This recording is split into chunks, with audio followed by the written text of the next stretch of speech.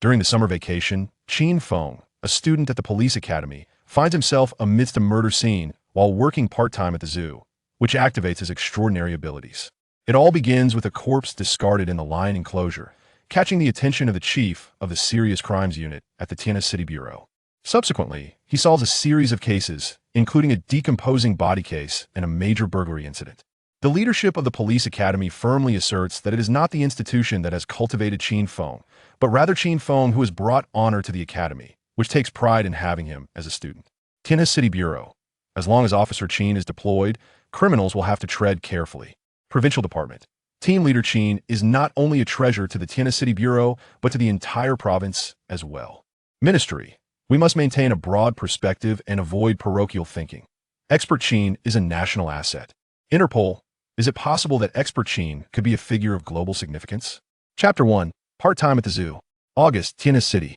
The torrential rain that fell throughout the night has rendered the summer morning refreshingly cool. The bicycle beneath him creaked as if it were in dire need of lubrication, a consequence of prolonged disuse. Nevertheless, the rider felt no concern over the matter. After all, this bicycle had been left untouched by his uncle for quite some time. It was merely a means for him to commute during a summer job, and Qin Feng did not hold any particular standards. He felt he lacked the privilege to be particular. Hailing from Qinbei City in Sichuan Province, his roots lie in the countryside, where his father runs a clinic in town with his mother assisting him, while their farmland continues to yield crops. The rural income is moderate, amounting to only 3,000 or 4,000 yuan a month. Out of this amount, they must pay rent and manage various social obligations, leaving them with a rather meager income. Even so, his family provides him with a monthly allowance of 1,000 yuan, which constitutes a third of their total income. Thus, Qin Feng refrains from pursuing romantic relationships at university. In a word, he is financially constrained. It is precisely for this reason that Qin Feng did not return home for the summer, but sought a part-time job in Tianhe City. He is required to start work at 8 in the morning and finishes at 3 in the afternoon. Though the hours are not lengthy, he is afforded 4 days off each month, earning a salary of 1,500 yuan. Despite the modest income, the long-term nature of the job and the legitimacy of the company, which required a formal interview to secure, are commendable attributes. Fortuitously, standing at a height of 6 feet and weighing 140 pounds, he may not be strikingly handsome, but his features are well-defined, with prominent brows and bright eyes, rendering him a rather charming young man. Coupled with his reputable school and his industrious nature, he successfully navigated through numerous challenges to obtain this offer, making him quite content. As for his uncle, while he does not provide much assistance otherwise, at the very least, Qin Feng is spared from paying rent, enjoys ready-made meals for breakfast and dinner, and is provided with packed lunches for work, along with this bicycle that he can still ride, allowing him to save on transportation costs. After all, he has a family to support. Pedaling swiftly, he reaches the Tianhe City Zoo from his uncle's home in less than 20 minutes. Entering through the iron gate designated for staff, he cycles towards the small shop within the zoo. Qin Feng assists at one of the several small stalls, primarily selling beverages, snacks, and instant noodles.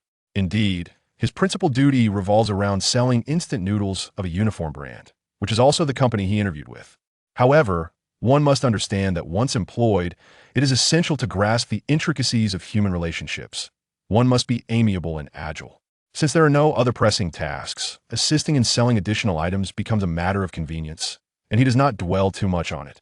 Thanks to his diligent efforts and cheerful demeanor, the shopkeepers hold him in high regard, allowing him to indulge in ice cream and drinks as long as he does not waste them, and they often invite him to join them for lunch. This has resulted in yet another savings. Unlike the individual who interviewed alongside me, who was dismissed after just over a week due to the boss's complaints. Riding his bicycle, Qin Feng was in high spirits, even whistling as he passed by the wolf den. Unfortunately, the den was small, and the few wild wolves inside were lethargic, only stirring during mealtime, otherwise lying sprawled on the ground. Upon hearing the whistle, they merely raised their heads for a fleeting glance, dismissing him with a snort before resuming their rest. As for the red fox next door, it was hidden in a corner, presumably engaged in some activity. Digging? Could it be that this creature harbored aspirations of an escape? Qin Feng felt a surge of happiness. Working part-time at the zoo granted him the privilege of free access to the entire park. Now, at the beginning of his second month of employment, he had already visited the zoo 3 times without charge. The zoo ticket cost 20 yuan, which equates to a savings of 60 yuan. Free admission is delightful, positively influencing his mood each day. He arrived at his destination. This was a row of single-story houses located not far from the elephant park, comprising 6 storefronts of varying sizes. Qin Feng's workplace was the one on the far left. Despite its modest facade, it boasted the best location. Why, you might ask? A glance at the rows of tables and chairs outside reveals that this is indeed a prime spot. He maneuvered his bicycle down the alley to the back door of the convenience store, which was already open. After greeting the owner, who was busy replacing the coal in the stove, he proceeded inside. The owner's wife was within the shop. Ah, Xiao Feng has arrived. Hey, Aunt Wang, I'm here. Have you all had breakfast? Yes, we have.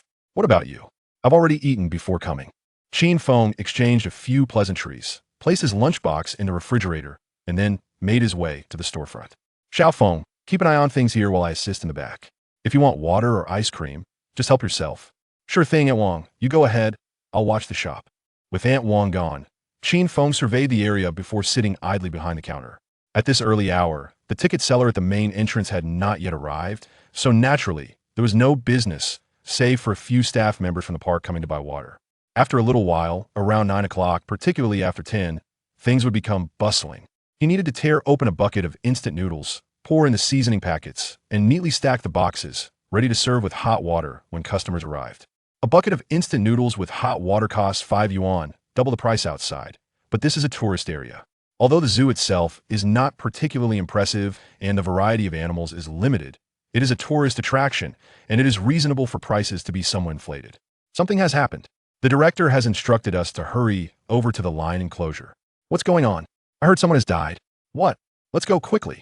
A group of staff members in zoo uniforms rushed past the convenience store, some even breaking into a run after a few steps. Qin Feng furrowed his brow as he observed their retreating figures. His hearing was quite keen. Although they spoke in hushed tones, he still caught snippets of crucial information such as dead and lion enclosure. At this juncture, one cannot help but mention Qin Feng's university. He attended the Sichuan Police Academy, majoring in law.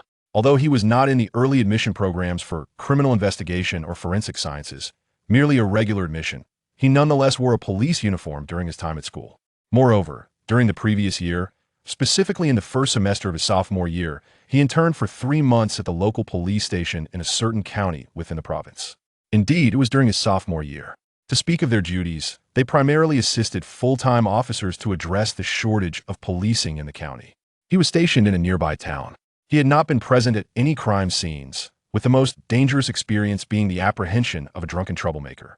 However, as a police academy student, he possessed a basic level of sensitivity, coupled with a natural curiosity towards homicide cases. After all, Qin Feng aspired to join the law enforcement system in the future. His motivation stemmed from a lifelong admiration for uniforms, even contemplating a military career post-graduation. For those born in the 90s, who among them did not harbor dreams of wearing a military uniform in their youth? Xiao Feng, Xiao Feng. Just as Qin Feng was lost in thought, the owner's wife called from behind. I'm coming. He set aside his musings and got up to head to the back room. Xiao Feng, we just received notification that the zoo must close for the day. You can head home. It won't count as a day off. Aunt Wang, why is that? Qin Feng feigned ignorance, already knowing the answer. The owner's wife's gaze flickered momentarily as she replied, I'm not quite clear on the specifics. It was a notice from a park. Your uncle and I are not employees, so we're not informed. This was a ruse. Although the owner and his wife were indeed not employees of the zoo, as far as Qin Feng knew, their son and daughter-in-law worked there and were part of the official staff. He found it hard to believe that they were truly unaware of the situation. Nevertheless, even if he understood, he would refrain from probing further. Asking would only provoke annoyance. Since the zoo was closing for the day and it wouldn't count against his time off, Qin Feng was quite pleased. After exchanging greetings, he made his way to the back alley, pushing his bicycle along. However, rather than heading directly to the main entrance, he inexplicably found himself cycling towards the lion enclosure. Chapter 2. The Corpse in the Lion Park, Crime Eradication System. Qin Feng was well acquainted with the location of the lion park. Since childhood, he had an exceptional memory for routes. After traversing a path just once, he could easily recall it, and he had already strolled through this park 3 times. The lion park was not far from the convenience store, merely 200 to 300 meters away, but the uphill terrain made it necessary for Qin Feng to dismount and push his bicycle for part of the journey. Although this consumed a little time, he was fortunate enough to arrive before the park was sealed off. His presence here was not due to any innate talent for solving crimes, but rather a combination of curiosity and serendipity. However, the park's response was swift. Through the iron bars, Qin Feng observed a white sheet, seemingly scavenged from elsewhere, draped over the grass, while the lions remained confined within their enclosures. Had the lions been free, they would undoubtedly have regarded the fresh corpse as a delectable meal. Given the zoo's affordable admission prices and lackluster profits, it was fortunate that the animals were able to satiate their hunger, and the opportunity for a feast would not be overlooked by the male lion and its 4 female counterparts. He could see several large heads pressed against the bars, vociferously calling out toward the location of the body. These creatures were likely protesting their confinement. Ding! The host has arrived at the crime scene, meeting the conditions for activation of the system. The crime eradication system has been successfully activated. Host, Qin Feng, codename 9527, has arrived at the crime scene for the first time. Reward, 1 opportunity to sign in. Will you sign in? Qin Feng, who had just propped his bicycle against the roadside and was about to approach for a closer look, stood frozen in disbelief. What was this? A system? No response. Sign in, he murmured hesitantly. Ding. Sign in successful. You have received 1 clue card. Skill, basic trace identification, including footprints, bloodstains, fingerprints, tool marks, bullet marks, etc. And cash totaling 3,235 yuan. A clue card, trace identification skills, and cash? Qin Feng did not exhibit much joy. Instead, he was puzzled as to why signing in at the scene granted him cash. Moreover, was there any issue with the source of this money? Rest assured, all rewards from the crime eradication system will be processed effectively and will not result in any legal complications. While there may be no legal issues, if someone were to raise suspicions, complications could indeed arise. As a law student in a police academy, Qin Feng's reasoning was meticulous. All right, the system has gone silent again. He mused, realizing it would not provide further clarification. Crime eradication system. Host, Qin Feng, codename 9527. Identity, police academy student. 4-dimensional evaluation, 08, a normal, healthy adult. Skill, basic trace identification. Items, clue card X1. Realizing he had indeed struck a stroke of luck by acquiring this miraculous golden finger, Qin Feng felt a surge of happiness. Furthermore, given the system's name, it was evident that it was meant for his future in uniform, aligning perfectly with his original job expectations. To top it off, having received cash equivalent to more than 2 months' worth of part-time wages from just a single sign-in felt like a fortuitous windfall, one that was substantial and not a mere trap disguised as a blessing. After a moment of laughter, Qin Feng stepped toward the fence, and as his gaze fell upon the bars, the scene before him shifted. Oh, he uttered softly, stepping into the enclosure and observing the concrete partition. The bars were made of steel reinforcement thicker than a thumb, embedded in the concrete barrier. 2 elongated concrete sections featured holes every 5 centimeters, each housing a steel bar. This was the outer fence, and there was another layer of the same design inside. The lower elevation of the Lion Park ensured visitor safety. Utilizing tempered glass for protective barriers would be prohibitively expensive, and the zoo could hardly afford such a luxury. After all, the entire lion activity area spanned over 100 meters, and constructing it entirely from tempered glass would cost over 100,000 yuan, exorbitant. At that moment, Qin Feng's gaze was fixed on the side of the concrete partition forming the lower outer wall, where he noticed a subtle, fresh mark, evidence of recent abrasion by a hard object. Glancing back at the corpse on the grass, the significance of this mark became increasingly apparent. The arrival of 2 police cars, flashing their lights, signaled the arrival of personnel from the nearby precinct. For individuals disembarked from the vehicles, judging by the insignia on their uniforms, there was a second-level police supervisor, 2 bars and 2 flowers, a first-level police inspector, 1 bar and 3 flowers, and 2 auxiliary officers adorned with 2 curved shoulder marks. As soon as they exited the vehicles, the 4 hurried toward the interior, where zoo staff were already waiting at the entrance of the animal enclosure. Neither the zoo personnel nor the officers cast a glance at Qin Feng, who stood conspicuously nearby. A homicide had occurred. Such cases were beyond the purview of the precinct. They would undoubtedly need to report to the district bureau, necessitating the involvement of the criminal investigation team, and possibly even escalating to the municipal level. Years prior, the Ministry of Public Security had issued an edict. Homicides must be solved. Failure to resolve such cases could adversely affect the performance evaluations of the relevant units. Therefore, in any city, at any level of authority, the occurrence of a fatality, regardless of the circumstances, would prompt the district bureau to dispatch personnel for a thorough investigation. Suicides and accidents would result in reports, while homicides would be handed over for further investigation. As expected, the two officers did not even glance at the grass. After a brief inspection through the iron gate, they instructed the auxiliary officers to stand guard and departed, likely to draft preliminary reports. It was immediately apparent that this scene could not be classified as a suicide or accident. The precinct lacked the jurisdiction to intervene, and thus they would not recklessly enter the site. Otherwise, when the district criminal investigation team arrived, they would certainly face scrutiny. Their mantra was to remain uninvolved, avoiding unnecessary trouble and adhering strictly to protocol. Fortunately, the two officers were preoccupied and somewhat experienced. Otherwise, Qin Feng, standing outside and closely observing the scene, would have likely been dispersed or even taken aside for questioning. Nevertheless, Qin Feng had no intention of leaving, even if that meant risking suspicion and interrogation. He was not among the early admissions for public security. His chances of becoming a criminal investigator were virtually non-existent. Yet, he was unwilling to settle for merely wearing a uniform and taking civil service exams to be assigned to a rural precinct. Previously, he had contemplated pursuing a second degree in criminal investigation, as the school offered that program. However, lacking any connections or background, his chances of directly entering a major city's police department, especially within such a critical division, were minimal. After all, only the district and county levels would have dedicated criminal investigation teams. The precincts merely employed officers responsible for criminal matters without specialized divisions. Being a policeman without a firearm was hardly appealing to Qin Feng. Yet now, an opportunity had presented itself. He was confident that if he demonstrated some capability, he would be noticed. Of course, even if he went unnoticed and someone else took credit, it would not matter.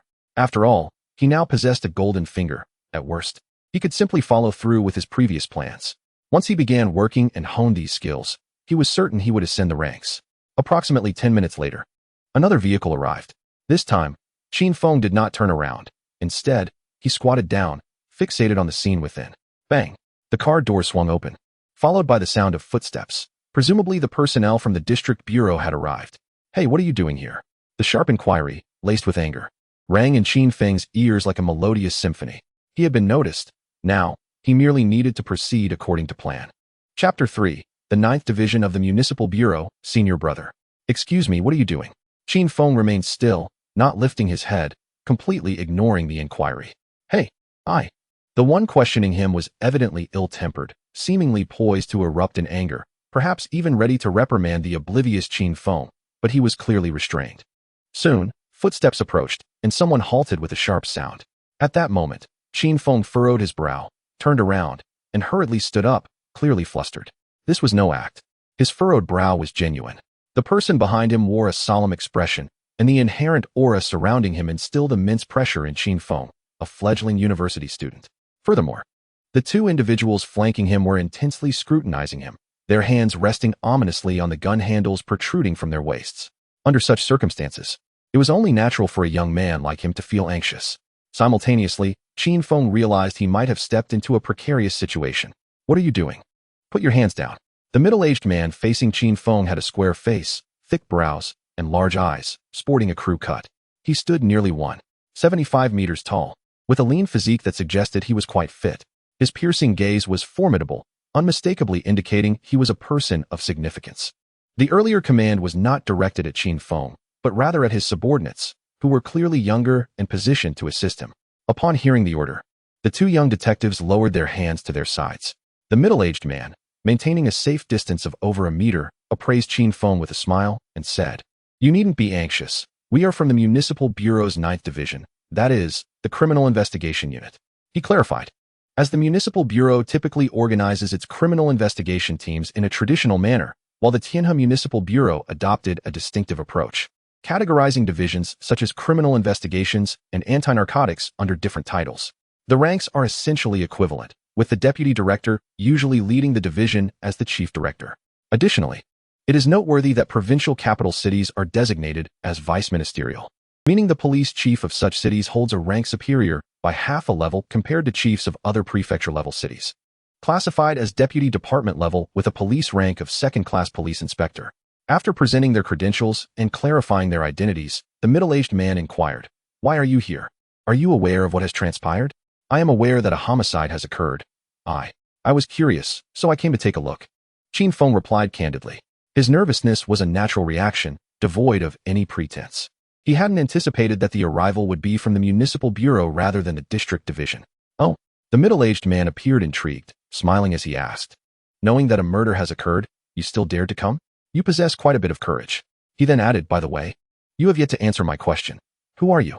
Suddenly, Qin Feng stood at attention and saluted, executing a precise military salute. After all, he was the physical training representative of his district team, a term used for a typical university class, responsible for police training and discipline. Reporting, sir, I am Qin Feng, a student of the Law Department, class of 2010, from the Sichuan Police Academy. Oh, you are from a police academy? Observing Qin Feng's disciplined salute and his assertive, resonant reply, the middle-aged man's smile broadened. It could be said that at least 50 to 60% of the police force within the entire Sichuan police system graduated from this academy. Even nearby provinces could find alumni among its ranks. Although it may not compare to a few national-level institutions, the Sichuan Police Academy ranks highly among provincial academies. Indeed, Qin Feng affirmed. After scrutinizing him a few more times, the middle-aged man nodded with a smile, saying, all right, put your hands down. You aren't in uniform, so there's no need for a salute. Furthermore, I could be considered your senior, albeit by over 20 graduating classes. Greetings, senior. Qin Feng promptly followed suit, sweetly addressing him as senior. The middle-aged man paused, casting a deep glance at Qin Feng, but chose not to take offense, continuing, please provide your identity information. We need to verify your identity. Additionally, how did you come to be here at this hour in the zoo? His tone was clearly laced with skepticism. My ID number is. I am working part-time here. I arrived at 7:40 at the small shop not far away, the first one from left to right. Uncle Wang, the owner, and Aunt Wang, his wife, can vouch for me. I had only just arrived when Aunt Wang mentioned that the zoo would be closed for the day, and I was preparing to head home.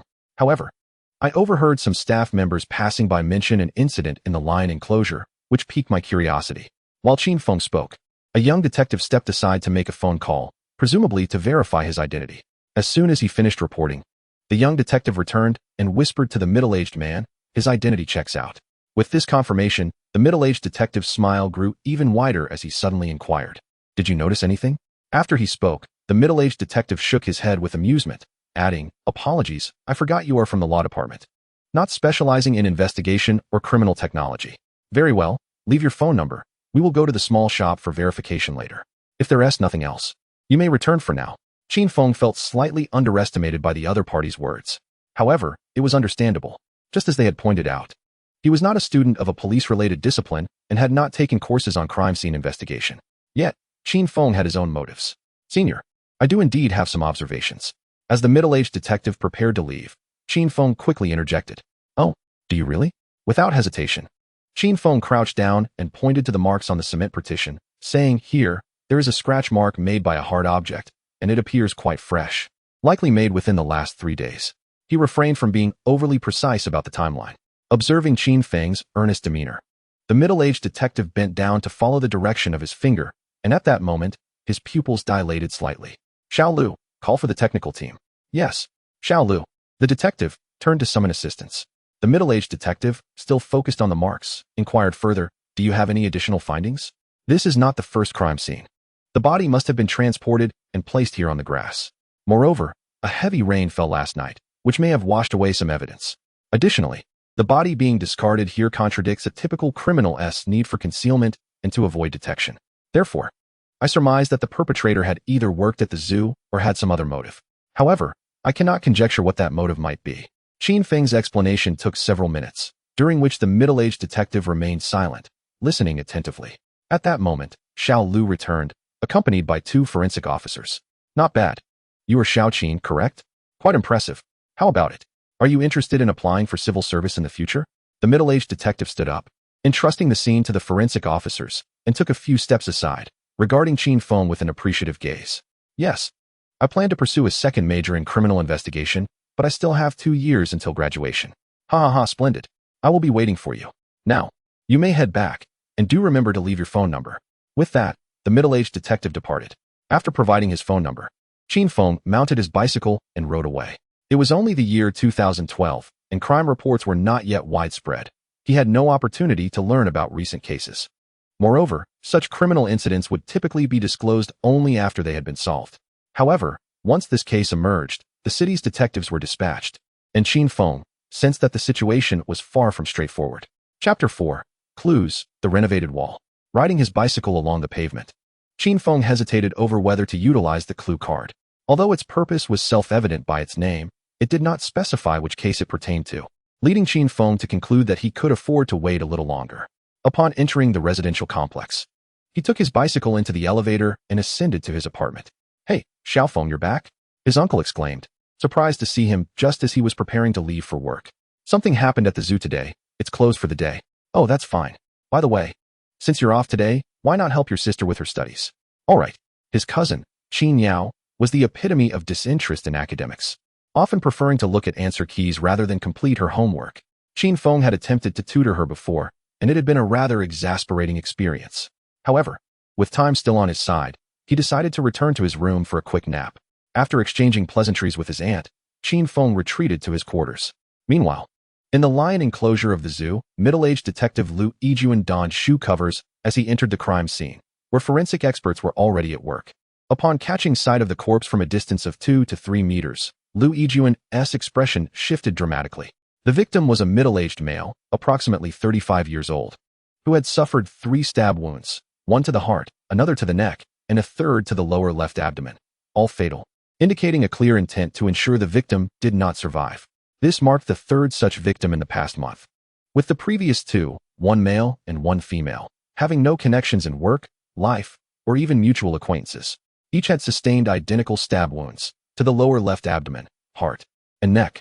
The disposal sites were also disparate. One body was found in a river, while the other was in a park. Adding the current incident at the zoo to the mix, the situation was dire. The similarities in the fatal injuries, the public nature of the disposal sites, and the consecutive murders necessitated a response from the city bureau, with the rapid emergence of a third victim within just a month, and with the police investigation yielding no leads beyond the identities of the deceased and the nature of the weapon. The Provincial Department, or even higher authorities, might dispatch personnel to oversee the case or even form a special task force. Consequently, Lu Yijuan found himself in a state of considerable distress. Other detectives from the Major Crimes Unit, as well as forensic experts, shared his frustration. After all, this was the third case within 30 days, and they had visited the scene on 3 separate occasions, with each site remarkably clean. Lao Lu, forensic expert Wei Xiong, greeted Lu Yijuan as he rose from his examination. "Lao Wei, what have you got?" Despite having faced disappointment twice already, Lu Yijuan still held hope that this esteemed forensic expert might provide some useful clues. Preliminary analysis of the wounds suggests that this victim was attacked with the same weapon as the previous 2. However, this deceased shows signs of having been frozen, making it difficult to ascertain the time of death without further analysis, which might take some time. Additionally, there are no signs of friction on the back or front of the body, indicating that if the corpse was moved here without dragging, it would have had to be carried. Given the victim's physique, he likely weighed around 150 pounds. Therefore, I lean towards the theory that the body was placed in a bag or similar container during transport. "This is quite a significant new finding," Lu Yijuan remarked, his eyes lighting up. "Yes, indeed, there are numerous new discoveries," Wei Xiong affirmed with a nod. "All right, Lao Wei, please expedite the detailed autopsy. I'll hasten my own efforts here." "Understood." The two exchanged a few more words before parting ways. Wei Xiong called upon his assistant to assist in placing the body in a body bag for transport, while Lu Yijuan joined the scene investigation team. In Xia country, an exemplary detective is also a proficient crime scene investigator, possessing both extensive experience and keen observational skills. This was in stark contrast to the situation in M country, where detectives would wait for technical personnel to finish their work before entering the scene.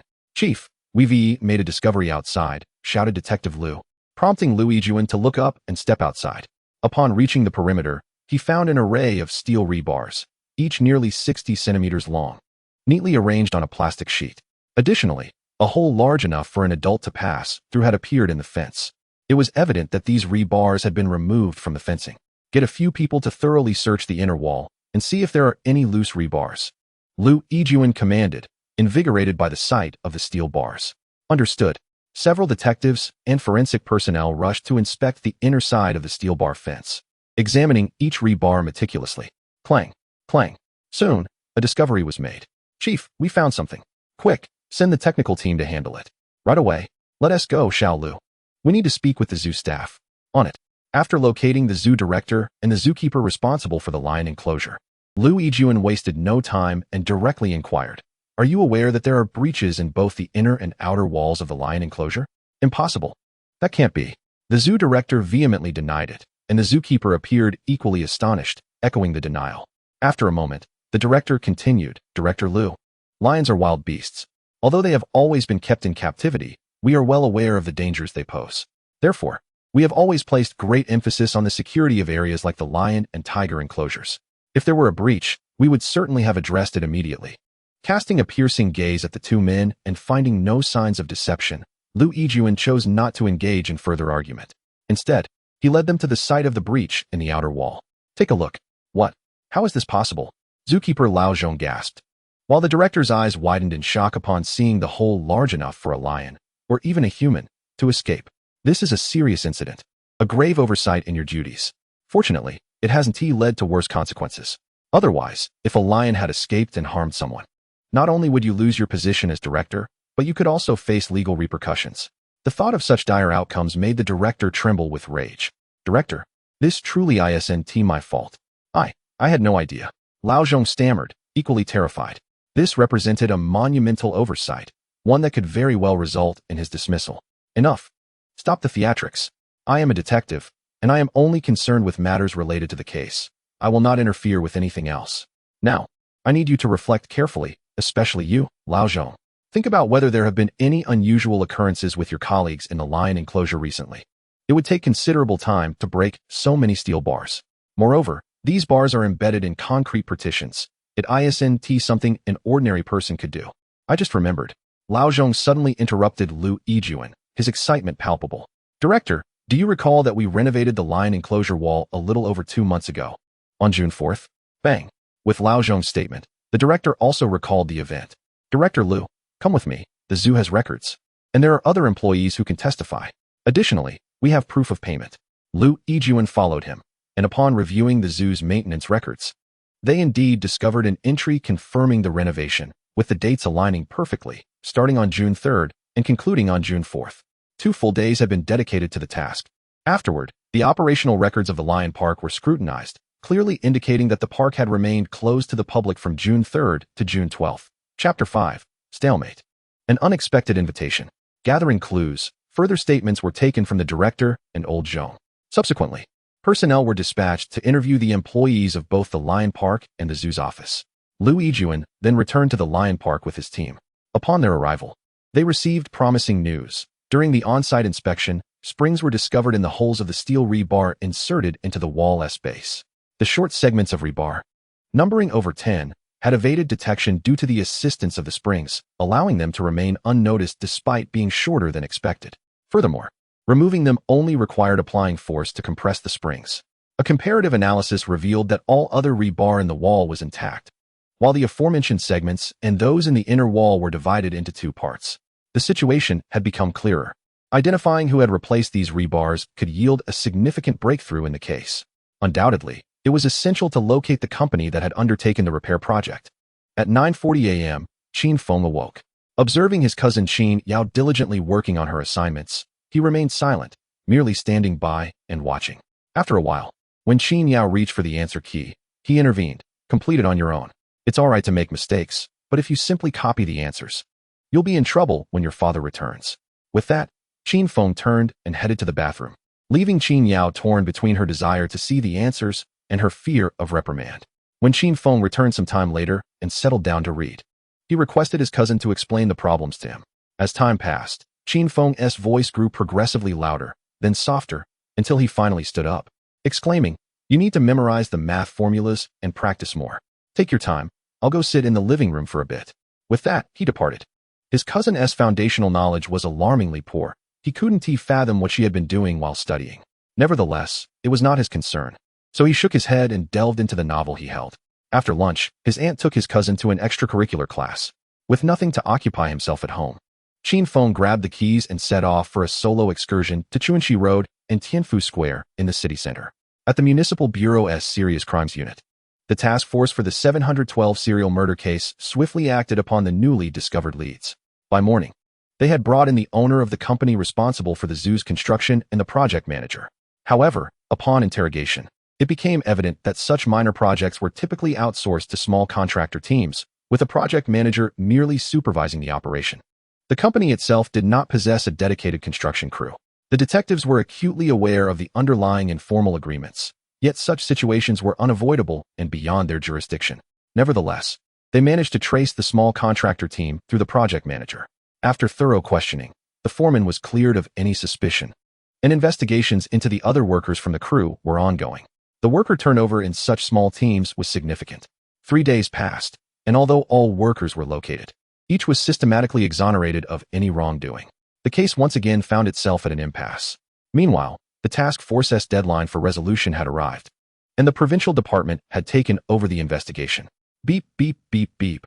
Accompanied by the melody of Blue Lotus, Qin Feng rode his bicycle to work. He refrained from inquiring too deeply about the case. After all, he was merely a student. How could he claim to solve a case that had eluded the city bureau's elite? Moreover, aside from the fence issue, he had not observed the crime scene and possessed limited information. If he were to express confidence, it would solely rest upon the unutilized clue card he held. As he entered the side gate of the zoo, having cycled a mere few dozen meters, a loud horn echoed behind him, an unmistakable sound from a special vehicle. The road was narrow, prompting Qin Feng to consciously steer his bicycle around a fork in the road and halt. Turning back, he saw a black Volkswagen Passat had also come to a stop. The front passenger door swung open, and Lu Yijuan emerged from the vehicle. "Little Qin," he called. "It's team leader Lu," Qin Feng greeted with a smile. "Weren't you just calling me senior brother?" Lu Yijuan attempted a smile, but his expression betrayed a sense of frustration. The unresolved case had brought disgrace to his serious crimes unit, resulting in a lengthy reprimand from the bureau chief. With the Provincial Department now overseeing the investigation, he felt an undeniable sense of discontent. He had come to the site once more, hoping to uncover something new. Senior brother, are you here about the case from a few days ago?" "Indeed," Lu Yijuan sighed. "Is progress stalling?" Upon posing this question, Qin Feng suddenly realized he had overstepped, hastily apologizing. "I'm sorry, senior brother, I was just curious." "It's all right. It's indeed not progressing well. The time has come, and the case has been handed over to the Provincial Department." That can't be right. It's only been 4 days. Although I'm unaware of the investigation timeline, it's generally improbable for a case to be transferred to the Provincial Department within just 4 days, is it? Qin Feng expressed his surprise. Lu Yijuan hesitated, momentarily caught off guard by his own thoughts. He remembered that the case had not yet been made public and couldn't disclose details. Shaking his head, he forced a wry smile. "Never mind. I'll go take a look over there. Are you off to work?" "Yes, senior brother. You take care." "All right." Lu Yijuan opened the car door, preparing to get in when he suddenly paused and turned to Qin Feng. "How about you join us for a look?" "Me? Is that permissible?" "Come on. You might help us find a new perspective. After all, you were the first to notice the anomaly with the wall." "Well, all right." Contemplating for a moment, Qin Feng agreed, but needed to inform Uncle Wang and his wife. "Senior brother, you all go ahead. I'll let my boss know and then meet you at the Lion Park." "Good." As the car started, Lu Yijuan suddenly chuckled wryly. "I feel like I'm grasping at straws." The driver, Xiao Lu, glanced in the rearview mirror and replied, "Chief, that might not be the case. I have a feeling that the gap in the wall is crucial, don't you think so? Perhaps our investigative direction is a bit off. Let Qin Feng think about it. He might offer a different viewpoint." "Do you believe that?" Lu Yijuan inquired. Xiao Lu paused, then shook his head. "Of course. I believe it. After all, there's nothing to lose, right?" At this, Lu Yijuan nodded thoughtfully. Perhaps his impulsive invitation could indeed lead to a different breakthrough. If he were to solve this case, the bureau chief would owe him an apology, and the honor of the Serious Crimes Unit would be restored. With such lofty thoughts, the deputy director of the 9th Division and head of the Serious Crimes Unit was already envisioning the accolades. Upon reaching the convenience store, Qin Feng exchanged a few words with the owner before jogging towards the Lion Park. Previously, there was no opportunity. Now, the chance to delve deeper into this case lies before him, and he is determined not to let it slip away. It is premature to speak of joining the ranks of criminal investigators. What matters more is that he wishes to test whether the so-called golden finger will bestow a reward upon solving the case.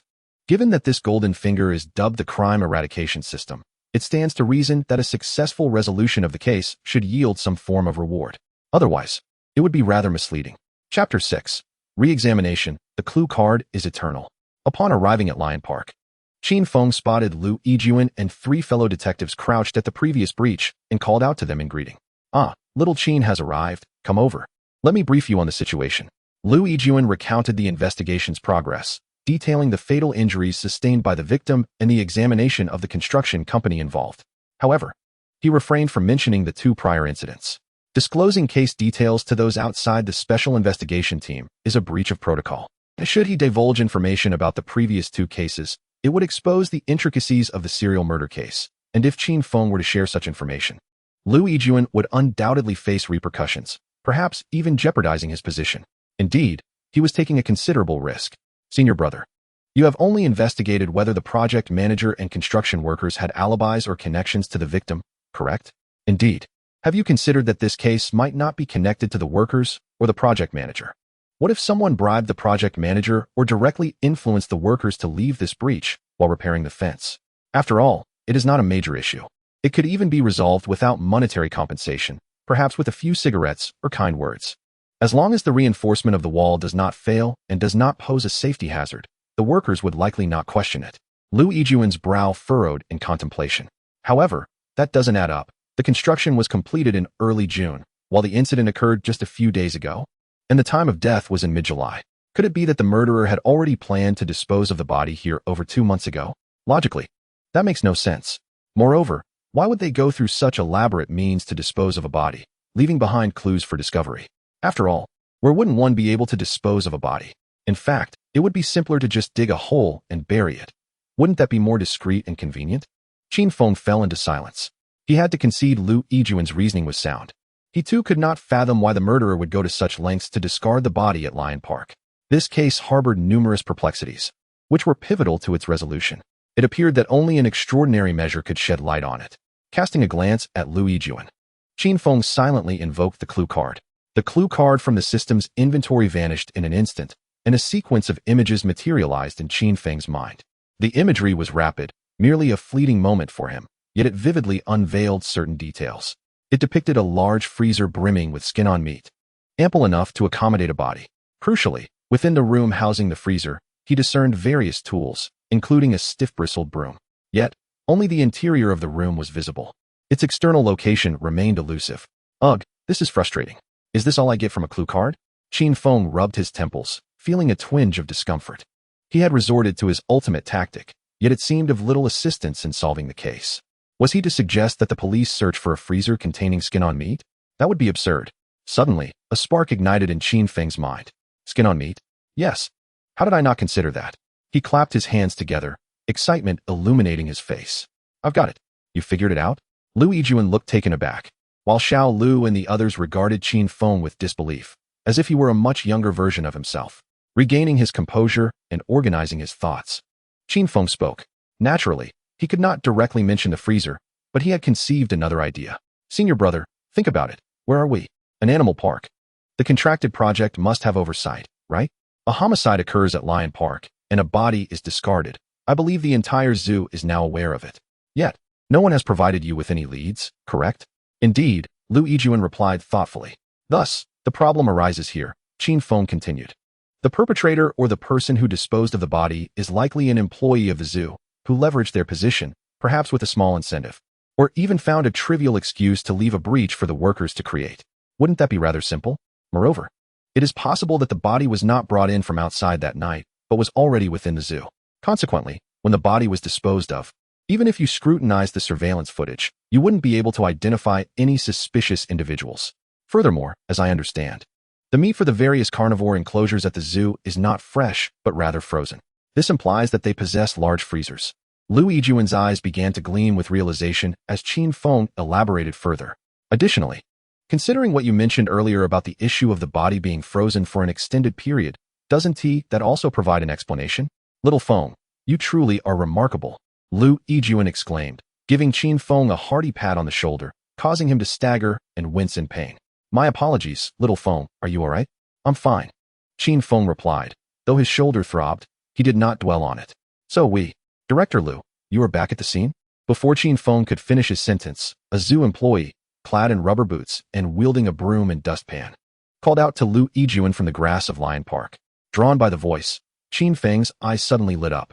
The broom was identical to the one he had seen in the clue card, even down to the damaged bristles. The clue card is eternal. With a significant discovery at hand, Qin Feng refrained from speaking, suppressing the urge to shift his gaze. Lao Zhong, what are you up to?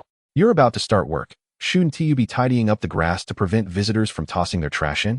It could make the lions ill. Lao Zhong chuckled as he explained. Very well, carry on. We too are preparing to leave, Lu Yijuan replied. Understood. I will get to it, Director Lu. Lao Zhong departed. Lu Yijuan turned back to Qin Feng and said, please, continue. Senior brother. Near the two breaches in the wall and extending inward to the location where the body was found, have you noticed any signs of dragged objects? Indeed, what of it? Could your hypothesis regarding the heavy rains causing the washout be the reason for this? Yes, Lu Yijuan realized something, his gaze intensifying as he awaited Qin Feng's next words. I seem to recall that Lion Park, being distanced from the tiger and wolf enclosures, has its own separate freezer. This arrangement allows the keepers not to trek far to the cold storage for meat, Qin Feng stated in a thoughtful tone. Are you suggesting? Senior brother. You must be puzzled as to how the perpetrator could leave no traces in a place like the zoo, right? Especially considering such a small breach in a large body. How could moving it not leave any evidence? Indeed, that is a point of confusion for us. But what if the person who disposed of the body accessed the area from somewhere else, and used a small cart to do so? Qin Feng gestured towards the iron gate leading from the animal shelter to the grassy area and inquired, Old Zhong?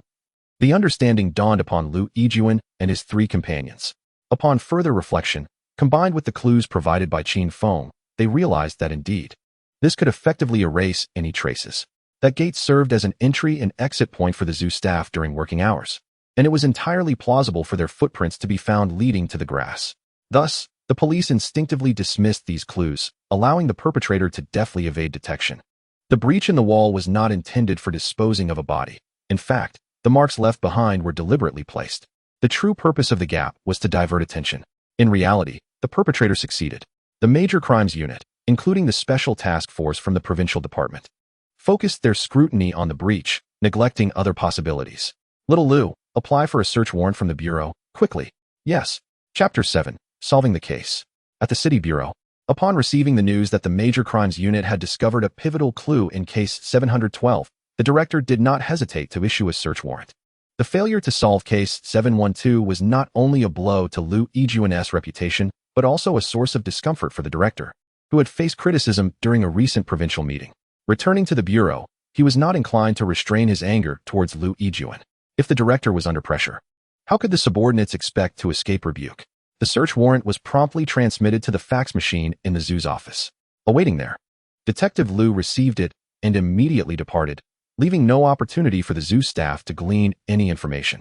He rushed back to the lion enclosure and handed the search warrant to Lu Yijuan.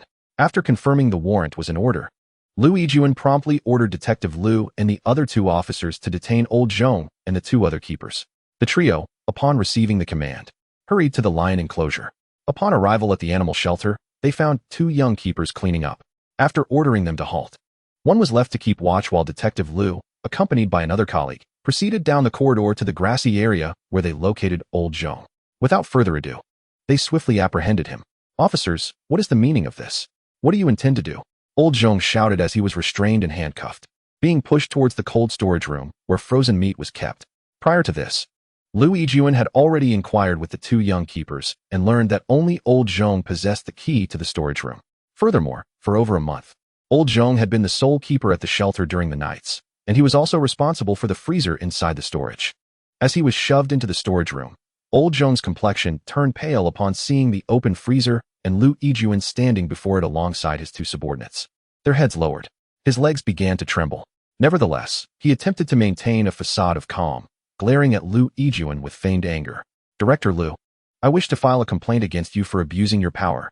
Lu Yijuan interrupted Old Zhong with a cold laugh, producing the search warrant. This is a search warrant. I suggest you take a good look. Moreover, our willingness to handcuff you indicates we possess ample evidence. He continued, for instance, this freezer would inevitably bear traces of blood if it had ever housed a body. I wonder if you're aware that criminal technicians have methods to distinguish human blood from other types? He added. And the breach in the wall, was it you who had it created? We've already located the workers from the construction team, and they have confessed. This place is quite convenient. The cameras are focused on the lion enclosure and the entrance, yet the corridor and iron gate remain unseen. The body could have been discreetly removed from the freezer using a small cart and placed on the grass. I must admit, you nearly deceived us. Had we not accidentally stumbled upon this clue, we would still be like headless flies, circling around those two breaches. As a seasoned detective with 20 years of experience, Liu Yijun's performance was nothing short of commendable. Even in the absence of concrete evidence, his words rang with an air of authenticity. Meanwhile, old Zhong, who typically bore a kind demeanor, trembled increasingly as he absorbed Liu Yijun's assertions. There was no escape. The perpetrator had been identified. Observing old Zhong's reaction, Liu Yijun felt a surge of exhilaration. Were it not for the inappropriate setting, he would have liked to wave his arms in celebration of this exhilarating moment. The breach, the freezer, these had shattered old Zhong's psychological defenses. He began to confess, revealing that he had also been responsible for the earlier two victims. They deserved to die. Old Zhong seethed, his eyes ablaze with rage, resembling a wounded beast. If it weren't for them, my wife would still be alive. Your wife? Liu Yijun's brow furrowed. Yes. Those three conspired together to lure my wife into gambling, causing her to stay out all night and accrue massive debts. They even brought her to the zoo to confront me, openly flaunting their actions before my eyes. I am a man, a damn man. At this juncture, an ominous premonition settled in the hearts of Liu Yijun and his colleagues. And your wife? What have you done to her? Liu Yijun queried, maintaining a composed demeanor. Haha. Old Zhong raised his head, a terrifying smile creeping across his face. She naturally met her end as well. You killed her? What else could it be? Facing old Zhong's retort, Liu Yijun found himself momentarily at a loss for words. After a pause, he resumed his questioning. And the body? It's frozen in the freezer at home. Liu Yijun glanced at one of his colleagues, who nodded and stepped out to make a phone call. So, you killed Zhou Qiang and disposed of his body on the grass. Indeed, I wanted him to regret his actions, to lament the mistakes he made. That day he wept, cried pitifully, claiming he was less than human, a beast, even saying he wanted to apologize and offer me money. But do you think I give a damn about that little money? What could a pathetic gambler like him possibly have? And the murder weapon? Liu Yijun interrupted old Zhong's twisted reminiscence. The murder weapon? It's beneath the bottom of the freezer, old Zhong replied, glancing at the gap between the freezer and the floor, a smile gracing his lips. At that moment, old Zhong was a far cry from his usual self. His two apprentices, who had spent countless hours in his company, huddled together, their necks drawn in, gazing at their once gentle master with sheer terror. They could not fathom that the man they had known so closely was a remorseless killer, one who had even slain his own wife and taken 4 lives. It was unfathomable that they had been mere feet away from a corpse all this time, wandering near its resting place day after day. Soon the zoo director arrived. Shortly thereafter, forensic experts and technical investigation officers from the City Bureau arrived as well. More than 10 minutes later, personnel from the Provincial Special Task Force also made their entrance. After reviewing the video footage of old Zhong's on-site interrogation, the Provincial Task Force wore grim expressions. This case had previously been under the jurisdiction of the City Bureau's Major Crimes Unit. Yet now it was their Provincial Task Force that bore the responsibility. The City Bureau had quietly unearthed crucial evidence, effectively solving the case, while they had been floundering about like headless flies. This was a significant blow to their pride and painted them as incompetent. However, Liu Yijun was not one to be easily rattled. He explained the urgency of the situation, emphasizing the necessity for an immediate search.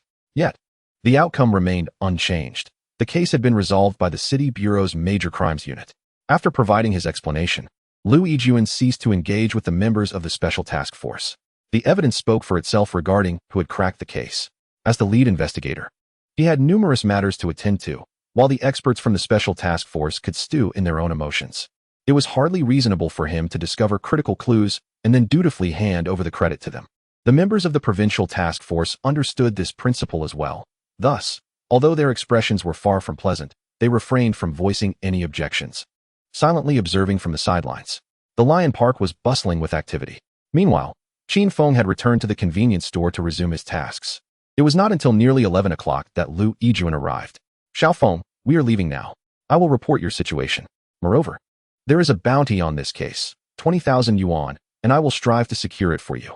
Observing Qin Feng engrossed in his work, Liu Yijun approached and spoke quickly, keeping his voice low. All right, thank you, senior brother. The mention of a bounty brought Qin Feng considerable joy. Indeed, 20,000 yuan was not a trivial sum for a student like him. Don't mention it. I should be the one thanking you. I have matters to attend to, so I'll take my leave. We'll be in touch. Okay, senior brother, goodbye. Goodbye. Chapter 8, Liu Yijun treats. The issues of vice, prostitution, gambling, and drugs have consistently been focal points for law enforcement. Among these, while the former is relatively less perilous, the latter too, once entangled, can lead to dire consequences, from crippling debts to the utter ruin of families. Old Zhong had never fallen prey to any of these vices, yet regrettably, he was burdened with a wife devoid of intellect. Consequently, his home was no more. He had taken her life with his own hands, and similarly ended the lives of 3 others. Ultimately, Old Zhong could not escape the clutches of the law. The lightest sentence would be a suspended death penalty. But with 4 lives extinguished, he was likely to face immediate execution. In the food stall, Lu Yijuan and Qin Feng sat across from one another. Reflecting on the developments of the case, it is worth noting that a death sentence encompasses both the suspended death penalty and immediate execution, both requiring approval from the Supreme Court. The suspended sentence lasts for 2 years, and with good behavior in prison, it may be commuted to life imprisonment. Significant contributions could reduce it to a fixed-term sentence of 25 years. The former requires a minimum of 25 years of service, while the latter demands at least 20 years. Immediate execution signifies the true essence of a death sentence, to be carried out on a date determined by the execution notice approved by the Supreme Court. By the way, senior brother, as you mentioned, all 3 deceased suffered 3 stab wounds. This is not something an ordinary person could accomplish. Indeed, who would have thought his father was a butcher? When he was young, during holidays at home, Old Zhong would assist in slaughtering pigs. Had he not attended university, he likely would have followed in his father's footsteps. Lu Yijuan shook his head with a wry smile. While it appeared that the Municipal Criminal Investigation Team had triumphed in this case, Lu Yijuan and a select few were aware that they had also faced defeat. The true detective behind the case was this young man before him, a university student. Enough about the case, let us drink. All right. The 2 raised their glasses and clinked them together, taking a sip of the exquisite 1573 liquor that Lu Yijuan had brought. Knowing that Qin Feng was studying in a city renowned for its spirits, given his circumstances, he typically could not afford such fine liquor, which cost over 1,000 yuan, a sum exceeding his monthly living expenses. Setting down his glass, Qin Feng frowned slightly. To be frank, he had little fondness for alcohol. Overindulgence could lead to intoxication and harm to one's health. Moderation was acceptable, yet seeing Lu Yijuan's demeanor, it seemed he wished to finish the entire bottle. Haha, you can't be serious, Xiaofeng. You've barely taken a sip, yet you wear that expression. Lu Yijuan chuckled at Qin Feng's furrowed brow. Senior brother, it's just that I seldom drink with my classmates. However, this fine liquor was indeed different, far superior to the 20 yuan per gene spirits they typically consumed. Qin Feng's words almost caused Lu Yijuan to choke. You're comparing 20 yuan spirits to a 1,000 yuan bottle of 1573? Are you certain you're not joking? Here, have a cigarette. Lu Yijuan produced a box of hard-shell huazi and passed one to Qin Feng. All right. Qin Feng knew how to smoke, but he didn't indulge often.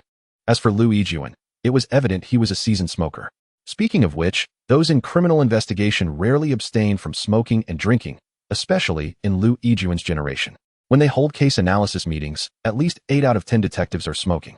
In fact, during times of frustration with a case, they smoke one after another, filling the room with a haze. Over time, the remaining 2 would often join in. Research indicates that secondhand smoke poses greater risks than first-hand smoke. By the way, Xiaofeng, are you still working part-time? Yes. Qin Feng had received the 20,000 yuan bounty yesterday. Though he now had money, enough to cover a year's living expenses, he had not resigned immediately. After all, he was just 3 days shy of completing a month. Leaving now would be counterproductive. I have an idea. If you're willing, how about interning with me? I can arrange for you to receive a monthly salary of 3,000, which is far superior to your current part-time job. Qin Feng paused, his heart swelling with delight.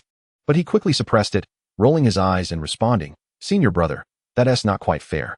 I just earned a 20,000 yuan bounty for this case. And you're offering me only 3,000? Isn't that treating me like free labor? Hey, you ungrateful brat. Do you know how many public security students wish to intern early? Our municipal bureau never accepts them, even with connections. Moreover, you're interning with the serious crime unit I lead. If you perform well, I can bring you into the team upon graduation. How does that sound? Qin Feng remained silent, simply raising his glass for a toast, saying, Senior brother, let us not discuss this. Let us drink. There are bonuses for solving cases, distributed according to your contributions. Additionally, you can practice shooting with me, with ammunition at your disposal. What do you think? Lu Yijuan believed no young man could resist the allure of firearms. In truth, Qin Feng found it hard to resist as well, but fortunately, he was also someone with a golden opportunity. After this case, he had received considerable rewards. At least on the surface, he maintained a calm demeanor. All meals and accommodations are covered, and I'll secure your social insurance and housing fund starting now. I assure you, upon graduation, you'll be able to join the 9th Division. What do you say? Cough, cough. The main issue is that I'll be starting school soon, senior brother. Besides, what good does providing social insurance and housing fund do for me now? And can you even balance the accounts? You'll still receive a salary during school, 2,000 a month, with full social insurance and housing fund. When you're on break, you can come in turn. What do you think? I don't be ungrateful, kid. This offer is one you should inquire about. Even a rookie detective's first-year salary, after deductions, is only around 3,000 to 4,000 a month. Hey, senior brother, don't rush. I'm not saying I want to accept. I'm actually saying I'm inclined to accept your offer. After all, you are my dear senior brother. I must show you respect. The terms were already exceedingly generous. As Lu Yijuan had mentioned, a detective's take-home pay after transitioning to a full-time position would be merely 3,000 to 4,000, plus transportation and housing allowances, barely exceeding 4,000. Of course, aside from these, solving cases would undoubtedly yield bonuses, and those with excellent performance in year-end evaluations could expect a year-end bonus. Yet, cumulatively, a rookie's annual earnings would top out around 60,000 to 70,000 at most. Thus, for Qin Feng, receiving such an offer at this moment was remarkably advantageous. The crucial point was that he would continue to receive his salary while studying. This meant he would not have to worry about tuition or living expenses in his junior and senior years. Declining? It would be unreasonable to refuse. In fact, he had already been quite tempted by the initial offer. Upon finally acquiescing to Qin Feng's proposal, Lu Yijuan's demeanor transformed, his previously somber expression replaced with a radiant smile, a testament to his remarkable talent for changing his countenance, akin to a master of Sichuan opera. The two engaged in a convivial exchange over drinks, dining until nearly 9 o'clock before parting ways to return home. Upon arriving at his uncle's residence, Qin Feng exchanged pleasantries and, after refreshing himself, retreated to his room to rest. The crime eradication system activated. Host, Qin Feng, codename 9527. Identity, Police Academy student. Four-dimensional assessment, 10-02, a robust adult. Skills, basic trace identification, basic capture combat. Items, identification card X1, clue card X1. Chapter 9, Internship at the Municipal Bureau. The resolution of Case 712 saw Qin Feng playing a pivotal role, and the system generously bestowed rewards upon him. Not only did his physical attributes elevate from that of an ordinary healthy adult to a robust one, but he also received a basic capture combat skill, along with one clue card and one identification card. The identification card was a new addition, and while Qin Feng was uncertain of its function, its name offered sufficient clarity. Additionally, he was granted a cash reward, though modest, amounting to 10,000 yuan. Thus, combined with the 20,000 yuan in bounties, over 3,000 yuan from his recent sign-in, and last month's part-time salary, Qin Feng's total assets swelled to approximately 35,000 yuan. Truly, it was a time of flourishing success. The following morning, Qin Feng rode his bicycle to the zoo for his part-time job. Upon greeting his employer, Uncle Wang, he broached the subject of his resignation. He had only 2 days remaining before completing a month, and having not taken any time off, he could leave immediately. However, his upbringing instilled in him a sense of propriety that prevented such abruptness. Uncle Wang, upon learning of Qin Feng's intentions, was accommodating. Before the afternoon shift ended, he personally contacted the head of the unified company to explain the situation. Upon returning home, Qin Feng received a text notification confirming his part-time salary deposit. During dinner, he informed his uncle and aunt of his decision to move out. When they inquired about the reason, he revealed that he had secured an internship at the municipal bureau, to which his relatives naturally offered their support. His cousin was also delighted, expressing her approval. Yet, Qin Feng harbored strong suspicions that Qin Yao was merely pleased at the prospect of his absence, relishing the freedom from supervision regarding her summer homework. After dinner, he descended for a stroll and called home. His parents, upon receiving the good news, reacted with jubilation akin to festive celebrations, showering him with reminders to perform well during his internship and heed his superiors. For his rural parents, Qin Feng's attainment of such an opportunity was akin to a windfall from ancestral graves, an auspicious sign indeed. As for the matter of not returning home during the summer, they reassured him it was of no consequence. Nevertheless, Qin Feng resolved to return home at least once before the new semester commenced, even if only for a few days. The next morning, having packed his belongings, Qin Feng set off for the municipal bureau, accompanied by his uncle's car. After unloading his luggage from the trunk and bidding farewell, he retrieved his Nokia phone to call Lu Yijuan. In a brief span of about 10 minutes, Lu Yijuan appeared at the entrance to escort him inside. "Come, I shall first show you to your dormitory, and then we will have breakfast," he said. "Brother, aren't you busy?" Qin Feng felt it was an inconvenience to trouble a high-ranking official like Lu Yijuan. "It's Wednesday, tranquil, and uneventful. In the future, refrain from asking such questions. We, like doctors, are superstitious about being busy. After all, when we are busy, it often means someone has met with misfortune. Oh, understood. I won't inquire again, Qin Feng promptly replied, recognizing the peculiar truth in Lu Yijuan's jest. Following Lu Yijuan to an apartment building adjacent to the municipal bureau, Qin Feng noted it was 29 stories high, housing over 600 single apartments, predominantly occupied by young officers from the bureau. Presently, however, fewer than 200 units were inhabited, which posed no burden on Lu Yijuan when arranging for Qin Feng's accommodation. The apartment was a one-bedroom suite, approximately 30 square meters, featuring a spacious bathroom, a washing machine, and a desk by the window, providing excellent living conditions. The bedding was already prepared, ensuring a seamless transition. The only drawback was the lack of cooking facilities. Fortunately, the bureau had a cafeteria reputed to serve decent meals, alleviating any concerns regarding dining. Once he settled in, Lu Yijuan accompanied him to the logistics department to collect his meal card and temporary identification before directing him to the dedicated building for the 9th Division. This building housed the major crimes unit on the 2nd floor, with temporary detention and interrogation rooms on the 1st and additional offices on the 3rd and 4th floors, while the 5th floor served as the duty dormitory. The primary personnel within this building comprised the major crimes unit, supplemented by a support team that collaborated with them. The major crimes unit was divided into 3 teams, each with a large office area, with each team comprising 10 members, organized into pairs of investigators. As Lu Yijuan indicated, there were no interns within the major crimes unit.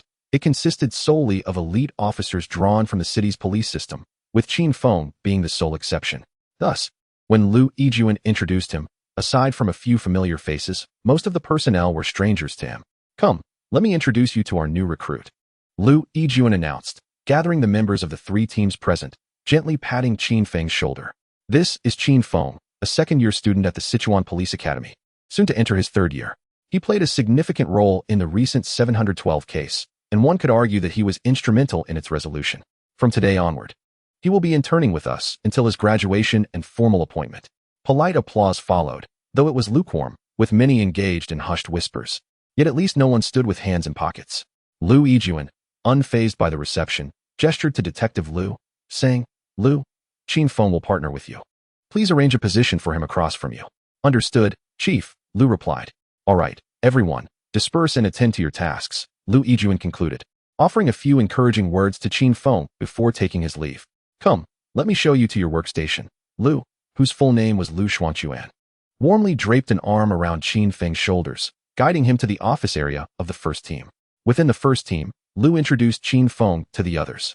Lu Yijuan concurrently served as the team leader, having remained on the front lines throughout his career. The day-to-day management was overseen by Deputy Captain Liao Jun, with a total of 6 team members, including Lu and Qin Feng, bringing the total to 8, clearly indicating that the team was not at full capacity. Such a situation was common within the major crimes unit, as no team was ever fully staffed. Lu Xuanquan, at 28 years of age, had been a police officer for 6 years and had spent the last 3 years in the major crimes unit, establishing himself as an elite detective. He was in the prime of his career, possessing both experience and vigor, capable of enduring long hours. Among the major crimes unit, Lu Yijuan was the only officer over 40, and he had just crossed into his early 40s. The others are mostly in their 30s, with the eldest being no more than 35 or 36, all in the prime of their careers. Team member Yao Junwu holds the rank of 3rd-level police superintendent and serves as a chief officer. Team member Liang Fengchao is also a 3rd-level police superintendent and chief officer. Team member Yao Mingyu is a 2nd-level police inspector and serves as a deputy chief officer. Team member Zhang Peng is likewise a 2nd-level police inspector and deputy chief officer. Team member Zhou Yaohui is also a 2nd-level police inspector and deputy chief officer.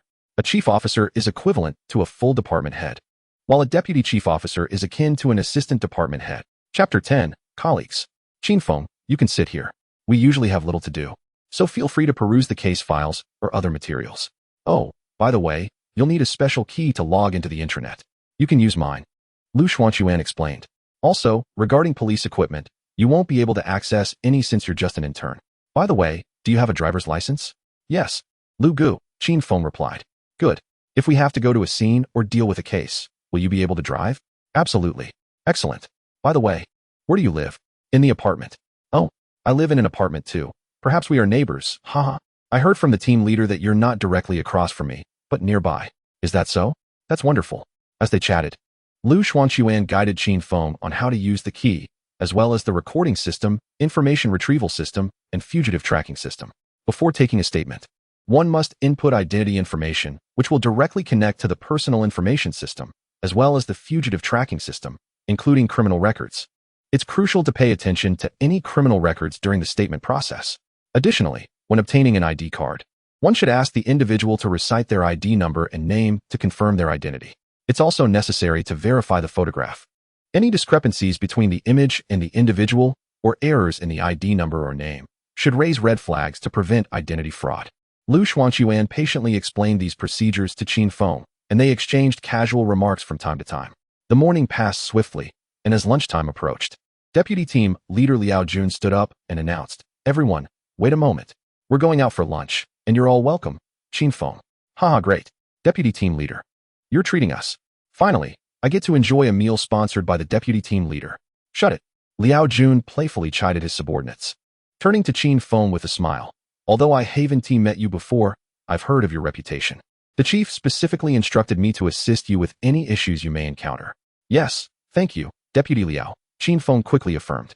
Liao Jun seemed pleased with Qin Feng's address, his smile widening. Just look at young Feng here, and then look at you all, calling me Deputy Team Leader. Deputy Team Leader, are you trying to usurp power? One of the team members teased. Why? Don't you like it? Of course I do. How could anyone not appreciate it? Everyone knows how much our team has endured. The exaggerated expression on Yao Junwu's face caused everyone to stifle their laughter. Qin Feng opened his mouth, but wisely chose not to speak. Just then, Director Lu Yijuan, with a stern expression, stood at the doorway. Liao Jun was the first to notice Lu Yijuan's approach and had inadvertently set a trap for Yao Junwu, now grinning widely. What are you all doing? Why is it so quiet? Cough, haha, Chief. The group erupted into laughter, simultaneously greeting Lu Yijuan. Huh. Yao Junwu turned around, confused. Chief, I was just joking. Do you believe me? I do. The support team is in need of an errand runner, and the administrative team requires a typist. Think about which one you'd prefer. I'll arrange your transfer this afternoon. No, please, Chief. I've followed you my whole life. I was only testing the deputy team leader's sinister intentions. Yao Junwu exclaimed, protesting his innocence. Ah, so you think I'm easy to bully? A low voice interjected from the side. Liao Jun's gaze bore down on Yao Junwu, declaring, even if you're not transferred, you will be responsible for monitoring the surveillance footage from now on. With that, Liao Jun departed. The others laughed heartily as they patted Yao Junwu on the shoulder before leaving. Qin Feng was also pulled away by Lu Xuanquan. Left behind, Yao Junwu could only watch his mischievous friends in silence, feeling dejected as he closed the door and hastily followed. Drinking alcohol during work hours is prohibited, so there was no drinking during the welcome lunch. Not long after appearing rather dejected, Yao Junwu became lively again. His role in the first squad seemed to be that of the jovial jester. As for the earlier incident, both Lu Yijuan and Liao Jun were clearly just joking, and no one was genuinely upset. After enjoying a light-hearted lunch, they returned to the office. With no new cases at the moment, Liao Jun took the lead in reviewing unresolved cases that had been set aside, assigning them to various investigation teams to explore potential new leads. Lu Xuanquan had previously partnered with Lu Yijuan and was considered a protege. With Qin Feng now joining, despite being just an intern, no one dared to underestimate him. Therefore, Lu Xuanquan, who would not normally have been assigned a case, found himself allocated one. The configuration of the major crime investigation team is quite flexible. Depending on the complexity and impact of a case, it may be handled by a single investigation team, multiple teams, or even one squad or several squads working together. The previous 712 case was spearheaded by the first squad. The case assigned this time was not particularly significant. It involved a burglary. However, due to the substantial amount stolen, it had been escalated to the major crime division. According to the case file, the suspect appeared highly skilled, exhibiting a significant awareness of counter-surveillance. And the crime scene was remarkably clean.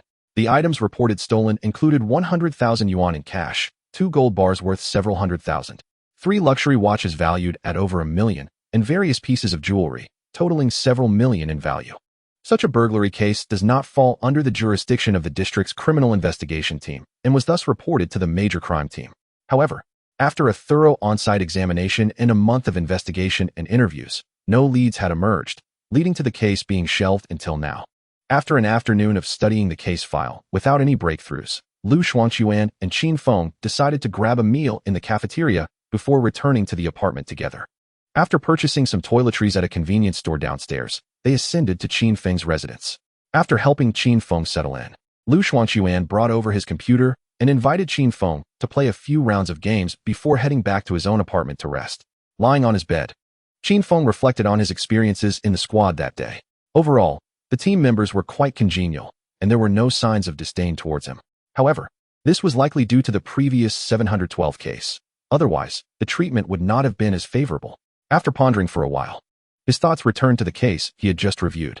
Though Qin Feng lacked extensive prior experience, he had read numerous detective novels and had a relatively sound logical reasoning ability. With Liu Xuanquan's guidance, he had gained considerable insight into the burglary case file. However, if he were to express any other thoughts, aside from the key evidence, he found himself at a loss. As for utilizing the clue card on this case, Qin Feng felt hesitant. After all, this case had been dormant for nearly half a year, and it was uncertain whether the suspect was still in Tianhe. Furthermore, he was aware from previous experience that the clue card was not infallible. Had it not been for a fortunate coincidence with that broom, the resolution of the 712 case would not have come so swiftly. The use of the clue card must be approached with caution. Chapter 11. The new case. Qin Feng almost overturned. The following day was Saturday, and the Major Crimes Unit, devoid of any cases, was on break except for the personnel on duty. As fate would have it, Team 1 also had no duty roster, allowing Qin Feng to relish his day off right after his internship began. After savoring a hearty breakfast, he dedicated an hour to exercising in the gym of his apartment complex. Relishing the strength of his robust physique, Qin Feng set down the barbell with satisfaction, retreated to his room for a refreshing shower, and donned fresh attire before stepping out. He intended to purchase several new outfits and pairs of shoes. Additionally, it was time to replace his mobile phone. He also planned to transfer 10,000 yuan to his family. Having earned his first paycheck, he wished to bring joy to his parents while also assuaging their concerns. Conveniently, there was an industrial and commercial bank nearby, and given the time of day, it was not overcrowded. Qin Feng promptly queued to fill out the necessary forms, and after the teller completed the transaction and handed him the receipt, he dialed his mother. "Hello, Mom, have you eaten yet? I just finished. How about you? How's work? Are your superiors and colleagues easy to get along with?" "Don't worry, Mom. I was personally recruited by the department head. He's the one in charge, and we get along splendidly. My colleagues are also quite friendly. Just yesterday, they treated me to dinner to welcome me." Qin Feng understood the unspoken rule of sharing good news while withholding worries. Moreover, he spoke the truth. There was no need for benevolent falsehoods. "That is good to hear. By the way, Mom, I just transferred 10,000 yuan to your card. You and Dad should buy some food and clothing. With the weather being hot and sunny, if there is any field work you can skip, please do. Or consider hiring someone to assist. We can afford to pay. You needn't worry about tuition for the upcoming semester. I've already saved enough. And I have my living expenses covered. Why are you sending us money, especially such a large sum? Where did you get so much?" His mother's tone was tinged with concern. "Mom, do you really think I could casually get an internship at the city bureau? Recently, I encountered a case where I was able to assist significantly, and that's how the department head invited me. Besides, the case had a reward of 20,000 yuan. I've also taken on a part-time job that pays 3,000, and I haven't spent a dime of it. I'll have a monthly salary even during the school term, over 2,000. So, you and Dad needn't worry. Once I graduate, I can go directly to work at the city bureau." "Really?" His mother's voice brimmed with astonishment, clearly believing him. "Of course it's true. Don't you know your son's character? I never tell lies." All right, I'm very pleased. But you should still accept the living expenses. You're working now. And it's essential to maintain good relationships." "Mom, it's really unnecessary. I had some savings already. Just take good care of yourself and Grandpa and Grandma. If I truly need money, I'll ask you later, all right?" "Well, that is acceptable." After chatting a bit longer, Qin Feng noticed that the bus he needed had arrived and ended the call. Upon reaching the city center, he purchased 2 summer t-shirts, autumn shirts, a casual pair of trousers, and a pair of sports shoes, all at a reasonable price totaling just over 3,000. As he passed the Huawei mobile store, he realized that his colleagues had all upgraded to smartphones, while he was still using the Nokia his parents had gifted him when he started college. He decided to step inside and select a new model. Another 3,000 left his wallet, and after waiting over an hour, he successfully swapped his SIM card and experimented with his new phone. Although it was equipped with various apps, the usability was significantly more comfortable than his previous device. At this time, domestic smartphones were just emerging, with some manufacturers only offering large screens that hardly qualified as true smartphones. Holding a smartphone was quite the statement back then. While it may not have rivaled the allure of high-end models, this 3,000 yuan Huawei phone was still eye-catching. Having completed his shopping, Qin Feng lost interest in further browsing, carrying his bundles to the bus station and boarding the bus back to his apartment. As he descended to the ground floor of the apartment building, his new phone rang. Upon checking, he saw it was a call from Lu Xuanquan. "Hello, Lu Gu." Before he could finish his greeting, Lu Xuanquan's urgent voice came through the receiver. "Qin Feng, where are you? I've been knocking for ages." Qin Feng marveled at the superior sound quality of his new phone and replied, "I just stepped out and am currently downstairs at the apartment." "All right, wait for me. I'll be right down. We have a case." "Wait, I'm still carrying things." Hearing about the case jolted Qin Feng to attention, but he was reminded of the numerous bags in his hands. "Then go back and drop off your things.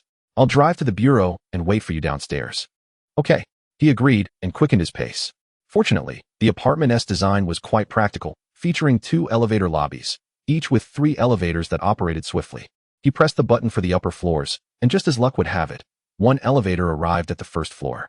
Once inside, he selected his floor, and the elevator ascended.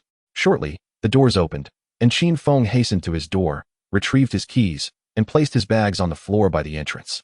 After locking the door behind him, he rushed back to the elevator lobby. Within 2 minutes of waiting downstairs, a vintage Audi A4 from the early 2000s pulled up to the curb. Spotting Lu Xuanquan in the driver's seat, Qin Feng opened the passenger door and jumped in, barely fastening his seatbelt before the Audi took off with a jolt. "Lu Gu, slow down. Be careful driving, and don't weave in and out of traffic." Amidst Qin Feng's exclamations, Lu Xuanquan maneuvered the well-worn Audi A4 with the thrill of a race car. "Bear with it. The chief is in a hurry. He said it's a significant case, and Team 3 on duty has already gone. We need to follow." "Why do we need to go if Team 3 is already there? How many people have died? This is a major crimes unit, after all." Although Qin Feng had only joined the team a little over a day ago, having a warm-hearted mentor like Lu Xuanquan enlightened him on many matters. Typically, unless a colossal incident occurred, the major crimes unit would deploy at most one team. Now that Team 3 was already on site, calling in Team 1 from their break indicated the enormity of the case. With a slight unease settling in his heart, Qin Feng refrained from speaking further, gripping the overhead handle tightly. Suddenly, with a screeching halt, the Audi A4 came to rest outside a hotel-style apartment building.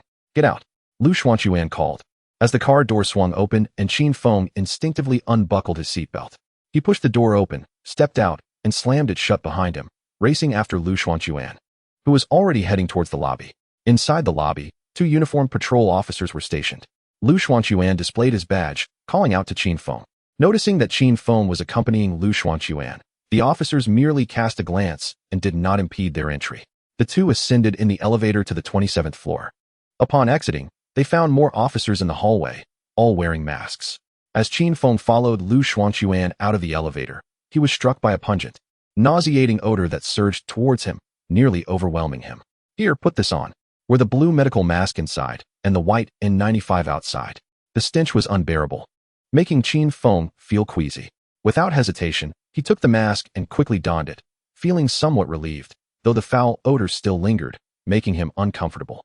Could this be the smell of decay?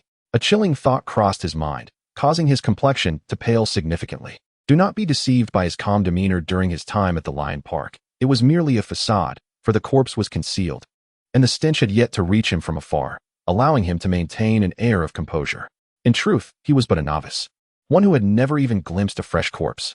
During his previous internship in the county town, he had only once been afforded the opportunity to visit a crime scene, yet was relegated to the station by a senior colleague tasked with answering calls. Now, thrust into the midst of such a grim affair, it was no surprise that his complexion paled. Chapter 12. Sign in at the corpse site. Talent. Olfactory switch. Observing Qin Feng, who was fumbling to don a mask, Lu Xuanquan couldn't help but smile, finally experiencing a sense of superiority as a seasoned veteran. However, that sentiment was short-lived. The odor in this place was indeed unbearable.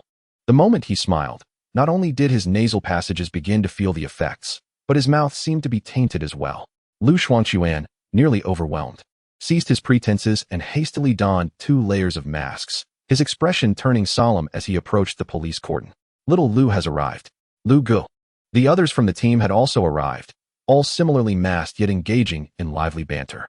The stench was indeed repugnant, yet for these seasoned operatives, it remained within tolerable limits, at least for now, as they had not yet entered the scene. The younger members of the third squad, who had ventured inside, were currently retching in the stairwell on the opposite end. Qin Feng, the chief wants you to go take a look. The voice belonged to Inspector Yao Mingyu, who, despite his youth, had already spent 5 years in criminal investigation, having graduated directly into the role of a detective, transferred to the major crimes unit. He could certainly be described as an ambitious talent. However, in a unit filled with elites, even his remarkable abilities placed him at the lower echelon. As Qin Feng observed the smirks on Yao Mingyu's face and the similarly amused expressions of Zhang Peng and Zhou Yaohui standing nearby, he felt a wave of frustration wash over him. This senior was certainly putting him in a precarious position. It was clear that the three had not been permitted to enter the scene, likely for fear of nightmares that might ensue. Yet, here he was, the newly minted rookie, allowed inside. Did they not fear for his mental state? Lu Xuanquan, having overheard, was momentarily taken aback. He exchanged glances with Yao Mingyu and the others, and upon receiving confirmation, could only offer silent condolences for Qin Feng. The scene was likely to be reeking with the stench of decay. A mere glance could haunt one for nights on end. The chief had instructed Yao Mingyu and the others to remain outside, yet allowed Qin Feng to enter. Was this some sort of jest? However, he dared not question Lu Yijuan's orders. With a sympathetic gaze, he patted Qin Feng on the shoulder and said, "Qin Feng, go take a look. Just be careful not to stare too long." This remark only darkened Qin Feng's expression further. Yet, he understood that if he wished to carve out a place for himself in the major crimes unit and seek favors from superiors, he would need to display extraordinary resolve. This trial was unavoidable. With heavy steps, he approached room 2713, where the door stood ajar. As Lu Xuanquan attempted to follow, he was abruptly halted by Yao Mingyu. "Where do you think you're going? Stay here and await orders." Walking ahead, Qin Feng felt an internal turmoil brewing. Outwardly, he maintained an impassive facade. As he drew nearer to the scene, the stench intensified, rendering his mask nearly ineffective. He would need a gas mask. Indeed, some had donned gas masks. Standing at the threshold, he beheld a group of forensic experts clad in white protective gear and isolation masks. And his countenance darkened. He was caught in a dilemma of indecision. "Ding, you have arrived at the crime scene. The host has one sign-in opportunity. Will you sign in? Sign in. Sign in successful. Gain talent ability. Olfactory switch, keen perception. Ah, it seems fortune has smiled upon me at last." Upon hearing the notification, Qin Feng promptly activated his olfactory switch ability, and in an instant, the world felt rejuvenated and his mood lifted. The foul stench that had previously assaulted his senses vanished without a trace. He wrinkled his nose and, amidst the astonished gazes of those around him, slowly removed his mask. Taking a deep breath that nearly caused Liang Fengchao, who was observing him, to choke. Liang Fengchao had noticed Qin Feng and had brought over a set of protective clothing and a mask, yet it appeared that Qin Feng needed them not at all. "Brother Liang." Qin Feng flashed a grin, greeting Liang Fengchao. "Put this on. The odor is rather overwhelming." Despite his internal musings, Liang Fengchao hesitated but ultimately handed over the protective suit. "All right." Qin Feng readily accepted the protective suit and donned it. Although the stench was now absent, protection was still necessary, and with no shoe covers or hoods offered, the protective suit would suffice. However, he declined the isolation mask, opting for a thin blue medical mask instead. What good would that do? Yet, he strode into the scene with unwavering composure, leading Liang Fengchao to question whether the stench had dissipated entirely. As he discreetly opened a small gap in his isolation mask, the noxious odor surged in, nearly suffocating Liang Fengchao, who quickly zipped it shut. Inside the scene, Qin Feng walked with an air of confidence, slightly raising his head to peer over the crowd gathered around the bed, where 2 corpses lay. His eyes widened, pupils dilating rapidly. Ugh, a sound escaped him, and he clamped his hand over his mouth, turning to dash outside. How careless of me. The olfactory switch had dulled the stench, but the visual shock of the 2 highly decomposed bodies was enough to churn his stomach. Moreover, the keen perception granted by his talent allowed him to see everything with startling clarity. As he fled, Qin Feng lamented. Had he known, he would not have signed in. His attempt to appear impressive had backfired, leading to utter humiliation. How utterly disgraceful. Upon reaching the doorway, he felt considerably better, the turmoil in his stomach gradually subsiding. After waiting a moment and engaging in some mental fortitude exercises, he turned back to re-enter the scene, under the watchful gaze of Liang Fengchao, who wore an enigmatic smile. Liang Fengchao was perplexed. Seeing Qin Feng emerge from the corridor, the trio of Yao Mingyu and his companions, who had been anticipating a spectacle, widened their eyes in disbelief. Was that it? Simply running to the doorway? Surely, he didn't need to head to the stairwell to vomit? After their initial shock, their respect for the young man grew. Recognizing him as a formidable figure, re-entering the scene, Qin Feng felt a renewed sense of composure. The sight of the two headless, highly decomposed bodies on the bed was no longer as jarring. The psychological preparation had indeed had some effect, though he also attributed it to merely glancing before shifting his gaze elsewhere. Chief, little Qin has arrived.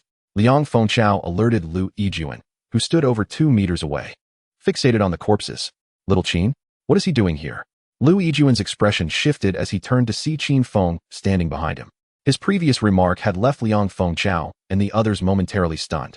Did you not say to let little Qin take a look? Lu Yijuan faltered, as if recalling something, and then cast an apologetic glance at Qin Feng. Xiao Feng, you should head outside. I did not anticipate the scene would be so grotesque, and after instructing them, I forgot to mention not to let you in. It's two. As he spoke, Lu Yijuan sensed something was amiss. Xiao Feng, don't you find the smell repugnant? It's quite foul. It nearly overwhelmed me just now. However, the odor isn't unbearable. It's somewhat reminiscent of the compost back home, albeit slightly more pungent, so it's not too troubling. Qin Feng was not foolish. He could hardly claim to be oblivious to the scent. His mind quickly devised a plausible excuse. Strangely enough, this excuse managed to convince Lu Yijuan and the others. Well then, if you're feeling unwell, you can step outside. There's no shame in that. Yao Mingyu and his companions hesitated to enter, while several from Team 3 had already rushed out to vomit. Nodding, Lu Yijuan offered his advice. Nearby, the captain of Team 3 wore a grim expression, glancing at Qin Feng and then at his subordinates, wishing he could reprimand each one of them. Look at him. And then look at you. Chapter 13. Discovery. Jewels hidden in the showerhead. He has gone in. Goodness, Xiao Qin is quite formidable, isn't he? A real wolf in the pack. Forget calling him Xiao Qin. From now on, he shall be known as Brother Feng. Yao Mingyu and the others felt a shiver run down their spines as they witnessed Qin Feng re-enter the room. Not only them, Lu Xuanquan wore an expression of disbelief, even contemplating biting the bullet and stepping in. Yet after a couple of steps, he retracted his leg. The stench here was already unbearable, and the odor inside would undoubtedly be far worse. Without adequate protective gear, venturing in would surely lead to embarrassment. Moreover, what condition might the body be in under such a smell? Thus, Lu Xuanquan yielded and called out, Brother Feng. Upon hearing this, Yao Mingyu and the others fell silent for a moment, exchanging glances before nodding vigorously. What else could they call such a fierce individual, if not brother? It was imperative to address him as such. Inside room 2713, Qin Feng stood beside Lu Yijuan, his gaze sharp as an eagle's, scanning the large bed before turning his attention to other areas within sight. The carpet at the foot of the bed caught his eye. Upon closer inspection, he noticed a slight bulge on the side of the carpet near the bed's end. Although this bulge was negligible, so much so that one wouldn't even notice it while stepping on it. Given the carpet's softness, Qin Feng's keen observational skills allowed him to detect the anomaly. Circumventing the others, he disregarded the ongoing investigation and the forensic team, kneeling to gently lift the carpet. What are you doing, Qin Feng? His sudden action startled everyone present. The forensic team was busy, and even Lu Yijuan stood aside without disturbing any items in the room. Yet Qin Feng had audaciously lifted the carpet. Everyone turned to look at Lu Yijuan, whose face darkened momentarily.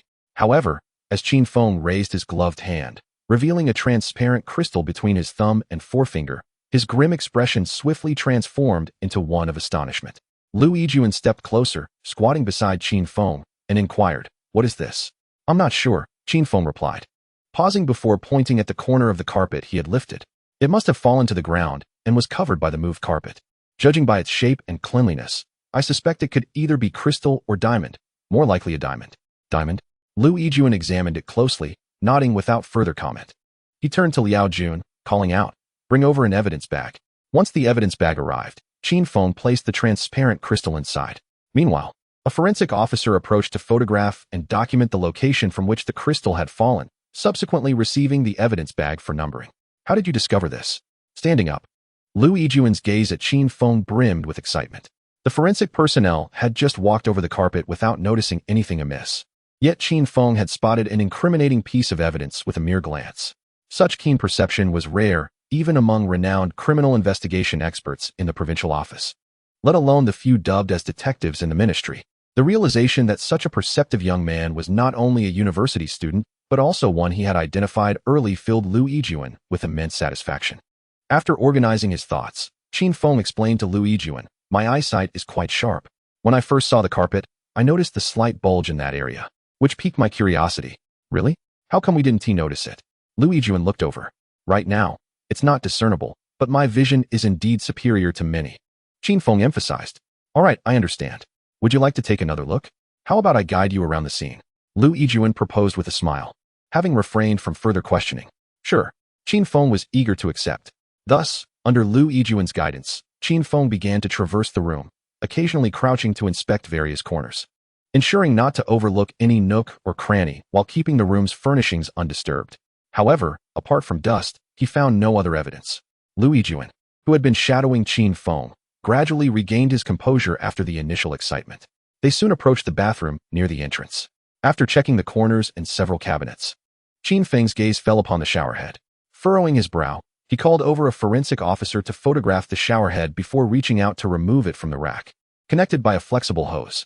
Upon examining the connection of the showerhead, Qin Feng detected an issue and turned to Lu Yijun. Can you unscrew the showerhead? Come here. Unscrew the showerhead. A forensic officer carrying a toolbox approached, retrieved his tools, and, after ensuring safety measures, began to unscrew the connection between the showerhead and the hose. As soon as he unscrewed it, a silver pendant necklace tumbled out with a clink from the showerhead, a pendant made of jade, green in hue, clearly quite valuable. Is there really something? Lu Yijun was taken aback. Meanwhile, Liao Jun and the captain of Team 3, who had been observing the two, widened their eyes at the sight of the object falling from the showerhead. The shock was evident on their faces, visible through the transparent area of their isolation masks. Lifting the necklace from the ground into his palm, Qin Feng explained as he examined it. There are signs of friction at the connection, and it doesn't fit together perfectly. I suspect it has been unscrewed by someone. As he spoke, Qin Feng resumed his actions. He straightened the hose, shook it vigorously, and, to everyone's astonishment, there was a slight movement from within. There is something inside. The crowd was once again electrified, their gazes shifting to the hose's opening. After several vigorous shakes, the contents finally revealed themselves, a rose gold bracelet. Judging by the shape and size of the over a dozen gemstones embedded within the bracelet, if they were diamonds rather than crystals, its value would be exceedingly high. After inspecting the bracelet, Qin Feng pointed to a section of it, stating, "There's a missing gemstone here. Based on its shape, it should match the one we found on the ground. Bring over the previous gemstone," Lu Yijun commanded. In no time, the evidence bag containing the gemstone was brought forth. Lu Yijun held the evidence bag in one hand and the bracelet in the other. Inspecting them back and forth before nodding, they match perfectly. "Director Lu, I know who the necklace and bracelet belong to," Qin Feng suddenly interjected. "You know?" Lu Yijun and the others felt as though they were on the verge of being overwhelmed. "Yes, if I'm not mistaken. The necklace and bracelet are among the jewelry stolen in the major burglary case 105. Yesterday, I had the opportunity to peruse the case files, and fortuitously, photographs of the two pieces of jewelry were included. From the invoice provided by the victim, it is evident that the necklace is a platinum pendant adorned with a green jadeite, valued at over 360,000. As for the diamond bracelet in your possession, it is a Cartier creation, worth 198,000. A sharp intake of breath echoed through the room. Both the first and third teams were well aware of the 105 major burglary case. After all, incidents involving stolen items worth nearly 10 million are exceedingly rare. Moreover, the victim's identity is quite remarkable. They undoubtedly recall the details vividly. Now, with the discovery of stolen goods at a crime scene, what can be said about the identities of the two headless corpses, a male and a female, who have been deceased for at least half a month? Could they be suspects in the 105 burglary case? If so, why did they meet their demise here? Was it a dispute over the division of spoils? Chapter 14, Emphasis and Guidance. With an abundance of questions swirling in his mind, Lu Yijun instinctively turned his gaze towards Qin Feng. Even he was unaware that he had unconsciously placed Qin Feng in the role of an expert, seeking answers in moments of confusion. Lu Yijun's eyes reflected inquiry, which Qin Feng noticed. With a wry smile, he remarked, "Director, you don't seriously believe I possess the ability to decipher everything, do you? Isn't that so?" The instinctive response left Qin Feng both amused and exasperated. "I merely have keen eyesight and a meticulous nature. And what of the odor here? What of the two headless corpses?" Several elderly members of the third team had stepped outside to vomit, while Yao Mingyu and others hesitated to enter. At the entrance, the recently returned members of the third team, along with Yao Mingyu and others who had gathered out of curiosity, wore expressions of sheer bewilderment. They were being compared. "After all, I just explained it," Qin Feng said. "Moreover, I had a reaction upon seeing the corpses. It was merely instinctive to avert my gaze afterward." He He shrugged, unable to confess that he currently could not detect any odor. With strong pressure tolerance, the ability to focus on the crux of the matter, and a meticulous heart, Chief, you have indeed found a remarkable talent, exclaimed the captain of the third team. Although somewhat exaggerated, Qin Feng appreciated the praise. As for Lu Yijuan, he felt a sense of pride, for it was he who had discovered Qin Feng. Talented individuals are not uncommon, but discerning mentors are rare. He felt a great sense of joy in being the one to recognize such a genius. All right, enough flattery. Now that we have made a discovery, it's time to assign tasks. The group's demeanor shifted to seriousness as they all stood up. After placing the necklace and bracelet into evidence bags, Lu Yijuan clapped his hands and said, Junwu, take Yao Mingyu and the others to obtain the resident information from the apartment. You know what to do, right? Yes, Chief. I understand. Old Zhou, he continued, addressing the captain of the third team. You all are responsible for monitoring and investigating the identities of the deceased. Understood. Old Liao. Take the others to visit nearby shops and also contact the waste recycling station to see if you can locate the victims' heads. Got it. All right. Let us proceed with this arrangement. We will await the forensic examination results and technical investigation findings. Yes. With the tasks assigned, the group prepared to disperse, and Qin Feng instinctively followed Liao Jun, ready to depart. Xiaofeng, you stay behind. Huh. Oh, okay, Chief. Once everyone had left, Lu Yijuan led Qin Feng to the stairwell for a cigarette. Do you know why I asked you to stay? He lit a cigarette and took a deep drag, seemingly attempting to expel the foul odors within him. I don't know, Qin Feng replied, joining him in the habit, taking a small puff before answering. Observing Qin Feng, Lu Yijuan felt increasingly satisfied. Not knowing something and refraining from speaking nonsense is a trait he greatly appreciated, especially in someone with such potential. Very well. If you do not understand, do not pretend to. Criminal investigation is an exceedingly specialized, complex, and intricate field that often demands significant time and energy. Human capacity is limited. One cannot expect to accomplish all tasks alone. It is essential to afford others the chance to shine. Lu Yijuan was imparting wisdom to Qin Feng. Qin Feng, not lacking in intelligence, grasped the underlying message immediately. He had already garnered enough attention at the scene. If these clues proved valuable, he would be credited as the primary contributor to the case. Participating in other tasks at this juncture would rob his colleagues of their opportunity to shine. If he feasted, he must not deprive others of their share of the soup. Selfishness is not conducive to success. Lu Yijuan's words revealed his regard for Qin Feng, viewing him as a candidate for future leadership. Chief, I understand. Thank you. Hearing Qin Feng refer to him differently brought Lu Yijuan great joy. Previously, during a meal, Qin Feng had called him senior brother. At the office, he referred to him as Director Lu or simply Chief, which felt quite distant. Now, the term chief conveyed a sense of genuine recognition and acceptance of both him and the serious crime unit. Haha, no need for thanks. It's only proper. Just do your best. Everything will be fine with your senior brother here to support you. Yes, I will remember, senior brother. As the two conversed, Lu Yijuan's phone rang. After glancing at the screen, he quickly answered, All right, I'll be right down. After hanging up, he said, Let us go. The director has arrived. Is it appropriate for me to go? Qin Feng hesitantly asked while following him to the elevator lobby. What do you mean inappropriate? There's no one more suitable than you. Taking Qin Feng down to meet the director was not only to showcase the individual who had fought for this internship position, but also to demonstrate his discernment. Indeed, he wanted to impress the director with his ability to recognize talent. Sensing Qin Feng's apprehension, Lu Yijuan smiled and patted him on the shoulder. Don't worry. The director has a pleasant temperament. Besides, I'll be there too.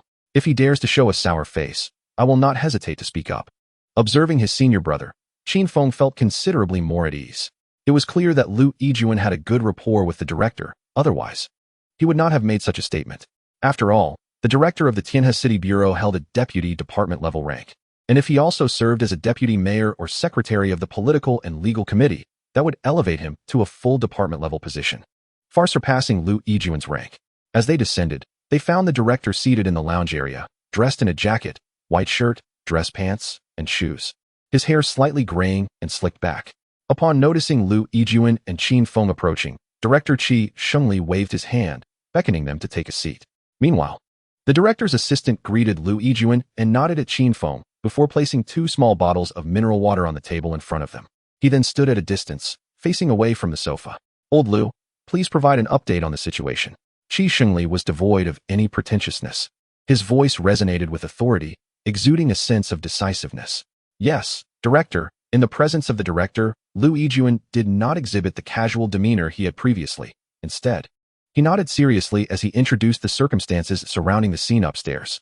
As he narrated, he notably highlighted the pivotal role played by Qin Feng at the scene, which prompted Qi Shengli to glance at him several times.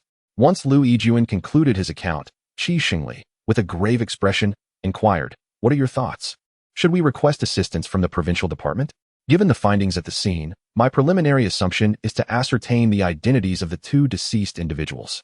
If we can definitively establish that they are related to Case 105, the initial investigative focus will shift towards the distribution and trafficking networks. However, the current information is scant, and we must await the results of Old Zhou and his team's investigation. Once they return this evening, we shall convene for a summary analysis meeting." Qi Shengli nodded, turning his gaze towards Lu Yijuan, eventually resting it upon Qin Feng. Chapter 15. The Trial of the Big Boss, A Promise.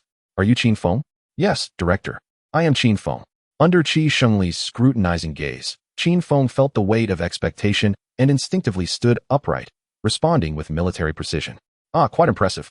And you possess a certain charisma. Please sit and do not be anxious." Observing Qin Feng's demeanor and conduct, Qi Shengli's face softened into a warm smile. "Yes." As he regarded Qin Feng, who sat upright on the sofa with his hands resting on his knees, Qi Shengli felt a sense of satisfaction. Especially after hearing Lu Yijuan's commendation of his subordinate, he was elated to know that Qin Feng had uncovered clues that even the forensic investigators had overlooked. At his level, the presence of capable subordinates brought him immense joy. Individuals like Qin Feng, who had not undergone professional training yet exhibited such exceptional talent, were precisely what the Tianhe City Bureau required. Nevertheless, as the adage goes, seeing is believing. Qi Shengli prepared to assess him further. "I heard what your team leader mentioned. Do you have any thoughts on the matter?"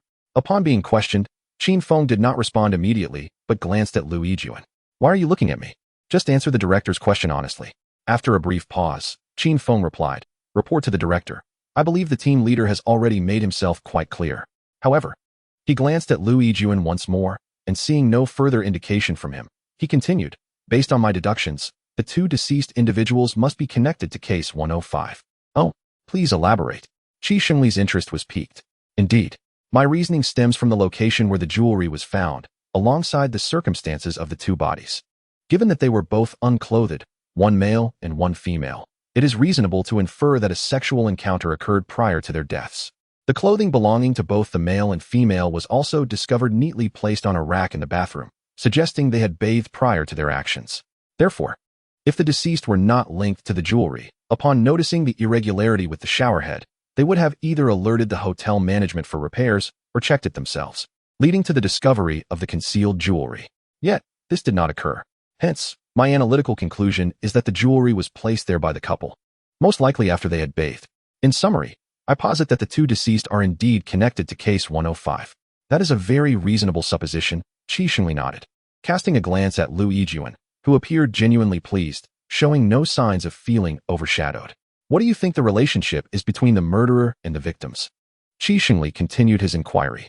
At this, Qin Feng hesitated for a moment, pondering before responding. "I believe that in the absence of further clues and evidence, the suspect identity proposed by the team leader is quite plausible." "Very well." Qi Shengli nodded, clearly impressed with Qin Feng, then turned to Lu Yijuan with a smile. "Old Lu, you have indeed discovered a promising talent." "Director, Qin Feng is not merely a promising talent," Lu Yijuan countered. Yes, he is a genius," Qi Shengli replied with a feigned annoyance, then focused back on Qin Feng. "Continue to perform well. Previously, your team leader advocated for your treatment, and I was somewhat displeased at the time. However, it seems you are truly deserving. I hereby offer you a promise. Upon your graduation, you shall be exempt from examinations and directly recruited into the city bureau. I will arrange it." Qin Feng was taken aback, not expecting to join the ranks of the privileged. "What are you dawdling for? Hurry and thank the director," Lu Yijuan urged, exasperated. "Thank you, director." "Ha. No need for gratitude. I am merely considering the interests of our bureau. If you were not capable, I would not make such an exception." Qi Shengli waved his hand dismissively, then his expression grew serious. "Old Lu, whether it's Case 105 or the current 816 corpse case, these are not trivial matters. Your serious crime unit needs to expedite the investigation. Many are watching, understand?" "Yes, director, rest assured," Lu Yijuan nodded gravely. The previous case, 712. Although the Provincial Department did not voice any complaints, it was undoubtedly a blow to their pride, and they surely felt discomfort. If any mistakes arise in this case, it is likely that someone will seize the opportunity to exploit it. However, do not rush. Ensure the case is handled thoroughly. You may return to your duties now. I shall take my leave and await your report on Monday. Yes, Director. I will be there early on Monday. Very well, then. With that, Qi Shengli rose, and his assistant promptly approached, nodding to Lu Yijuan and Qin Feng before escorting the director out of the hotel lobby. As they ascended the stairs, Qin Feng inquired, "Boss, is this due to the previous case?" Lu Yijuan understood Qin Feng's implication and replied with a smile, partly, but also not entirely. Rest assured, the experts from the Provincial Department possess ample discernment and principles. They will not allow minor issues to impede their work, nor will they secretly sabotage it. While there is competition, it is primarily collaborative. It is a healthy dynamic. Those who are petty and narrow-minded will not thrive in this system. They cannot evolve into experts and will merely drift through other departments. Nodding, Qin Feng fell silent.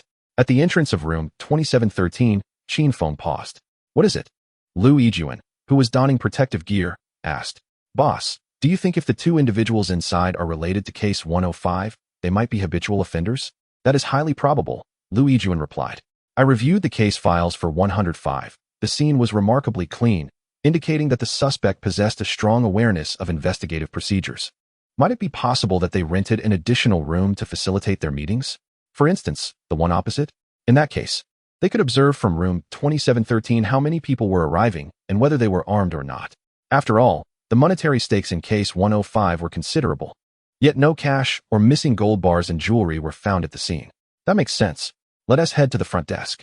Lu Yijuan, finding the reasoning compelling, removed half of his protective suit and, accompanied by Qin Feng, proceeded towards the elevator lobby.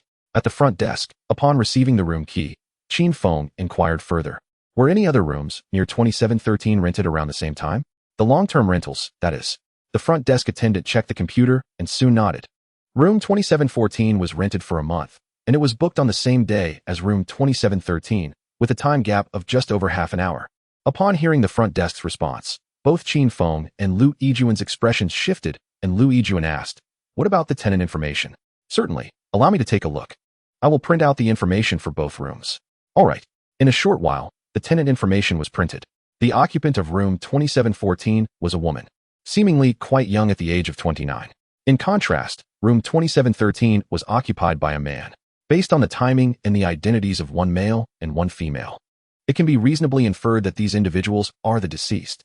However, an investigation cannot solely rely on conjecture. We must either locate the head of the deceased or await the results of DNA comparisons. Otherwise, relying merely on speculation could lead to a grievous error. The two ascended the stairs once more, entering room 2714. Adorned with shoe covers, hoods, and gloves, they proceeded inside, one after the other. Chapter 16. The Head. Qin Feng in a coma. A quick glance around the room revealed it to be immaculate, devoid of any visible dust. According to information from the front desk, the tenant had been residing there for quite some time and had even requested no cleaning service. If someone were to stay there normally, the room could not possibly be this tidy. Hence, the suspicion surrounding room 2714 had intensified. Nevertheless, it remains true that in the absence of concrete evidence, everything is mere speculation. With gloved hands, they meticulously opened every cabinet and even inspected beneath the bed. Yet Qin Feng and Lu Yijuan discovered nothing of note. This room appeared to serve merely as a diversion, but the visitors were astute enough not to be deceived, instead opting to head directly across the hall. Lu Yijuan articulated his thoughts, yet Qin Feng disagreed with that line of reasoning. If that were indeed the case, room 2713 would likely exhibit signs of forced entry or a struggle. Nevertheless, there exists another possibility. The intruders may have obtained a key card from the hotel front desk, which would also make sense. Lu Yijuan naturally considered this latter possibility as well. "Let us go. We'll know more once we review the surveillance footage." All right. Qin Feng did not press further, making his way to the door. Just as he was about to exit, he suddenly halted. His gaze fell upon a small refrigerator positioned beneath the kitchen countertop. "What's the matter?" Lu Yijuan followed his line of sight. Qin Feng did not respond. Instead, he turned and entered the kitchen, crouching down approximately a meter away from the small refrigerator. "Do you have a flashlight?" "Yes." Lu Yijuan, glancing at the floor where Qin Feng was fixated, saw nothing unusual and promptly handed over a police-grade flashlight tucked at his waist. Taking the flashlight, Qin Feng carefully leaned down, angling the concentrated beam towards the floor. "Chief, Could you turn off the lights? Sure. Lu Yijuan hesitated briefly before complying, rising to extinguish the kitchen lights. With a click, the lights went out. The kitchen, recessed from the main area, was shrouded in darkness. The wall on one side blocking the natural light from the window, rendering it quite dim. However, under the flashlight's beam, a faint footprint began to emerge. Upon seeing the footprint, Lu Yijuan's eyes widened in disbelief, and he crouched down beside Qin Feng to examine it more closely. The footprint was now considerably clearer. Qin Feng lifted his head, directing his attention towards the gap in the refrigerator door, where a droplet of dark brown liquid with a radial pattern had dried, seemingly having dripped from above. Lu Yijuan noticed it as well. Unlike Qin Feng, who was uncertain about the nature of the stain, the seasoned Lu Yijuan immediately recognized it as a drop of blood. However, whether it was human blood would require testing. He pulled out his phone to call for assistance. But before he could hang up, Qin Feng had gently opened the refrigerator door.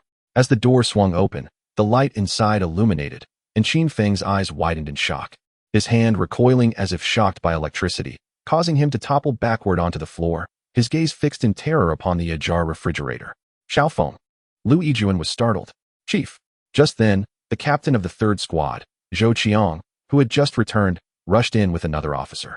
Old Zhou, help Xiao Feng outside and keep an eye on him. Be careful, there are footprints on the floor. The technical investigation team had also arrived, having discovered the severed heads. Understood. Hearing Lu Yijuan's command, Zhou Qiang quickly stepped forward, not daring to venture further inside.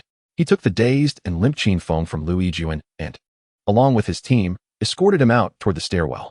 Meanwhile, the technical team cautiously entered the kitchen, preparing to collect the footprints, examine the bloodstains, and meticulously handle the two heads, now encased in frost, within the refrigerator. Xiao Qin, are you all right?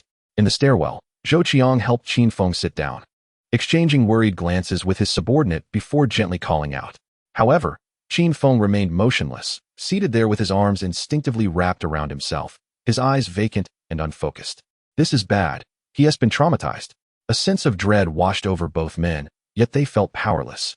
Zhou Qiang could only leave one of his subordinates with Qin Feng while he turned to seek out Lu Yijuan. To suddenly open a box and be confronted with two wide-eyed severed heads would terrify anyone, let alone someone as inexperienced as Qin Feng. The shock of seeing heads alone is vastly different from witnessing a complete body or even a headless corpse. Thus, under the intense visual stimulus, Qin Feng's mind was blank, as if he were engulfed in a void, surrounded entirely by the male and female heads he had just seen. Upon seeing Zhou Qiang rush in, Lu Yijuan turned and inquired, "How is Xiao Feng?" Zhou Qiang shook his head, sighing. He is in shock, completely dazed. His eyes are unblinking. "I'm afraid he might have a breakdown. You should contact a psychological expert from the bureau to come over, or take him to the hospital. Psychological intervention would be futile now. We need to get him to a hospital." Lu Yijuan shook his head upon hearing this and dialed a number. Moments later, the call connected. "Shuangquan, where are you? No need to search. We've found two heads. You and Zhang Peng need to return immediately." "Yes, right now?" After hanging up, Lu Yijuan explained. "Qin Feng is familiar with Xiao Lu, so I asked them to take him to the hospital. Seeing familiar faces should help him recover a bit before we proceed with psychological intervention." Zhou Qiang nodded in agreement with this approach.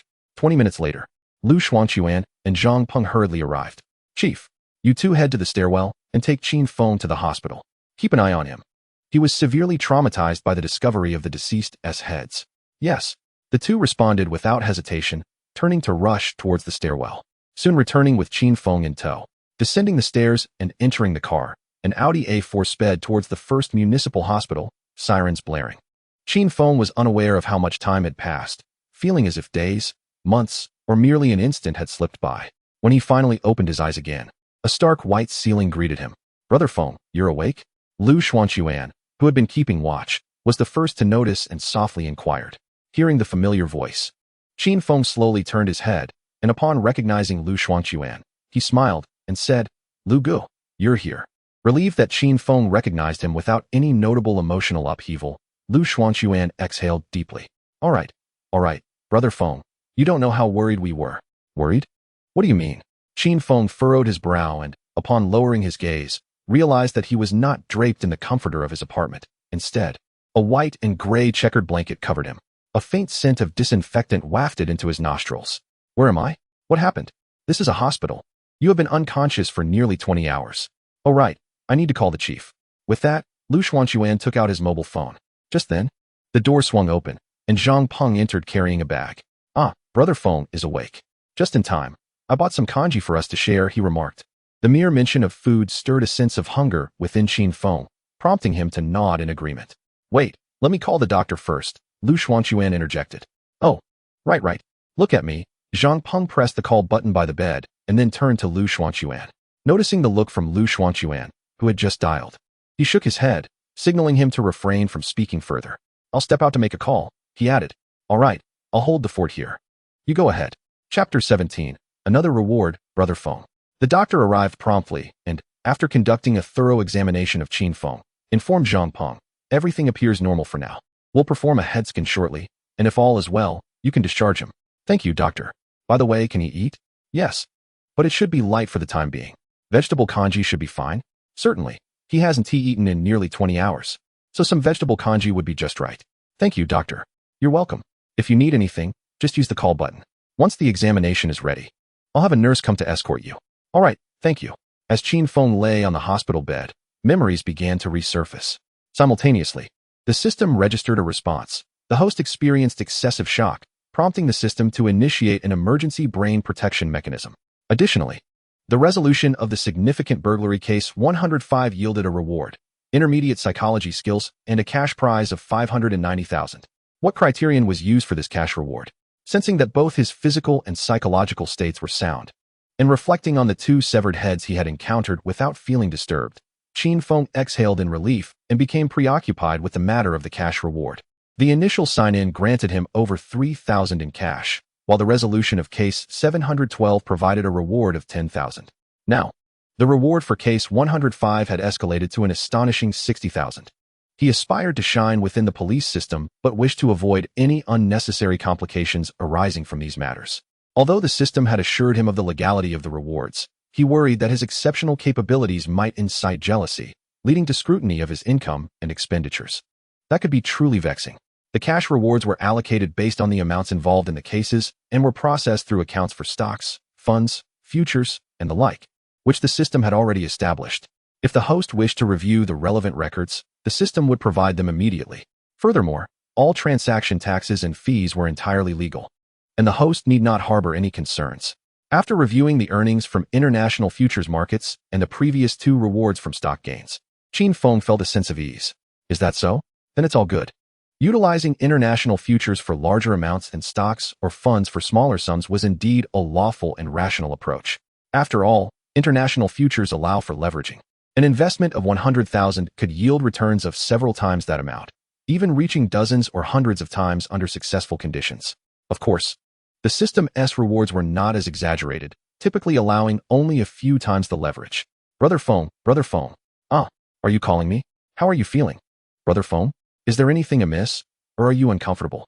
Lu Xuanquan and Zhang Peng stood anxiously by the bedside, their expressions reflecting deep concern for Qin Feng, having called out to him several times without response.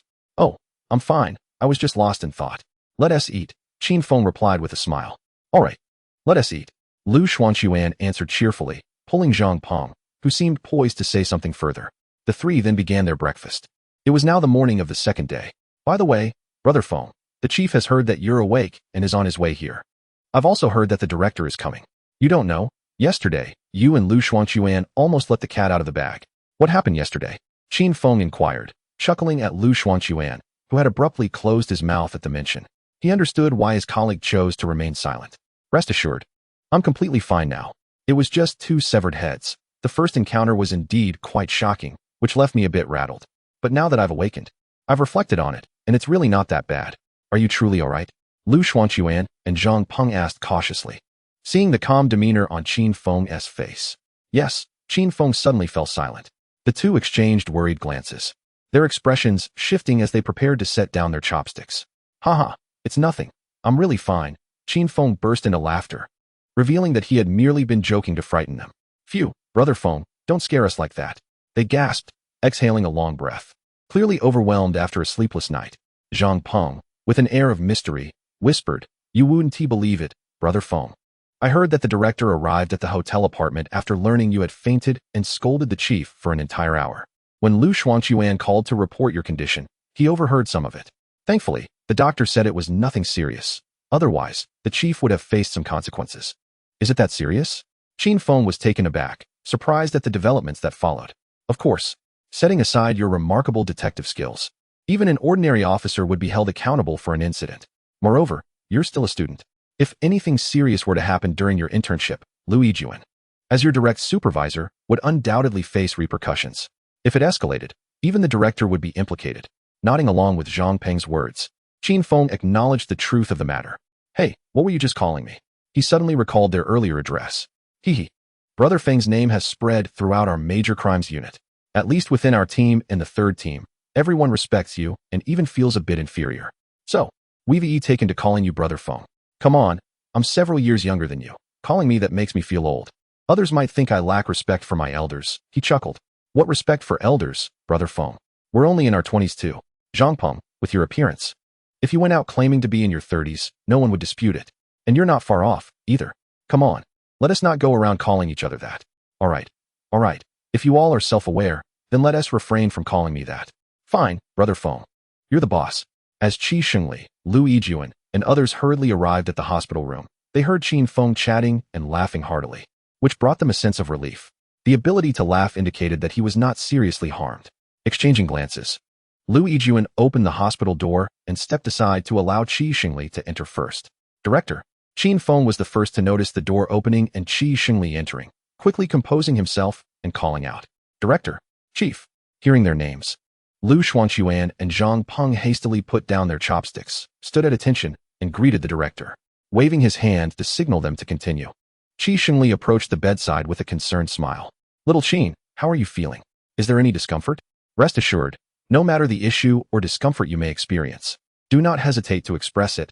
The department will cover all expenses, the director assured. Thank you, Director, but I am fine now, truly recovered. After responding, Qin Feng glanced at Liu Yijuan and, somewhat taken aback, said, I apologize, senior brother, for causing you embarrassment and for incurring the director's reprimand. Hearing Qin Feng's words, Liu Yijuan shot a glare at Liu Xuanquan before donning a gentle smile and replied, What are you saying? It is indeed my oversight in not adequately preparing you for such a situation. I neglected to consider that you had never encountered such an incident before, and I failed to emphasize the necessary precautions. The fault lies with me, so the director's criticism is warranted. After a moment, Liu Yijuan inquired, Are you truly all right now? I am fine, absolutely fine. After regaining consciousness, I reflected on the scene in the kitchen and felt it was nothing extraordinary. The initial shock was rather overwhelming, but I assure you it will not happen again. Haha, splendid. Qi Shengli chuckled. I had heard them say you possess a heart of steel. It appears to be true. However, despite feeling fine, the requisite examinations and treatments cannot be overlooked. Director, I genuinely feel well, and as they say, every remedy has its drawbacks. There is truly no need for treatment. Qin Feng quickly gestured, as he had no desire to linger in the hospital. Qi Shengli exchanged glances with Liu Yijuan, and after a brief moment, he smiled. Very well, if the examinations yield no issues, we shall arrange for your discharge. However, you must visit a psychologist. It is not a matter of disbelief. Rather, this incident holds significant implications and cannot be disregarded. We should allow a professional to assess the situation. I will certainly go. Director, thank you for your concern. Qin Feng replied with a smile. Although he was confident in his well-being and possessed a degree in psychology, qualifying him as an expert, he chose not to decline in order to reassure Qi Shengli and the others. Chapter 18. Discharge and the Identification of Suspects. After a brief conversation, Qi Shengli and Liu Yijuan took their leave, as one was the city bureau chief and the other was preoccupied with the investigation of a corpse case. Shortly thereafter, a nurse arrived to inform him that it was time for his examinations. Upon completing the tests, the attending physician confirmed there were no issues but still recommended a consultation with a psychologist before consenting to Qin Feng's discharge. Upon returning to his apartment, Liu Xuanquan and the others prepared to return to their duties. Qin Feng directly contacted the psychologist and scheduled a session for testing in the afternoon. During the assessment, Qin Feng refrained from employing his psychological knowledge to manipulate the results. Naturally, the outcome was favorable, leaving the city bureau's appointed psychologist astonished. Armed with the diagnosis, Qin Feng reported back to the major crimes unit at 3 in the afternoon. Are you truly all right? In the office, Liu Yijuan appeared somewhat skeptical as he perused the diagnosis report. Boss, did you not see the expert's diagnosis? Are you still in doubt? Not at all, Liu Yijuan defended. Then reluctantly nodded. You are correct. By the way, how about a few days off? Did you not mention that after summer vacation, you had not returned to your hometown? It would be a good opportunity to visit. No, boss, can I directly join the case? After a moment of contemplation, Lu Yijuan replied, joining is not an issue. The identities of the two deceased have been confirmed, and we have verified through prior surveillance that they were indeed suspects in case 105. Our primary task now is to investigate the whereabouts of the stolen goods from that case and track the 3 identified suspects. Boss, upon further reflection, this case may not be as straightforward as it seems, Qin Feng interjected suddenly. Why do you say that? The current investigative direction seems to be leaning towards disputes over loot or perhaps a betrayal among criminals, correct? Qin Feng inquired. Indeed, Lu Yijuan confirmed, as the investigative direction was not difficult to deduce, and he could not conceal it. However, boss, the scene, the door and windows of room 2713 were tightly sealed. Even the gaps were filled, presumably to minimize the odor of decaying corpses. Furthermore, if this was a case of betrayal or dispute over loot, why would the assailant go to the extent of severing the heads of the victims? Why leave the heads behind in the adjacent room? This question had also been raised during last night's analysis meeting. Our hypothesis was that one of the assailants harbored a grudge against the two deceased. However, severing heads, boss, is not something an ordinary person can achieve, let alone do so twice. Are you suggesting the assailant is a habitual offender? Lu Yijuan inquired, frowning. This was a suspicion he and the other members of the major crimes unit had considered, as they were not naive. However, based on the surveillance, they had identified 3 suspects who did not appear on the wanted list, thus ruling them out, and they had yet to determine their identities. What if, regarding the unsolved case, the assailant is indeed a habitual offender but has not yet been apprehended? Lu Yijuan suddenly realized a possibility, slapping his forehead in realization. Experience can sometimes be a double-edged sword. At times, it leads one astray. Seeing that the identified suspects were not listed on the wanted list, he instinctively dismissed the notion of a habitual murderer, nearly leading to a grave oversight. Realizing this, Lu Yijuan quickly said, "All right, Xiao Feng. Let's set aside the vacation for now. I will grant you leave after this case concludes. For the moment, return and inform the 2 squads to convene. I will join you shortly." Understood, boss. Soon after, in the Major Crimes Unit's conference room, detectives from the 1st and 3rd squads gathered. Lu Yijuan entered, holding 3 printed photographs of the suspects. He affixed the photos to the whiteboard and rapped on it, declaring, "Everyone, we have temporarily identified these 3 individuals as suspects A, B, and C. The reason for their identification has been previously discussed. They are not residents of the hotel apartments. They entered the elevator at 9:27 p.m. on July 31st, and the elevator stopped on the 27th floor, after which the 3 exited the elevator with bags in hand. Surveillance footage from the elevator lobby shows them turning left in the direction of room 2713. After that, the surveillance could not capture them again. The next sighting of the 3 was at 10:59 p.m., resulting in a time gap of 1 hour and 32 minutes. I mention this to clarify for Xiao Feng. The others are already aware of this information. Subsequently, the 3 individuals exited the hotel apartment and did not return. Additionally, forensic examinations revealed that the 2 deceased in room 2713 had died approximately 16 to 17 days prior, aligning with the timeline of the 3 suspects' appearance. Thus, it is now reasonable to conclude that the individuals in the photographs are likely the suspects in this case. During last night's case analysis meeting, we had dismissed the idea that the 3 might be habitual murderers, but just now, Qin Feng brought up an aspect we had overlooked, more accurately, one I had overlooked, concerning the severing of the heads. To murder, stage the scene, and sever the heads of 2 victims within an hour is a feat beyond the capabilities of an ordinary person. Therefore, it is highly likely that these 3 are fleeing habitual offenders. In the conference room, the officer who had previously raised this question held his head high, exuding a sense of vindication, while the others who had expressed skepticism displayed fleeting expressions of discomfort. Observing the varying reactions, Lu Yijuan chose not to comment further and continued. Consequently, our tasks must now adapt accordingly. In the 3rd team, you shall continue your field investigations while utilizing road surveillance to diligently trace the movements of the 3 individuals following their departure from the apartment. Understood, Lao Liao. You are to disseminate the photographs of the 3 to various public security bureaus, seeking their assistance in ascertaining the identities of these individuals. Additionally, investigate the social connections of the 2 deceased, while discreetly gathering information to determine their associations, so as to uncover any additional leads. Understood. That will be all for now. Let us all proceed with our tasks. Yes. The meeting was brief. It had scarcely been 10 minutes since they sat down before it concluded. The third team departed immediately, while the first team, after Lao Liao handed over the photographs to the administrative staff and instructed them to distribute them to the local police, proceeded with their assigned tasks. In the Audi A4, Qin Feng sat in the back seat, with Lu Xuanquan at the wheel and Zhang Peng in the passenger seat. The three were assigned together. Qin Feng, as an intern, lacked law enforcement authority and was unarmed. Nevertheless, his remarkable performance in both the previous 712 case and the current 816 corpse case had garnered significant attention, as he had discovered key evidence including jewelry and 2 severed heads. Additionally, he identified a half footprint at the scene of 2714. Such accomplishments had led others to regard him not merely as a novice prodigy, but as a seasoned expert.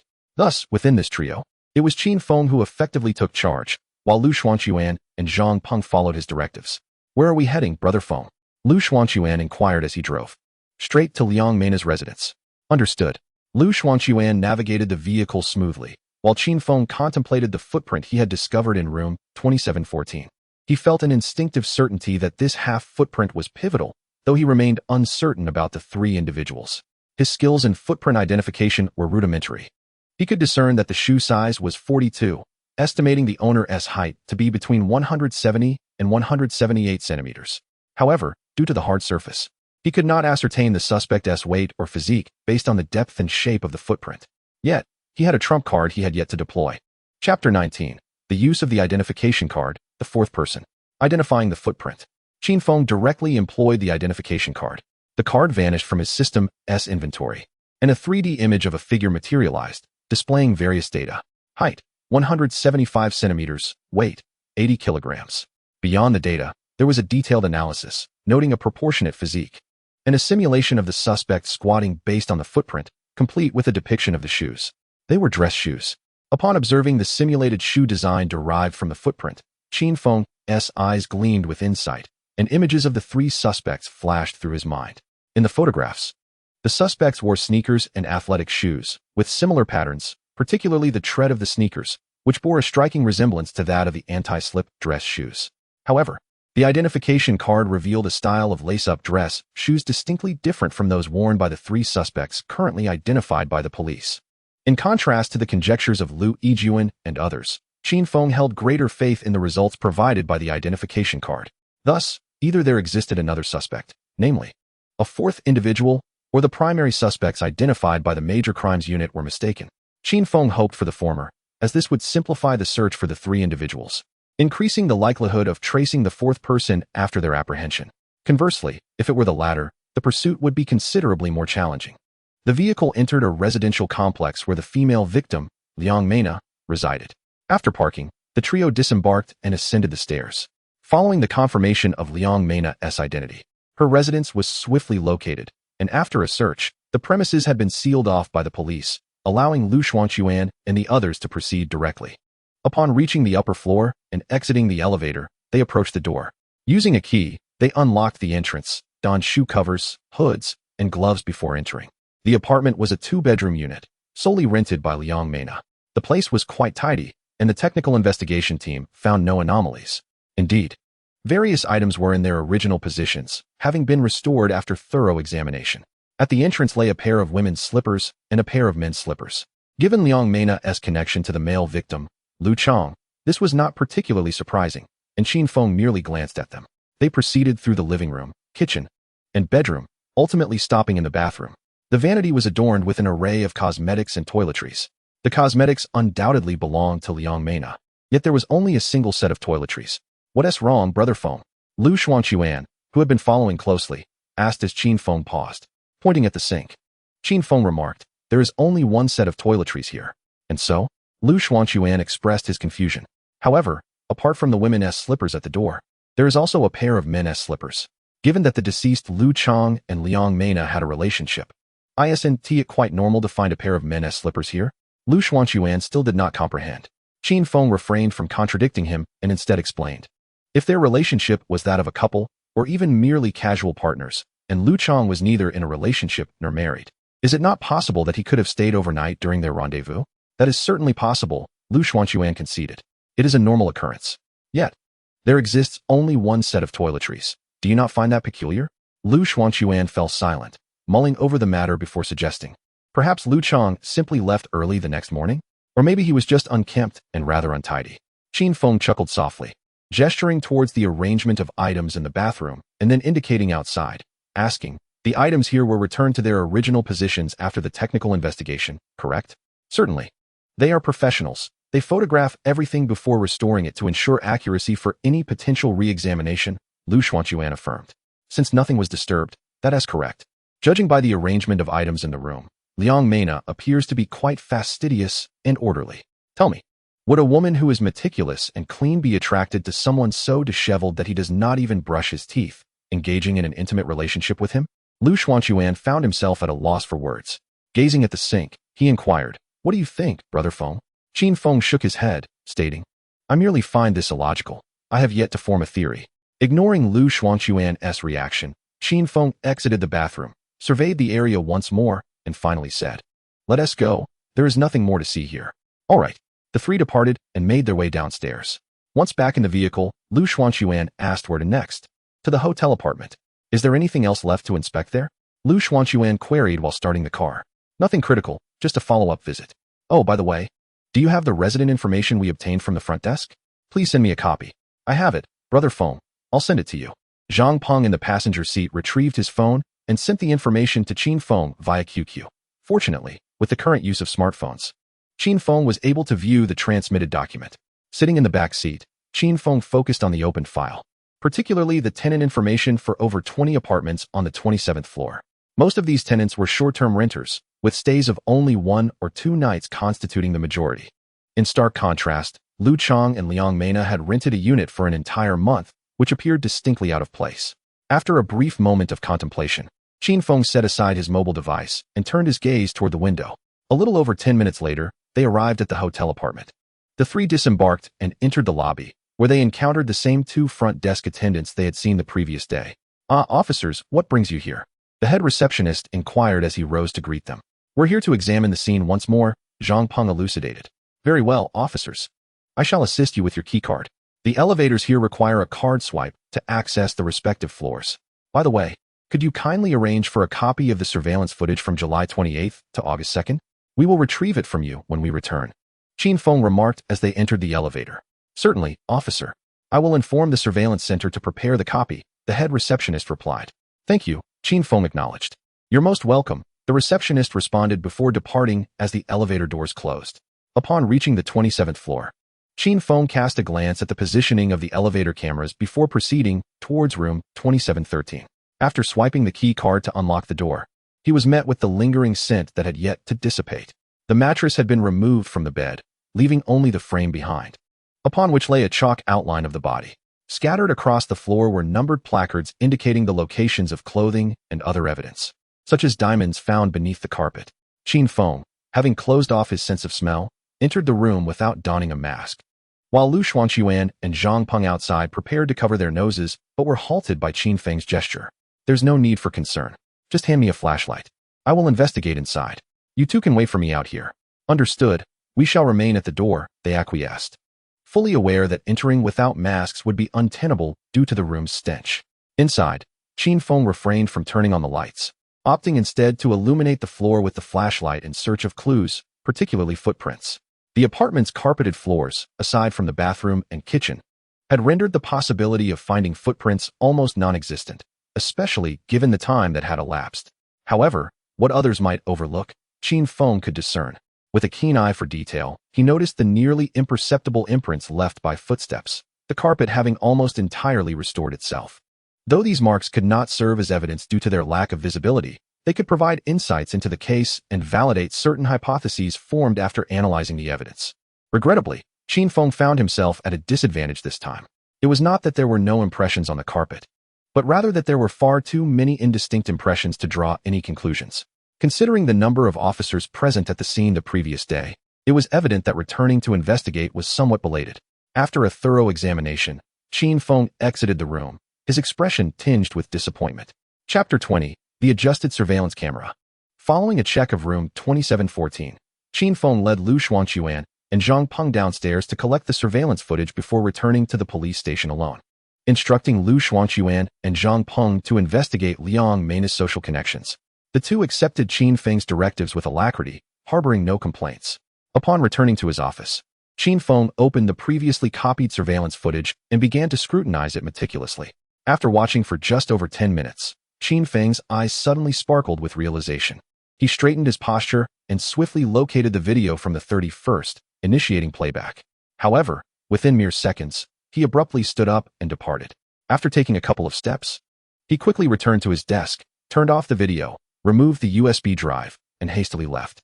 At the entrance of Liu Yijuan's office, Qin Feng knocked on the door. Knock, knock, knock. After 2 knocks with no response, he pulled out his phone and dialed Liu Yijuan. After 2 rings, the call connected. Xiao Feng. What's the matter? Chief, where are you? I'm out conducting interviews. I have made a crucial discovery. If it's convenient, could you return? Is it urgent? Indeed. I have made a significant finding regarding the case. All right, wait for me. I will return immediately. As soon as he hung up, Qin Feng returned to his computer, immersing himself in his work. Half an hour later, Liu Yijuan and Zhou Qiang from the 3rd Squad arrived. Chief, Zhou team leader, I have some revelations, Qin Feng began, detailing his findings regarding the 4th individual and analyzing a partial shoe print. He then gestured toward 2 video windows, saying, moreover, observe these 2 surveillance clips. Chief, Zhou team leader, do you notice any discrepancies between these 2 videos? The 2 focused on the computer screen, furrowing their brows in contemplation. Suddenly, Liu Yijuan pointed to the lower section of the video, exclaiming, the angle of the left video is significantly higher than that of the right. At first, Zhou Qiang had not discerned the difference, but upon Liu Yijuan's observation, he too recognized the inconsistency. Indeed, the difference is subtle, and with no prominent reference points in the elevator lobby, it is easily overlooked. Upon closer inspection, it was evident that the heights of the 2 surveillance cameras were indeed inconsistent. Seeing that both had grasped the issue, Qin Feng continued. The left video captures an image from 09:13 on the 28th, while the right video shows footage from 0:20:36 on the same day. Notably, the hotel surveillance abruptly went dark at 0:09:37, resuming at 0:20:18. When the camera resumed operation, the angle had shifted. This alteration persisted until 5:40:57 on August 2nd, when the feed once again cut out. The next resumption occurred at 10:06 on August 2nd. Although the footage post-resumption did not coincide with the earlier interruption on the 28th, it had been adjusted. Furthermore, one crucial difference between the pre- and post-adjusted footage is that the latter fails to capture the entrance to the security passage adjacent to the elevator lobby. As Qin Feng recounted these findings, the expressions of Liu Yijuan and Zhou Qiang grew increasingly grave. Once Qin Feng concluded, Liu Yijuan inquired, so, you believe there may be an issue with the identity of our previously identified suspects? Yes, Qin Feng nodded earnestly. Given that the surveillance footage has changed, I am convinced the suspect had no need to make such a convoluted effort only to disregard it. However, the 3 suspects we initially identified brazenly appeared in the footage, which is illogical. Additionally, the partial shoe print discovered in room 2714 is definitively from a brand of leather shoes. Yet none of the 3 identified suspects were wearing leather shoes. Thus, my conclusion is that the true perpetrator is not the trio we observed in the elevator, but rather a 4th individual who was present at the scene. Could it be that the suspect is deliberately misdirecting us, leading our investigation astray? Zhou Qiang posited skeptically. The suspect adjusts the surveillance, yet boldly enters the scene? It would not be unreasonable to assume they might even bring a bag and change shoes to conceal their identity. He suggested. That is indeed a possibility. Qin Feng did not refute, but then shifted his tone. However, such actions would be unnecessary and exceedingly risky. When we review surveillance footage, we typically do so from the time of the incident or the time of death in reverse order, allowing for a more convenient retracing of events, making it easier to uncover leads while saving time. Both Liu Yijuan and Zhou Qiang nodded in agreement, refraining from dissent. Consequently, when we have 3 individuals under suspicion, do we tend to review the subsequent footage? While there is a chance we might, it is easily overlooked.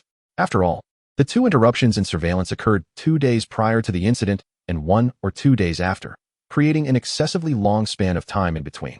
If the suspect truly undertook such actions, the likely outcome would be a botched endeavor. As for the shoe print issue mentioned by Captain Zhou, while it is not entirely implausible, if the former is invalid, the latter cannot hold either. Thus, there would be no necessity for the 3 individuals to change shoes. Liu Yijuan interjected, echoing Qin Feng's sentiments.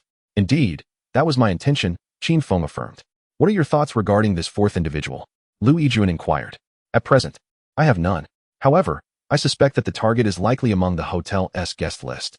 And those three? Are they merely guests? Lu Yijuan nodded and pressed further. No, Chief, Captain Zhou, you seem to have overlooked a crucial detail. Although the 105 case has been resolved and the suspect is deceased, the stolen goods remain unfound. Do you believe these three are involved in a fencing operation? Zhou Qiang queried. Yes. We previously speculated that it could be a case of black-on-black crime or an uneven distribution of spoils. However, considering the composed manner in which the three departed and the potential presence of a fourth individual, I surmise that these three were merely there to collect goods for a fencing ring. As for their prolonged stay of over an hour, I suspect it was to negotiate prices. Furthermore, Lu Chang and Liang Mena likely recognized that the identity of the stolen property's owner was significant and intended to flee. The two jewelry pieces were presumably hidden away for their escape, prepared for eventual use. Unfortunately, they were unable to retrieve them before their demise. Excellent analysis. Lu Yijuan applauded, his gaze towards Qin Feng filled with admiration. Old Zhou, your team, the third squad, will be reassigned from the 816 case to specifically pursue the recovery of the stolen goods from the 105 case. Is that agreeable? Certainly, Zhou Qiang replied without hesitation. This was not a matter of his magnanimity or foolishness. It would indeed be unfair to detach the third squad from the 816 case after 2 days of hard work. Yet Lu Yijuan offered compensation in the form of a task to track the stolen goods. While this endeavor might seem akin to searching for a needle in a haystack, it was not without its complexities. The police possessed their own channels, such as informants or contacts among the fencing operation's leaders, to gather information. Moreover, the recovery of these stolen goods would yield substantial benefits for the third squad, albeit not on par with the accolades from resolving the 816 case. Capturing the 816 case could lead directly to commendations, while tracing the stolen goods could also offer tangible rewards. Each had its pros and cons.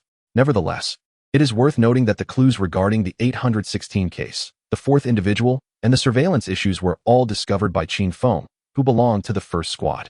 Hence, the reassignment of the third squad from the 816 case was reasonable, and they had no grounds for complaint, especially since Lu Yijuan had provided compensation. With Zhou Chang's agreement, Lu Yijuan swiftly initiated action, contacting all personnel from the first squad currently outside, readjusting the investigative focus to narrow down the list of individuals who had checked into the apartment hotel from the 28th of May to the 2nd of June. Investigations commenced with the residents of the 26th and 28th floors. The first squad was summoned back, and all guest identification information was retrieved. For those from out of the province on business, their itineraries were investigated first to exclude anyone who had departed before the time of death, subsequently ruling out those who checked into the hotel afterward. Locals, or those working in Tianhe City, were categorized based on their check-in and check-out timings. After several hours of diligent work, a priority list of 11 individuals was established for further investigation. All 19 individuals had resided on the 26th and 28th floors. Following a few hours of rest, the first squad had breakfast in the cafeteria before splitting into groups for their investigations. Qin Feng remained paired with Lu Xuanquan and Zhang Peng, while Lu Yijuan led the youngest Zhou Yahui, and Liao Jun teamed with Yao Mingyu, Yao Junwu, and Liang Fengchao. Each group was assigned 2 to 3 subjects for investigation. Chapter 21, Brilliant Real Estate. Brilliant Real Estate is a local Tianhe real estate company, rumored to have had its share of illicit dealings, including connections with organized crime, forced demolitions, and more. However, during that era, small real estate firms often engaged in such conduct. This was not the concern of Qin Feng and his team today. They were not here to revisit old grievances, but rather to investigate an employee of the company. They drove into the office building's parking lot and ascended to the 15th floor. The 15th through 18th floors served as the office space for Brilliant Real Estate. These 4 floors had been acquired by the company, and without a company sign, one could not access the upper levels, necessitating a stop at the reception center on the 15th floor. Upon stepping out of the elevator on the 15th floor, the 3 entered the reception center of Brilliant Real Estate. The 2 receptionists, noticing their arrival, stood up, and one of them smiled and inquired, "Good morning, gentlemen. How may I assist you?" Zhang Peng produced his identification and replied, "We are police officers here to speak with your administrative manager, Wang Yu, regarding a matter." "Manager Wang?" The receptionist hesitated momentarily. "What is it? Is she not in the office?" Zhang Peng's expression darkened, disregarding the receptionist's pleasant appearance as he questioned sternly. "No, Manager Wang is here and has begun her work. Please follow me to the lounge for a brief wait. We will inform Manager Wang to come to you shortly. You have 10 minutes. After saying this, the receptionist glanced back at Qin Feng, and upon receiving a nod, They followed her to the lounge adjacent to the reception area. The other receptionist promptly picked up the office phone and called Wang Yu. Manager Wang, 3 police officers have arrived at the reception center requesting to speak with you. They have only given us 10 minutes. Sitting in her office, Wang Yu furrowed her brow, pondering for several seconds before responding, understood. I will be there shortly.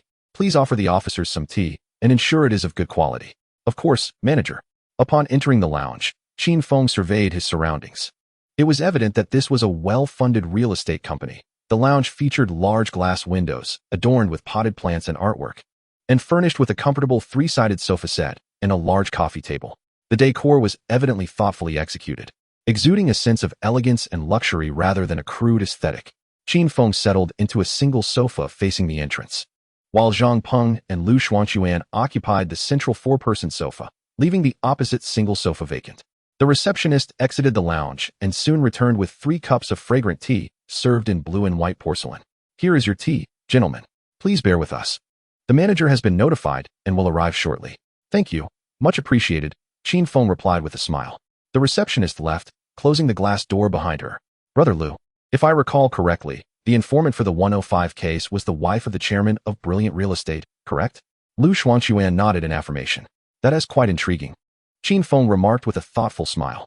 A few minutes later, the glass door of the lounge swung open, and Wang Yu entered, clad in a fitted black blazer over a delicate camisole, complemented by a form-fitting skirt, stockings, and high heels.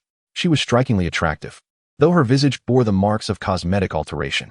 Her complexion was slightly flushed, not from makeup, but rather indicative of having recently engaged in vigorous or stimulating activity. Upon her entrance, Qin Feng swiftly formulated an assessment. Maintaining an impassive facade, he stood and smiled. Are you Manager Wang? My apologies for the intrusion. Yes, I am Wang Yu. You are too courteous, officers. Please take a seat. As the manager of the administration department, Wang Yu was accustomed to engaging with others regularly, possessing a keen perception that allowed her to discern that Qin Feng was the one in charge among the 3 individuals present. Once they were seated, she cast a glance at the untouched teacups and, with a charming smile, inquired in a soft voice, Officers, is the tea not to your taste? Why hasn't it been touched? No worries, we are not thirsty, came the silent responses from Lu Xuanquan and Zhang Peng, one observing, the other recording. While Qin Feng took the initiative to speak, he proceeded straight to the point. Manager Wang, we are here today to inquire about a case and seek your insights. Am I in trouble? Should I hire a lawyer? Wang Yu's brow furrowed as she responded, her tone laced with concern. Perhaps you've watched too many crime dramas. Qin Feng thought to himself, yet maintained an impassive expression as he replied, Manager Wang, you are overreacting. We are merely seeking information, and during the investigation phase, legal counsel is not necessary. Wang Yu fell silent, awaiting further elaboration, a clear indication of her resistance. We have discovered that on the evening of July 31st, you booked a room on the 26th floor of the Jinyang apartment hotel. Is that correct? Upon hearing the question, Wang Yu's expression shifted, her hands resting on her folded legs trembling slightly before she retorted with indignation. Is there a problem? This is my privacy, isn't it? Can the police just investigate a citizen's private life? Please remain calm, Manager Wang. We have no intention of prying into your privacy, Qin Feng said, a slight smile curving his lips as he spoke with a composed demeanor. However, due to a murder that occurred on the 27th floor that night, we kindly ask for your cooperation. A murder? Which department are you from? May I see your identification? Upon hearing the word murder, the anger on Wang Yu's face diminished somewhat. Certainly, Qin Feng nodded, and Lu Xuanquan, seated nearby, presented his credentials while stating, we are from the Major Crimes Unit of the Municipal Bureau.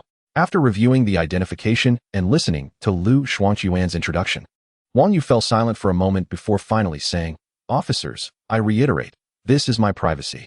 I apologize, Ms. Wang, but perhaps you have not fully grasped the situation. Qin Feng interjected, his expression now serious. We are here to gather information regarding a murder case, and your cooperation is imperative. Furthermore, we will be documenting your statements. Should you provide false testimony or deliberately conceal information leading to adverse consequences, the police reserve the right to hold you criminally liable. Rest assured, if you are proven unrelated to this case, we will protect your privacy and ensure it remains confidential. Our sole interest lies in the investigation of this criminal case, not your personal life. Fine, I will cooperate, Wang Yu reluctantly acquiesced. So what would you like to know? Officer, you will keep this confidential, won't you? I have a boyfriend, and we are planning to marry at the end of the year. With this revelation, the 3 of them understood the implications. Rest assured, I guarantee it, Qin Feng assured her. Thank you. Straightening her posture, Wang Yu began to respond to their inquiries. On the 31st. I did book a room at the Jinyang apartment hotel, but I did not go that night. You didn't go? Qin Feng expressed skepticism. Correct. I received a call just as I was about to leave, and I had to cancel. A call? Whose call? Qin Feng pressed further. My boss, Zhao Huihuang. Yes, you were with Zhao Huihuang, correct? Qin Feng confirmed. Yes, that's correct. Was it your idea to book the hotel, or his? It was his idea. My boss is married and does not allow me to pursue him. He always reaches out to me. Did he tell you why he couldn't come? Qin Feng inquired again. He didn't say, I didn't ask. We exchanged a few words over the phone before hanging up. Did he not request the room key from you? I didn't go to the hotel, so naturally, I didn't take the key, Wang Yu replied. Understood. We will verify this later. Additionally, could you please take us to find Mr. Zhao? We need to confirm our inquiries with him as well. You also need to speak to my boss. Of course. This is a murder case. We must investigate everyone present at the scene. Although you claim he didn't attend, we still need to confirm this with him in person. All right, Wang Yu said as she stood up to lead the way. And they entered the elevator heading to the 18th floor. Chapter 22. Zhao Huihuang is suspicious. In the office of the chairman, Zhao Huihuang, who had surpassed 50 yet maintained his physique, with glossy hair and a handsome middle-aged face, warmly welcomed Qin Feng and his companions. After they were seated, Zhao Huihuang turned to Wang Yu and said, Manager Wang, you may return to your work now, his expression devoid of any sign of unease. Yes, Chairman, I will take my leave, Wang Yu replied, nodding to Qin Feng and his team before exiting the office. You three must be under Director Liu. Zhao Huihuang began to establish rapport as soon as they were seated. To this, Qin Feng remained non-committal, merely responding with a smile. That's quite right. We do share some connections, so I won't beat around the bush. Of course, we are all busy. By the way, may I ask how to address this officer? You seem quite youthful. Qin Feng, he replied. Indeed, I am quite young, just turned 20. 20? At my age, I was still washing dishes and working odd jobs. Officer Qin, you are already a member of the Major Crimes Unit at such a young age. Your future is boundless. Chairman Zhao, you flatter me. I am still a student, Qin Feng responded. Zhao Huihuang appeared slightly confused, glancing at Lu Xuanquan and Zhang Peng before his gaze returned to Qin Feng. Here are our credentials. You may take a look. Lu Xuanquan promptly produced his identification, with Zhang Peng following suit. According to police protocol, actions taken during investigations must involve at least 2 officers with enforcement power present. This was why Lu Yijuan had assigned 2 individuals to accompany Qin Feng. However, for routine inquiries, 1 formal detective suffices. For the sake of convenience and to ensure timely responses to unforeseen circumstances, most field operations are conducted in pairs. After reviewing the credentials, Qin Feng wasted no time and directly stated, Chairman Zhao, we value everyone's time. Shall we begin?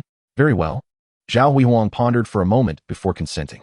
Chairman Zhao, we would like to inquire about your whereabouts on July 31st. July 31st? Zhao Huihuang contemplated before uncertainly stating, I believe I came to the office in the morning and stayed until around 4 in the afternoon before heading home. Is that so?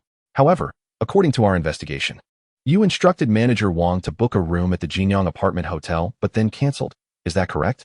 Oh, yes, that indeed happened, Zhao Huihuang suddenly recalled, an awkward expression crossing his face as he added, Well, Officer Qin, you know how it is. My position comes with many temptations, and I lost control for a moment. I understand nothing of the sort. Qin Feng rolled his eyes. He had never experienced such situations himself, having been single his entire life, and could only hear of such things from gossip or novels. True understanding was impossible. Why did the plan change at the last minute? Qin Feng asked, his expression impassive. Ahem. After I got home, my family kept me from going out, and I found an opportunity to inform Wang Yu, Zhao Huihuang explained. Is that truly the case? Qin Feng scrutinized him. Indeed. You can verify it. Zhao Huihuang nodded but then frowned, staring at Qin Feng with a hint of displeasure and queried. Are you implying that I am connected to the murder case? The way Zhao Huihuang addressed him had shifted. Now he simply referred to him as you. Qin Feng remained silent. What a joke. Although I, Zhao Huihuang, may not rival the most elite businessmen, I still possess a fortune amounting to several billion.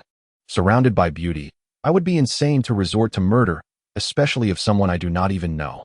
I did not accuse Chairman Zhao of committing murder. I merely sought clarification. Furthermore, it is worth noting, Chairman Zhao, that the deceased have a rather intriguing connection to you. What connection? Zhao Huihuang inquired, his expression darkening ominously. The 2 deceased were suspects in the 105 burglary case. The very incident in which your family's safe was compromised. Zhao Huiwang fell silent. Chairman Zhao, Qin Feng called out. I have nothing further to say. If you suspect me, you may follow standard procedures. Should you have any more inquiries, please contact my lawyer. Very well. I have no further questions, then. I apologize for the intrusion, Qin Feng replied, abruptly rising to leave. Lu Xuanquan and Zhang Peng exchanged glances, then quickly stood to follow. The door to the office slammed shut, and Zhao Huihuang, seated on the sofa, wore an expression that was disturbingly dark. In the underground garage, the three men entered their vehicle. Lu Xuanquan hesitated to start the engine, instead turning to look at Qin Feng in the back seat. Brother Feng, do you think Zhao Huihuang is hiding something? Did you notice that? Qin Feng smiled. It's evident to anyone. Zhang Peng chimed in. So, should we investigate him further upon our return? Lu Xuanquan asked again. Let's examine his accounts. Zhao Huihuang is certainly concealing something. But it is improbable that he personally committed murder. My instinct suggests that what he is hiding pertains to the contents of the safe. Lu Xuanquan and Zhang Peng exchanged knowing glances and nodded in agreement, choosing not to voice any further thoughts. Zhao Huihuang's demeanor in the office was indeed suspicious. He was clearly withholding information, a fact that could be discerned without psychological analysis. However, based on observations, Qin Feng concluded that Chairman Zhao was not connected to the 816 case. Given that Zhao Huihuang was behaving in such a manner while being unrelated to the 816 case, Qin Feng recalled the shift in the other man's attitude when he mentioned the 105 case. Simultaneously, it seemed implausible that a billionaire would confine the contents of his safe solely to cash and jewelry, without harboring other secrets. Qin Feng found this unlikely, reasonably deducing. The items lost by the Zhao family likely included not only cash, jewelry, and watches, but also other possessions that remained unreported in both the previous 105 case and the current investigation. Conversely, if there were indeed items missing that had not been recorded, those items must hold significant importance, possibly linked to unsavory privacy matters or criminal activities. In such a scenario, it was conceivable that Zhao Huihuang might resort to alternative means to recover them, including hiring a hitman. Moreover, the crucial detail was that Wang Yu had booked a room, but Zhao Huihuang subsequently concocted an excuse not to attend. The timing and location coincided perfectly with those of the 816 case. The coincidences were too striking to dismiss without suspicion. Shortly after 4 in the afternoon, the trio returned to the City Police Bureau. In the Major Crimes Team office area, various investigation teams reconvened to compile information gathered during the day. When it was Qin Feng's group's turn, he distributed the neatly organized and copied investigation records, stating, among the 2 individuals we interviewed, one can be largely ruled out. However, the administrative manager of Huihuang Real Estate, Wang Yu, and her boss, Zhao Huihuang, present certain issues. Particularly concerning Zhao Huihuang, I recommend an investigation into his personal affairs, including his accounts, his mistress's accounts, and those of his company, as it is plausible he may have hired someone to commit murder. Upon reviewing the copied records, Lu Yijuan and Liao Jun exchanged glances. Lu Yijuan remarked, Zhao Huihuang is a member of the Provincial Political Consultative Conference and a representative of the Provincial People's Congress. This investigation must be conducted with caution. I support the idea, but we must seek authorization from the Bureau. This was precisely why Zhao Huihuang's unique status had been previously mentioned. If he were merely the owner of a real estate company, the term unique status would not apply. After Lu Yijuan spoke, Qin Feng remained noncommittal, as he was not an official officer and could only offer suggestions. All right, we will proceed in that manner. We still have many individuals to interview. Lao Yao, you will take charge of those. I will handle the issues surrounding Zhao Huihuang. Understood. The group exchanged nods before departing with the information they had received. It seemed evident that they would be working late, as timely dismissal was out of the question. Chapter 23, a short video. The old man plays tricks. Once the others had left, Qin Feng called Lu Xuanquan and Zhang Peng to wait, then hurried after Lu Yijuan. Chief, I have something to discuss with you. Very well. Let us head to the office. Lu Yijuan nodded, leading Qin Feng into his office. Once seated at the desk, Lu Yijuan looked at Qin Feng and said, Speak your mind. I would like to investigate Zhao Huihuang's wife and son. Oh, what is the reason? Lu Yijuan inquired. During my questioning of Zhao Huihuang at Huihuang Real Estate, the most pronounced change in his demeanor occurred not when he suspected my connection to the 816 case, but rather when I mentioned the 105 case. I believe the Zhao family must have concealed certain information during the loss report. So, you aim to uncover what was lost through his wife and child, correct? Lu Yijuan asked. Exactly. Lu Yijuan did not immediately agree nor refuse. He leaned back in his chair, pondering for a moment before sitting up straight, placing his hands on the desk. What I'm about to say must remain confidential. Understood, I won't disclose it, Chief, Qin Feng assured, albeit uncertain of what was to follow. Zhao Huihuang's safe indeed contains items that were never reported. He confided in me that there is a portable hard drive within, containing various videos of him with his female subordinates and mistresses. Do you comprehend? Lu Yijuan paused, then asked. I do, Qin Feng affirmed. These videos, while not inherently problematic or criminal, would undoubtedly tarnish Zhao Huihuang's reputation and the image of Huihuang real estate should they be leaked. Thus, the hard drive was never documented. But he later approached me to disclose this information. Is it solely the hard drive? Qin Feng questioned, somewhat incredulous. That is what he stated, Lu Yijuan replied, pausing before continuing. Of course, we are not entirely convinced, which is why the case was referred to the Major Crimes Unit. However, as you have seen, the burglary suspects have yet to dispose of the stolen goods, leaving our investigation at a standstill. Now, we have identified suspects, yet they are deceased. Therefore, Chief, you two harbor suspicions regarding a connection between the 816 case and the 105 case, do you not? Upon confirming the identity of the deceased, I do indeed hold such suspicions. However, we must rely on evidence. Mere conjecture and reasoning will not resolve the case nor convict the suspects. Understood, Chief, Qin Feng rose, preparing to leave. Xiao Feng, Lu Yijuan called out, I have noted what you mentioned in the office. I will discreetly investigate Zhao Huihuang and the accounts linked to him through the appropriate channels. Moreover, I consent to your inquiry into Zhao Huihuang's wife and son. But be mindful of your methods and approaches. I understand, Chief. I will get back to work now. Very well, take care. Yes. Due to the heinous nature of the 816 case and the ensuing public awareness, many hotel residents were already informed, prompting the higher-ups to exert considerable pressure regarding this investigation. Naturally, the investigation team responsible for the case is currently overwhelmed with tasks. The process of gathering intelligence requires a considerable investment of time and manpower. And given the bustling business of the Jinyang apartment hotel, it will take several days to thoroughly investigate all guests who stayed over the 5-day period. Consequently, the team spends their days either in meetings or out in the field. After 5 days, the groundwork for the investigation reached a temporary conclusion without any significant leads. And concurrently, Zhao Huihuang's investigation also wrapped up. Through various channels, it was determined that there were no substantial transactions or withdrawals in the accounts belonging to Zhao Huihuang, his company, or his associates, including his lover. However, the third investigation team apprehended 3 individuals involved in the trafficking of stolen goods, successfully recovering jewelry and luxury watches. Unfortunately, the gold bars had been melted down and reformed, making it impossible to confirm their ownership by Zhao Huihuang. Aside from these items, the 3 members of the trafficking ring, along with their leader, denied possessing any other stolen goods and were equally ignorant regarding the murders. The mere presence of these 3 individuals at the crime scene, as captured on surveillance footage, does not constitute sufficient evidence to implicate them in the homicides of Lu Chang and Liang Meina. Thus, they could only be charged and prosecuted for trafficking, with over 10 members currently held in custody at the detention center. The investigation into the 816 case has once again hit a stalemate. As for the 2 primary suspects, Wang Yu and Zhao Huihuang, neither appeared on the hotel surveillance.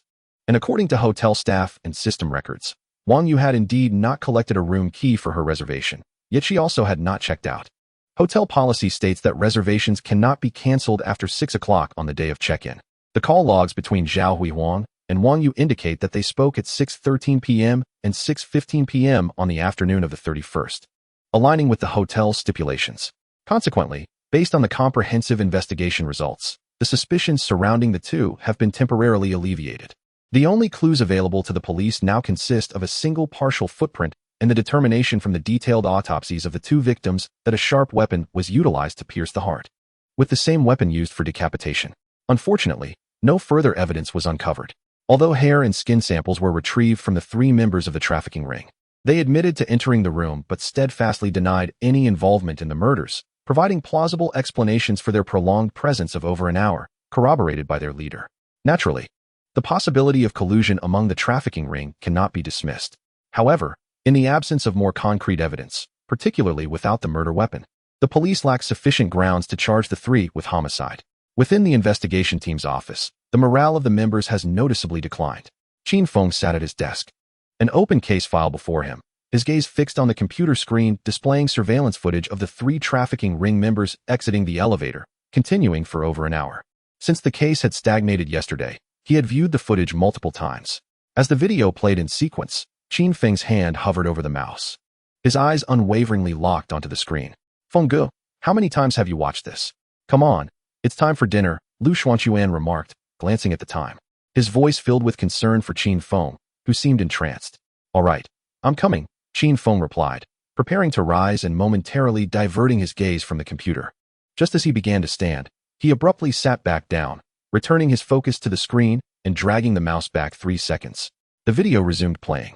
After repeating this process 3 or 4 times, Qin Feng's eyes lit up with discovery. I found it, he exclaimed, his voice brimming with excitement, causing the detectives, ready to head to the cafeteria, to halt and turn their attention to him. Qin Feng raised his head, scanning the room before settling his gaze on Liao Junliao. I've made a discovery. Chapter 24, The Fleeting Shadow in the Surveillance Footage. With a rush, everyone gathered behind Qin Feng, including Lu Yijuan, who had hastened over. Quick, tell us, Lu Yijuan urged, squeezing to the front. Okay, Qin Feng replied without hesitation, rewinding the video by 10 seconds, then clicking play and speaking rapidly, in 7 seconds. There's a fleeting shadow on the ground. As the moment approached, everyone fixated on the screen, yet, with a click, the video paused. Qin Feng turned to the group, blinking expectantly, but Lu Yijuan and the others exchanged glances before shaking their heads in unison. Where's the shadow? Qin Feng responded, no. Didn't you see it? Right here, it's very faint. He attempted to rewind to the moment of the shadow's appearance, but due to the discontinuity of the video, it was no longer visible after the pause. After a moment's hesitation, Qin Feng looked toward Lu Yijuan. Boss, can we find a tech expert to extract and enhance this segment of the video? I'll ask, Lu Yijuan replied, recognizing Qin Feng's certainty and making a call. More than 10 minutes later, a bespectacled officer in uniform rushed in, shouting, Lu, have you agreed to let me join the Major Crimes Unit? Genius. We can discuss that later. First, help us process this video, Lu Yijuan replied, dismissing the initial pleasantries. The genius, with a slight grimace of reluctance, approached and sat at Qin Feng's desk. How do we do this? Please extract this paused segment of the video and enhance its clarity and size. Is that feasible? The genius glanced at Qin Feng and then at the video player, shaking his head. This is already high definition. I can't enhance it further. But I can extract and enlarge a portion. Wait, I'll go get my computer, he added. Make haste, Lu Yijuan urged. The genius got up, moving at a leisurely pace, seemingly displeased by Lu Yijuan's earlier remarks. If you don't hurry, we might miss our chance. Suddenly, the genius sprang into action, dashing toward the elevator, leaving everyone momentarily stunned. Qin Feng, puzzled, inquired, Boss, does this fellow want to join the Major Crimes Unit? Yes, his name is Shen Tong, a computer expert with a background that even national security sought out. Ultimately, he opted to apply here at our municipal bureau. After learning of his qualifications, the chief brought him in with a special recruitment quota, and now he serves as the deputy director of the Electronic Information Technology Department in the Technical Investigation Unit, holding a high-ranking post at the department level. He joined 2 years ago and has been eager to transfer to major crimes ever since, continuously applying. Not that we lack vacancies. He doesn't care about rank. However, such a technical talent, being placed in the front lines of major crimes, is something the chief would never endorse. Well, judging by his demeanor, he does seem somewhat lacking in physical prowess. Qin Feng nodded in agreement. The Major Crimes Unit operates on the front lines, where experience, logical reasoning, and keen observation are indeed crucial, but physical stamina is equally vital. The demands of late-night investigations and the pursuit of suspects necessitate a certain level of fitness. Otherwise, unless one is a strategic mastermind, they would not be suited for the role. Such individuals are better suited for leadership positions rather than being ordinary detectives, as merely providing counsel without the physical capability to act when needed is of limited use. The physical requirements for members of the Major Crimes Unit are even more stringent.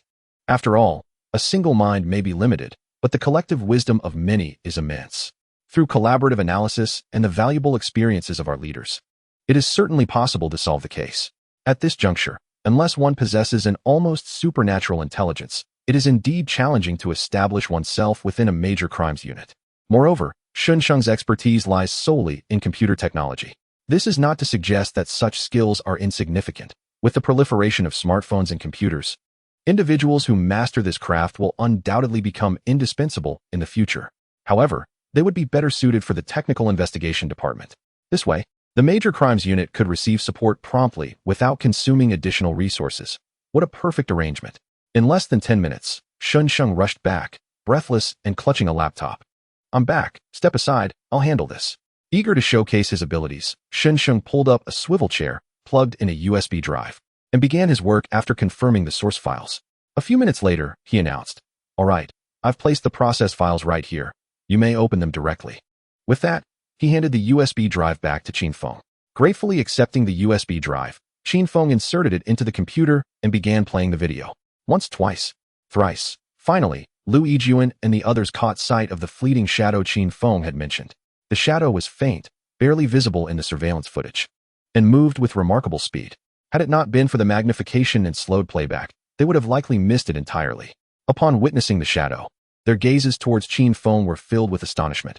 How could this be seen at all? At normal speed, moving so quickly, and with such a minuscule shadow, how could they have noticed it?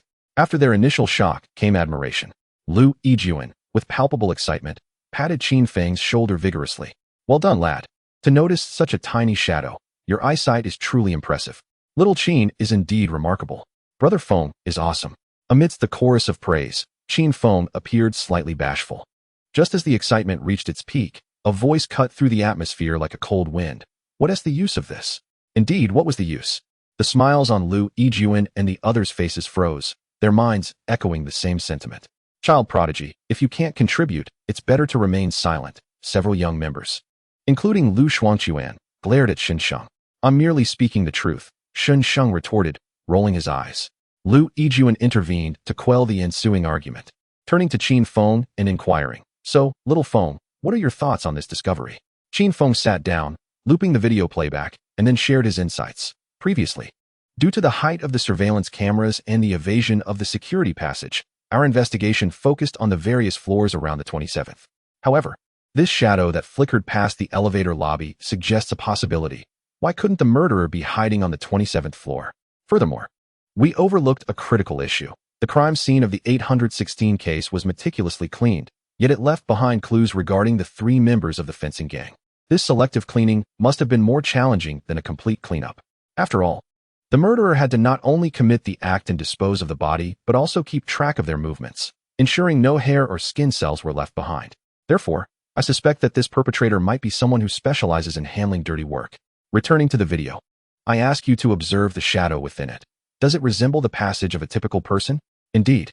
The group scrutinized the footage once more, nodding in agreement. "I was just thinking," one chimed in, "that the shadow's width and speed are too rapid, and only the very tip is visible in the footage, which does not align with the silhouette left by a human head. Hence, my theory is that the murderer traversed the corridor outside the elevator lobby by executing a forward roll. This method would not only accelerate their speed but also obscure the shadow of their head, making it easily overlooked, even if someone happened to glimpse it. After all, the murderer is human, and our target is naturally also human. Anything not directly related to humanity is easily dismissed from our subconscious." Chapter 25, Zhao Huihuang's driver cell. Are you suggesting that the murderer had already infiltrated the 27th floor in preparation, waiting for the fencing gang to depart before executing the murder and disposing of the body? Following this, they set up the scene, attempting to seal room 2713 and prolong the discovery of the body? Lu Yijuan interjected. "Precisely," Qin Feng affirmed. "This would confer numerous advantages." Yao Junwu exclaimed, slapping his thigh. "Over time, it would become increasingly difficult to precisely ascertain the time of death. Coupled with the 3 members of the fencing gang and the DNA evidence left at the scene, the direction of our investigation would inevitably shift. Additionally, the surveillance footage, when combined, these factors could effectively obscure the true identity of the murderer. Moreover, as time passes, the perpetrator could leave the scene and even depart from Tianhe City, or even venture to another province, without the need to handle the body and expose themselves. A multifaceted strategy indeed. Yao Gu speaks the truth. It is precisely due to these reasons that I believe the murderer is likely a professional, at the very least. An individual who is extremely calm and has meticulously considered their actions. This also explains why Lu Chang and Liang Mena took so long to begin processing the stolen goods. They must have been discovered by the murderer, but, for some reason, dared not act hastily. They deliberately delayed time before contacting the murderer to confirm the transaction details while informing them that they required only the target item, not any other valuables. Are you referring to Zhao Huihuang? Lu Yijuan pondered, a name surfacing in his mind. After a moment of contemplation, Qin Feng replied, "Not necessarily. Besides Zhao Huihuang, There may be others who are aware of the video footage. Boss, Lu Gu, Zhang Gu. I recall mentioning that there were men's slippers at Liang Meina's residence. Yet only a single set of toiletries. Lu Yijuan immediately grasped the implication. Are you suggesting that Liang Meina and Lu Chang are not in a romantic relationship, but rather share an abnormal connection? Furthermore, that Liang Meina is involved with others, but does not spend the night? Exactly, Qin Feng confirmed. Then shall we investigate Zhao Huihuang and Liang Meina? Lu Yijuan, surprisingly, adopted an inquisitive demeanor as if seeking guidance from Qin Feng.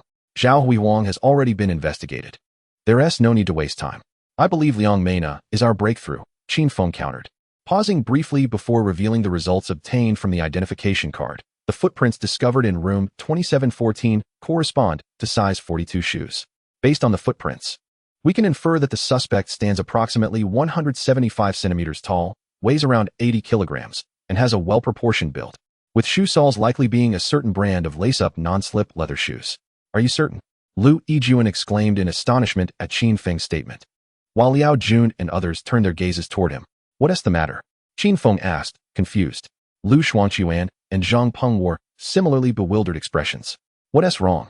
Lu Yijuan replied, somewhat exasperated. If what you say is true, then we can directly identify the suspect. Who? This time, it was Qin Feng who was taken aback. Zhao Huihuang's driver. Qin Feng fell into a profound silence. When did you identify the footprint information? The technical investigation team could only narrow it down to a height range due to the hard surface of the footprints, determining the brand of the shoes through extensive specimen comparisons. Upon hearing Lu Yijuan's inquiry, Qin Feng opened his mouth and then told a small lie, saying, The day before yesterday? You didn't provide me with that information then. Furthermore, how did you deduce the suspect's weight? Faced with Lu Yijuan's repeated questioning, Qin Feng felt flustered. How could he explain it? Should he admit to having an insider tip? That would complicate matters. Qin Feng nonchalantly uttered a vague response and swiftly changed the subject, asking, Can we confirm that Zhang Huihuang's driver is a suspect? He disappeared 7 days after the theft from the Zhao family, approximately around that time. According to Zhao Huihuang, the driver quit his job and has since vanished without a trace. Have you attempted to contact his mobile phone? Have you reached out to his family? Such questions seemed futile. Liao Jun interjected from the side. Of course we tried. However, the phone indicates it's turned off. And as for the driver's family, they have all passed away. He was unmarried and had no children. So, Zhang Huihuang's driver must have been with him for a considerable time, right? Qin Feng asked again. 17 years, since Zhao Huihuang's rise to prominence, he has been by his side. The members of the first squad fell into silence. Based on this information, if Qin Feng's conclusions regarding the footprints are credible, then it is highly likely that Zhang Huihuang's driver is involved. However, it remains unclear whether the driver sought to extort money from Zhao Huihuang after discovering something within the safe or was acting under Zhao Huihuang's direction.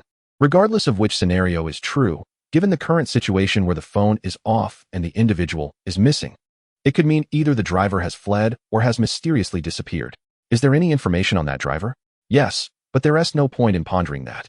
We have reviewed it and found it to be quite clean. Aside from some early service records, there is no other information, not even a single traffic violation ticket. Yao Jun was sighed. At that time, the investigation of those around Zhao Huihuang was solely handled by him and Liao Jun. So, does that mean the lead has gone cold again? Indeed. Lu Yijuan sighed, refraining from blaming Qin Feng. After all, the driver's disappearance occurred before the incident. Even if Qin Feng had provided information that directed their attention to the driver, it would have been too late. Chief, we should investigate Liang Meina, Qin Feng suggested. That seems to be the only course of action now.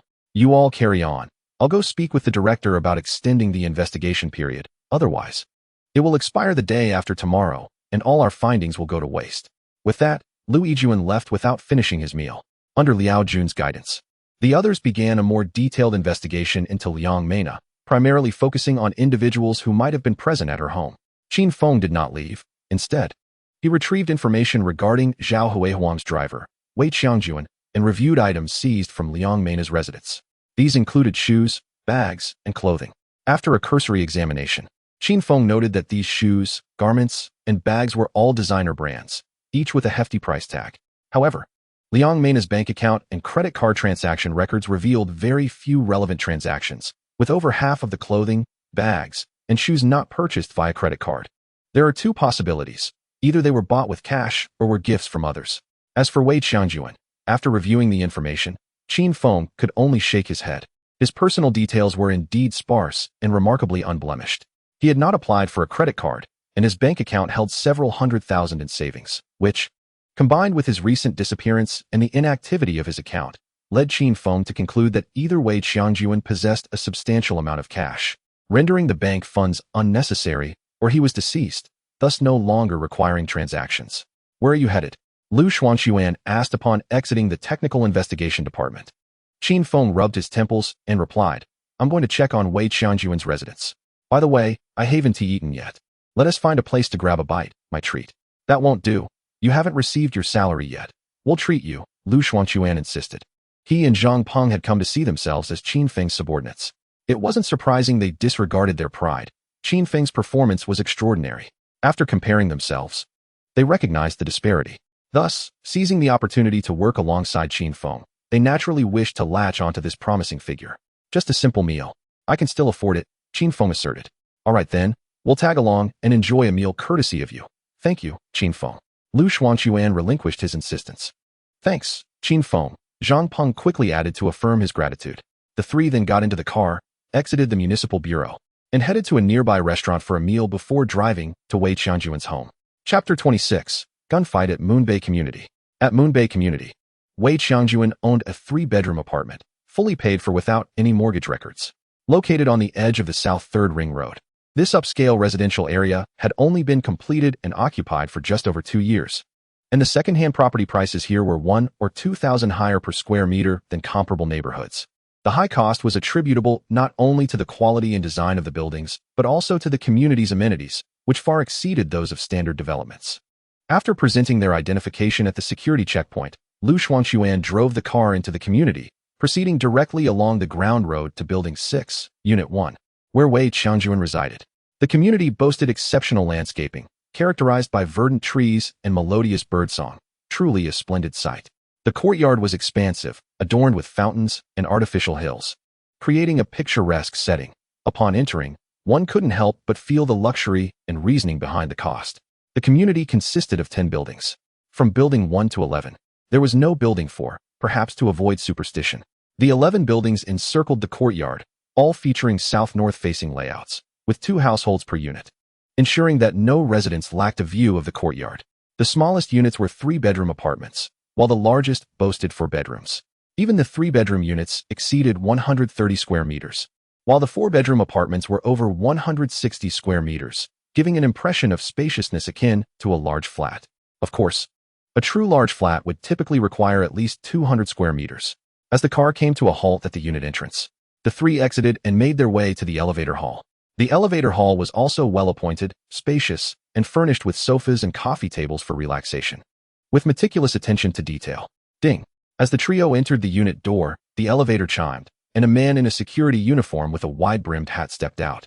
Upon seeing the three, he paused, then frowned, asking, "You three are not residents of our community, are you?" "Police." Lu Xuanquan flashed his badge. "Oh, officers, my apologies. Please, go ahead." The security guard, who appeared to be in his 30s, quickly apologized and hastily walked past the trio towards the unit door.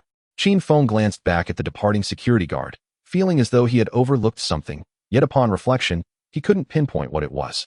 He was certain he had never seen this person before, nor had he encountered his photograph in any case. Unable to recall, he dismissed the thought, shaking his head as he followed Lu Xuanquan and Zhang Peng into the elevator. The elevator swiftly reached the 16th floor, and room 1602 was Wei Qiangyuan's residence. "Oh, by the way, Brother Feng, we don't have a search warrant. How do we get in?" Zhang Peng suddenly interjected while standing at the door. With a smack to his forehead, Lu Xuanquan realized he had overlooked that detail. Qin Feng chuckled and shook his head, acknowledging his own inexperience, which had caused him to forget about the search warrant.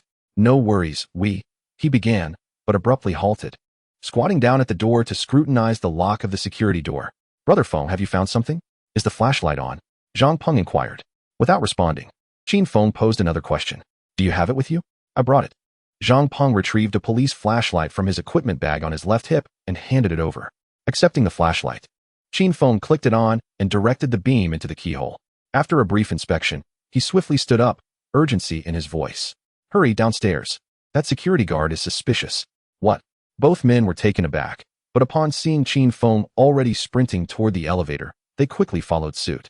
Fortunately, at this hour, the elevator was nearly empty, and it had not yet moved from the 16th floor. Pressing the button, the doors slid open. Once inside, they pressed the button for the first floor. "Brother Feng, what is going on?" Zhang Peng asked. "Was the door lock tampered with?" Lu Xuanquan ventured a guess. "Indeed, there are signs of tampering. Though faint, it was performed by a skilled locksmith, yet I managed to spot it," Qin Feng affirmed, nodding in agreement with Lu Xuanquan's observation. Hearing this, both men exchanged startled glances, a flicker of excitement evident in their eyes. If this were indeed the case, it suggested that the individual who had unlawfully entered Wei Qianjuan's residence might be connected to the 816 case, or, at the very least, to Wei Qianjuan himself. The elevator swiftly descended to the first floor, and as the doors opened, Qin Feng bolted out, with Lu Xuanquan and Zhang Peng close on his heels. Exiting the building, Qin Feng dashed to the left while pointing to the right. Without needing further instructions, Lu Xuanquan followed Qin Feng, whereas Zhang Peng veered to the right. As they raced toward the main gate, Qin Feng's vigilant eyes scanned left and right, searching for the figure they had encountered earlier. Approaching the entrance, Zhang Peng rejoined from the opposite side, shaking his head to indicate he had not spotted anything. The three of them then proceeded forward, turning toward the gate, instinctively glancing upwards just in time to see the man in the security uniform, his wide-brimmed hat now removed, preparing to exit. "Police, stop!" A commanding shout rang out, halting the security guard's steps. Without hesitation, Lu Xuanquan and Zhang Peng advanced, while Qin Feng instinctively cast a wary glance at the towering entrance, his expression shifting dramatically as he yelled, "Get down!" simultaneously throwing himself to the side. Qin Feng's warning prompted Lu Xuanquan and Zhang Peng to take cover just as a man in plain clothes and sunglasses, concealed behind a marble pillar to the left of the entrance, fired a large-caliber pistol aimed at Lu Xuanquan's previous position. Bang! The deafening gunshot startled the two guards at the entrance. The bullet whizzed past Lu Xuanquan and Qin Feng, sending a jolt through both men. "Brother Feng, are you all right?" Lu Xuanquan, having executed a forward roll and now crouched behind cover, called out to Qin Feng, who had adeptly maneuvered to safety. "I'm fine," Qin Feng replied succinctly. "Old Zhang, are you okay?" Lu Xuanquan shouted again. "I'm good," came the response. "All right, stay alert." Understood. After their brief exchange, both men quickly raised their heads to scan the entrance. Bang! Another gunshot rang out, the bullet striking the corner of the wall where Lu Xuanquan was hiding, resonating with a sharp crack. Lu Xuanquan glanced at the impact before averting his gaze, while Zhang Peng retaliated by firing at the shooter. Bang! Bang! The sound of two gunshots echoed as two bullets struck the marble pillar, leaving behind two pockmarks as debris scattered, unfortunately failing to hit the intended target. With Zhang Peng firing, Lu Xuanquan paused for a moment before also peering out from behind cover, aiming at the pillar. The two men emerged cautiously, their bodies slightly lowered as they approached the marble column. Suddenly, a vehicle reversed swiftly past the pillar, screeching to a halt outside the line of fire. Seeing this, Lu Xuanquan and Zhang Peng quickened their pace, but another roar of the engine echoed through the air. By the time they reached the entrance, a black Santana 2000 had already turned and sped away into the distance. Aiming their weapons futilely, Lu Xuanquan and Zhang Peng could only lower their guns in frustration. Chapter 27. The shooter is injured, security identity confirmed. A gunfight erupted at the Moon Bay community. Without waiting for witnesses to call the police, Qin Feng immediately dialed Lu Yijuan to report the situation. Upon learning that Qin Feng and his companions had encountered the assailants and exchanged gunfire, Lu Yijuan hurriedly inquired about their condition and felt relieved to hear that they were unharmed. After hanging up, he promptly notified the rest of the team to head to the Moon Bay community and also alerted the support squad to dispatch personnel to the scene. At the entrance of the community, Qin Feng rushed to the door after finishing his call, just in time to see Lu Xuanquan and Zhang Peng lowering their weapons, their expressions filled with discontent.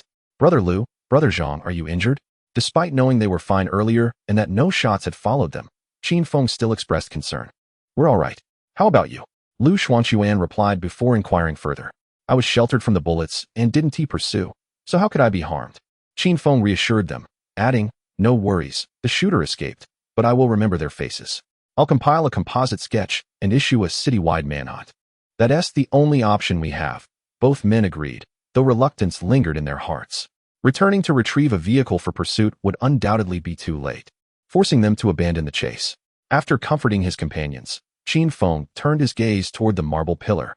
Suddenly his eyes lit up as he donned a pair of rubber gloves and hastened over. Crouching down, he spotted a small fragment stained with a hint of red. Gently picking it up for closer examination, noticing the area was clear of anyone else, he deduced that the shooter had indeed been injured and chuckled. Huh. Fortune favors the bold. Quickly, Brother Liu, Brother Zhang, bring over a evidence bag. Upon hearing his call, the two rushed over. And upon seeing the marble shard in Qin Feng's hand, they couldn't help but smile.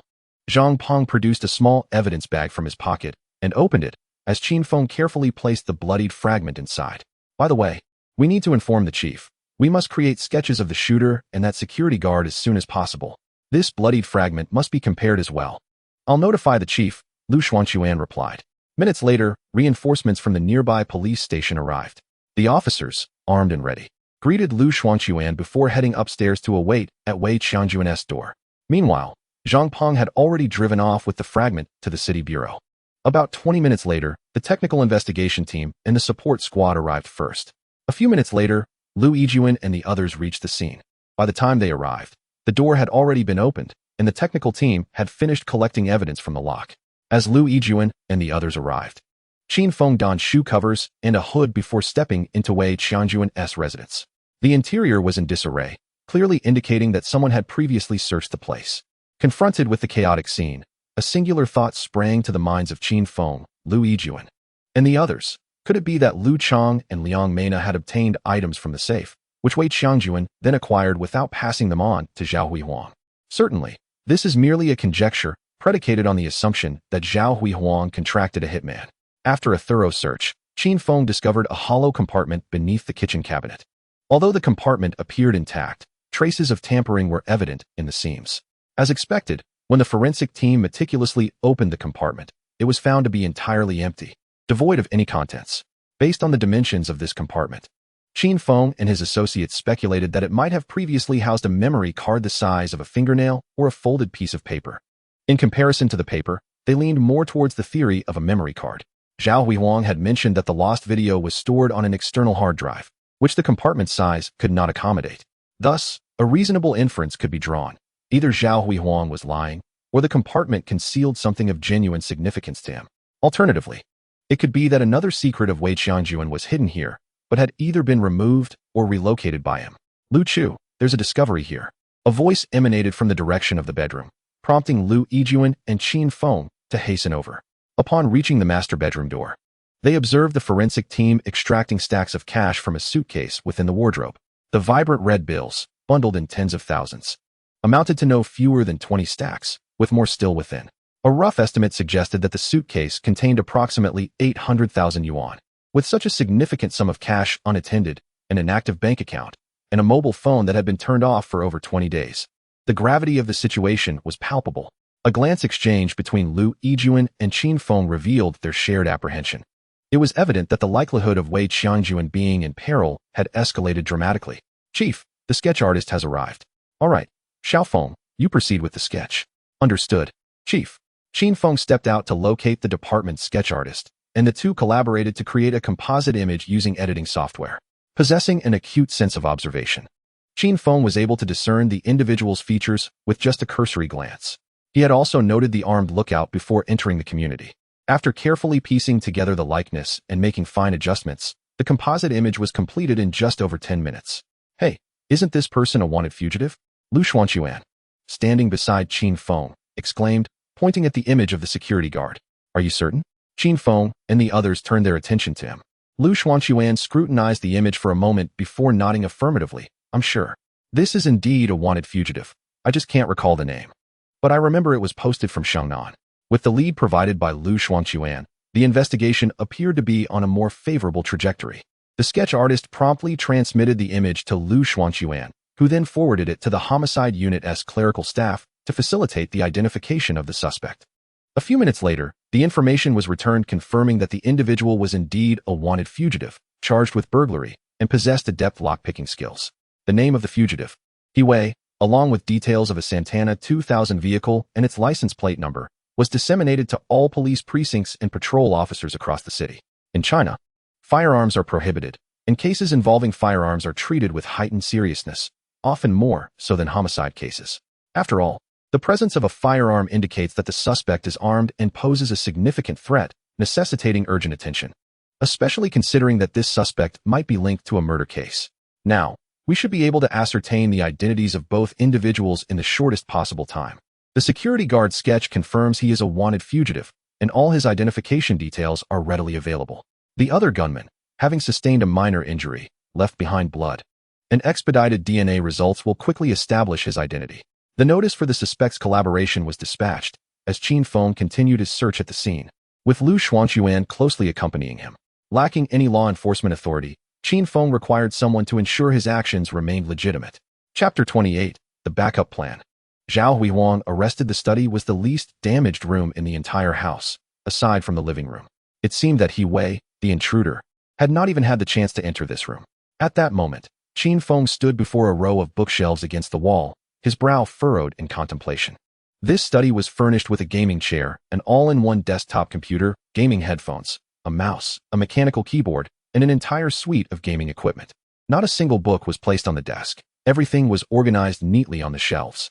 If Wei Qiangjuan were indeed an avid reader, one would expect at least one book to reside on the desk. Even an obsessive-compulsive individual would not consistently retrieve books from the shelves.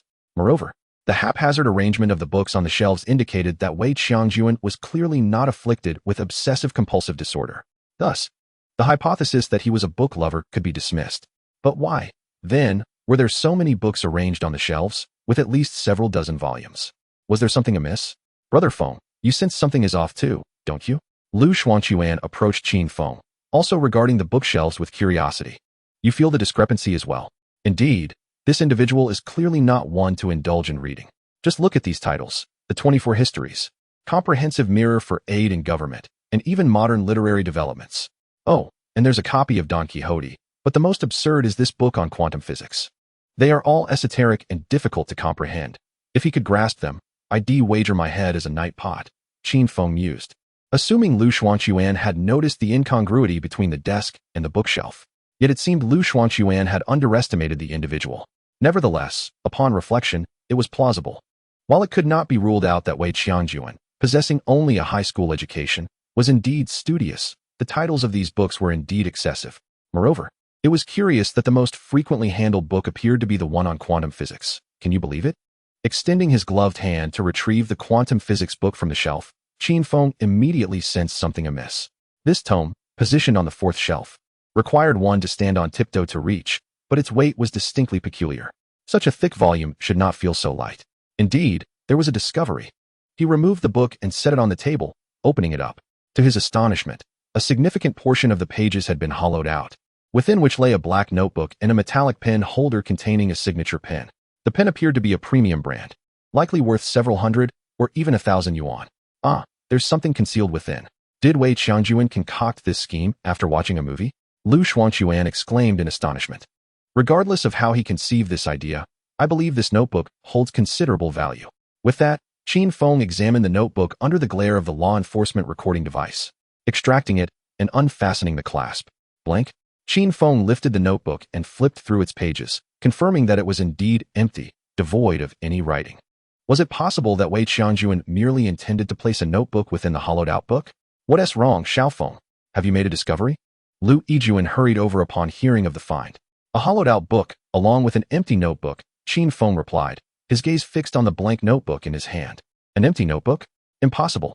Lu Yijuan glanced at the hollowed quantum physics book, then back at the notebook in Qin Feng's possession, asserting, after expending such effort. How could one place a notebook with no writing in it? Check the pen. Perhaps it's an issue with the pen? I've already examined it. There are not even any scratch marks on the notebook. Qin Feng shook his head in response. Hehe, dear Xiaofeng. You may be unaware that an array of peculiar pens has recently gained popularity among children in the market. The once rare pens that required special lighting to reveal their ink are now ubiquitous. These pens indeed contain ink. It is merely invisible to the naked eye. If Wei Qiangjuan writes without applying sufficient pressure, the traces become imperceptible. Although Qin Feng does not have children, he has kept abreast of the advancements in children's stationery and toys, reminiscing about the toy guns, cars, and dolls of his own childhood. He retrieved a signature pen and began to doodle on another sheet of paper. Indeed, the ink beads flowed smoothly, yet the paper bore no visible marks, at least not to the naked eye. Unscrewing the pen, he discovered that it did contain a refill, albeit the color was distinctly different from that of a standard signature pen. He then procured a purple light. The purple light arrived, and several individuals gathered around the notebook to observe. It was not until over 20 pages in that the ink revealed a message. If I die, Zhao Huihuang is the one who killed me. The evidence is at Xinxing Balian 3, 112. Notably, there were no punctuation marks. Chief, what do you think? After reading, Qin Feng turned to Lu Yijuan. Lu Yijuan furrowed his brow in contemplation before responding. We shall split into 2 teams. Lao Liao, take a group to monitor Zhao Huihuang and wait for my instructions to bring him back to the station. Qin Feng, Lu Xuanquan, join me at Xinxing Balian. Understood. The group hurriedly departed, splitting into 2 directions as they left the Yuliangwan community. Upon arriving at Xinxing Balian Mall, they approached the property management, presented their credentials, and gained access to the customer storage area, specifically room 3, 112, which contained a cardboard box. Wearing gloves, they carefully extracted the box and opened it to reveal a USB drive. Computer, Lu Yijuan called out, and Lu Xuanquan promptly handed over a laptop. After connecting the USB drive, they discovered a video file within. As the video played, Zhao Huihuang appeared on the screen. The footage appeared to be clandestinely recorded. In the video, Zhao Huihuang sat in a large office chair, his expression a mix of anger and urgency, his eyes reddened. Xiangjuan, how have I treated you? Boss, you have been very good to me. You offered me a high salary, and when I was at my wit's end, you rescued me. Otherwise, I would either be dead or toiling in prison. You also financed my mother's medical treatment in recent years and arranged her funeral. I remember all of this. The voice belonged to Wei Qiangjuan. Good, I was right about you, Qiangjuan. Zhao Huihuang's face reflected a moment of gratitude, which quickly faded as he continued. You are aware of the burglary at my home recently, correct? Yes, boss, came the reply with a nod. Zhao Huihuang rose and approached the floor-to-ceiling window, gazing outside. His voice filled with righteous indignation. I do not care about the money, watches, or gold and silver jewelry. It's merely a few million, a small sum. However, those 2 scoundrels took what they should not have. Qiangjuan, I need you to help me retrieve my belongings. Boss, just say the word. I will follow your instructions. Wei Qiangjuan replied decisively. Very well, Qiangjuan. I have located those 2 men, but it is inconvenient for me to intervene personally. Moreover, they are quite cautious. They must see the money before they relinquish the goods. I have arranged everything. So here rests the plan. Eliminate them, and upon completion, I will grant you 10 million. And you can flee abroad for a while. Boss, 1T killing them in a hotel draw too much attention? Wei Qiangjuan hesitated. Rest assured, follow my instructions. Sever their heads and place them across the street and cover the windows. I am certain they have booked the room for a month and intentionally scheduled the transaction for a few days later. With your skills, dispatching them should pose no challenge. Once their identities are confirmed, it will take the police several days, during which you will have already departed. The video remained silent as Wei Qiangjuan contemplated the proposal. After a brief pause, his voice returned. Then, boss, I will need some tools. Write down what you require, and I will have someone prepare it for you. The subsequent footage depicted an individual jotting down a list of murder tools, which was then handed to Zhao Huihuang. Following this, the 2 men discussed further details before the camera panned away, and the scene concluded. At this point, it was clear to all present that the 816 case was a trap laid by Zhao Huihuang, including the individuals involved in the trafficking ring, all of whom had been lured into the scheme by him, all for the sake of those so-called items that should not have been taken. Although their exact nature remained unknown, all would be revealed once Zhao Huihuang was apprehended. Hey, Lao Liao, we have obtained the evidence. We can confirm that Zhao Huihuang is the mastermind. Arrest him. Lu Yijuan pulled out his phone to notify Liao Jun understood. Meanwhile, at Huihuang Real Estate, Liao Jun, accompanied by Yao Junwu and others, exited their vehicle and ascended the building to the real estate company. On the 18th floor, they apprehended Zhao Huihuang from the chairman's office, still at work, and took him into custody. Chapter 29. The 816 case solved. Missed Metals. Director personally discusses compensation. At the municipal bureau, in the interrogation room, Lu Yijuan took the lead, and the monitoring room was attended not only by Director Qi Xingli, but also by a deputy director from the Provincial People's Congress as a representative. Zhao Huihuang's position as a representative was significant, even with ample evidence. They needed to liaise with the Provincial People's Congress and request their personnel to supervise and witness the proceedings. Initially, Zhao Huihuang remained silent to all inquiries posed by Lu Yijuan. It was only when the secretly recorded video of Wei Qiangjuan was played that his demeanor shifted. After viewing the footage, the deputy director's expression turned furious as he glared at Zhao Huihuang through the one-way glass. Director Qi, I am now aware of the situation. I will report back to the director, and you police can proceed as you see fit. His position will soon be revoked. Very well, Director Wu. Thank you. Qi Xingli shook hands with the deputy director. Do not mention it. This is a failure on our part, allowing such an individual to become a representative. I must return promptly. Allow me to escort you, Director Wu. Qi Xingli recognized the urgency of the matters that awaited the deputy, so he did not delay him and personally escorted him out of the monitoring room. Confronted with the incriminating details of Wei Qiangyuan's clandestinely recorded statements, every word and phrase spoken by Zhao Huihuang served as irrefutable evidence, confirming him as the mastermind behind the 816 corpse case. Realizing that denial would be futile in the face of such solid proof, Zhao Huihuang, wishing to avoid death, proposed the idea of making amends. Lu Yijuan, naturally, was not inclined to refuse such an offer. Following several hours of interrogation, though it was more accurately described as a detailed account recorded by the police based on Zhao Huihuang's disclosures, they uncovered that after earning his initial fortune, he had engaged in bribery and other means to expand his influence. This included officials ranging from deputy department heads to regular department officials and even 2 retired officials of department head rank. These individuals were affiliated with various sectors, such as urban construction, urban management, commerce, and taxation. Their methods of bribery included, but were not limited to, monetary compensation and sexual favors. As for the evidence, it lay concealed within a hard drive containing numerous incriminating videos. It was unexpected that an investigation into a criminal case would unearth a bribery scandal. Consequently, the Provincial Disciplinary Inspection Commission was notified. Before their arrival, the police also inquired about Wei Qiangyuan's whereabouts and the identities of the 2 individuals involved at Yuliangwan. It was confirmed that Wei Qiangyuan had indeed perished, with the assailants being He Wei, disguised as a security guard, and the gunman Yang Jun.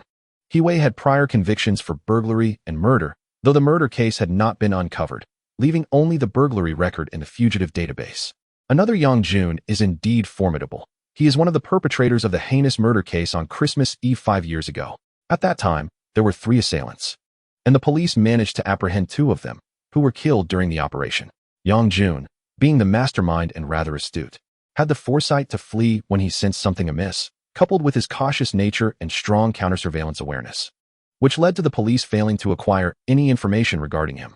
The case was ultimately resolved. Based on the information provided by Zhao Huihuang, the Municipal Bureau dispatched special police forces to coordinate the operation, successfully capturing both He Wei and Yang Jun. Subsequently, following the leads provided by the 2, the body of Wei Qiangyuan was discovered. These 2 individuals were also ruthless. Wei Qiangyuan had been buried alive. The 816 corpse case was successfully solved. Furthermore, it implicated over a dozen public officials involved in bribery, as well as the capture of a fugitive, which revealed 2 homicide cases, one of which was a major case supervised by the ministry back then. Given the resolution of this case, the Tianhe Municipal Bureau is assuredly in line to receive the title of Advanced Unit this year, and it is even possible for the major case team to be awarded a collective first-class merit. The members of the major case team were elated. Amidst the celebration, Qin Feng was called to the director's office by Lu Yijuan. Inside the office, the 3 were seated on the sofa. Xiao Feng, both Lao Lu and I recognize that you contributed significantly to this case. The initial clues, as well as your suspicions and investigations regarding Zhao Huihuang, along with the crucial leads, were almost entirely uncovered by you. You are the primary contributor. Director, Chief, this is not solely my achievement. The team, along with my colleagues from the 3rd Squad, also played vital roles, Qin Feng replied. Although he had yet to face the harsh realities of society, he understood the basic nuances of human relationships and naturally could not claim all the credit for himself. Qi Xingli waved his hand, smiling. I did not assert that all the credit belongs to you, but the primary credit certainly does. However, since you are not officially a police officer, your name cannot appear on the list of commendations, and I hope you can understand that. This was precisely why Qi Xingli sought to have a conversation with Qin Feng. The revelations stemming from the 816 corpse case were extensive. If merit were to be awarded, Qin Feng, as the primary contributor, could potentially receive a first-class merit all on his own. Even if slightly lacking, a second-class merit would be inevitable. Coupled with the previous 712 serial murder case, a first-class merit would be quite fitting. Yet, the same statement holds true. He is not a formal criminal investigator, hence cannot be commended. If Qin Feng were merely an ordinary individual providing clues, that would suffice, and some material compensation could be provided. But Qin Feng is not just that. He is someone both Qi Xingli and Lu Yijuan have high hopes for, already earmarked as a criminal investigator for the major case team, awaiting his graduation to join. In this context, the merit award becomes significant, as such opportunities cannot be compensated for later, even overlooking the first-class merit. Achieving a second-class merit could qualify him for a promotion outside the usual criteria. This is a matter of political future. If Qin Feng were to develop reservations due to this incident and choose not to apply to the municipal bureau, they would lose a great talent. Thus, Qi Xingli personally stepped in to conduct a conversation with Qin Feng, illustrating the importance he places on him. Rest assured, I understand all of this, Qin Feng replied, feeling unbothered. Although he could not receive formal recognition for solving the case, the system's rewards were not insignificant, and he believed that with the continuous enhancement of his abilities, opportunities for merit would abound in the future. Therefore, he was not overly concerned about minor gains and losses. Moreover, the head of the municipal bureau was well aware of his contributions, and that was sufficient for him. Indeed, upon hearing Qin Feng's words, Qi Xingli's smile widened as he continued, I am relieved you understand. However, rest assured, we will not let you suffer any losses. Following the resolution of this case, the bureau has allocated a bonus specifically for you, a modest sum of 50,000 yuan. Additionally, the bureau has some vacant vehicles, and I will personally ensure you are assigned one. It is not a luxury car, having been in use for several years, but its condition is absolutely reliable. You will accompany Lao Lu to select one afterward. As for fuel, the bureau will provide you with a card. If any new vehicles are allocated in the future, I will personally arrange for you to receive a replacement. Furthermore, regarding your salary, there is a provision for an apartment, the vehicle allocation, and an increase of 2,000 in your salary, bringing your total monthly earnings to over 4,000, along with the 50,000 yuan bonus for solving the case. In the long run, this may not match a second-class merit, let alone a first-class one. However, the Bureau's rewards and arrangements are exceedingly well thought out, addressing all aspects. Thus, Qin Feng had no grounds for dissatisfaction. Although the recognition for merit may not pertain to him directly, these experiences would still be documented in his records, contributing to his qualifications. Moreover, this arrangement effectively means that both the major case team and the Bureau owe him a favor, a significant one at that. Qin Feng was acutely aware of the implications of this. Chapter 30, Vehicle Allocation and Rewards, Returning Home in Wealth. Upon exiting the director's office, Lu Yijuan engaged Qin Feng in conversation for quite some time before locating a section chief from the logistics department, and the three proceeded to the parking lot. Upon returning to the office, Qin Feng found a fuel card and a set of keys for a Mitsubishi Pajero in his pocket. The choice of a Pajero stemmed from his desire for an SUV, as the road conditions in his hometown were poor. The stretch from the village to his doorstep was a few kilometers of dirt road, which would certainly ground a sedan after rain. The municipal bureau undoubtedly had SUVs, all of good quality, including several Toyota Land Cruisers, Highlanders, and Mitsubishi Pajeros, among others. The Land Cruiser and Pajero were the most expensive, but also the oldest models, while the others could be considered newer. Ultimately, he selected the 2009 Mitsubishi Pajero, which had been in use for over 4 years. Despite its age and having over 50,000 kilometers on the odometer, the vehicle's interior cleanliness and overall condition were assured. The logistics section chief guaranteed that this car performed as well as a vehicle that was 90% new, having previously served as a reception vehicle with diligent maintenance. He even discreetly informed Qin Feng of the car's value. It is worth noting that this was a fully imported vehicle with a powerful 3.8L naturally aspirated engine. The interior, even by today's standards, remained modern, equipped with both manual and automatic transmission features, and it had originally cost a significant amount when purchased. Thus, Qin Feng undoubtedly made a profitable acquisition, securing a luxury vehicle without cost. In this day and age, the most valuable things are often those that come for free. Crime Prevention System. Host, Qin Feng. Codename 9527. Identity, Police Academy student. Four-dimensional evaluation, 1303, a robust adult. Skills, intermediate psychology, beginner trace identification, beginner grappling combat, beginner handgun shooting. Talents, keen sense of smell, observant. Items, clue card X1, skill upgrade card X1. Upon the resolution of the 816 case, the system awarded a skill in beginner handgun shooting, a skill upgrade card, and a four-dimensional attribute of 03. Additionally, there was a cash reward of 30,000 yuan. The four-dimensional evaluation remained unchanged, still reflecting a robust adult, yet Qin Feng could distinctly feel the changes in his body. At the very least, he was acutely aware of the clarity of his muscles and strength. As for the skill upgrade card, as the name suggests, Qin Feng pondered and decided to apply it to trace identification. This time, there are no reward identification cards. Previously, when he observed the footprints, The basic trace identification showed no response whatsoever. In order to solve criminal cases, trace identification is of paramount importance. Thus, he upgraded his basic trace identification to an intermediate level. The crime-fighting system. Host, Qin Feng. Codename 9527. Identity, student of the police academy. Attributes, 1303, equivalent to a robust adult. Skills, intermediate psychology, intermediate trace identification, basic grappling combat, basic pistol shooting. Talents, keen sense of smell, acute observation. Items, clue card X1. As for other skills such as grappling combat and pistol shooting, they were temporarily set aside. Besides these rewards, Qin Feng's account balance had reached 690,000. The bulk of his gains was accrued during the investigation of Case 816. After confirming the identities of Liu Chong and Liang Meina, the resolution of the 105 burglary case directly rewarded him 59,000, which was the largest sum.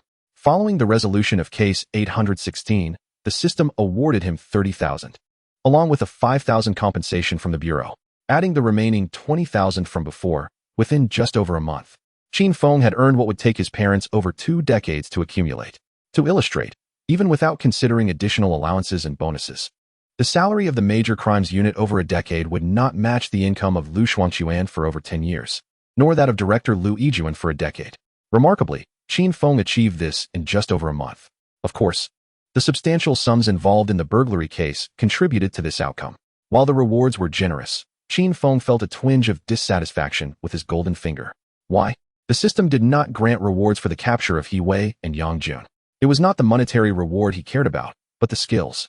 If both cases were accounted for, he could have gained at least 2 additional skills, perhaps even more attribute points. Regrettably, after several protests, his golden finger remained unresponsive, as if feigning ignorance. As he collaborated with his team to finalize the case materials, it was already the 27th. With only 4 days remaining until the school term commenced on September 2nd. The team had just solved a major case and was supposed to take a break. But after 2 days off, Qin Feng would have to return to school in Jiuqing. Therefore, after finding Liu Yijuan, Qin Feng took a restful afternoon, and the next morning, on the 28th, he drove back home in a black Pajero. A few hours later, he arrived in town. After checking the clinic and finding it closed, he continued on to his home.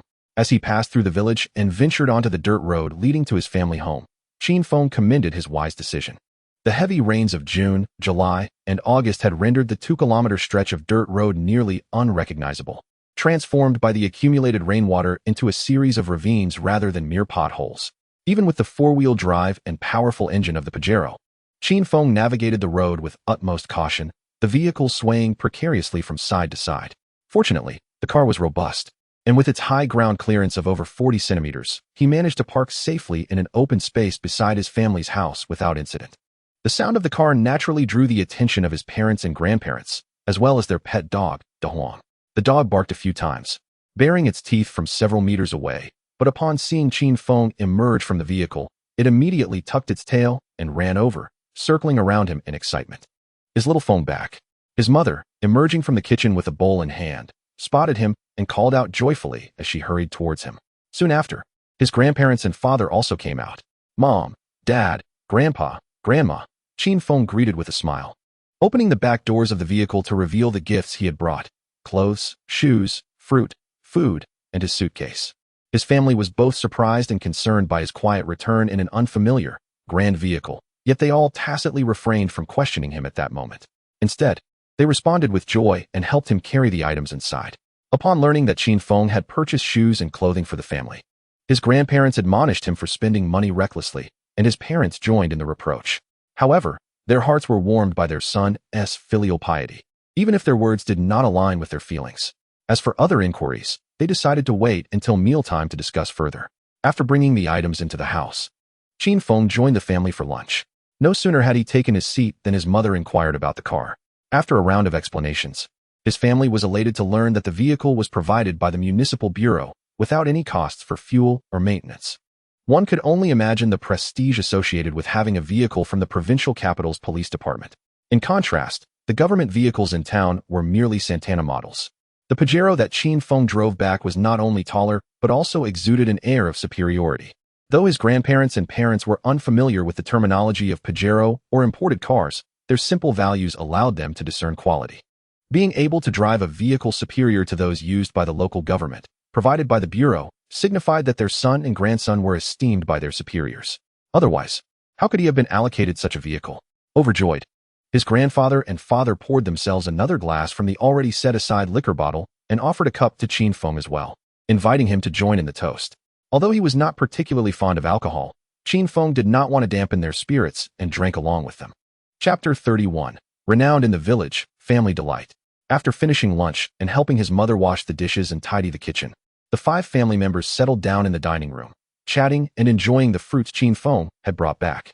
After a while, Qin Feng gazed at the earthen-walled structure of their home and said, "Mom, a few days ago, the Bureau rewarded me with several tens of thousands for solving cases. And I also made some profit in the stock market. I currently have over 100,000 on hand. I would like to allocate 15,000 to renovate our house, transforming it into a 2-story brick structure." So much money. Qin Feng's words startled his parents. How could someone earn so much in a month? Afterward, Qin Feng explained the compensation he received from the Bureau for his inability to claim credit for the case, as well as his stock market gains, which alleviated their concerns. After some contemplation, his parents agreed to the renovation. After all, Qin Feng now had a job, and with him attending school, the family would not need to spend much. Plus, he was contributing over 100,000. At this time, it was certainly sufficient to build a 2-story house, with even some surplus. His grandfather also suggested contributing a few thousand from his retirement pension to support the renovations. Having worked for decades at the township hospital as a doctor, his grandfather received a monthly pension of over 3,000. However, he had previously given more financial support to his uncle and had not provided much to Qin Feng's parents. The age-old adage of a father's preference for the eldest son and a mother's affection for the youngest child came to mind. Furthermore, the money was his grandfather's own, and while Qin Feng's parents harbored some private grievances, they did not voice them. Nonetheless, his grandfather was quite fond of Qin Feng, as older generations often held a slight bias towards male offspring. Thus, the decision was made. His mother took her phone and called a contractor she knew in town to discuss the matter.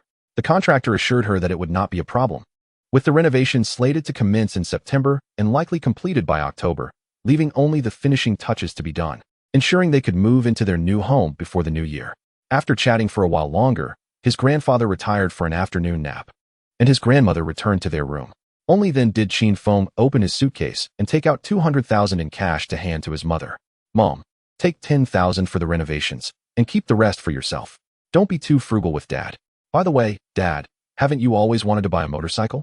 I harbor reservations regarding the safety of motorcycles, particularly during inclement weather when one is exposed to the rain. I suggested enrolling in a driving school and purchasing a car instead." Upon hearing Qin Feng's words, his father's face lit up with joy. However, before he could utter a word, his mother interjected with a retort. "What is the point of buying a car? A motorcycle will suffice. The roads in the village are so dilapidated that a car would be of little use." Observing the smile fade from his father's face, Qin Feng quickly interjected, "Mother, how could it not be useful? While a sedan may not be practical, a van has its shortcomings too, but we could consider a pickup truck. With its dual rows of seats and robust power, it would be convenient for transporting goods and shield us from the rain. Moreover, having a vehicle for trips to the city would surely be advantageous." After much persuasion, and following a search for pickup truck prices on her phone, his mother reluctantly acquiesced, albeit insisting that any purchase would have to wait until after the house renovations were complete. Once she relented, it seemed the matter was nearly settled. Of course, this was contingent upon his father passing the driving test. Otherwise, the effort would be in vain. Having ironed out the details, they agreed to deposit the funds at the town bank by September 1st. After a brief idle chat, they prepared for an afternoon rest before heading to the fields later. Just as they stepped outside, a neighboring villager arrived seeking medical attention. Qin Feng greeted him and offered a cigarette, while his father went to the pharmacy. During the exchange while preparing the medication, the conversation naturally turned to the vehicle parked beside the house. Qin Feng lay on his bed, listening to his father's voice rise in pride. "That's my son's car, provided by the Public Security Bureau in the provincial capital." The sense of pride was palpable. Once the villager departed with his medicine, the news of Qin Feng securing a job at the Provincial Public Security Bureau, complete with a vehicle, quickly spread among the neighboring households. This resulted in Qin Feng being roused from his drowsy state shortly thereafter, as the noise of villagers gathered beneath the eaves became increasingly boisterous. Upon seeing Qin Feng emerge, the uncles and elders greeted him warmly, prompting him to return the greetings before fetching the cigarettes he had anticipated would be necessary for such an occasion. Instead of the more expensive Huazi brand, He opted for the local favorite, soft yun, which, at over 20 yuan a pack, represented a significant indulgence compared to the 5 or 6 yuan cigarettes typically favored by the villagers.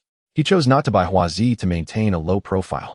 After distributing the cigarettes, the villagers expressed their delight, showering Qin Feng with compliments amidst the lively atmosphere. His parents and grandparents, though modest, wore smiles that betrayed their inner joy. Indeed, the notion that wealth should not be flaunted upon returning home resonated with Qin Feng. Yet he understood the importance of maintaining a certain decorum while also allowing for some celebratory exuberance, primarily to bring happiness to his parents. After a lifetime of toil, it was only right that he could now provide them with a more comfortable life, free from the fear of judgment, as his earnings were clean. It was not until nearly 6 in the evening, after the villagers had enjoyed their share of wine and egg flour soup, that they finally took their leave. By then, it was too late to head to the fields, so they decided to prepare dinner instead. They had simmered some cured pig trotters with dried cowpeas earlier in the day, and after sautéing a few additional dishes, they prepared a sumptuous and delectable evening meal. The cured pig trotters with dried cowpeas were among Qin Feng's favorites. After their hearty dinner, Qin Feng, having indulged in a bit of wine, sat with his grandfather and father beneath the eaves, sharing stories until his mother and grandmother finished tidying the kitchen. They all gathered to watch television, retiring to bed at 10. The following day, he drove his parents to his maternal grandfather's home, delivering the gifts he had purchased, and they spent the night there, returning on the morning of the 30th. On the 31st, he remained at home, and on the morning of September 1st, after packing his belongings and having breakfast, he drove his parents to the town before heading to school. Today was the day for registration, with classes commencing on the 2nd, leaving Qin Feng pressed for time. Upon arriving in town, he dropped his father off at the clinic and then took his mother to the bank. After waiting in line and filling out deposit slips, he finally set off, albeit under his mother's reluctant gaze. With no direct expressway from Qinbei City to Jiuqing, they had to take a detour. The quickest route involved heading towards Yuqing and then transferring to Jiuqing.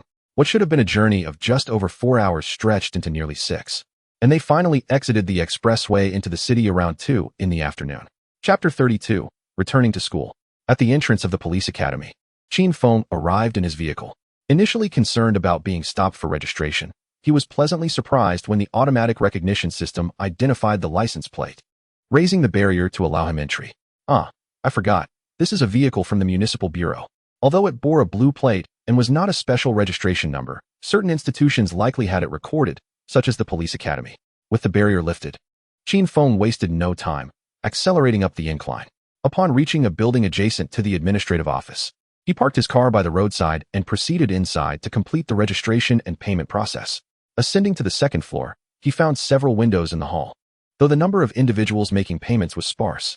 Spotting an unoccupied window, he provided his brigade, district, name, and student ID, confirming his information before processing the payment. The tuition fee of over 4,000 yuan was quite reasonable, considering it covered an entire year, including accommodation. After settling the fee, Qin Feng took the receipt and left.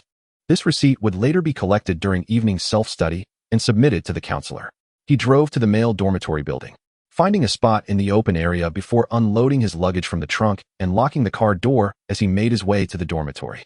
Room 607 would be his residence for the semester. Having changed dormitories at least once each year over his 2 years in college, he had grown accustomed to it.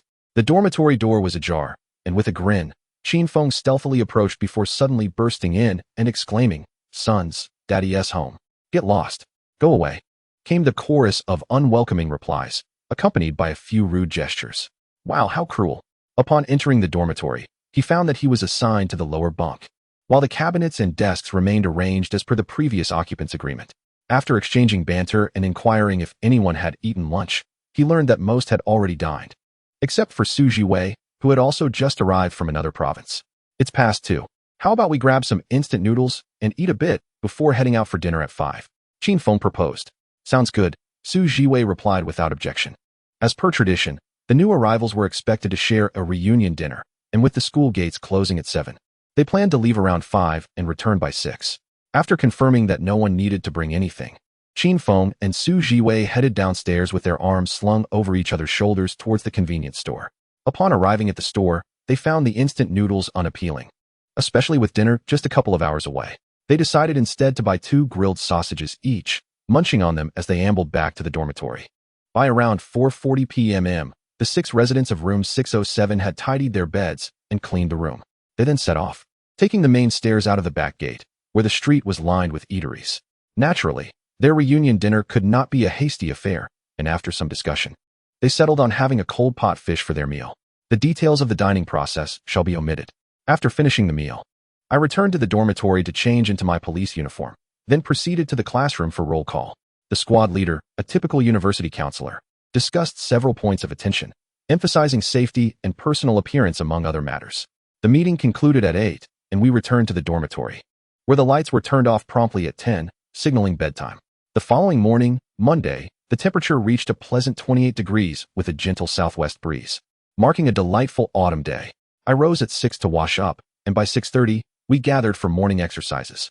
Having adhered to this routine for 2 years, I felt no traces of morning grumpiness. After all, such sentiments depend heavily on one's surroundings. The Sichuan Police Academy is undoubtedly the finest remedy for morning irritability.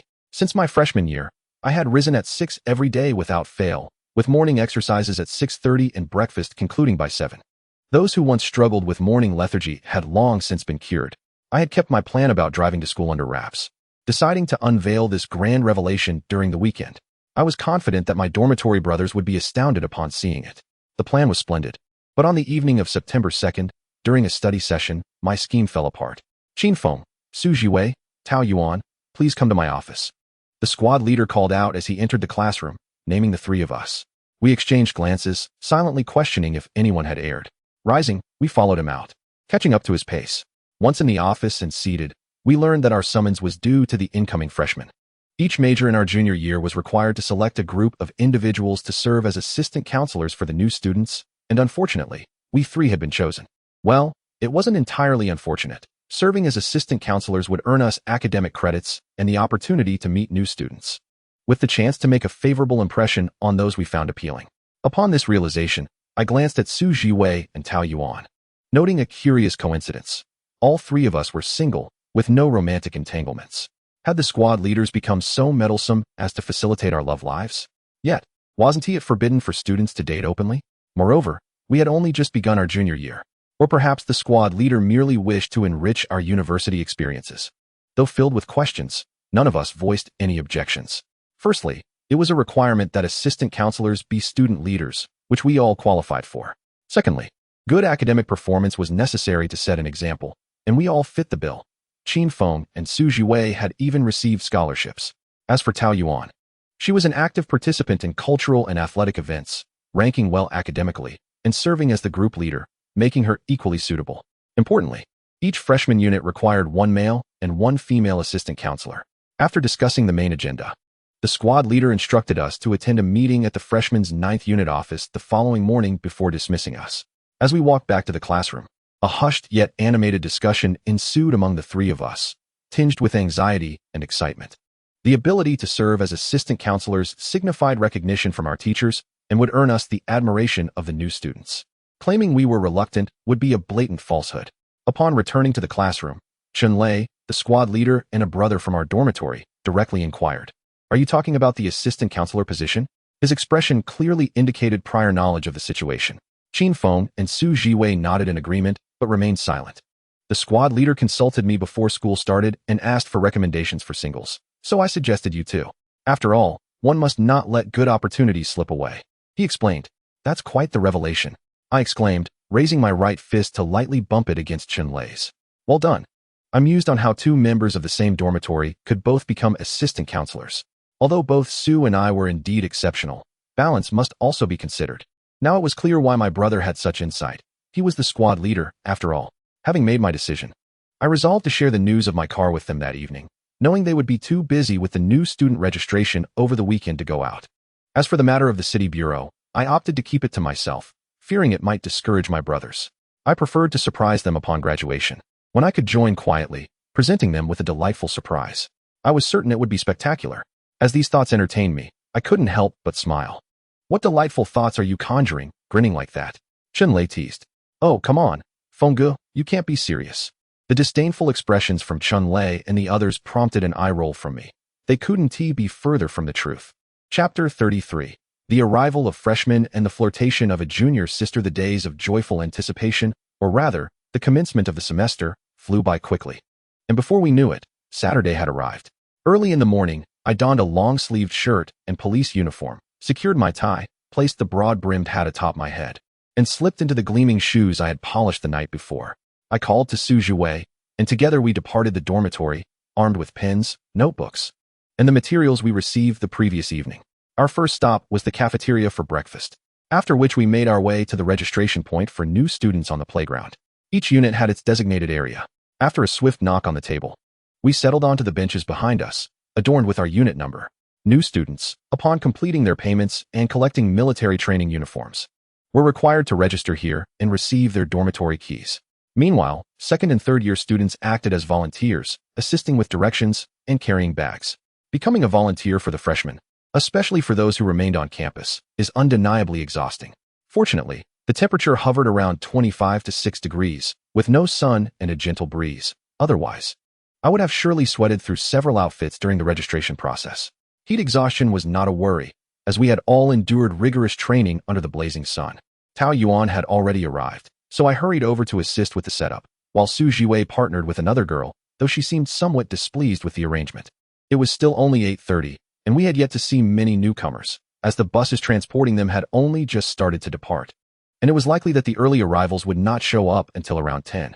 After all, there were 2 days allotted for registration, and the number of freshmen arriving on the first morning was expected to be modest. As it turned out, my assumptions were correct. Tao Yuan and I sat for the entire morning, hesitant to leave, yet only 5 or 6 students registered. The sign-up sheet indicated that our unit was responsible for 50 newcomers. Thus, the morning passed with little activity, and we took turns for lunch. After eating, we could not return to rest, as we needed to be present for any potential registrations during the afternoon. It was a wise decision to stay. Upon returning after lunch, I found Tao Yuan surrounded by new students. After exchanging greetings with Su Jiwei, I rushed over to lend a hand. Throughout the afternoon, we welcomed a significant number of freshmen. Later, we took a brief visit to the new dormitory to greet the students and familiarize ourselves with them, preparing for another day of registration to follow. By Sunday evening at 6, we gathered at the basketball court beneath the grand stairway, where the new students assembled. Naturally, as assistant counselors, we were present as well. Looking out over the sea of camouflage uniforms, it was a sight where familiarity was scarce. Fortunately, my memory served me well. Coupled with my keen observational skills, I managed to remember most of their names. There were a few I couldn't recall, but at least I recognized they belonged to our unit. After self-introductions, we proceeded to the assigned classroom, where the unit leader, instructor, and squad leader addressed us. Once the teachers concluded their remarks, it was our turn to relay important information, particularly regarding military training.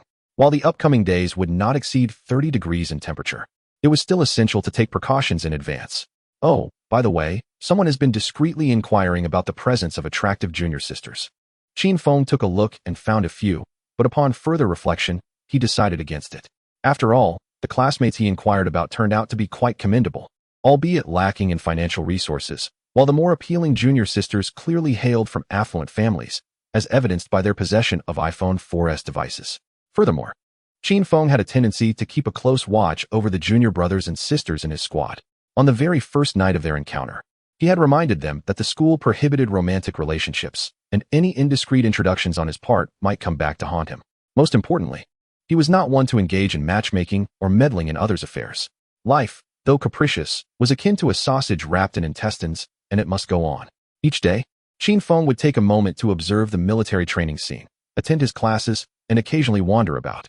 He also had to supervise during evening study sessions, as Tao Yuan was busy preparing for the welcome party, leaving him to shoulder the burden as her classmate and partner. By mid-September, the new students had been undergoing military training for over a week. In the classroom, they were taught to sing a military song, after which Qin Feng allowed the newcomers to engage in casual conversation while he sat at the podium, engrossed in his professional literature. Having reached his third year, he was already preparing for the judicial examination, yet he had attended few professional classes thus far. Therefore, Qin Feng and his dormitory brothers had purchased supplementary materials to study independently, serving as a preliminary review in anticipation of the training institution's classes. Although his future workplace had been determined and he did not intend to pursue a career as a lawyer, he still wished to attempt the examination, as it was renowned as the most challenging test in the nation, bar none. Passing it would certainly provide him with a sense of pride. Suddenly, his phone on the lectern vibrated. The silent reminder activated due to the classroom setting. Glancing at the screen, Qin Feng placed his book on the desk and surveyed the room. The eyes of the new students quickly averted, bowing their heads as if he possessed an intimidating aura. Even the more boisterous members of his squad dared not provoke him, often sitting up straight merely at his glance. Like a lion surveying its territory. Qin Feng felt satisfied as he answered the call, moving toward the door. Hello, Xiaofeng. Senior, I'm here. What do you need? As the classroom door closed, Qin Feng stepped into the corridor to take the call. Meanwhile, whispers began to circulate among the students inside. Senior's gaze is quite frightening. Indeed. When he looked at me earlier, I was thoroughly intimidated. Though, I can't help but think he is rather handsome. Hey, that is not normal. Shush, I'm a girl. What is wrong with liking a senior? But what is with that look you gave him? These children born in the 90s were truly vivacious in their exchanges. In the corridor, Qin Feng continued his conversation with Lu Yijuan, who had called him. There was nothing of particular importance to discuss, merely a routine check-in. Lu also mentioned that Zhang Peng, Zhou Yaohui, and Yao Mingyu from their team needed to return to the Sichuan Police Academy for a 2-week skill training session due to their rank upgrade. After about 10 minutes, Qin Feng hung up and returned to the classroom. Upon opening the door, the chatter inside subdued significantly. It was 8:40 p.m. Checking the time on his phone, Qin Feng gathered his books and stood up, announcing, "Tomorrow is Sunday. You are free to leave the school. But remember the evening assembly time. We meet promptly at 7 in the classroom. Anyone who is late will have points deducted. So don't say I didn't warn you. Alright, does anyone have questions? No? Then you're dismissed. Lights out at 10. I'll be at the boys' dormitory by 9:40. I hope to see everyone there." With that, Qin Feng was the first to stride out of the classroom. Senior, wait. Just as he stepped outside, a junior sister rushed to catch up with him. What is the matter? Do you need something? Qin Feng inquired, halting his pace. Senior. Do you have time tomorrow? Our dormitory wants to explore the nearby scenic spots, and we'd like you to be our guide, asked Xiaoran. Her face alight with anticipation as she gazed up at him.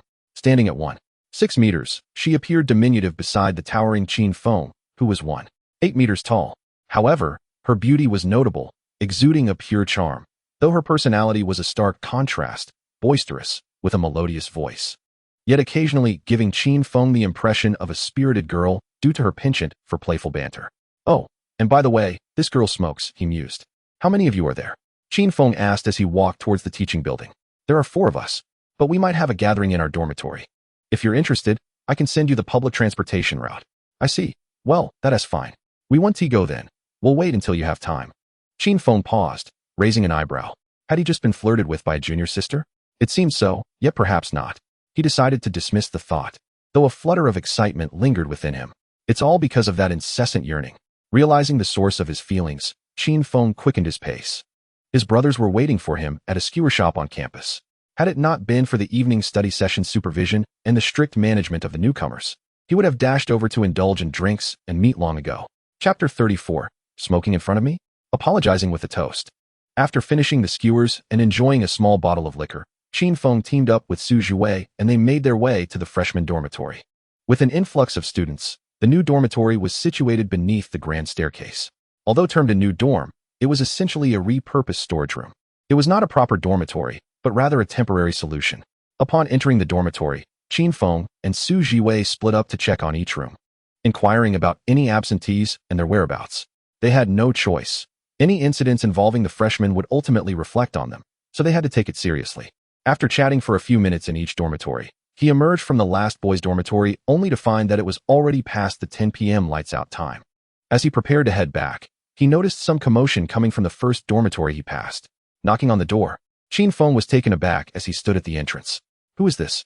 A person was brazenly seated on a stool smoking, and upon noticing Qin Feng's entrance, he did not extinguish his cigarette, but rather looked up at him defiantly. How audacious! Qin Feng frowned. It was dim, so he stepped closer for a better view.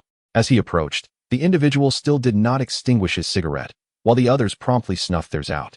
His frown deepened further. This person was not a student of the police academy. He was dressed in police uniform with insignia on his shoulders, indicating he was a second-class officer. A moment of realization struck him. Was he perhaps a police officer attending training at the school? Senior. This is my brother who came to our school for training to check on me. A junior brother from a minority background explained quietly. Oh, is that so? Officer. It's lights out. Why not come back tomorrow to spend time with your brother? Qin Feng, while not losing his temper, offered a gentle reminder. What do you want? The man spoke with a heavy air of bravado, causing Qin Feng to feel displeased. He replied sharply, "Put out that cigarette. If you're here to visit, that's your business, but if you don't extinguish it, I'll have to report you to the academy. Although you're not a student here.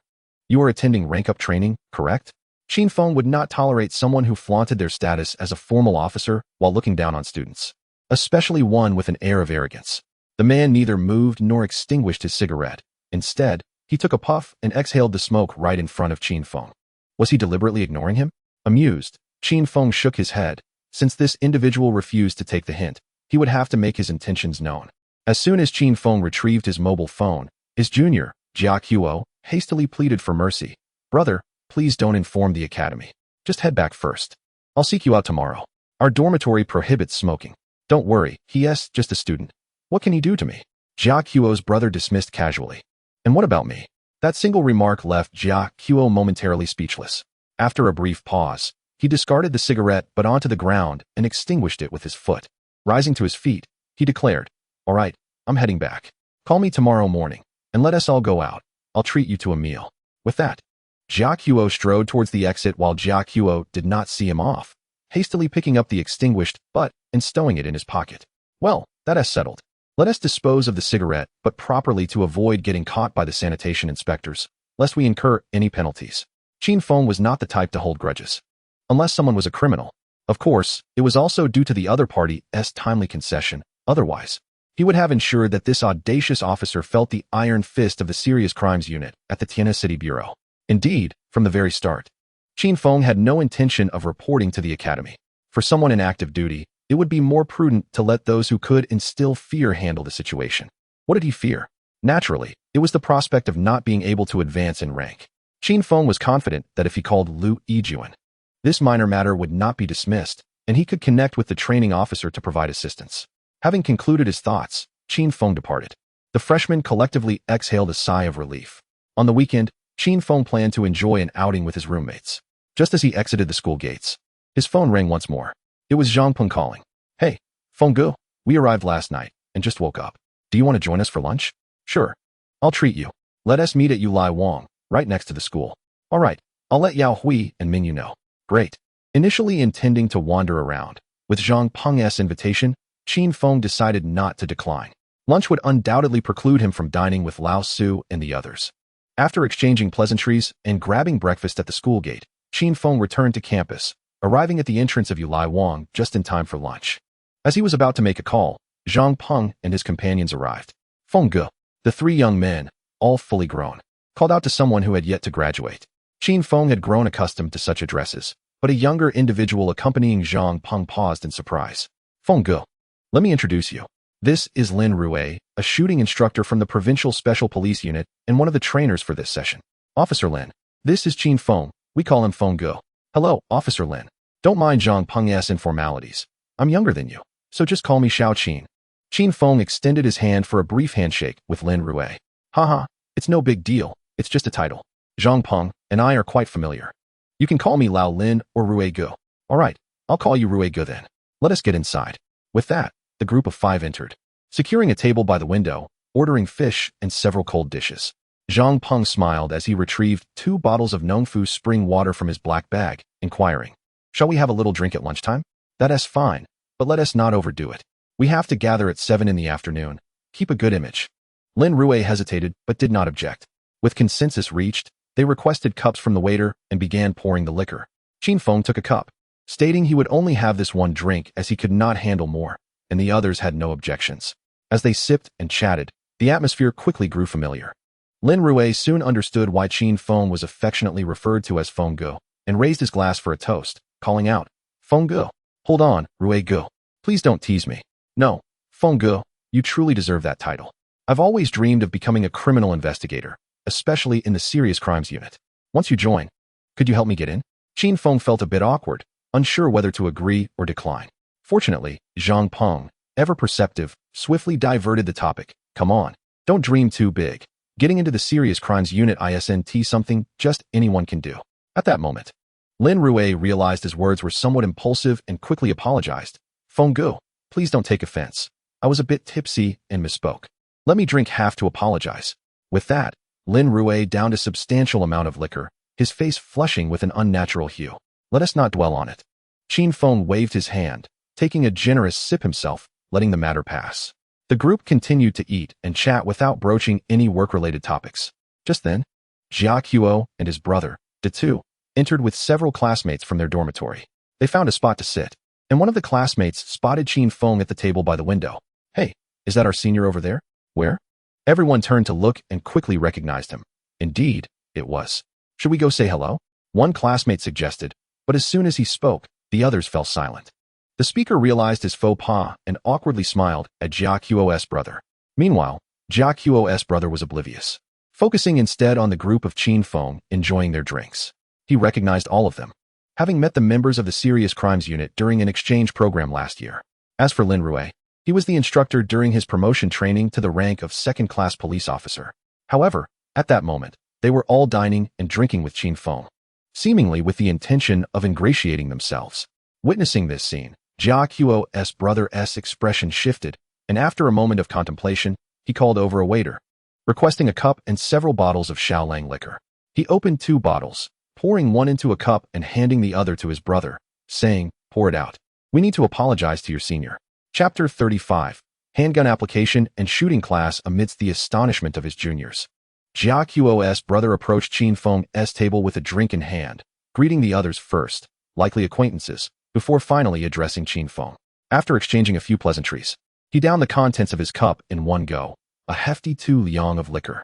Following suit, Jia Qiu was eager to emulate his brother, but Qin Feng stopped him, and they merely clinked glasses, each consuming a fifth of their drinks. Upon returning, the juniors noted that Jia Qiu's demeanor had softened considerably. His smile had broadened and was tinged with humility, presenting a stark contrast to his earlier arrogance. As the weekend concluded, a new week commenced. On Wednesday afternoon, Qin Feng, accompanied by several male classmates, made their way to the ammunition depot located behind the academy to collect firearms and ammunition from their handgun application shooting instructor. This semester marked the commencement of shooting classes, a subject that police academy students deeply cherished, distinguishing them from ordinary university students. Firearms embodied a certain romance for the young men. In last week's handgun application shooting class, they had studied ballistics and the fundamental aspects of handguns, including disassembly and maintenance. Though 3 lessons did not suffice for mastery, they had gained a foundational understanding. 15 Type 64 pistols were issued, and each student received 6 9mm round bullets, totaling 300 rounds for 50 individuals. Upon completion of the inventory, the instructor provided Qin Feng with an additional 10 rounds. Surprised by the extra ammunition, Qin Feng hesitated. "This surely cannot be in accordance with the regulations. I'm giving you and your classmates a share, but you must finish them before class ends." "All right, thank you, teacher. We will ensure the bullets are used up." Hearing the instructor's words, Qin Feng was elated, pleasantly surprised by this unexpected boon. Accompanying Qin Feng to collect the firearms were Lao Su, Chen Lei, and Zhou Jia, the 4 individuals, all residing in the same dormitory and serving as student leaders in their respective teams, found themselves united in a rather unexpected manner. The reason for this gathering was none other than the reluctance of their fellow classmates to join in, compelling Qin Feng to enlist his dormitory brothers. To their surprise, this decision yielded delightful results. As they distributed the ammunition, Lao Su and his companions were equally elated. Each person was allotted a specific quantity of bullets, and the prospect of receiving 3 additional rounds meant an increase in training opportunities. A mere 3 extra shots could translate into dozens more over the course of the semester. An exhilarating prospect. With wooden crates hoisting their dark-hued firearms and pockets laden with the weighty clink of bullets, the quartet strolled cheerfully ahead, the instructor trailing behind. Upon reaching the outdoor shooting range nestled in the hills behind the academy, they discovered their classmates already assembled. Quietly, Qin Feng summoned his other 2 dormitory brothers, Zhang Yu and Wang Fui, to the side, distributing 2 extra rounds to each before formally organizing the assembly. Reporting to the instructor, the law team of the 2nd Battalion, 5th District, has completed its assembly before class, with 50 expected and 50 present. Please advise. At ease, prepare for class. Yes. After saluting, the formation dispersed. The instructor began to explain safety protocols, enlisting Qin Feng as an additional safety officer. Subsequently, groups of 10 took turns engaging in shooting exercises, each participant receiving 6 bullets. As the students took their positions, Qin Feng commenced the distribution of ammunition. Following the command, they fired 1 shot at a time. After each discharge, they would not glance at the target, instead verifying their weapons and ensuring the bullets had fired before loading the next round, continuing until all 6 shots had been completed. Only then would they assess their target. As this was their first attempt, the results were understandably subpar. Aiming at a fixed target 25 meters away, merely hitting the target was commendable, regardless of luck. The best score in the group was 3 hits on target, while others completely missed, one round after another. Excitement permeated the air as they completed their shooting training, oblivious to the deafening gunfire. Once they left their positions, they eagerly compared scores and discussed their performances. Finally, it was the turn of Qin Feng and his classmates. Lao Su, Chen Lei, and Zhou Jie joined them. Following the established protocol, they verified their weapons, loaded a bullet, and prepared to shoot. Qin Feng, gripping the gun in his right hand, awaited the command while focusing on the chest ring target ahead. Sensing the cold metal of the firearm, a feeling of certainty washed over him. He believed he could hit the target. Shooting preparation. Begin. With a sharp whistle, they aimed and fired. Bang. Without hesitation, Qin Feng applied steady pressure, unintentionally discharging the bullet, which soared from the barrel and struck true. 10 points. His keen eyesight, coupled with innate skill, allowed him to see the small hole in the center of the target clearly. Encouraged by this success, he aimed to continue his streak. The instructor, glancing at Qin Feng's target, smiled but remained composed, attributing the feat to luck. After all, he had barely aimed before firing. With a verification of the weapon, loading the next bullet, and the sound of the whistle, Qin Feng rapidly pulled the trigger again. Bang! Another hit, still 10 points. This time, a smile spread across his face. The instructor, astonished at the consistency, felt a surge of excitement, sensing Qin Feng's remarkable shooting talent. Indeed, the third shot yielded 10 points, the fourth shot, 10 points. And by the end of the 6 shots, Qin Feng had achieved a perfect score of 60 points. This was merely their first shooting training, primarily focused on sensation. Yet Qin Feng had astonishingly scored 10 points on each shot.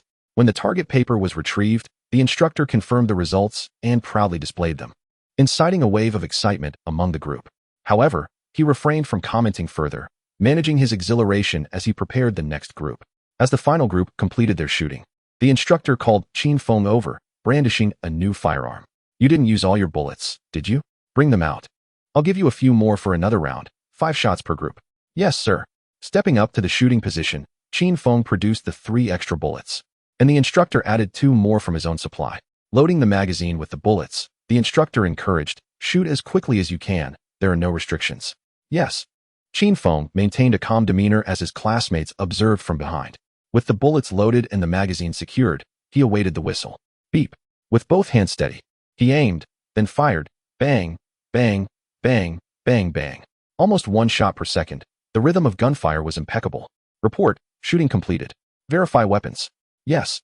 Detaching the magazine, he confirmed the chamber was empty, firing a blank shot into the ground before finally setting down the firearm. Let us go take a look. The moment he set the gun down, the instructor dashed toward the target area, followed closely by the other students. Upon seeing the clustered impact points, with 1 shot grazing the edge of the bullseye, merely a 9, while the rest scored 10, the instructor was ecstatic, and the students were left in awe. Qin Feng himself was equally astonished and thrilled. He had not anticipated achieving such proficiency in basic pistol shooting. What might he accomplish at an intermediate level? Would he become a sharpshooter capable of hitting any target within 50 meters? Excellent, splendid. Qin Feng, come along. The instructor exclaimed, oh, and make sure to account for the firearms. Understood. After confirming the firearms were accounted for, Qin Feng, accompanied by his dormitory brothers, carried the wooden crate containing the weapons as they followed the instructor briskly toward the ammunition depot. Meanwhile, the other students dispersed on the spot. Chapter 36. 10 points. 10 points. 10 points. Even the provincial shooting instructors were taken aback. In the ammunition depot, the instructor instructed Qin Feng to oversee the cleaning and returning of the firearms, departing with the target paper. Moments later, as Qin Feng was finishing up cleaning and oiling the last of the firearms, he noticed the instructor returning, accompanied by another man who appeared to be a fellow instructor. Are you Qin Feng? Yes. Relax, wait here for a moment. We'll be right back. After that, both instructors entered the armory while Qin Feng continued his task. Once all the firearms were cleaned and accounted for, the 2 instructors re-emerged, this time bringing a Type 92 pistol and a box of ammunition. Come, Qin Feng. Let us head to the indoor shooting range downstairs. Others may return for now. Shrugging at Lao Su, Chen Lei, and the others, Qin Feng followed the 2 instructors as they descended to the indoor shooting range. The academy boasted 3 indoor ranges, capable of accommodating over 100 trainees simultaneously. Upon their entrance, they found the range bustling with activity, filled with police officers undergoing promotion training. Noticing the situation, the other instructor approached the on-site commander to secure a shooting lane. Here at the Sichuan Police Academy, the shooting training director had priority over the shooting instructors from the Provincial Department. After all, this was their turf, and the shooting training director was the true authority. Standing at the shooting lane, the automatic target system was retracted, a target paper affixed, and the system reset. 30 meters is a considerable distance for pistol shooting. With the Type 92 pistol's effective range of 50 meters and a maximum range of 100 meters, 30 meters was no small feat typically. Assessments were conducted at 25 meters for fixed chest targets or 10 meters for combat rapid fire. Come, Qin Feng, here is the gun, and here are the bullets. Load 10 rounds at a time. Give it a try. The instructor set the pistol and a box of bullets on the table. All right. Qin Feng approached, took the earmuffs, donned the goggles, and then commenced loading the bullets. Not far away, Lin Rue and Zhang Peng, along with others familiar with Qin Feng, occasionally cast curious glances in his direction. Once the bullets were loaded, he turned to glance at the instructor, who nodded in approval. Taking a deep breath, Qin Feng pivoted, extending his arms forward, with his torso slightly bent. A mere second after drawing his weapon, he squeezed the trigger. Bang, bang, bang.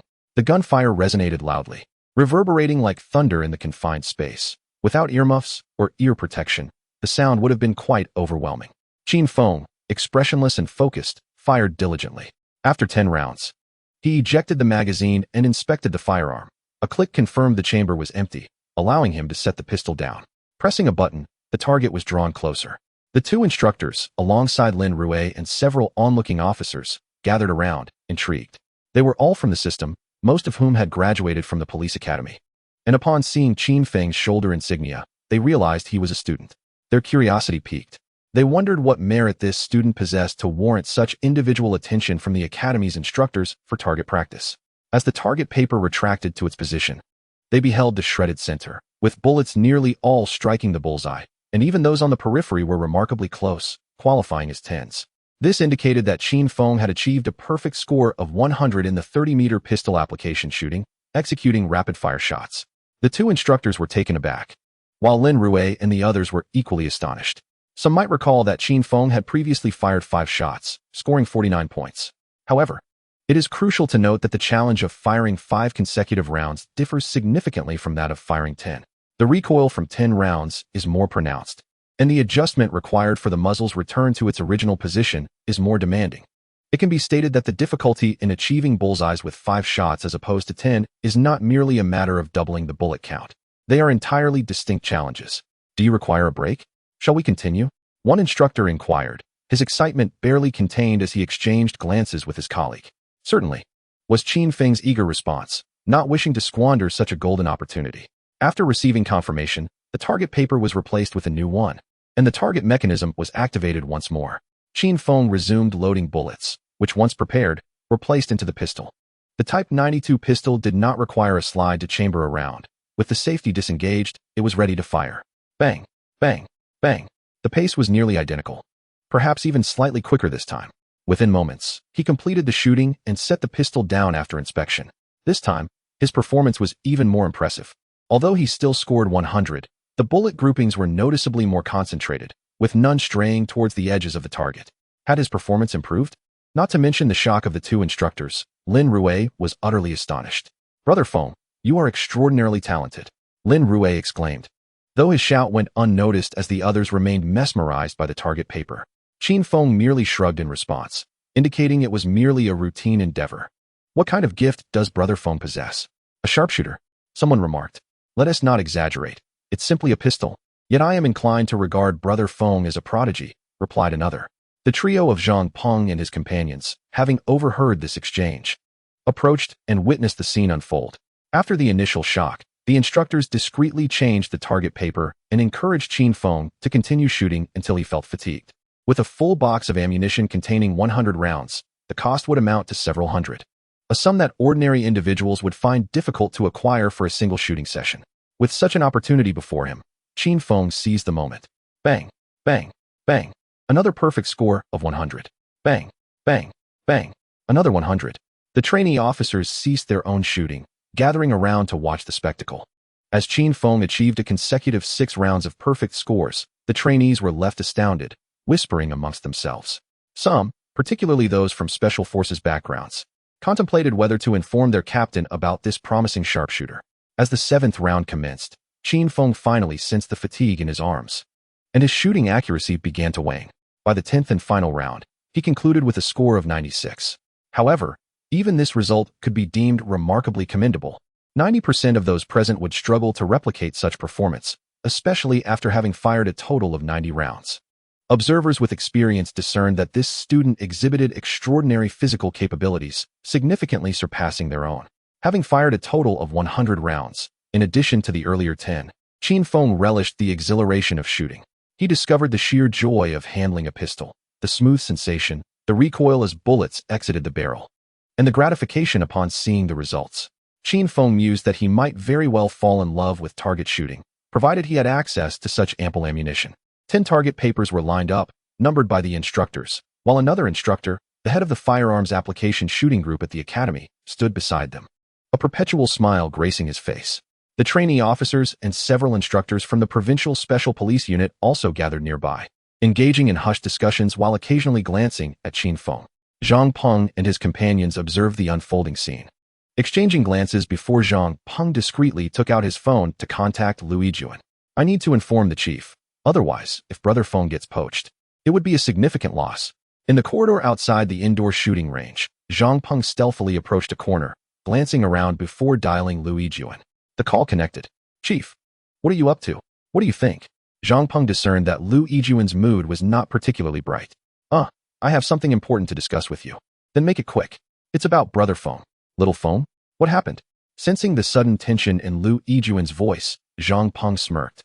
He recalled how pleased the chief had been when he first joined the major case unit. "Brother Feng just came to our training range, accompanied by 2 instructors from the academy." "You won't believe this. You want me to guess?" Lu Yijuan interrupted. "Haha, not really." Realizing the chief's impatience, Zhang Peng hurriedly recounted the events. He fired 100 rounds, scoring 10 tens for the first 6 rounds, but started to decline from the 7th round, finishing with a score of 96 in the last round, with 4 nines and 6 tens. "What, Zhang Peng? You're sounding quite boastful now. 96 still warrants a mention? Are you saying he is a sharpshooter?" Lu Yijuan retorted sharply, leaving Zhang Peng momentarily speechless. "No, Chief, I didn't mean to imply that. Just let me finish." "Go ahead." "Well, everyone witnessed Brother Feng's performance, including several instructors from the Special Police Unit. I could see their expressions were quite unusual. Why didn't you say so earlier?" "Damn it, Zhang Peng. If you ever ramble without getting to the point again, I'll wring your neck. Get over there and keep an eye on little Feng right now. If those special police folks try to poach him, make sure to push back hard. I'll be there in 3 hours. Do you hear me?" Yes, I promise to complete the task. You better ensure that." With that final warning, Lu Yijuan hung up the phone. Upon hearing the beeping sound emanating from his phone, Zhang Peng felt a sense of grievance wash over him. Am I not here merely to convey a message? Why does it feel like a threat? Everyone has their vulnerabilities. And though he, too, felt wronged, he chose to remain silent. With his phone tucked away, Zhang Peng was burdened by a myriad of unexpressed grievances. Yet he dared not linger, hastening his steps toward the shooting range. Upon entering, he discovered, indeed, several instructors from the SWAT team encircling Qin Feng. This sight jolted Zhang Peng into action. He quickly pushed past the others to join the fray. "Hey, Lin Rue, don't entertain any ill thoughts. Brother Feng is one of our major crime personnel, already confirmed by our bureau chief." Zhang Peng felt that the title of Lu Yijuan, the head of the major crime unit, lacked sufficient weight, so he invoked the name of the bureau chief, a figure of significant stature. As for the other training instructors, he refrained from confronting them, as he was unfamiliar with them, thus placing the blame squarely on his acquaintance, Lin Rue. With a commanding shout from Zhang Peng, the atmosphere instantly fell silent. The 2 instructors from the police academy appeared somewhat bewildered. What is going on? This Qin Feng is only a junior, and he has already been designated by the major crime unit? Is he personally chosen by Bureau Chief Qi? What is his background? The other trainee officers were equally astounded. They hailed from various locales, including the Tianhe City Bureau and its district branches. Yet here was a mere undergraduate who had caught the attention of the big boss. What a background he must possess. Meanwhile, Lin Rue, who had been caught in the crossfire, realized, no wonder Zhang Peng and his companions addressed the younger Qin Feng as Brother Feng. They were evidently attempting to curry favor ahead of time. How shameless. In the quiet shooting range, the crowd wore varied expressions, while Qin Feng, at the center of it all, appeared helpless. With Zhang Peng's grip firmly ensnaring his arm, he found himself unable to escape, opting instead to lower his gaze, silently observing the floor. Indeed, he had recently been approached. Well, it wouldn't be entirely accurate to claim that he was being pursued. The director of the police training department wanted him to participate in the upcoming National Police System competition before National Day, while the SWAT team was genuinely interested in recruiting him. However, with Bureau Chief Qi's assurances and the presence of his senior brother Lu Yijuan, who was already on the payroll, equipped with a vehicle, and well acquainted with the major crime unit, it was clear he could not possibly join the SWAT team. As for the national police competition mentioned by the school, he was certainly keen to participate, as it would afford him the opportunity to travel to the capital on the department's dime and perhaps even return with an award. Yet, Qin Feng harbored a tinge of regret, lamenting that he had utilized his upgrade card too early. Had he elevated his handgun shooting skills to an intermediate level, he might have secured a first prize. But alas, it was too late for regrets now. Sensing the atmosphere was amiss, Zhang Peng, standing tall, locked eyes with the instructors from the SWAT team, then shifted his gaze to Yao Mingyu and Zhou Yaohui, continuing, "Our Chief Lu will arrive shortly. So I advise against any misguided intentions. Otherwise, should Chief Lu become enraged, don't blame me for not warning you." With a knowing glance, Yao and Zhou quickly stepped forward to pave the way, and the four of them burst out of the encirclement. The remaining SWAT instructors exchanged glances, each reflecting a shared sense of resignation. Lu Yijuan was unperturbed, confident he had backing from above. But Bureau Chief Qi Shengli of Tianhe City, who was poised to also assume the role of deputy mayor, overseeing judicial and public security matters, was a formidable figure, one that even the chief of the SWAT team must tread lightly around. The prospect of the chief poaching talent from the bureau could very well provoke a reaction from Qi. With this thought, the instructors could only sigh in resignation and beckon the other trainee officers to continue with their training. As for Zhang Peng and his companions, Lin Rui silently marked a cross on the attendance sheet, contemplating, "Let that fool show off. Does he not know I hold the power of life and death over him?" After marking the cross, Lin Rui felt a sense of relief. The other instructors merely shrugged, choosing to ignore it. "You think you're so impressive? Well, prove it by not getting promoted." After sharing a quiet chuckle, they returned to their respective ranges to continue their guidance.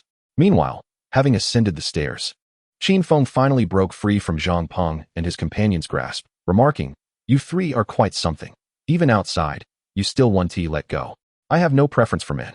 "Neither do we," they replied in unison, exchanging glances of disdain as they vigorously wiped their hands. "All right, I'm heading back now. You all should continue your training." As he spoke, Qin Feng seemed to recall something, casting a curious glance at Zhang Peng and cautioning, "By the way, after your confrontation with Lin Rui, do you think he might retaliate and impede your progress in training?" Zhang Peng's eyes widened in disbelief, while Yao Mingyu and Zhou Yaohui's expressions shifted dramatically. Based on their knowledge, the instructors from the SWAT team were notoriously tough. It was entirely plausible. Contemplating this, the three exchanged glances filled with bitterness. "Isn't the chief supposed to arrive soon? You should mention it to him." "Ah yes, he certainly won't overlook this matter." With renewed hope, the trio's faces brightened. "I'll take my leave now. You all should return to your training." With that, Qin Feng departed without further ado, leaving Zhang Peng and his friends to deliberate before ultimately deciding to return. Even if they were being targeted, they would accept it. However, promotion was a significant matter. They could not afford to be careless, especially not to leave midway, as absences could adversely affect their outcomes. Back at the shooting range, upon seeing Zhang Peng and his companions return, Lin Rui was taken aback. He was familiar with them and had initially thought they wouldn't return, allowing him to mark them as absent. Now that they had returned, he decided to bide his time. Silently erasing the cross he had just drawn, Lin Rui maintained his composure and continued to direct the training. Chapter 38. Lu Yijuan arrives, seeking assistance. Shortly after 6 in the evening, Lu Yijuan arrived, driving a Passat police vehicle. Just as Qin Feng was preparing to head to the classroom, he found himself intercepted at the dormitory entrance. Xiao Feng, dressed in his police uniform, adorned with 2 stripes and 3 flowers on his shoulder, Lu Yijuan spotted Qin Feng and waved enthusiastically. This moment was observed by many of their classmates. Qin Feng waved back and then addressed Su Jiwei and Chen Lei, saying, "Old Chen, if roll call occurs, just inform them I've gone to the freshman S area. Old Su, could you keep an eye out for me? Or let Tao Yuan know to cover for me for a bit. I'll be there shortly." "Understood." After exchanging pleasantries, Qin Feng approached Lu Yijuan amidst the gazes of many. Once in the vehicle, they drove towards the hilltop sports field, soon pulling over at the roadside. They exited the car and entered a nearby pavilion to sit down. As soon as they were seated, Qin Feng spoke up. Chief, you didn't need to come all this way. I appreciate all the support you and Chief Qi have provided. How could I casually switch allegiances? Besides, I have a passion for criminal investigation and have never considered joining the SWAT team. Feeling reassured by Qin Feng's words, Lu Yijun chose not to dwell on the topic, instead opening his briefcase and stating, I didn't come solely for that matter. There's another issue at hand, involving a recent case. Given your expertise in footprint analysis, I thought you might be able to assist. As he spoke, he retrieved several photographs from his bag and handed them to Qin Feng. What case is this? A homicide? Qin Feng inquired upon receiving the photos. Indeed, Lu Yijun confirmed. 5 days ago, a female corpse was discovered at Shea Park. Judging by her attire, it seems she was out for a night jog when she met her demise. She died from mechanical asphyxiation, with the estimated time of death between 10:30 and 10:35 p.m. the previous evening. There are signs of sexual assault, but no bodily fluids were left behind. The identity of the deceased has been confirmed. She resided near the park. The location where the corpse was discovered marks the initial crime scene, yet scant useful information has been unearthed. The suspect appears to bear no prior criminal record, and DNA comparisons yielded no results. The only valuable evidence comprises these few footprints. I consulted with a footprint expert from the Provincial Bureau, who could only estimate a range for the suspect's height and weight, lacking precision. There are no surveillance cameras in the vicinity of the crime scene, and our review of the recent footage revealed no matching suspects within approximately half an hour before and after the incident. Thus, we suspect that the perpetrator either concealed themselves nearby prior to the crime or entered the park from a different location, necessitating an earlier time frame and an expanded search area. This inevitably leads to an overwhelming amount of investigative work. As I perused the photographs, I listened to Lu Yijun elucidate the case details. Upon his conclusion, a vivid silhouette began to form in Qin Feng's mind, accompanied by requisite data, albeit devoid of a face. These footprints can be definitively attributed to a single individual, a male, approximately 168 centimeters tall, weighing around 70 kilograms, strong and robust. Furthermore, the suspect possesses a disability in the right leg, either a disparity in leg length, with the right leg being shorter, or a prior injury. The unevenness of leg length may not be overtly apparent, yet the left leg evidently serves as the supporting limb. Did you discern all of this? Lu Yijun inquired, his expression one of astonishment. Height and weight aside, the right leg's disability is discernible from these two photographs, Qin Feng replied, extracting the two footprints for further examination. Boss, observe, these footprints belong to the left and right foot, respectively. The ground's hardness appears consistent, yet there are subtle discrepancies in depth. Moreover, the arch of the right foot lacks clarity, with the print tilting outward. Really? Lu Yijun scrutinized the photographs intently, but failed to identify any distinctions. They say that each profession has its own jargon, and your keen eyesight is certainly exceptional, far surpassing that of others. With Qin Feng's confidence, he paused before continuing. I surmise the suspect may have augmented the height of the insole in their right shoe, or their leg injury has nearly healed. Thus, the footprints' impressions are not overtly pronounced, yet they still reflect an unconscious habitual behavior.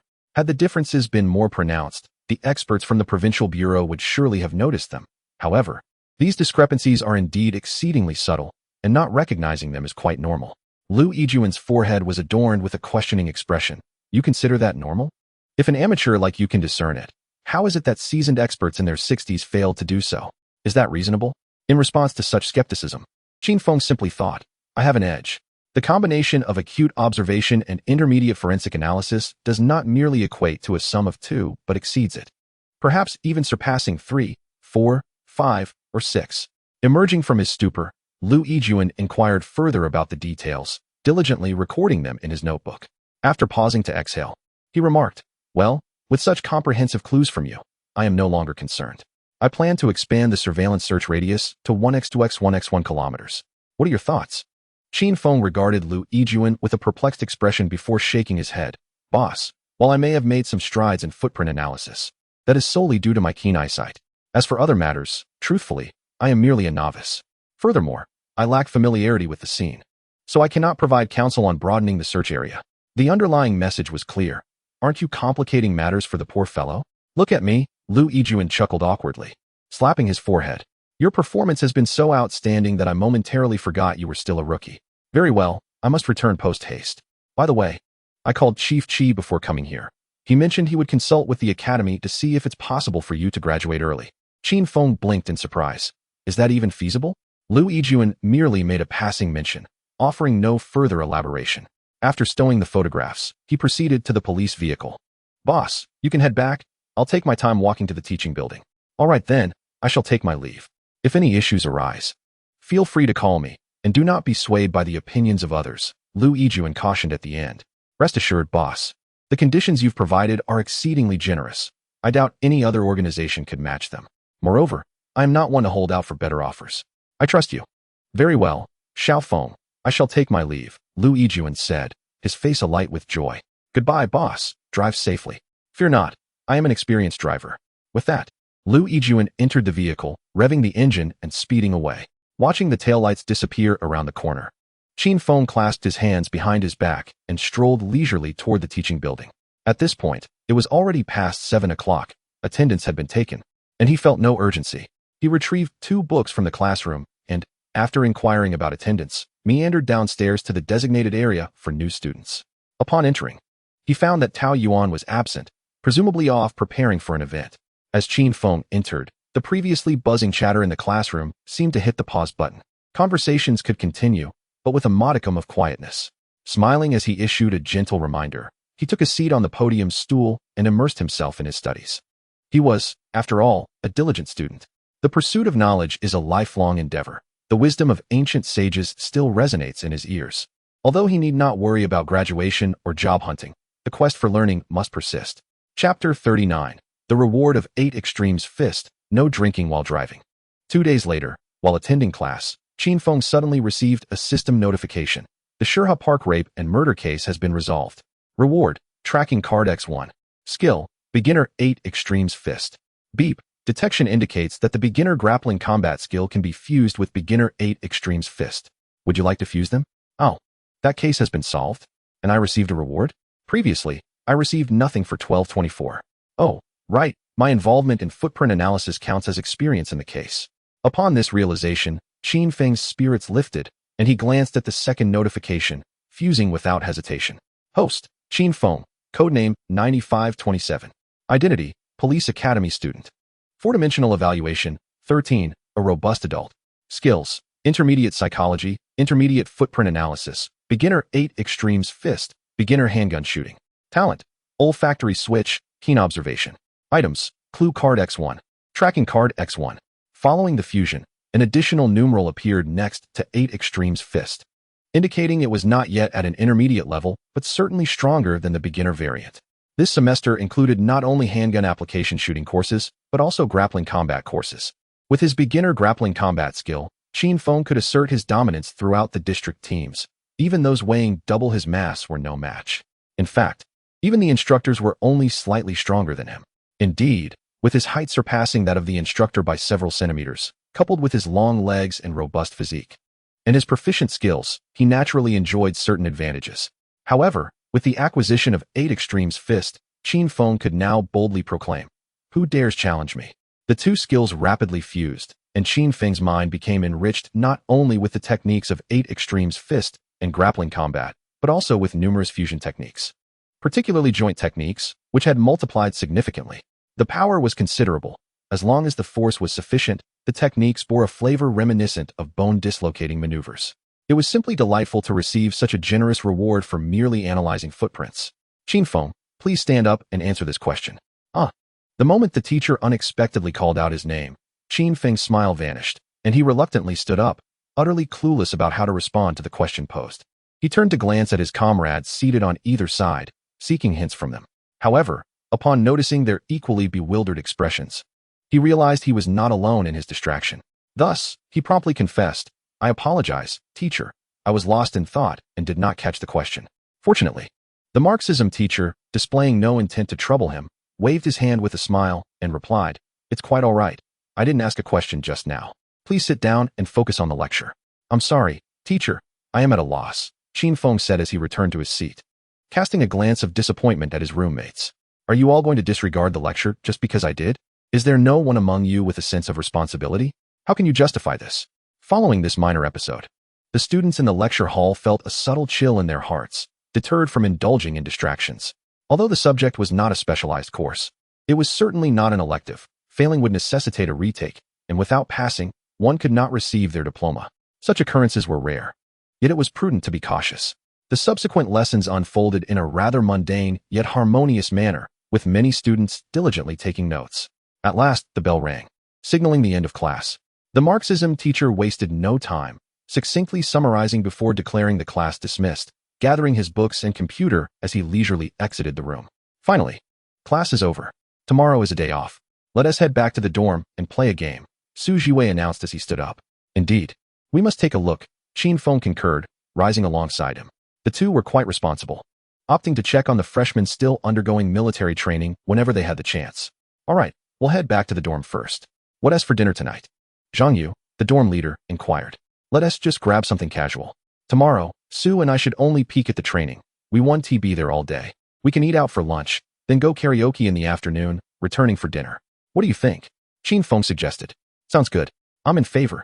How about some fish? After all, Qin has a car. We can venture a bit further. I know of a place by the riverside that serves particularly delicious fish. Chen Lei from Jiucheng proposed. That sounds excellent. Everyone agreed, casting their gaze toward Qin Feng. As a principal, it's not an issue. If there is good food, we must seize the opportunity. I don't have many hobbies, but eating is certainly one of them, Qin Feng remarked. However, he was not fond of gaudy establishments, believing that authentic flavors resided in the alleys.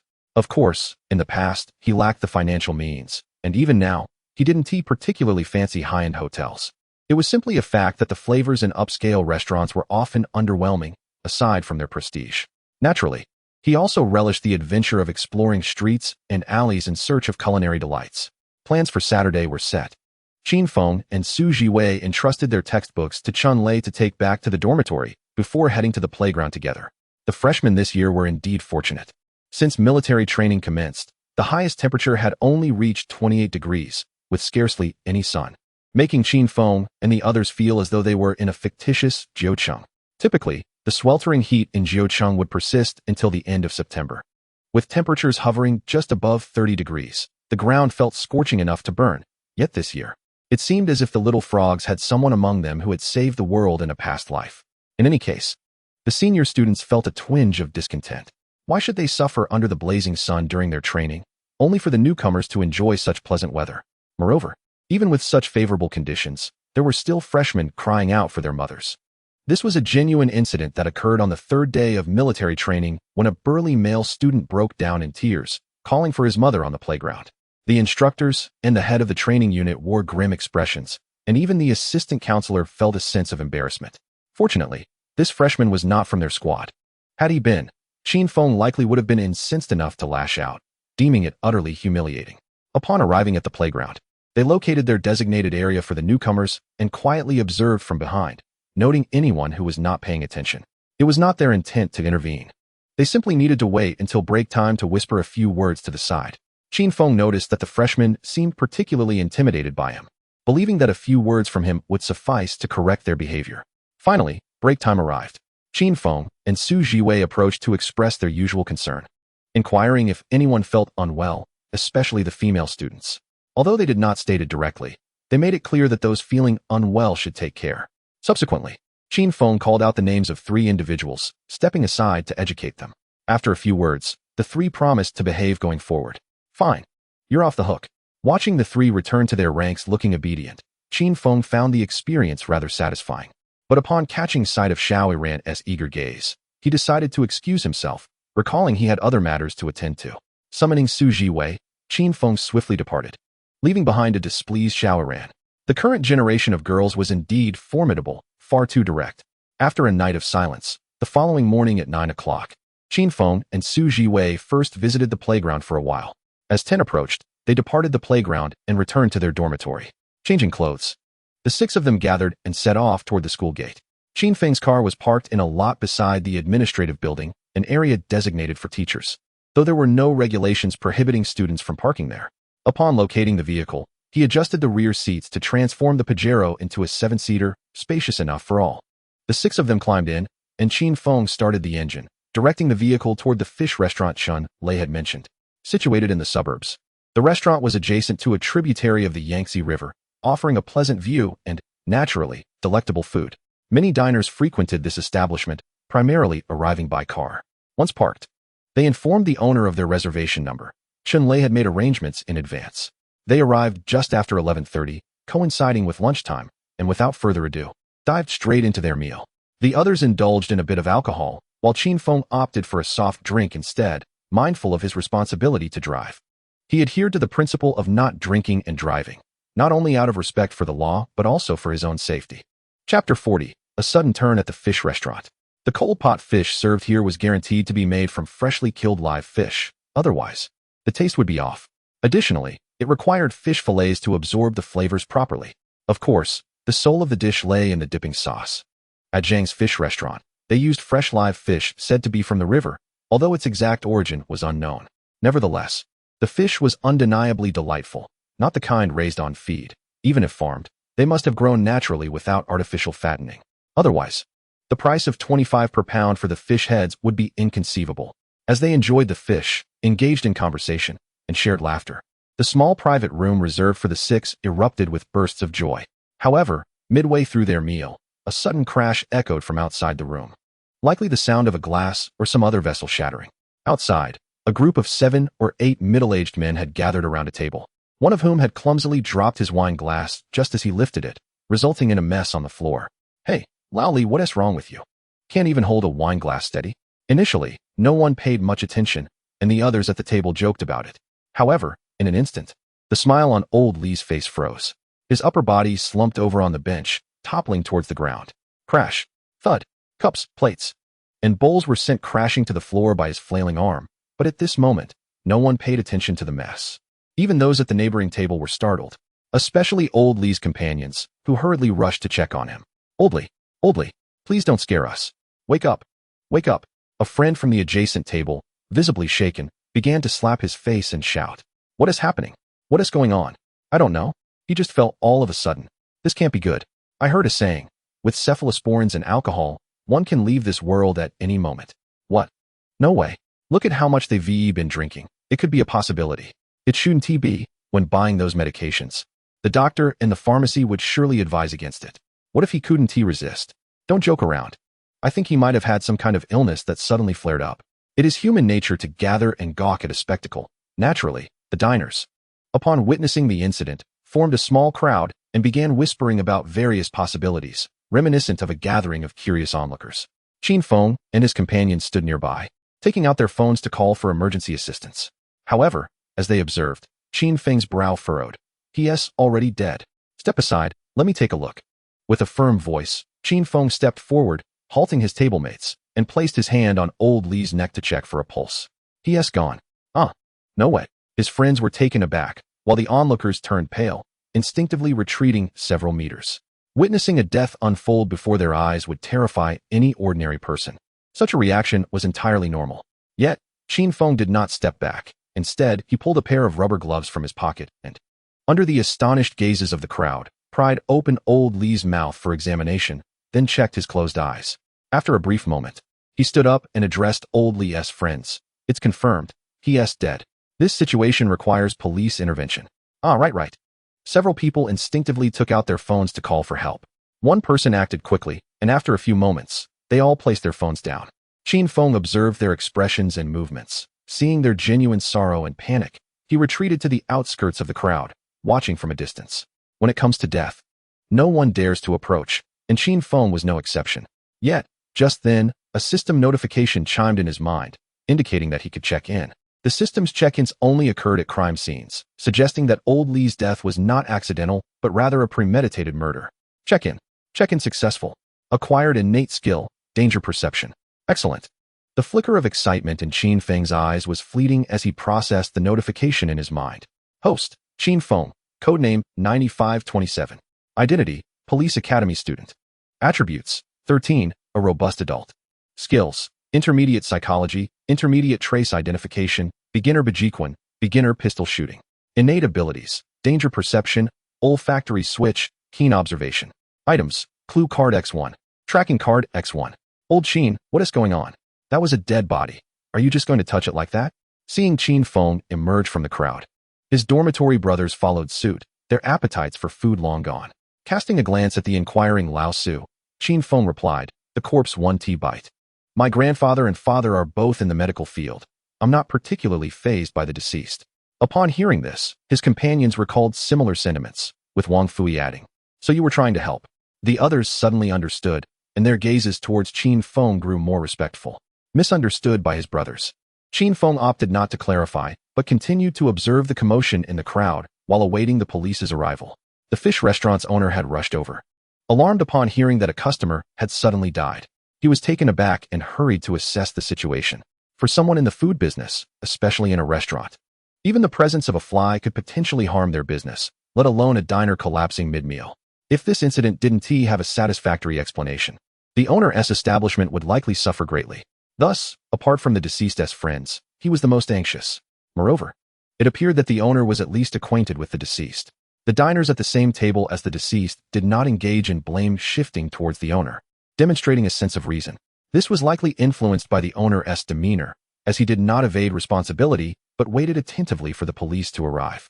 Meanwhile, after confirming the death, someone at the emergency services notified them that their assistance was no longer required. Minutes later, a police car arrived, sirens blaring. 2 police officers and an auxiliary officer stepped out and quickly approached to inquire about the situation.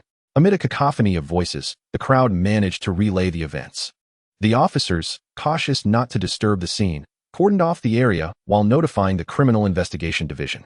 Subsequently, a middle-aged officer stepped forward, instructing all diners to remain until they could take statements. After nearly 20 minutes, 4 police vehicles arrived. In addition to 7 or 8 uniformed detectives from 3 of the vehicles, a 4th vehicle carried 4 forensic officers. Upon their arrival, the detectives began to examine the scene and took statements from the witnesses present. Before long, Qin Feng noticed someone glancing in his direction, and the detective questioning others also shot a look at him before reporting to his superior. Qin Feng surmised that the diner being questioned had mentioned his examination of the corpse, prompting the detectives to take notice of him and prioritize his statement. Sure enough, after the detective's report, a 2nd-level officer approached, accompanied by an officer with a 3rd-level insignia, making their way toward Qin Feng. Upon reaching him, the 2nd-level officer scrutinized Qin Feng and his companions before asking, "Are you students from the police academy?" "Yes, we are students from the law program at the 2nd Division." Qin Feng replied, alongside his peers. "All right, let us take your statements." "You first," the 2nd-level officer indicated Qin Feng. "Sure, let us move over there." Qin Feng, unfazed, offered a reassuring glance to his concerned brothers, then pointed to a nearby leisure gazebo at the fish restaurant. "All right, let us chat over there." Chapter 41, Accident? Homicide. The trio entered the gazebo, and Qin Feng pulled out a red cigarette case, offering a cigarette to both the 2nd-level officer and the 3rd-level officer, then lit one for himself without waiting for their response. The 2nd-level officer, who had been observing Qin Feng, paused before lighting his own cigarette. "You don't seem nervous at all," he remarked, exhaling a puff of smoke. "It's just a corpse. There's nothing to be nervous about." "I've seen far more terrifying things during the summer break," Qin Feng replied candidly. Being evasive would only raise suspicion. It was better to be straightforward about his identity. Upon hearing this, the 2nd-level officer narrowed his eyes, commenting, "Seems you have quite a bit of experience." There was ambiguity and a potential trap in those words, which Qin Feng recognized. He smiled and said, "Captain, you don't need to test me. During my summer break, I worked for a month in the Serious Crimes Unit at the Tianhe Police Department, attending several crime scenes. Have you heard of the 816 corpse case? I was the one who solved it." "Oh." The 2nd-level officer was taken aback, while the 3rd-level officer's eyes widened in disbelief. This was not something one should proclaim lightly. "You? But you're not even graduated yet. How?" The words of the 3rd-level inspector had yet to be fully articulated when they were abruptly interrupted by the 2nd-level superintendent. Unlike the skepticism exhibited by his junior officers, the 2nd-level superintendent harbored a belief in the case's authenticity. They had not only heard of this case, but had also studied it as part of their learning materials, diligently examining the case files.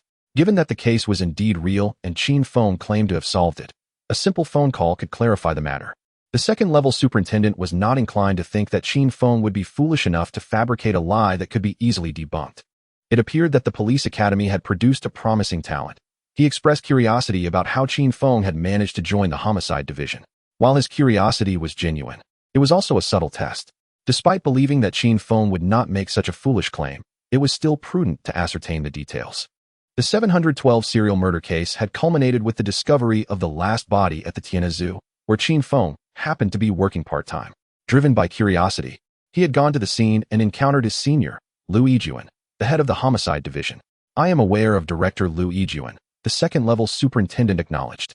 "Indeed," Qin Feng replied, taking a drag from his cigarette and exhaling the smoke as he continued. "With my keen eyesight and familiarity with the zoo, I was able to provide crucial leads. Subsequently, I was noticed by Senior Liu, who invited me to intern in the homicide division.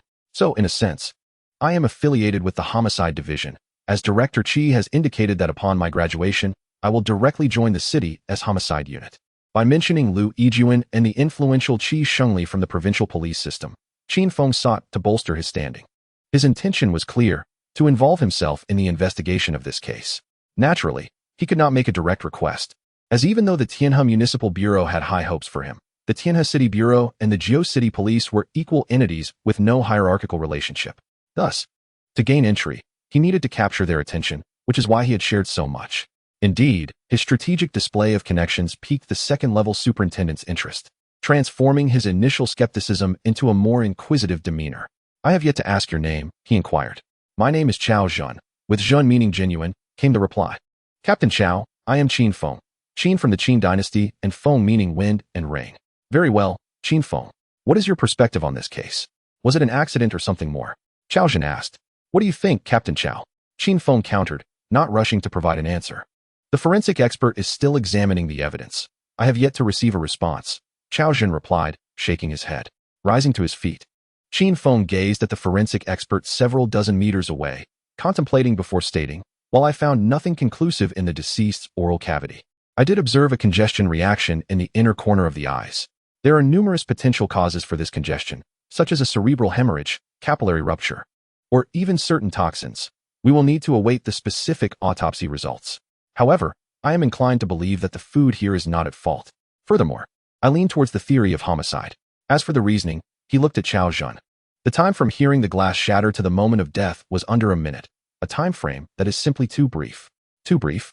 Chao Zhen nodded, acknowledging the validity of this reasoning. It certainly eliminated the possibility of a medical issue, as even the swiftest of ailments would require more than a minute from onset to demise. Yet, as an experienced investigator, Chao Zhen would not hastily draw conclusions. "Understood, Qin Feng. While I appreciate your insights, whether it is indeed a homicide must ultimately be determined by evidence, specifically the forensic results," he concluded. "Of course," Qin Feng said, pausing for 2 seconds before smiling. "Very well, let us proceed with a formal record." "Agreed, you have the authority."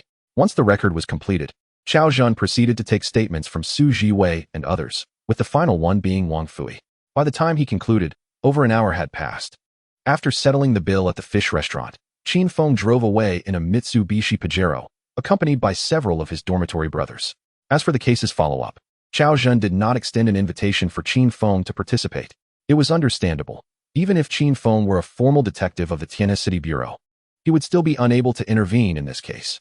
As the captain of the Jiao City Police, Chao Zhen could not permit Qin Feng's involvement, especially since he was not yet a fully fledged detective. The 6 returning to school were somewhat subdued.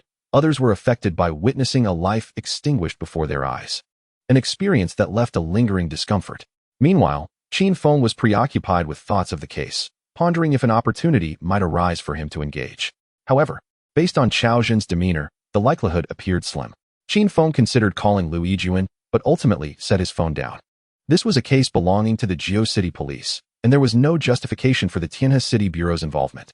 Making that call would only serve to complicate matters for Liu Yijuan without yielding any results. While a sense of regret lingered, Qin Feng had to accept the reality.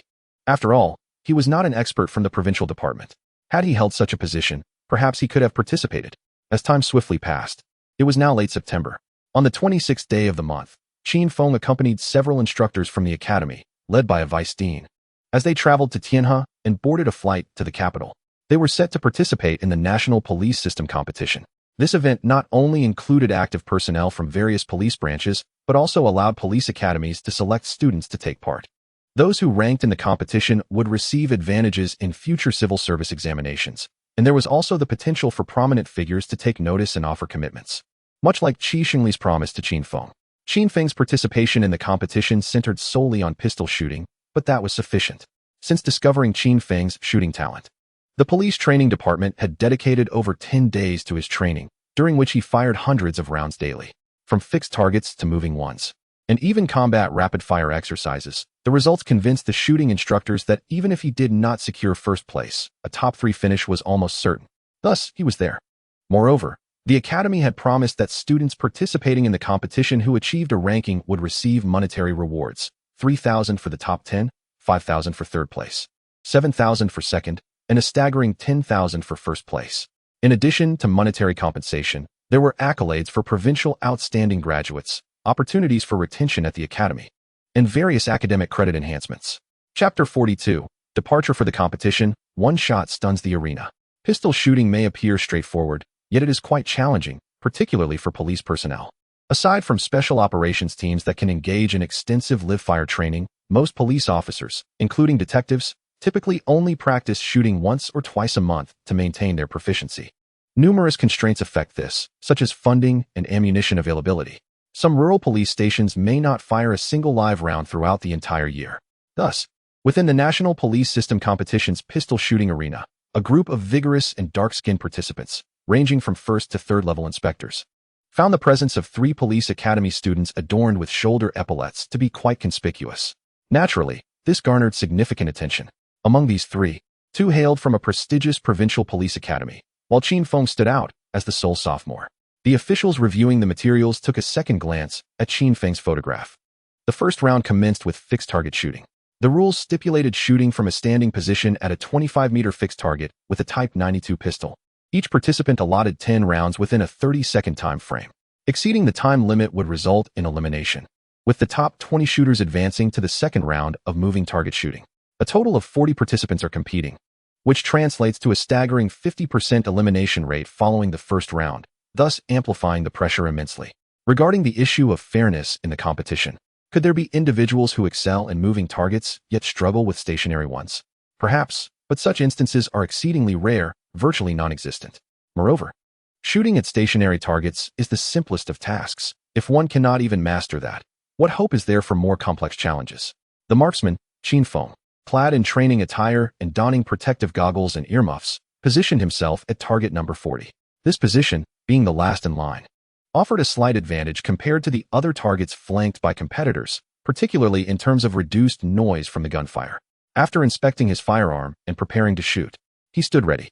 At the sound of the whistle, the 30-second countdown commenced on the 2 large screens facing the shooters.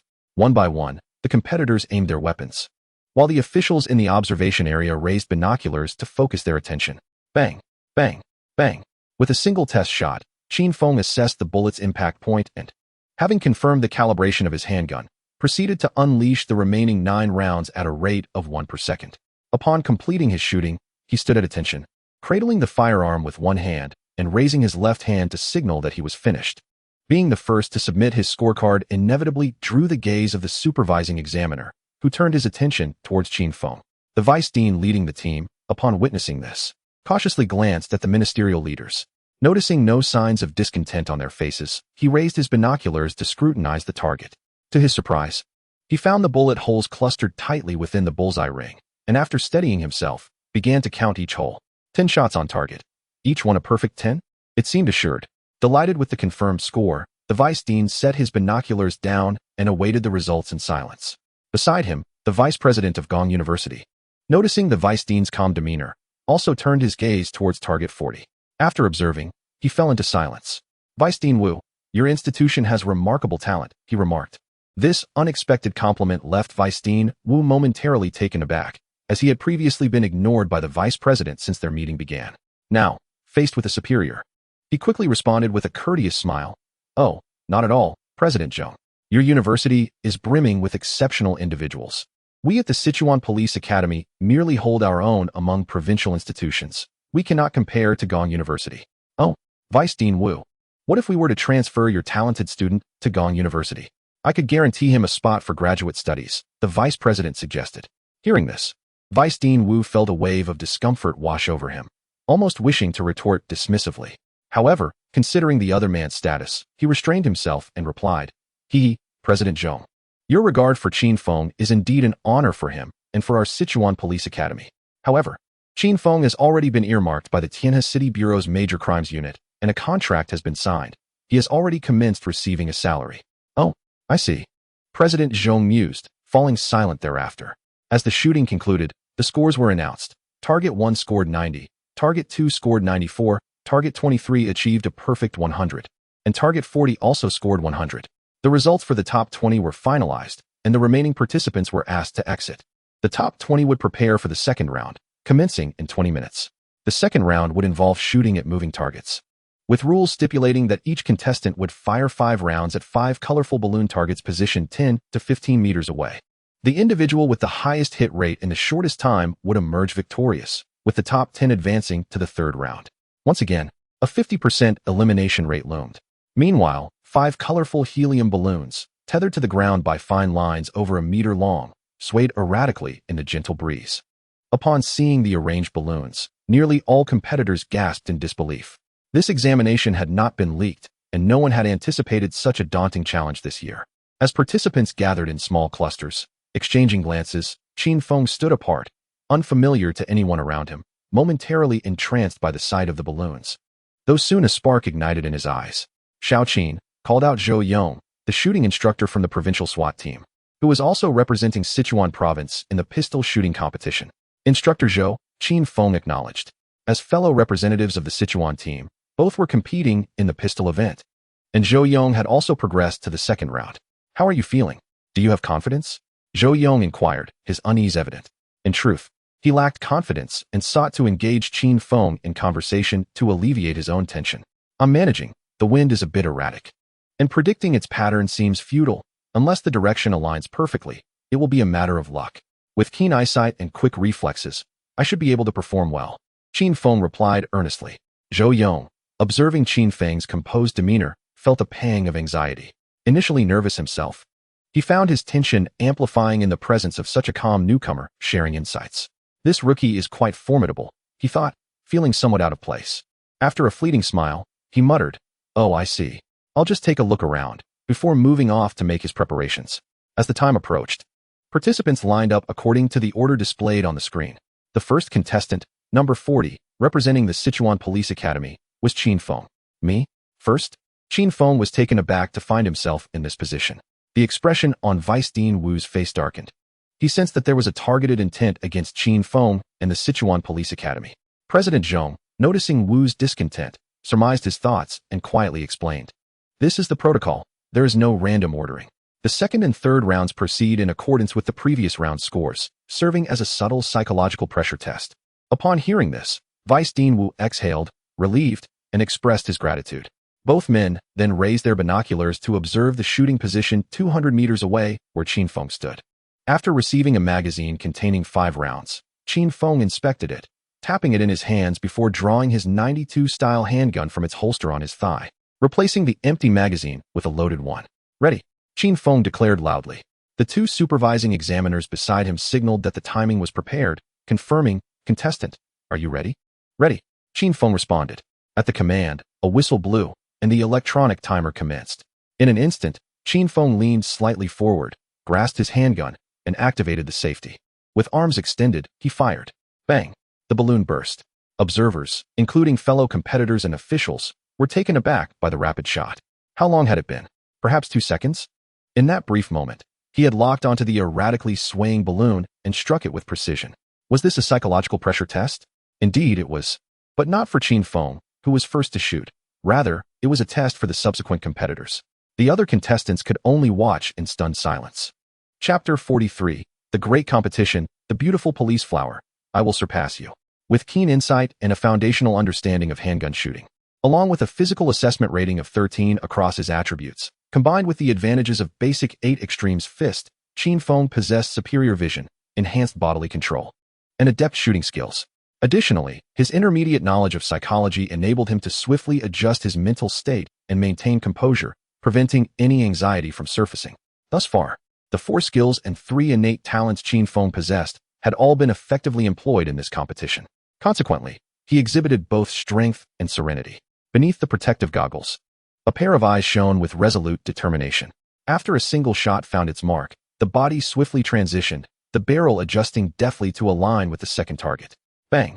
The report of the gun echoed again, this time even swifter, in just 675 seconds. From the moment of aiming to the moment of impact. It took a mere 675 seconds to strike the second target. While the display did not indicate the time taken for individual shots, those present felt an internal measure, recognizing that this shot was not longer than the previous one. Bang, bang, bang. With each gunshot, colorful balloons erupted in a flurry, resonating with the hearts of the competitors who felt the tremors of each explosion. As the shooting concluded, the timer ceased, and instinctively, all eyes turned to the large display screen. 729 seconds, less than 9 seconds, averaging just over 17 seconds per shot. This remarkable achievement sparked a wave of astonishment, followed by thunderous applause, including from the examiners present.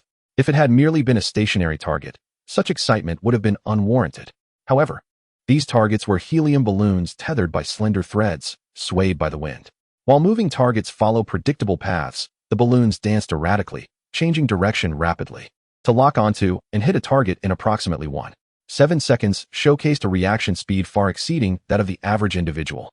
The leaders nodded in agreement, their eyes gleaming with interest as they regarded Qin Feng, particularly the two officials from the Beijing City Bureau, who had already begun contemplating recruiting him.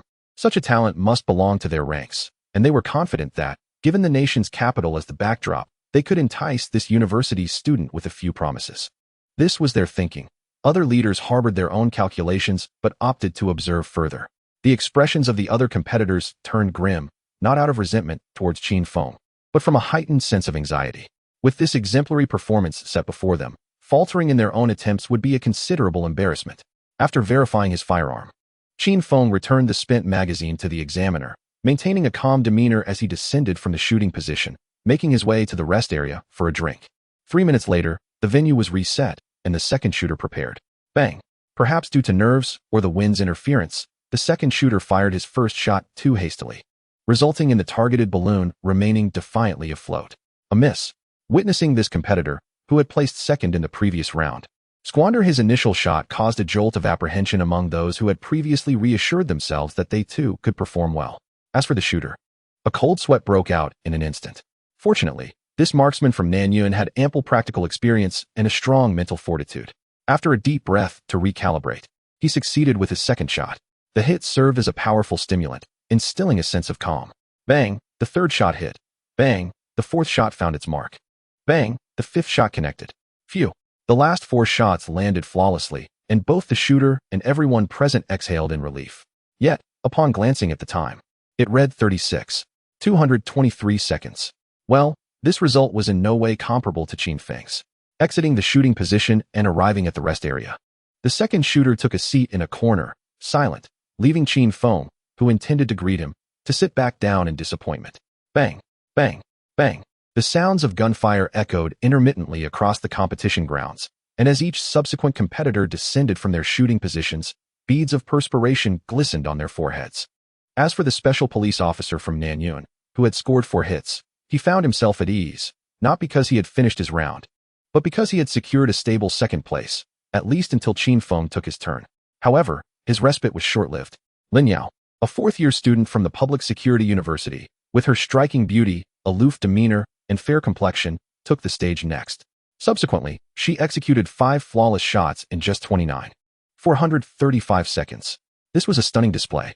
Observing the composed and seemingly unperturbed Lin Yao as she stepped down from the shooting position, the expression on the Nanyuan officer's face darkened. Well, his face was already somewhat somber, and now it merely deepened in shade, though not overtly noticeable. Yet, the discontent was palpable. It was understandable that anyone would feel disheartened to be kicked from second place to third by a younger contender. Entering the rest area, Lin Yao gazed up at the ceiling, oblivious to the awestruck gazes from others, and directly approached Qin Feng, declaring, "I will surpass you," standing above him while he sat. She bore the air of a victor. Huh. Qin Feng looked up, bewildered.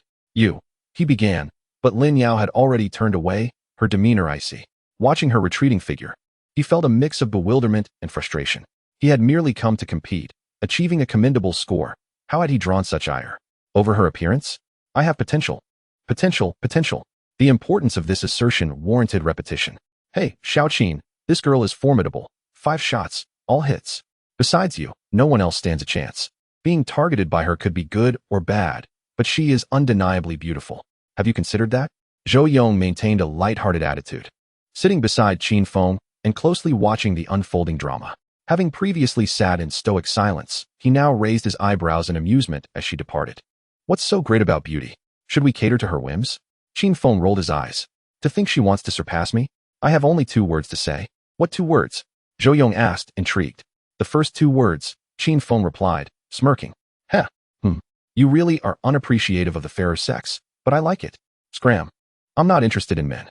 Qin Feng shrugged off Zhou Yong's hand resting on his shoulder. Nor am I. Zhou Yong shot back with a glare.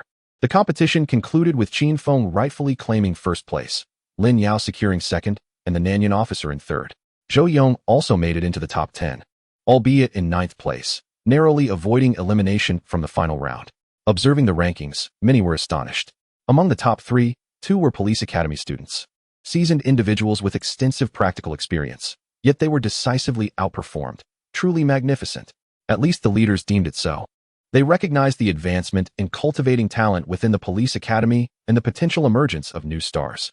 As those in command, witnessing the rise of promising successors was their greatest delight. Chapter 44, The Grand Competition, First in Handgun Shooting. Lin Yao is the top student in our criminal technology program at Public Security University, excelling in shooting as well.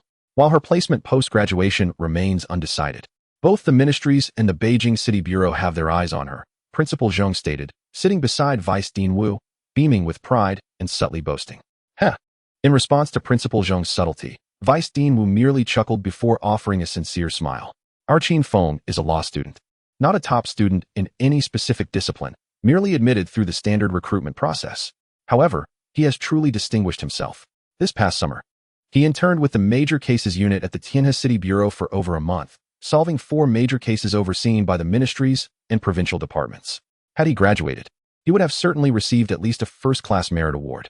Alas, we, as school leaders, feel a tinge of shame for recognizing such talent only now.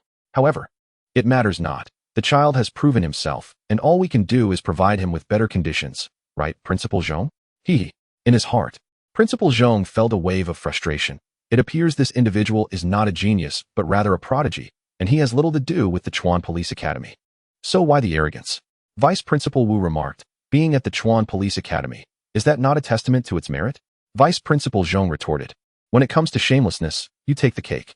Vice Principal Wu graciously accepted the compliment, attributing the success to the child's efforts, stating they merely basked in his glory.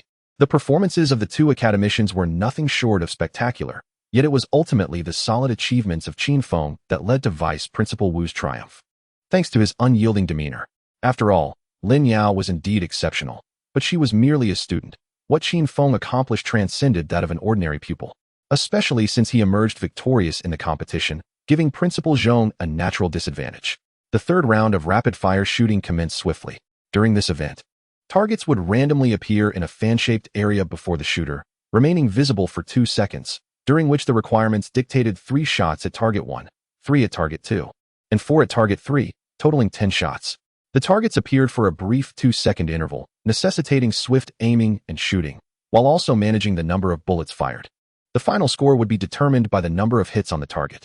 With a total of 20 targets appearing randomly, this round assessed the shooter's reaction speed, psychological resilience under pressure, and ultimately, shooting accuracy.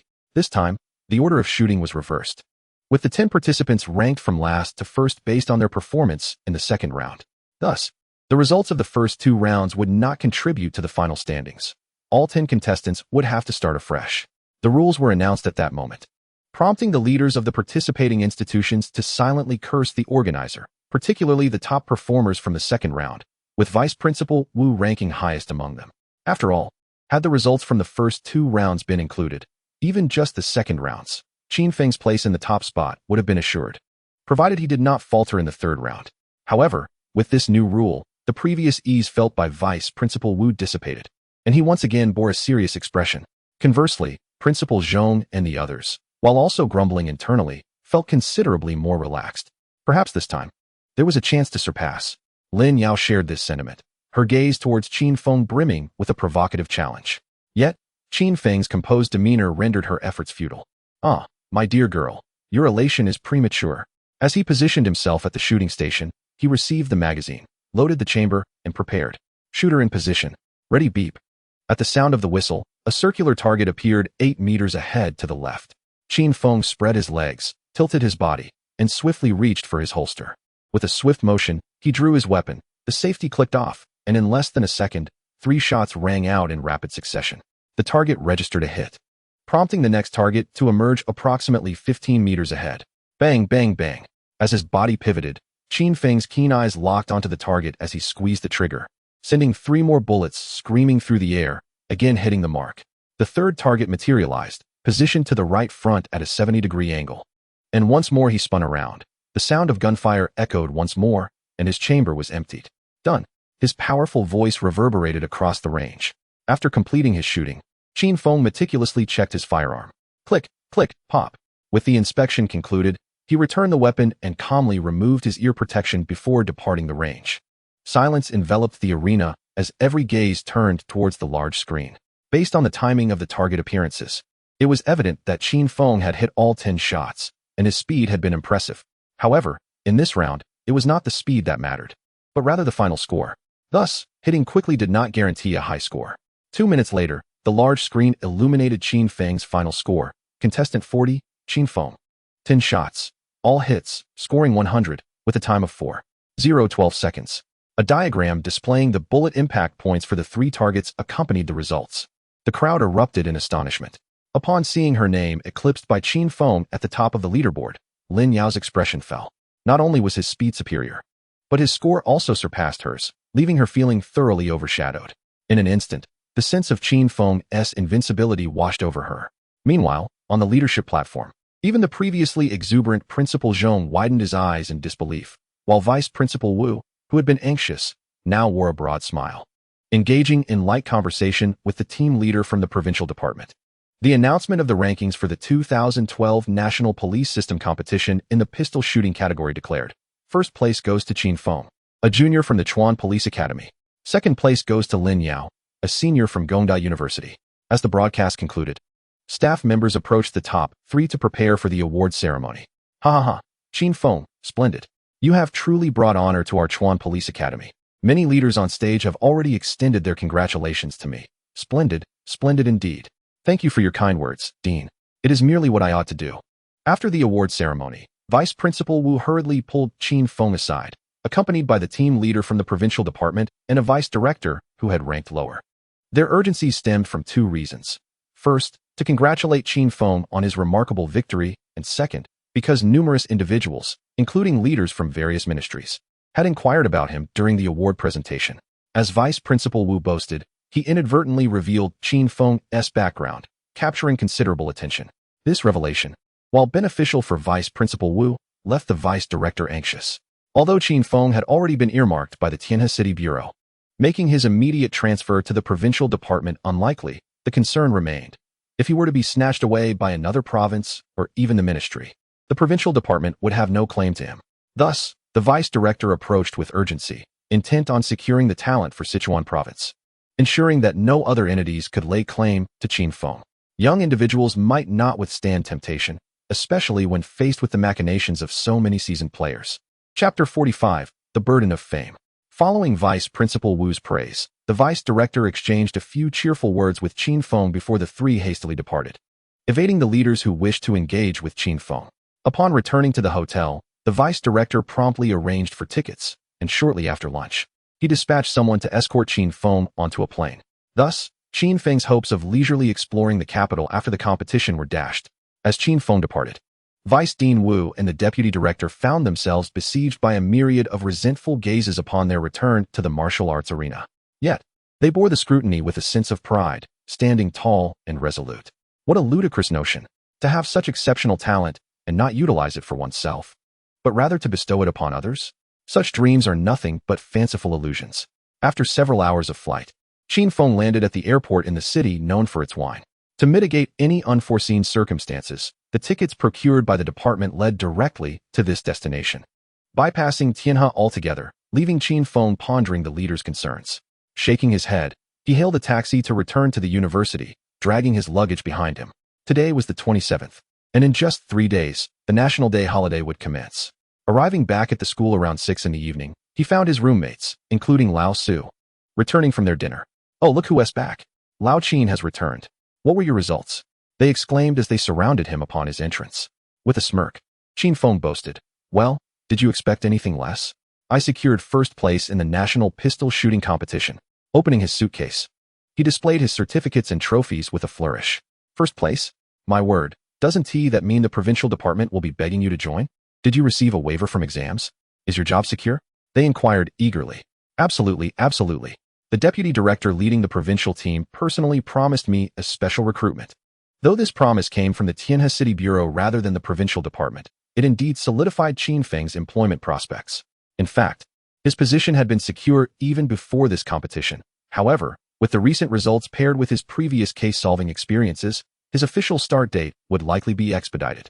By sharing this news, Qin Feng aimed to prepare his friends for the possibility that he might soon be leaving with his diploma. After a round of congratulations, and with the certificates and trophies circulating among his friends, others from different dorms joined in upon hearing the commotion. Following this lively exchange, Qin Feng packed away his accolades and, alongside Lao Su and others, headed to a local skewered food restaurant, as he had yet to have dinner. After their meal, the group made their way to the classroom. Qin Feng and Su Jiwei entered, books and pens in hand, ready to engage with the new students. In a couple of days, the students would undergo military training assessments before the holiday. For Qin Feng and his companions, their laborious duties would soon conclude, and they would only need to check in occasionally to assist with any issues that arose. Upon entering the classroom, a wave of cheers erupted from the new students upon seeing Qin Feng. Xiao Ran stood up, brimming with excitement, and inquired, "Senior, I heard you participated in the competition. What was the outcome?" "First place," Qin Feng replied, reveling in the moment. To return home in glory is akin to donning splendid attire in the night. His proclamation of victory sparked admiration and applause from the new students, a chorus of admiration ringing out as they expressed their awe. "Senior, you're amazing." Basking in the admiration of his juniors, Qin Feng felt a profound sense of satisfaction, relishing the moment. With a playful wave of his hand, he feigned modesty, saying, All right, let us keep it low-key. Senior, your demeanor hardly suggests humility." One teased, eliciting laughter from the group. "Ha ha, I maintain a humble demeanor in life, while striving for excellence in my endeavors. Besides, how can I feign indifference when you all are congratulating me?" His mock sulking only served to provoke more laughter. As news of his triumph spread, banners of congratulations adorned the school the following day, and nearly every student at the police academy became aware of Qin Feng, a fellow student in the law program who had claimed first place in the national pistol shooting event. Consequently, he began to experience the delightful tribulations of newfound attention. Attractive senior and junior female students frequently cast glances his way, perhaps enchanted by his looks, leading to serendipitous encounters that persisted until the onset of the National Day holiday. Such attention fostered an inflated sense of his own appeal within the confines of the Sichuan Police Academy. This illusion remained unshaken even upon returning to school after the break. At this juncture, should Qin Feng entertain thoughts of romance, he would undoubtedly possess the upper hand in choosing a partner. However, he remained disinterested in such pursuits for the time being. It was not that there was a lack of attractive girls. Rather, he simply had yet to feel a spark of attraction. He was not the type to chase after every pretty face that crossed his path. Nevertheless, expressions of affection were not in short supply, coming from classmates, seniors, and especially juniors. For instance, when a junior felt unwell, she inexplicably called him instead of her senior. What could he do? He had no choice but to check on her. At the infirmary, upon his arrival, he found Xiao Ran slumped in a chair, looking quite unwell, accompanied by another female classmate. "What's wrong? Where do you feel unwell?" he asked with concern. "My body aches, and I think I might have a fever." "I feel dreadful, senior," Xiao Ran pouted. Furrowing his brow, Qin Feng paused before reaching out to feel her forehead, confirming she indeed had a slight fever, albeit not excessively high. "Have you taken your temperature?" he inquired. "I'm in the process of doing so," she replied, shifting her arm that cradled the thermometer. "All right, let us wait and see," he said as he sat beside her. Seeing this, Xiao Ran's face brightened, exchanging glances with her friend who rolled her eyes in response. "Senior, the afternoon break is nearly over. I must take my leave now. Please keep an eye on Iran," her friend said. "Sure, go ahead and help her request a leave." Qin Feng replied with a smile. "Okay, I'm off then," she said, gradually retreating, sensing that neither Qin Feng nor Xiao Ran intended to stop her. "Senior, please don't talk," Xiao Ran protested. I'm merely checking your temperature. It doesn't hinder conversation, he replied. That is still not permissible. You have a cold. And speaking expends energy. Are you showing concern for me, senior? She teased. Believe what you will, he replied nonchalantly. Then, be quiet, she retorted. Okay. With a pout, Xiao Ran complied, shifting closer to Qin Feng's side. After a short while, the nurse arrived. Xiao Ran, it's time, let us see your temperature. Oh. She handed over the thermometer, and after a quick glance, the nurse reported, 38. 2 degrees Celsius. Thankfully, it's not too high. I'll fetch the doctor. Please accompany me. Following a consultation, the doctor inquired whether to prescribe medication or administer N4. Xiao Ran glanced at Qin Feng and declared, I prefer N4. They ascended to the 4-room, where only the two of them remained in the modest space. This presented an excellent opportunity for solitude, and Xiao Ran certainly recognized it. However, Qin Feng's thoughts were presently occupied elsewhere, as he perused his phone. In the local news, a report detailed the tragic drowning of a nurse from the obstetrics department at the affiliated hospital during the National Day holiday. Coincidentally, another attending physician from the same department had succumbed to an electrocution incident at a hotel during the break. One had drowned while vacationing in Qishui, and the other perished from electrocution at a resort near Qishui. The hospital had issued the news alongside the obituary. The untimely deaths of a seasoned 40-year-old obstetrician and a 30-something nurse represented significant losses for both the hospital and the department. The reason Qin Feng fixated on this news story was that, despite the two deceased individuals being over 20 kilometers apart at the time of their deaths, the proximity was not excessively far. Moreover, the fact that two members of the same department had tragically passed away within a mere 2 days struck Qin Feng as far too coincidental. However, with the hospital having issued an obituary and the press release stating the cause of death as accidental, it indicated that local authorities had conducted their investigations. Yet, Qin Feng recalled a film he had watched titled Accidental Assassin, which depicted the use of artificially induced accidents to eliminate targeted individuals. Such methods are exceedingly covert and can be profoundly deceptive. Even an uninformed investigation may ultimately conclude that the deaths were accidental. Upon reading the news, Qin Feng experienced an instinctive feeling that the deaths of these two individuals were likely not as simple as an accident. Both deceased were obstetric and gynecological medical staff, sharing a significant connection in their identities. The simultaneous and nearly identical nature of their deaths prompted the words revenge killing to flash through Qin Feng's mind. However, this was merely his suspicion and conjecture. He needed evidence to substantiate his claims. Senior brother. Noticing Qin Feng engrossed in his phone, Xiao Ran, feeling somewhat displeased, gently nudged him. It was disheartening for her to see him fixated on the news while ignoring the beautiful junior sister sitting beside him. What's the matter? Qin Feng came back to his senses and inquired. What are you so absorbed in? Observing his junior sister's slight annoyance, Qin Feng silently shook his head and sighed.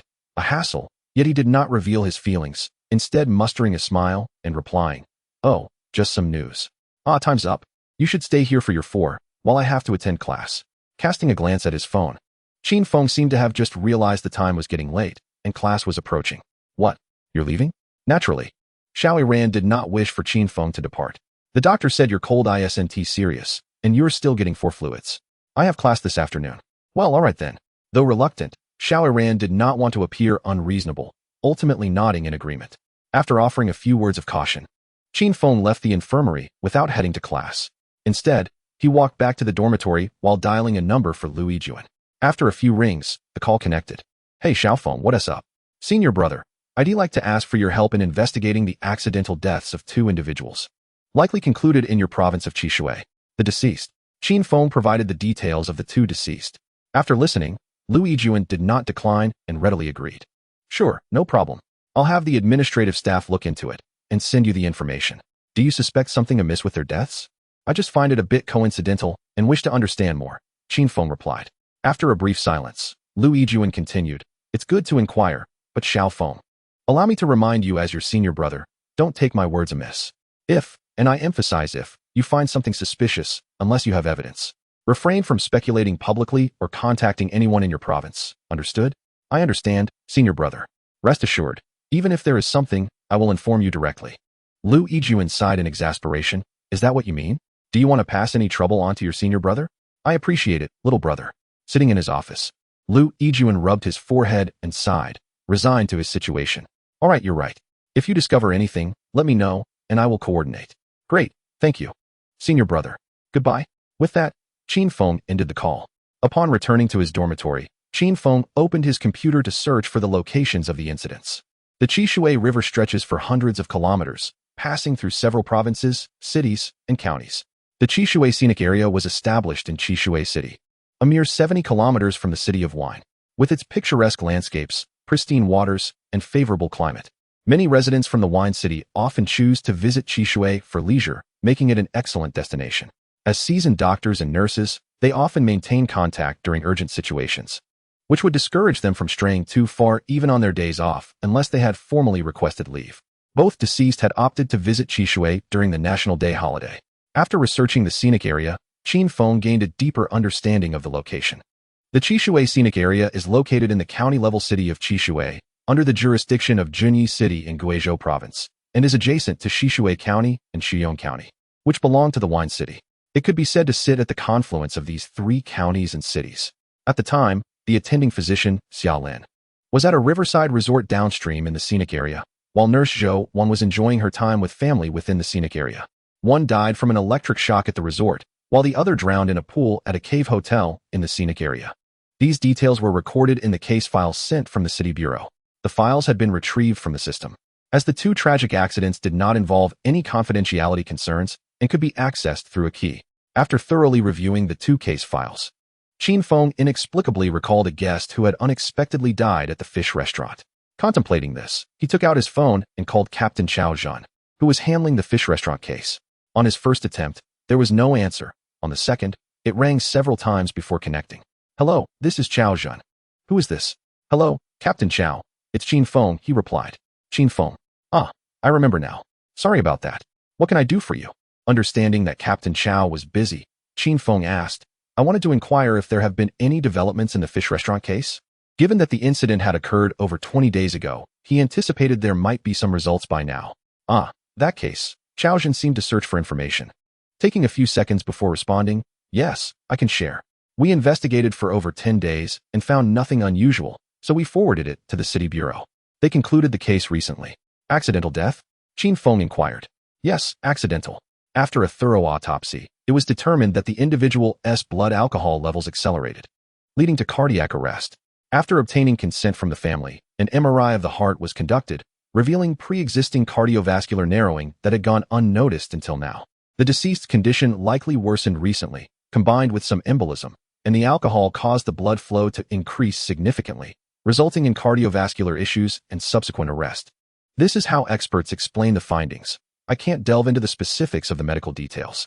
Thank you, Captain Chao. By the way, could I take a look at the case file? Qin Feng expressed his gratitude and made an additional request. I'm afraid that's not possible, came the prompt refusal. While disappointed, Qin Feng did not harbor high hopes. Then, Captain, may I inquire about the name and identity of the deceased? I can share that, but you must keep it confidential and not disclose it to anyone else. Rest assured, I understand, Qin Feng assured him.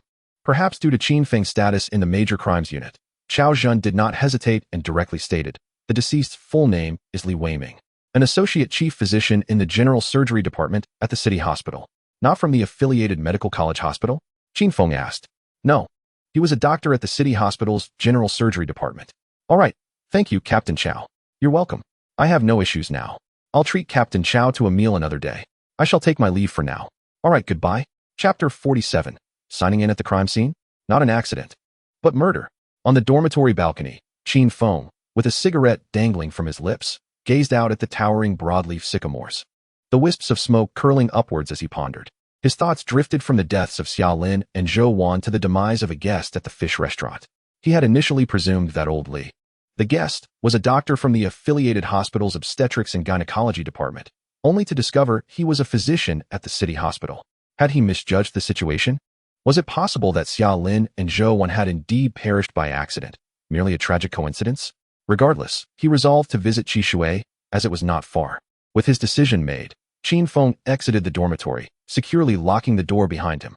Upon reaching the teaching building, he sought permission to take leave from the squad leader. Given his previous success in the major competition and the ongoing discussions between the Tianhe City Bureau and the Provincial Department regarding his early graduation, the squad leader, being responsible for the students, was well informed and granted his request without hesitation. The captain at the nearby desk merely inquired briefly before approving a 3-day leave. Holding the leave notice, Qin Feng proceeded directly to the parking lot. En route, he called Chen Lei in the dormitory to explain the situation and informed Su Jiwei, requesting him to keep an eye on the freshman squad. Starting his vehicle, he set the navigation and drove his Mitsubishi Pajero towards the school gate. After more than 10 minutes, he entered the highway.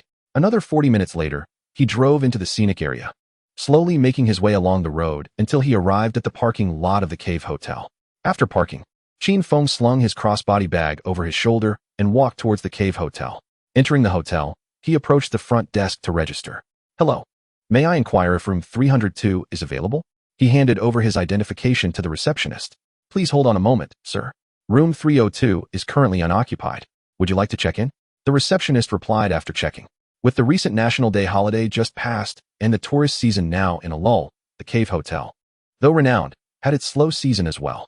Today, only 3 rooms had been booked. The suite, which during the off-season was priced at over $600 per night, had a splendid view but remained unreserved. I'll take it for one night," Qin Feng decided. "Certainly, sir. Please hold on." Shortly thereafter, after settling the payment and deposit, Qin Feng received his room key. Following the directional signs, he made his way up to the suite located at the highest point of the cave. The suite was a standalone glass accommodation situated at the far left of the cave's summit, constructed of fully transparent tempered glass, with curtains surrounding it to ensure privacy. The room was equipped with a switch that could fully open the floor-to-ceiling curtains facing the outside. Once opened, the view was breathtaking both day and night. Upon entering the room, Qin Feng paused at the doorway. "Crime scene detected. Would you like to sign in?" "Sign in. Sign in successful. Reward, basic pharmacology. Talent skill, acute sense of smell." "Ah, another talent skill?" Qin Feng felt a surge of excitement. Not only was he thrilled by the newfound ability, but he was also entirely convinced that Zhou Wan's death was unequivocally not an accident. Room 302 was the very place Zhou Wan had previously occupied with her family, and now it had become a crime scene.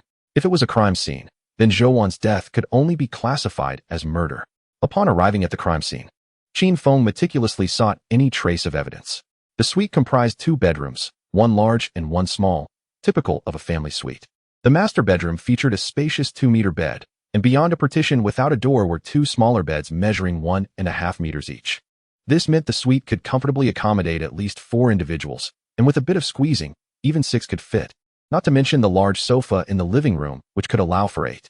Additionally, there was a large bathroom, fully equipped with a bathtub and shower. The toilet and sink area were also spacious, not at all cramped. Considering the price of over $600 for the night, it was undoubtedly a remarkable value.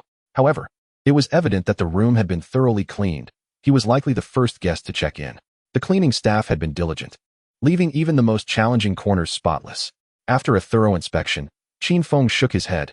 Even if the suspect had left some clues behind, they would surely be impossible to find now. He settled in front of the floor-to-ceiling window, drew back the curtains, and faced the stunning view as he opened the case file to review the autopsy report. According to the autopsy and toxicology report, no traces of drugs such as triazolam were found in Zhou Wan's system, nor were there any signs of small puncture wounds. The cause of death was determined to be drowning asphyxia. How, then, had the perpetrator managed to make Zhou Wan fall into the pool and drown? As Qin Feng meticulously examined the file, he stumbled upon an intriguing detail. Wait, Zhou Wan smoked? In her husband's statement, he mentioned that Zhou Wan felt a bit stifled indoors, prompting her to take a cigarette outside. An hour passed without her return, and after several unanswered calls, he discovered her lifeless body over 20 meters away from the suite, in the infinity pool. Could the murderer have used the cigarette? But if that were the case, why did the toxicology report not indicate any anomalies? Or was it possible that similar substances had been absorbed into her system? Qin Feng's attention was drawn to another part of the statement. Zhou Wan's husband noted she had been experiencing mild postpartum depression. Thus, during holidays, he would take her and their child on trips. Upon reading this, Qin Feng found a psychological assessment report. However, this report indicated that Zhou Wan's postpartum depression had since resolved, feeling stifled and then stepping out to smoke. Why had she felt that way? Did her child and husband find her behavior normal? Was it a psychological issue, or was there something more specific at play? Given the strong possibility that Zhou Wan's death was indeed a murder, Qin Feng identified numerous inconsistencies throughout the case file, ultimately focusing on Zhou Wan's sense of confinement within the room. Had she not felt stifled, she would not have left the suite. Had she remained inside? Even if something had happened, her husband would have been present to call for help, and the suspect would not have had the opportunity to act. If he were to hypothesize along this line, what could have caused Zhou Wan to feel stifled? Water? Food? Or perhaps the cigarette? Qin Feng's gaze once more landed on the cigarette. Yet, considering that Zhou Wan did smoke, it was likely that she would have already exhibited symptoms of faintness or fatigue earlier on. It seemed he would need to speak with Zhou Wan's husband again. Stowing the case file into his bag, Qin Feng strolled out of the room, hands in his pockets, and headed towards the pool. The pool was constructed adjacent to the cave entrance, separated from the suite by scenic trees. Walking along the path, it was at most a 30 to 40 meter distance. The pool was not large, measuring about 10 meters in length and 5 meters in width. One side featured landscape designs and some leisure seating. Arriving at the poolside, Qin Feng stared at the shimmering surface of the water, illuminated by the lights, his eyes unwavering. After a moment, he regained his focus, scanning the area around the shore in hopes of uncovering any overlooked evidence. However, as a rather pricey guest house, the management here is exceedingly meticulous, ensuring that cleanliness is thoroughly maintained.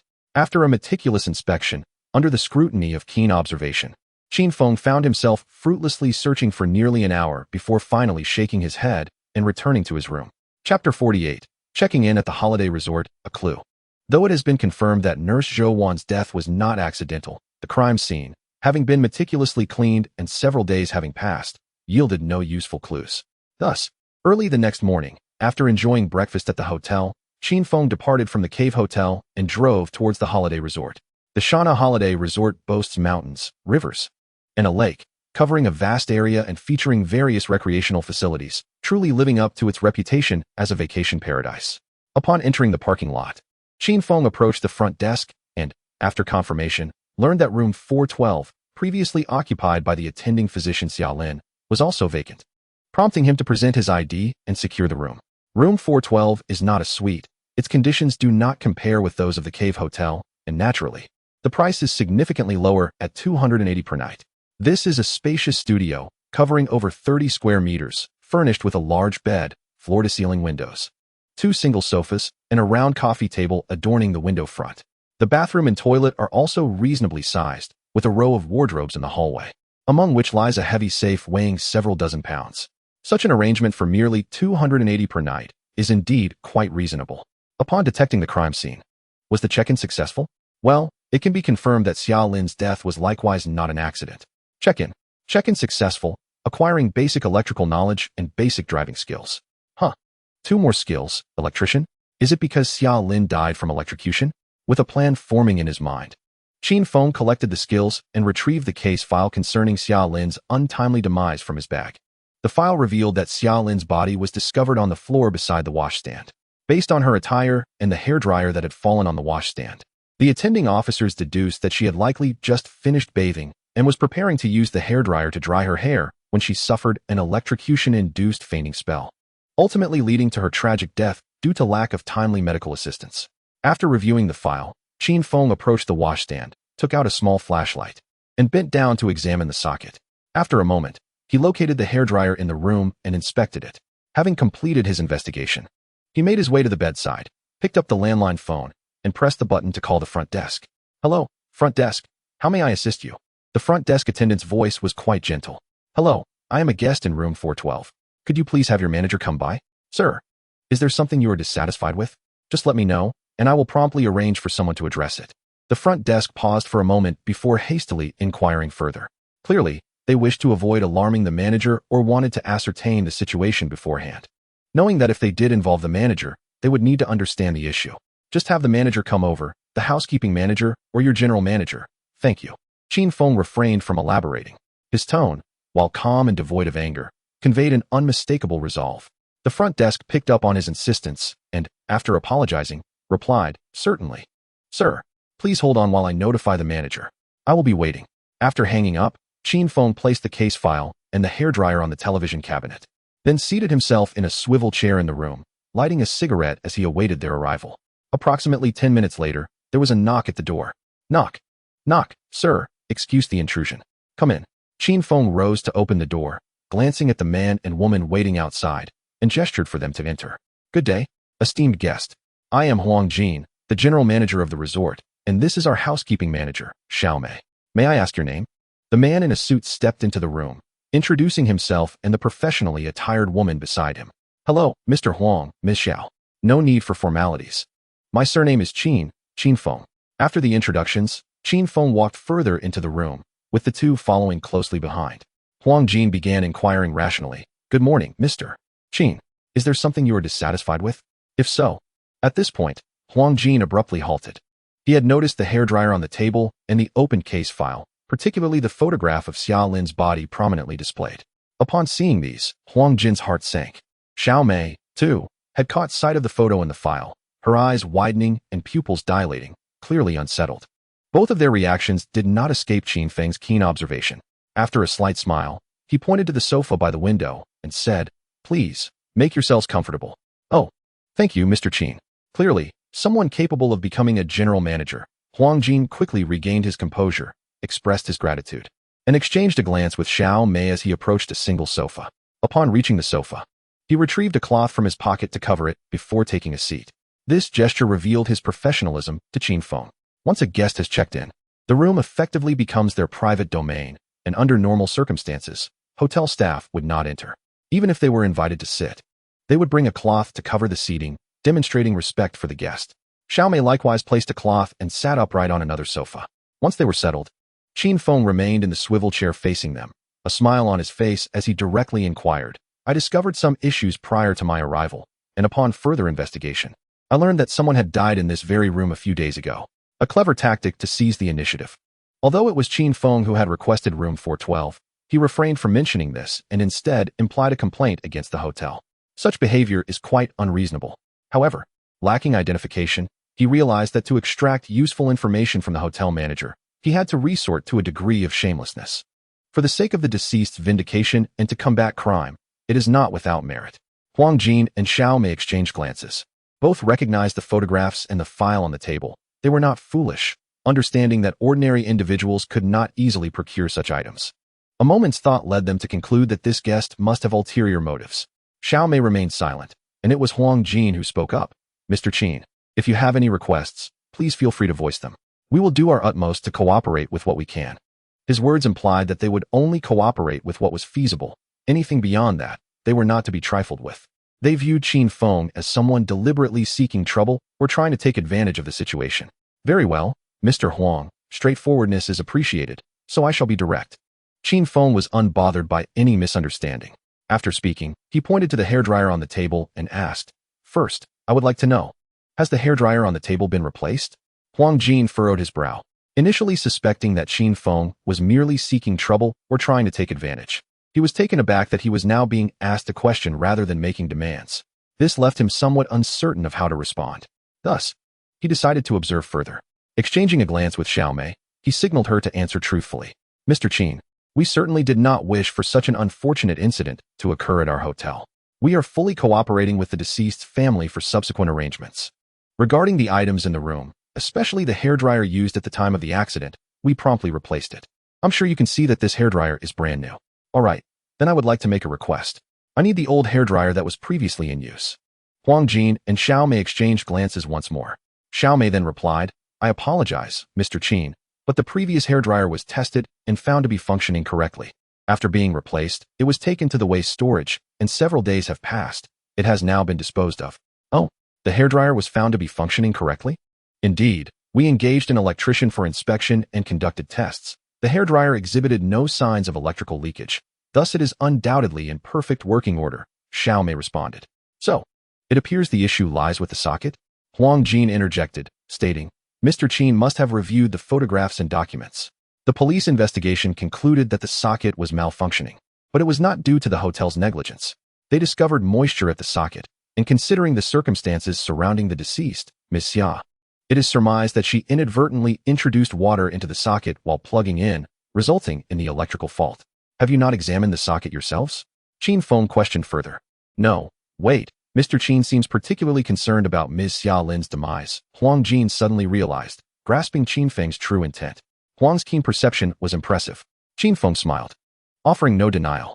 Chapter 49, The Tampered Socket. "Ah," Huang Jin regarded Qin Feng with a look of revelation, his tone tinged with peculiarity. "So, Mr. Qin is a police officer?" "Not quite." Qin Feng paused before responding with a smile. Then, By what capacity do you investigate this matter? Huang Jin's demeanor shifted. The change in the other party's attitude was anticipated by Qin Feng, who found it unremarkable. However, he refrained from elaborating further, stating, I merely harbor concerns regarding the room I am residing in. Besides, Mr. Huang, Manager Xiao, this guest room has indeed witnessed a death, has it not? This remark deflated Huang Jin, who had been poised to assert himself. Simultaneously, Qin Feng's ambiguous identity instilled a sense of caution within him. The hotel dreaded the specter of death. A mere issue with one room might be manageable, at worst leading to its closure. However, the establishment's reputation was paramount. If news of a fatal electrocution within the hotel were to spread, it would severely tarnish their standing, potentially dissuading guests from ever checking in again. A lack of patrons equated to the demise of the hotel, a fate too dire to contemplate. Of course, the incident was merely an unfortunate accident. Corroborated by the police's findings, and subsequent inspections by fire safety and regulatory agencies confirmed compliance with all standards. Yet, as the saying goes, public opinion can be formidable. Another adage warns that it is better to be safe than sorry. In any case, it was a fact that a death had occurred in the hotel previously. And it was equally true that the room where this tragedy transpired continued to be utilized. Should Qin Feng unveil this information, it would undoubtedly impact the resort's business. Naturally, they found themselves at a disadvantage. Observing Huang Jin's changing expressions and his silence, Qin Feng shifted the conversation. Rest assured, I am not here to stir trouble. I am a steadfast materialist, and the matter of this guest room is but a minor issue. However, I seek the truth. Therefore, I hope both of you will cooperate with me and answer my forthcoming questions.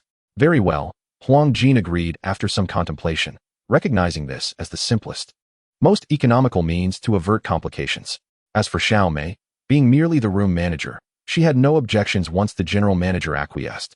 Has there been any recent renovation of the hotel's electrical systems? No. Have any suspicious individuals been observed entering or exiting? None. After the incident, has anyone stayed in this room? You are the first. All right then, I will require a set of electrician's tools. Additionally, could you please cut the power to this room? I wish to conduct an inspection, if that is acceptable. Certainly, Huang Jin assented, directing a glance towards Xiao Mei. The front desk has tools available. I will retrieve them. However, to cut the power, we must confirm with the hotel's maintenance department, as the main switch for the socket is located there. Moreover, once power is cut, the entire floor will lose electricity, Xiao Mei informed Huang Jin. Proceed with the power cut, and send 2 attendants up. If any guests inquire, simply explain that it is a temporary power outage, and that service will be restored within an hour. Understood, Xiao Mei responded before rising to leave. At the hotel front desk, Xiao Mei hurriedly approached the lobby manager, saying, Please fetch the spare electrician's tools for me. Additionally, send 2 individuals to the 4th floor. We need to initiate a power cut there.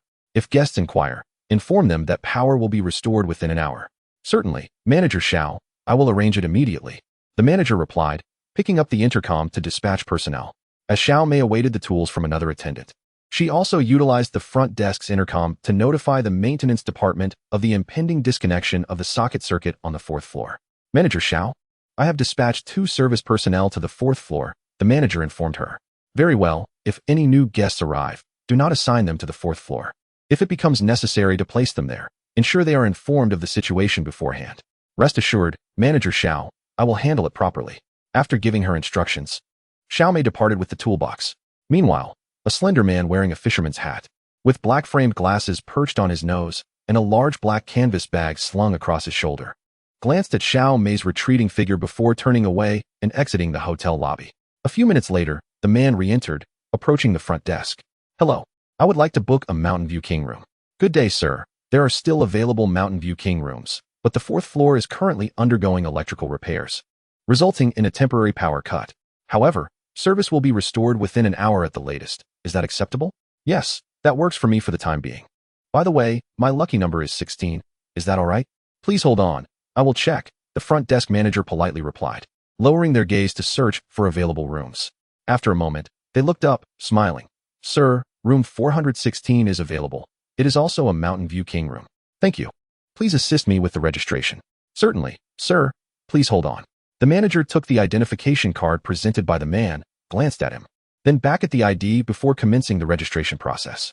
Before long, the room key and identification were placed on the counter, and the manager stated, the total for the room and deposit is 500. Would you prefer to pay by card or cash? Cash, the man replied. retrieving a black rectangular wallet from his coat pocket, counting out 500 and handing it over.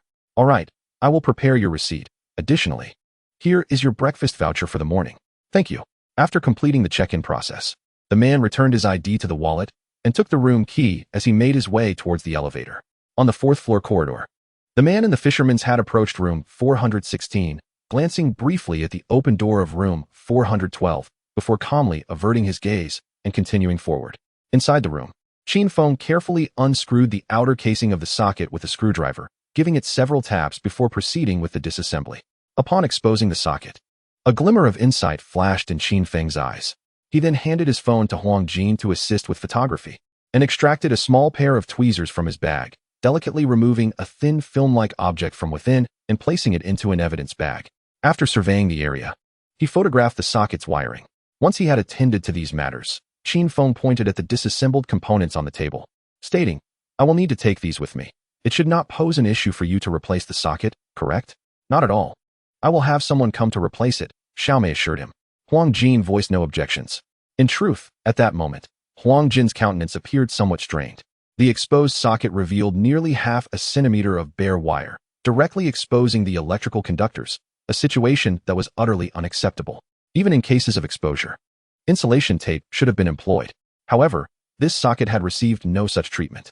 "I require a list of the guests who occupied room 412 within the month preceding Ms. Xiaolin's death. The villa can certainly provide the necessary services, but Mr. Qin is required to present his identification and relevant documentation." Huang Jin did not refuse, but also did not readily comply. The procedures would take time. Qin Feng shook his head and stepped back, suggesting, "How about this? I won't print anything out. Instead, could you retrieve the information for me to review? Afterwards, I can complete the paperwork and have someone come to collect the physical documents." After exchanging glances, Huang Jin and Xiaomei acquiesced. A person capable of managing such a vast estate with meticulous organization is certainly astute. If Huang Jin had not discerned any issues surrounding Xiaolin's death after witnessing so much, he would have wasted many years. Now that the evidence lay in Qin Feng's hands, if he were to cling to certain principles and disregard any semblance of goodwill, it would be the hotel that ultimately suffers. Thus, he adapted his approach. The information could not be printed, but it was permissible to view it. Chapter 50, Lunch Enhancements. A perception of danger, Qin Feng turned the tables. Not long after, the hotel electrician arrived. Upon noticing the exposed wire at the socket's connection, the electrician's expression changed, fearing for his livelihood. Fortunately, General Manager Huang Jin reassured him, and upon learning that his job was secure, the electrician swiftly rectified the hazard, reinstalling the socket cover. "Excuse me, when you install, do you normally address exposed wire ends?" Qin Feng inquired, watching closely. "Of course, that must be attended to, unaddressed. It poses a serious risk of electric shock and violates operational protocols. We are all certified, and these errors cannot occur." "All right, thank you, sir. No trouble at all. Now, Huang Zong, Xiao Jingli, I shall take my leave." "Very well," Huang Jin responded, and the electrician tidied his tools before departing. "Huang Zong, I would like a copy of the attendance records for all your electricians, if that is possible." "That is no problem. I can print that for you." The electrician's attendance records are part of the villa's management information, unlike the confidential information of hotel guests, so Huang Jin readily agreed. "All right, let us be off." "Yes," Qin Feng replied, wasting no time as he left the room accompanied by Huang Jin and Xiaomei. After reviewing the guest information in the lobby and taking photographs, Qin Feng prepared to exit the villa. "Mr. Qin, your room has been checked out. The total charge and deposit amounting to 500 will be returned to your account."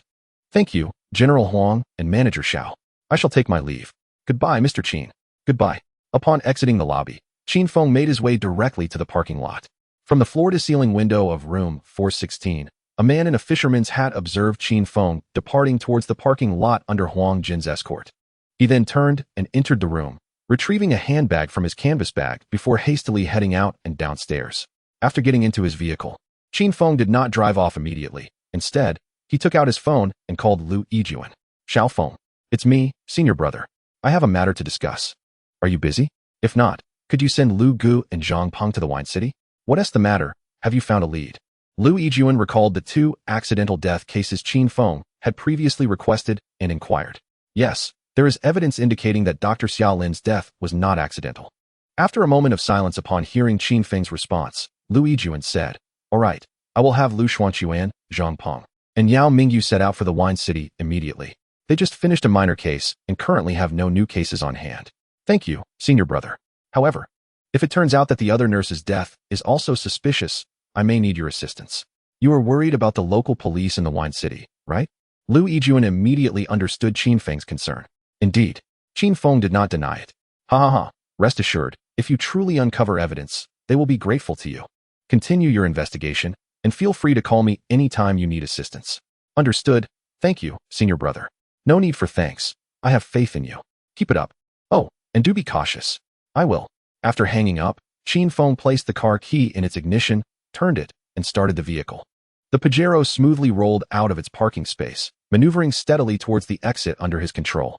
With his newly acquired basic driving skills, Qin Feng instantly felt a difference while driving. His grasp of the vehicle was significantly enhanced, and his spatial awareness seemed instinctual.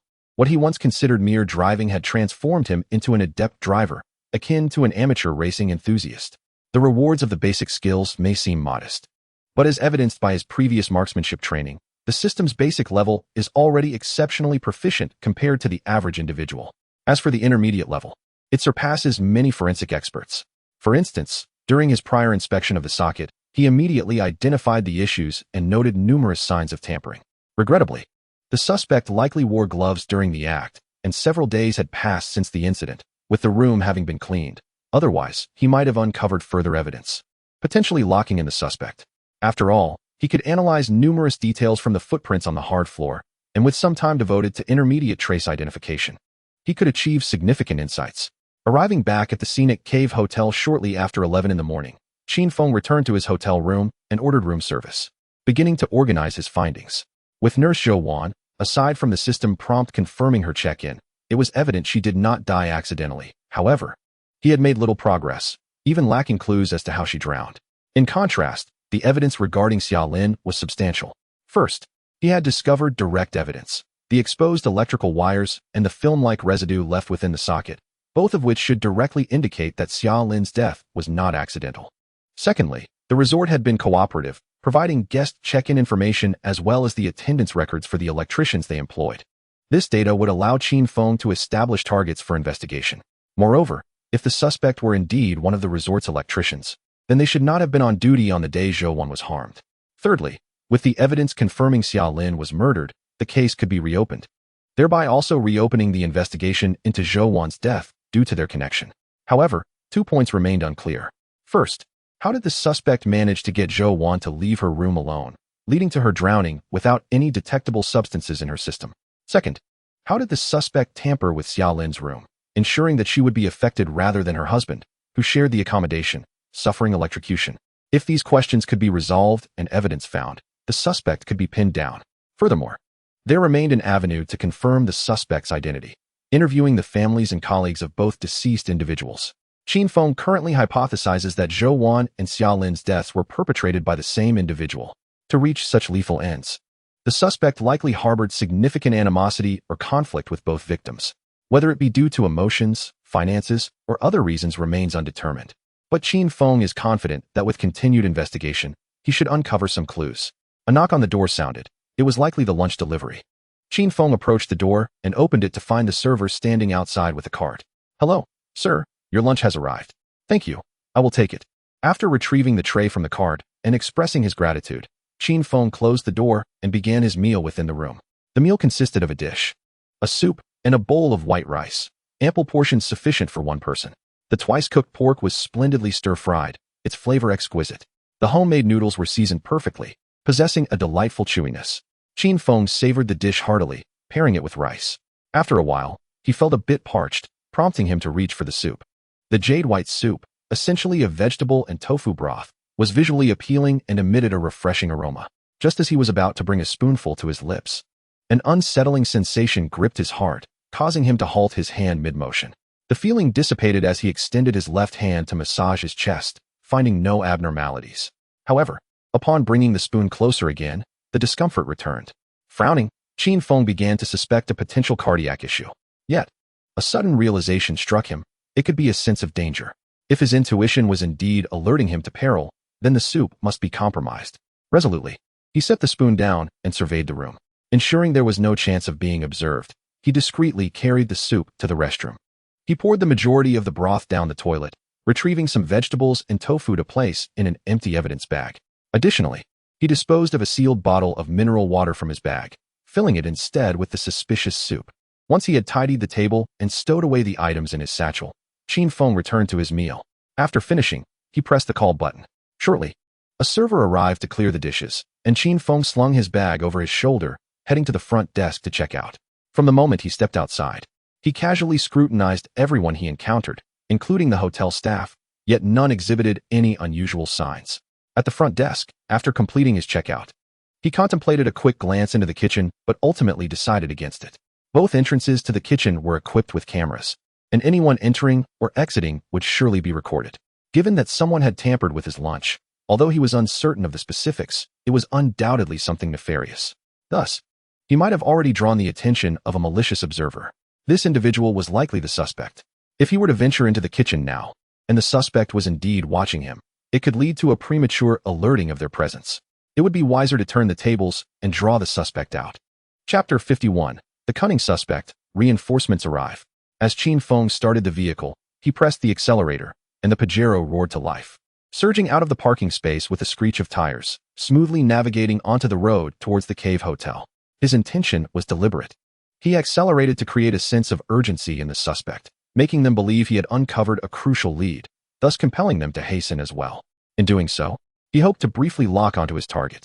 Driving swiftly, Qin Feng frequently glanced in the rearview mirror and around him, yearning to spot a vehicle in pursuit. The suspect had not acted against Xia Lin or Zhou Wan in the hotel city, but rather in Qishui, a distance of 20 kilometers apart. With only a day's interval between the meticulously planned murders, the suspect undoubtedly possessed a vehicle, likely a nondescript model that was commonly seen on the roads. At the entrance of the Cave Hotel, a black Pajero passed by. Qin Feng was focused on the road and the rearview mirror, oblivious to the two slightly larger-than coin-sized black wireless cameras mounted on the pillars flanking the entrance. Over 20 meters from the entrance, a silver-gray Volkswagen Bora sat parked behind a white Iveco minivan, where a man in a baseball cap observed the screen of his smartphone. The car was already in gear, ready to follow, when the man's gaze sharpened, and he shifted back to neutral, rewinding the footage. The video revealed Qin Feng glancing into the rearview mirror, a smirk spreading across the man's face. How intriguing. After uttering this thought, the man set down the receiver and turned the key in the ignition, shutting off the engine. Minutes later, he finally started the vehicle, retrieved the cameras from the entrance, and drove away in the opposite direction of the hotel city. Having exited the hotel, Qin Feng maintained a relatively brisk pace towards the city, yet several minutes passed without the appearance of a suspicious vehicle. Was he perhaps overthinking the situation? Or had he accelerated too quickly for the suspect to keep up? Was it possible that his assumptions were flawed, and the suspect had no means of transport? His thoughts spiraled, only to be abruptly pulled back to reality. Qin Feng slammed the brakes and sharply turned the steering wheel, executing a swift maneuver that redirected the Mitsubishi Pajero back towards the hotel. Upon arrival, he noted the black Pajero re-entering the hotel grounds, while over 200 meters away, the silver Bora was leisurely departing, an opportunity missed. The vehicle circled the parking lot before Qin Feng parked again near the hotel entrance, patiently waiting for more than 10 minutes. Observing the open, unguarded vintage iron gates, he smacked his palm against the steering wheel. He was certain the suspect had vacated the premises. Not long ago, their proximity had been alarmingly close. Casting one final glance at the unmonitored, unprotected entrance, Qin Feng reluctantly drove away.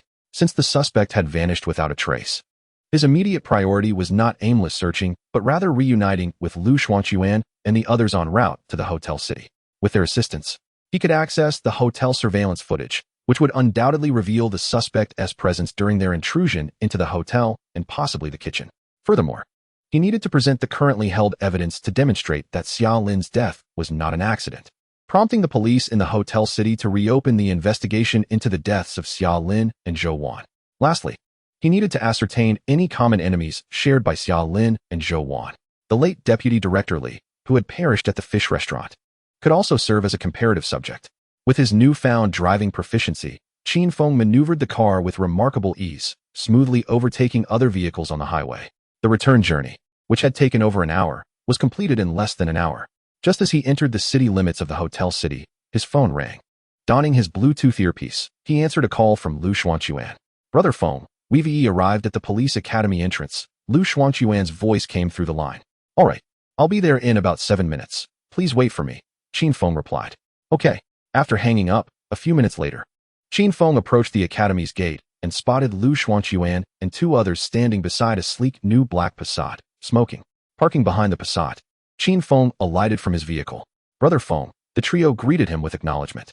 Brother Lu, Brother Yao, Brother Zhang, Qin Feng responded with a smile. After exchanging pleasantries, he glanced at the newly plated Passat and remarked, "Oh, you got a new car?" The 3 laughed, with Yao Mingyu patting the car's roof, explaining, "We recently solved a kidnapping case, successfully rescuing the hostage. To express gratitude, the father of the hostage donated this car, along with an assortment of other vehicles like Passats, Audi A4S, and Ford police cars, over dozens in total. Isn't that worth millions? So wealthy?" Qin Feng exclaimed in astonishment. Indeed, that individual was a magnate, boasting a fortune exceeding 10 billion and engaged in the industrial sector, immensely affluent. "You certainly profited from that," Qin Feng remarked, astounded. "A businessman with over 100 billion in industrial assets is exceedingly wealthy. However, one must understand that net worth does not equate to liquid cash. It encompasses a merchant's fixed assets, shares, and everything else convertible to currency. In finance, cash flow can be terrifying, while in real estate, one may possess a substantial valuation yet be burdened with hefty bank loans. Conversely, those in manufacturing may not hold the most cash, but their debts to banks are typically minimal, and their liquid assets are undeniably significant.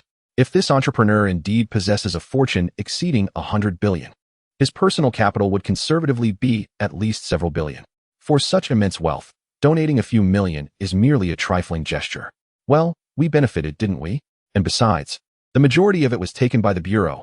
Our major crimes unit only received 10 new vehicles. 10 new vehicles isn't a small amount." Qin Feng looked at Lu Xuanquan, incredulous. The 3 merely chuckled, offering no rebuttal. Acquiring 10 new vehicles for the major crimes unit, thus retiring several outdated, unmarked police cars, was indeed a substantial gain. Yet, they were the ones who cracked the case, located the individuals involved, and even executed the rescues before the SWAT team could intervene. Receiving even a fraction of the total number of new vehicles was well-deserved. "All right, enough chatter. I have urgent matters to attend to." After exchanging pleasantries, Qin Feng redirected the conversation. Lu Xuanquan and the others promptly ceased their laughter, awaiting orders.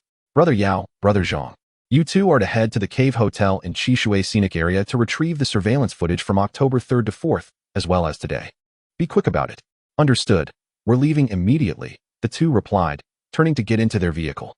"Lu, get in. We're heading to the Longtan Sub-Bureau to find their criminal investigation team leader, Chao Zhen."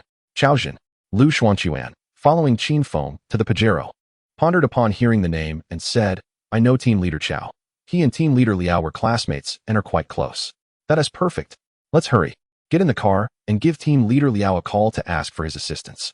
"All right, let us go." The 2 entered the Pajero, with Qin Feng driving and Lu Xuanquan seated in the passenger seat making the call. A short while later, they arrived at the Longtan District Sub-Bureau in the city of Jiuqing, where Chao Zhen was already waiting at the entrance. Upon spotting the Pajero, he waved, and once the vehicle came to a halt, he opened the back door and climbed inside. With Chao Zhen leading the way, they smoothly drove into the Sub-Bureau's parking lot. "Come on, Xiao Qin, Xiao Lu, follow me to the cafeteria. Let us eat first and discuss afterward." Chao Zhen's warm invitation was hard to refuse. Glancing at Qin Feng and seeing no objection, Lu Xuanquan agreed.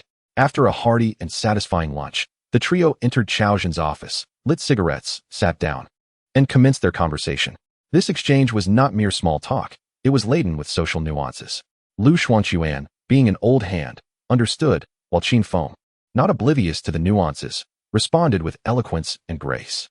With Team Leader Liao's connection, the atmosphere of their small talk was amicable and engaging. Chapter 52. A reunion with Chao Zhen and the challenges of resuming the investigation. Once the pleasantries concluded, it was time to address the matter at hand. "Team Leader Chao, Lu and I have come today primarily to seek the Jiuqing Bureau's assistance in reopening the investigation into the 2 cases of accidental deaths." "Accidental deaths?" Chao Zhen raised an eyebrow, then recalled, "It wouldn't be concerning Dr. Xia from the Medical College Hospital and Nurse Zhou one's accidental deaths, would it?" "Indeed. I possess evidence that substantiates that Dr. Xia's demise was not an accident. Coupled with the relationship between Nurse Zhou and Dr. Xia, as well as the proximity of their death timings and locations, the sheer number of coincidences leads me to believe that neither of their deaths was accidental." Observing Qin Feng's unwavering conviction, Xiao Zhen fell into contemplation rather than providing an immediate response. After a prolonged silence, he finally spoke, albeit with some hesitation. Xiao Qin, I understand your intentions. Old Liao has spoken highly of your capabilities, and I believe in your competence. You wish to reopen the investigation via the Jiuqing Bureau, as you likely recognize that both Xia Lin and Zhou Wan are from Jiuqing, correct? That is correct, Qin Feng replied, acknowledging that this was indeed one of his motivations for approaching Xiao Zhen, while another reason was the bureaucratic complexities involved in seeking assistance from the provincial authorities. Xiao Zhen was likely aware of this, yet refrained from mentioning it. Dr. Xia and Nurse Zhou are indeed from Jiuqing, and according to jurisdictional principles, if their families file a report, we could indeed reopen the investigation. However, since the incidents occurred in your province, we cannot bypass that layer. Thus, Xiao Qin, reopening the investigation into these two cases is not a simple matter. Is evidence insufficient? Qin Feng's brow furrowed in concern. It's not that it's insufficient. An investigation can certainly be conducted, but if you wish to be involved, the Tianhe City Bureau must also participate. This would necessitate a multi-jurisdictional collaboration. Neither our Jiuqing Bureau nor the Tianhe Bureau has the authority to organize such a joint investigation without prior communication and agreement from both provincial departments. After a brief pause, Xiao Zhen continued, of course, if you wish to be involved, there is another route. You could join the Jiuqing Bureau. Xiao, you are overthinking it. Brother Feng is with our Tianhe City Bureau's major crimes unit. Lu Xuanquan interjected, anxious and raising his voice in opposition before Xiao Zhen could finish. It was evident that Xiao Zhen was already well aware of Qin Feng's affiliation with the Tianhe City Bureau. However, upon hearing about Qin Feng's impressive credentials from his old classmate, he was tempted by the prospect of attracting talent, and the current case presented a perfect opportunity. He understood, of course, that the Tianhe City Bureau held a superior position compared to the Jiuqing Bureau. Not to mention, the advantages of being the provincial capital were unmistakable. It was not a comparison Jiuqing could withstand. Yet, as the saying goes, with a good shovel, no corner is unturned. Since Qin Feng had yet to formally take up his position, there was no loss in trying. Who knew what might happen? Lu Xuanquan's interruption left Xiao Zhen visibly displeased, shooting him a sharp glare. However, Lu Xuanquan remained undeterred. Although he was merely a detective without an official title, his administrative rank was commendable, equivalent to a department head, which aligned with Xiao Zhen's rank as the criminal investigation team leader of the Jiuqing District Sub-Bureau. Moreover, Lu Xuanquan was still young, under 30, while Xiao Zhen was already approaching 40. One was in the provincial capital, the other in Jiuqing. In terms of prospects, Lu Xuanquan's future was undoubtedly brighter, given the greater number of positions and faster administrative promotions available in the provincial capital. Thus, he faced the team leader without trepidation. The two exchanged fierce glares, leaving Qin Feng feeling quite helpless. He had not anticipated that Xiao Zhen, who had previously disregarded him, even dismissing his hypothesis regarding Director Li's likely homicide, would now be attempting to recruit him. Nevertheless, Xiao Zhen was correct. If he wished to join the investigation into this case, aside from pursuing multi-jurisdictional collaboration, the only remaining option was cooperation with the Jiuqing Bureau. Approaching the provincial police was even more complicated. However, he was bound by a contract, and his senior brother Lu Yijuan and Director Qi Shengli had treated him exceptionally well. He could not simply abandon his position for a single case. Moreover, the disparity between Tianhe and Jiuqing was evident to Qin Feng. In matters unresolved, one could only seek assistance from others. With a solemn apology, Qin Feng disregarded the two individuals engaged in a silent standoff, rising from his seat to make a phone call to Lu Yijuan. Upon learning that Qin Feng had spent an entire day and night uncovering evidence that could substantiate a homicide in an accidental death case, Lu Yijuan felt a surge of excitement coupled with a keen interest in the case. After a brief moment of contemplation, he promptly agreed to confer with the chief. Once the call ended, Qin Feng exhaled deeply. Should the chief successfully coordinate with the provincial department to orchestrate a multi-region collaborative investigation, it would be advantageous for him to partake and reap rewards. However, if that proved unfeasible, he would not withhold the evidence, as delivering it to the police in Jiu City posed no dilemma for him. He could never bring himself to disregard ethical standards merely for personal gain, nor would he allow the injustice to remain unaddressed for the deceased. In Qin Feng's view, such individuals were unworthy of serving as police officers or holding any public office. Approximately 30 minutes later, Lu Yijuan returned the call. Xiao Feng, you and Xiao Lu should head back. The chief has agreed to liaise with the provincial department. The timeline remains uncertain, but we should have results within 2 days. 2 days? What is the delay? Lu Yijuan inquired, sensing Qin Feng's hesitation regarding the time frame. Boss, I suspect the suspect's targets extend beyond Dr. Xia and Nurse Zhou. It's merely that they haven't found suitable opportunities with others. So, could we expedite matters? All right, I'll have the chief initiate communication with the GeoCity Bureau. We'll proceed with our investigation on our end. How does that sound? That works. It's the only option we have. Okay, you and Xiao Lu should head to the City Bureau and await further instructions. I'll call you once everything is settled on my end. Understood, Chief. We'll make our way there now. With the call concluded, Qin Feng re-entered the office. Lu Gu, let us head to the City Bureau. After addressing Lu Xuanquan, he turned to Chao Zhen, saying, Captain Chao, I truly appreciate you taking the time to meet with us amidst your busy schedule. The chief has instructed us to report directly to the City Bureau for updates. In an effort to flatter Chao Zhen, Qin Feng invoked the chief's name, Qi Xingli, as a trump card. I see, that is acceptable. Following orders is paramount. You may carry on, Chao Zhen replied, though it was evident that he bore some dissatisfaction, which he refrained from voicing. It was likely he understood that the case bore little relevance to the Longtan branch. Even if the investigation were to resume, his role would merely be to facilitate connections. Moreover, he had previously hesitated to offer assistance. Thus, even if Captain Chao felt discontent, he would have to limit future interactions.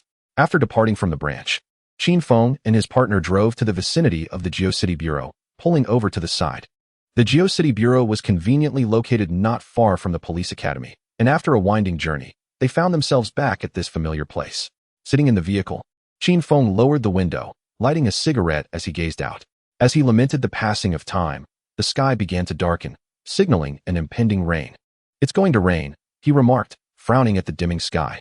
GeoCity was notorious for its increased rainfall starting in autumn, with winter often bringing several consecutive days of dreary, drizzling weather, where the chilling winds would seep through even the thickest police uniforms.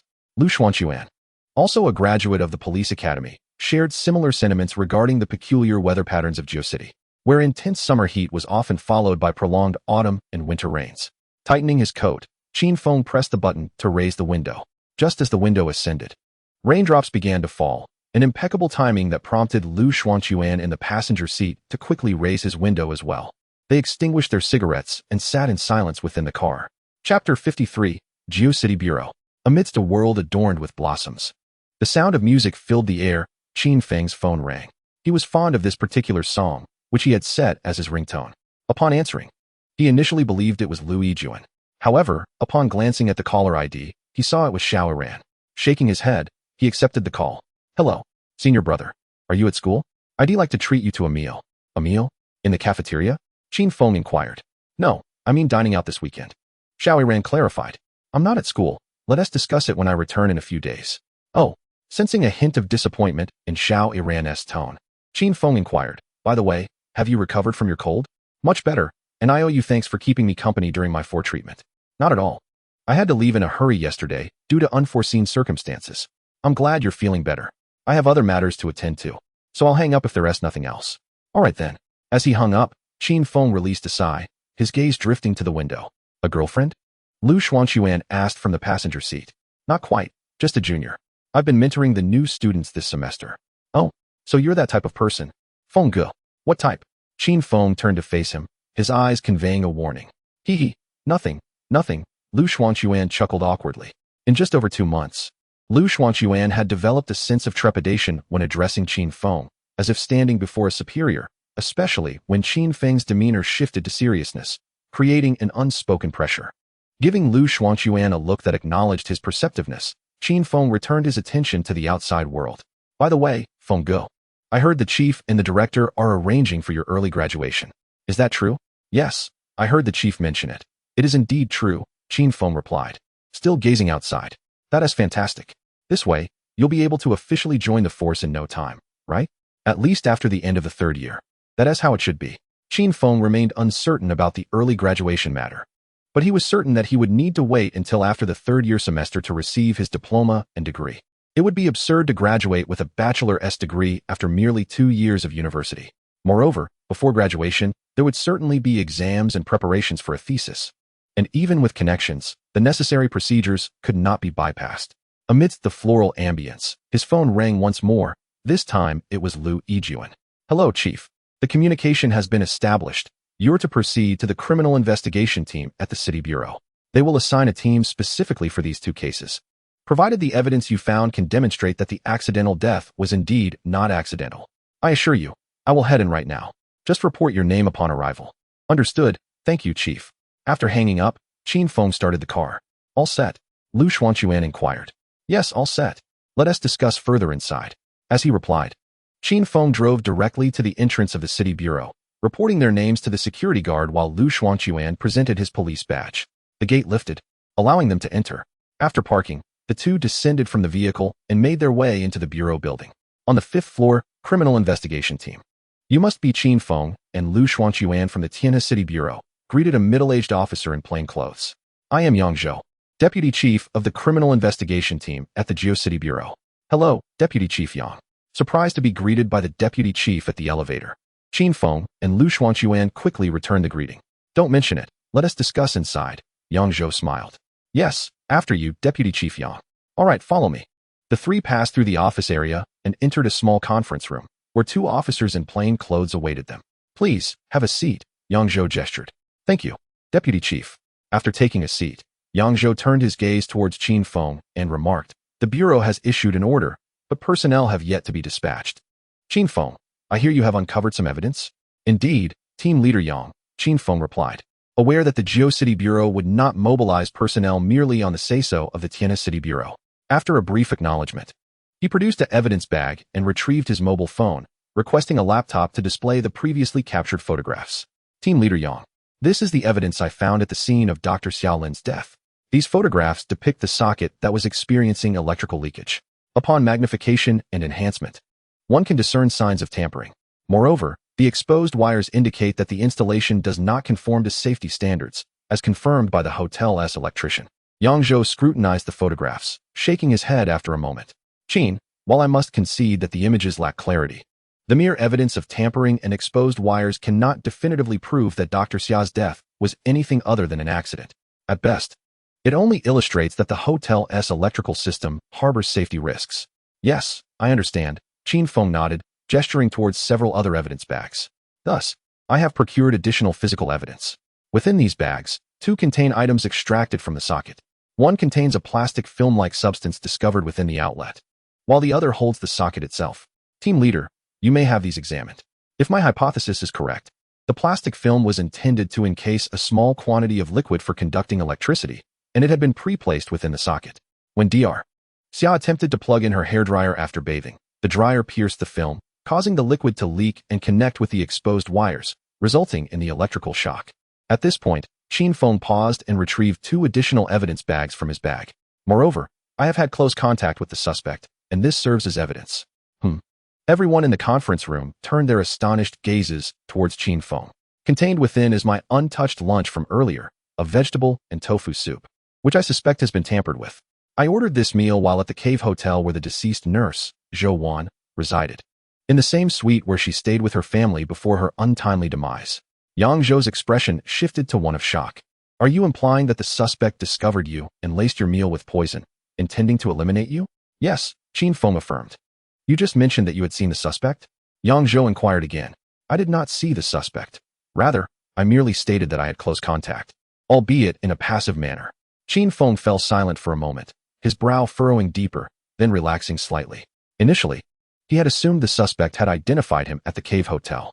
However, upon further reflection, he realized that he had spent an entire night there without incident, only to be targeted with poison the following day. Prior to this, he had only visited one location, the Tianhe resort. Thus, it became evident that the suspect had fixed their sights on him at the resort. In retrospect, it was likely his actions in room 412 that had aroused the suspect's suspicion.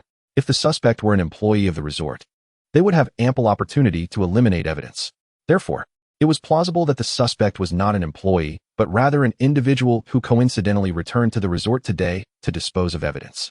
By chance, he had arrived first and entered room 412 before discovering the clues within the socket. Consequently, the suspect must have witnessed him while he was tampering with the socket. The more he contemplated, the more illuminated Qin Feng's eyes became. Two individuals sprang to mind, Huang Jin and Xiao Mei. Yet, he promptly dismissed the thought. Neither could possibly be the perpetrator. As employees and part of the management, They would have had countless opportunities to enter the room to eliminate evidence without needing to wait so long. Clearly, the suspect had been preoccupied with something else, only to seize an opportunity to strike today. Yes, it must be so. Qin Feng's excitement surged as he continued. Team Leader Yang, I can assure you that after examination, it will be evident that Dr. Xia did not die accidentally. Furthermore, my claims regarding the suspect are not mere fabrications. The contents of these 2 bags, the vegetables and soup, can also be tested. However, time is of the essence, and I urge you to promptly resume the investigation, as I already possess leads on the suspect. Is that so? Yang Zhou queried, skepticism evident in his tone. Absolutely. Qin Feng affirmed with a resolute nod. Chapter 54. Evidence and investigation commences. Very well, I will ensure that these items are sent for examination. Additionally, these 2 will accompany you, following your lead in the investigation. I expect to see the suspect's leads as soon as possible. Once you provide that, I will immediately mobilize personnel. The GeoCity Bureau places considerable importance on liaising with the Tianhe City Bureau, but they will not squander resources to reopen a closed case merely based on Qi Shengli's assertions. Such actions would not only waste police resources, but could also offend provincial authorities. Thus, unless there is concrete evidence, they will not promptly reopen the investigation. The evidence Qin Feng currently presented would require time for analysis, and it was imperative that he swiftly procure leads on the suspect. Rest assured, team leader, you will soon see the results. Allow me to make a phone call, Qin Feng said, pulling out his phone to contact Zhang Peng. The call connected after a single ring. Brother Feng, we just received the video footage and are heading back now. Don't rush back yet. Go to the Shanha resort once more, but do not alert anyone else. I will give you a number to call directly. It's the number for the resort's general manager, Huang Jin. I need all surveillance footage from the resort between 8:30 a.m. and 11:40 a.m. today. Understood. Brother Feng, we're on our way, Zhang Peng replied. Yes, return promptly with the footage, and remember, do not consume anything while you're there, Qin Feng cautioned. Got it. Though puzzled by Qin Feng's warning, Zhang Peng did not question it further and ended the call. Team Leader Yang, once the personnel are dispatched, I can uncover the suspect's leads within 2 hours at most.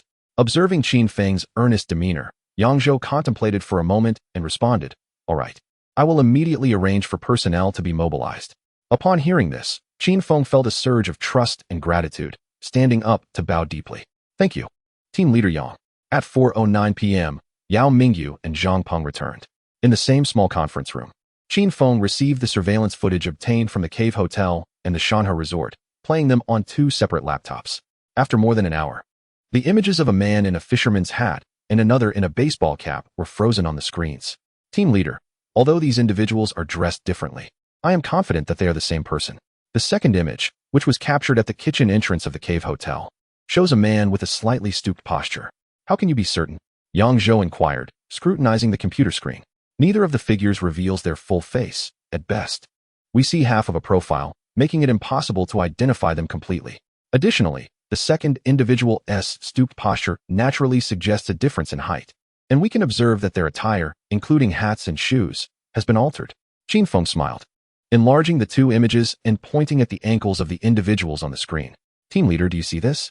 The suspect has changed their clothing, shoes, and hat, even donning a wig. Yet, they overlooked one crucial detail. He felt that his socks were concealed by his shoes and the cuffs of his pants. Yet they still peeked out slightly while he walked. Both individuals exhibited a similar issue with the sliding of their left ankle socks, positioned identically. The video was magnified. Although it was in high definition, the sliding was barely perceptible to the naked eye. Only a vague outline could be discerned, yet its existence was undeniable. Yang Zhou noticed this detail, and it was precisely this observation that left him astonished. The video was now enlarged and frozen, but prior to this, it had been playing continuously without magnification. A person's socks would barely reveal themselves for less than half a second with each step. Yet Qin Feng managed to catch this subtlety. Impressive. Yang Zhou felt a growing admiration. No wonder this young man garnered the attention of the Major Crimes Unit of the Tianhe Municipal Bureau, with even Chief Qi bustling about due to a mere phone call. With such a prodigious talent under his wing, he treated him with utmost care and regard. Remarkable. Words failed him. Culminating in a single gesture, he raised his thumb in genuine respect. So, Xiaoqin, what do you suggest we do next? This tone of inquiry took Qin Feng somewhat aback. While Yang had been courteous upon arrival, he had maintained a strictly businesslike demeanor. Now, however, the atmosphere was one of profound trust, a stark contrast that left Qin Feng quite moved. After a moment's reflection, Qin Feng asked, Team Leader Yang, is everyone assembled? Yes, 9 elite personnel have been dispatched. Making a total of 10, including myself, Yang Zhou replied. That should suffice, and the Provincial Department will likely send additional personnel, along with Liu and his team. Qin Feng nodded, his expression turning serious as he stated. Then the most crucial task ahead is to locate Dr. Xia and Nurse Zhou's families, explain the situation, and encourage them to request a reinvestigation. Only in this manner can we establish a stronger basis for our work.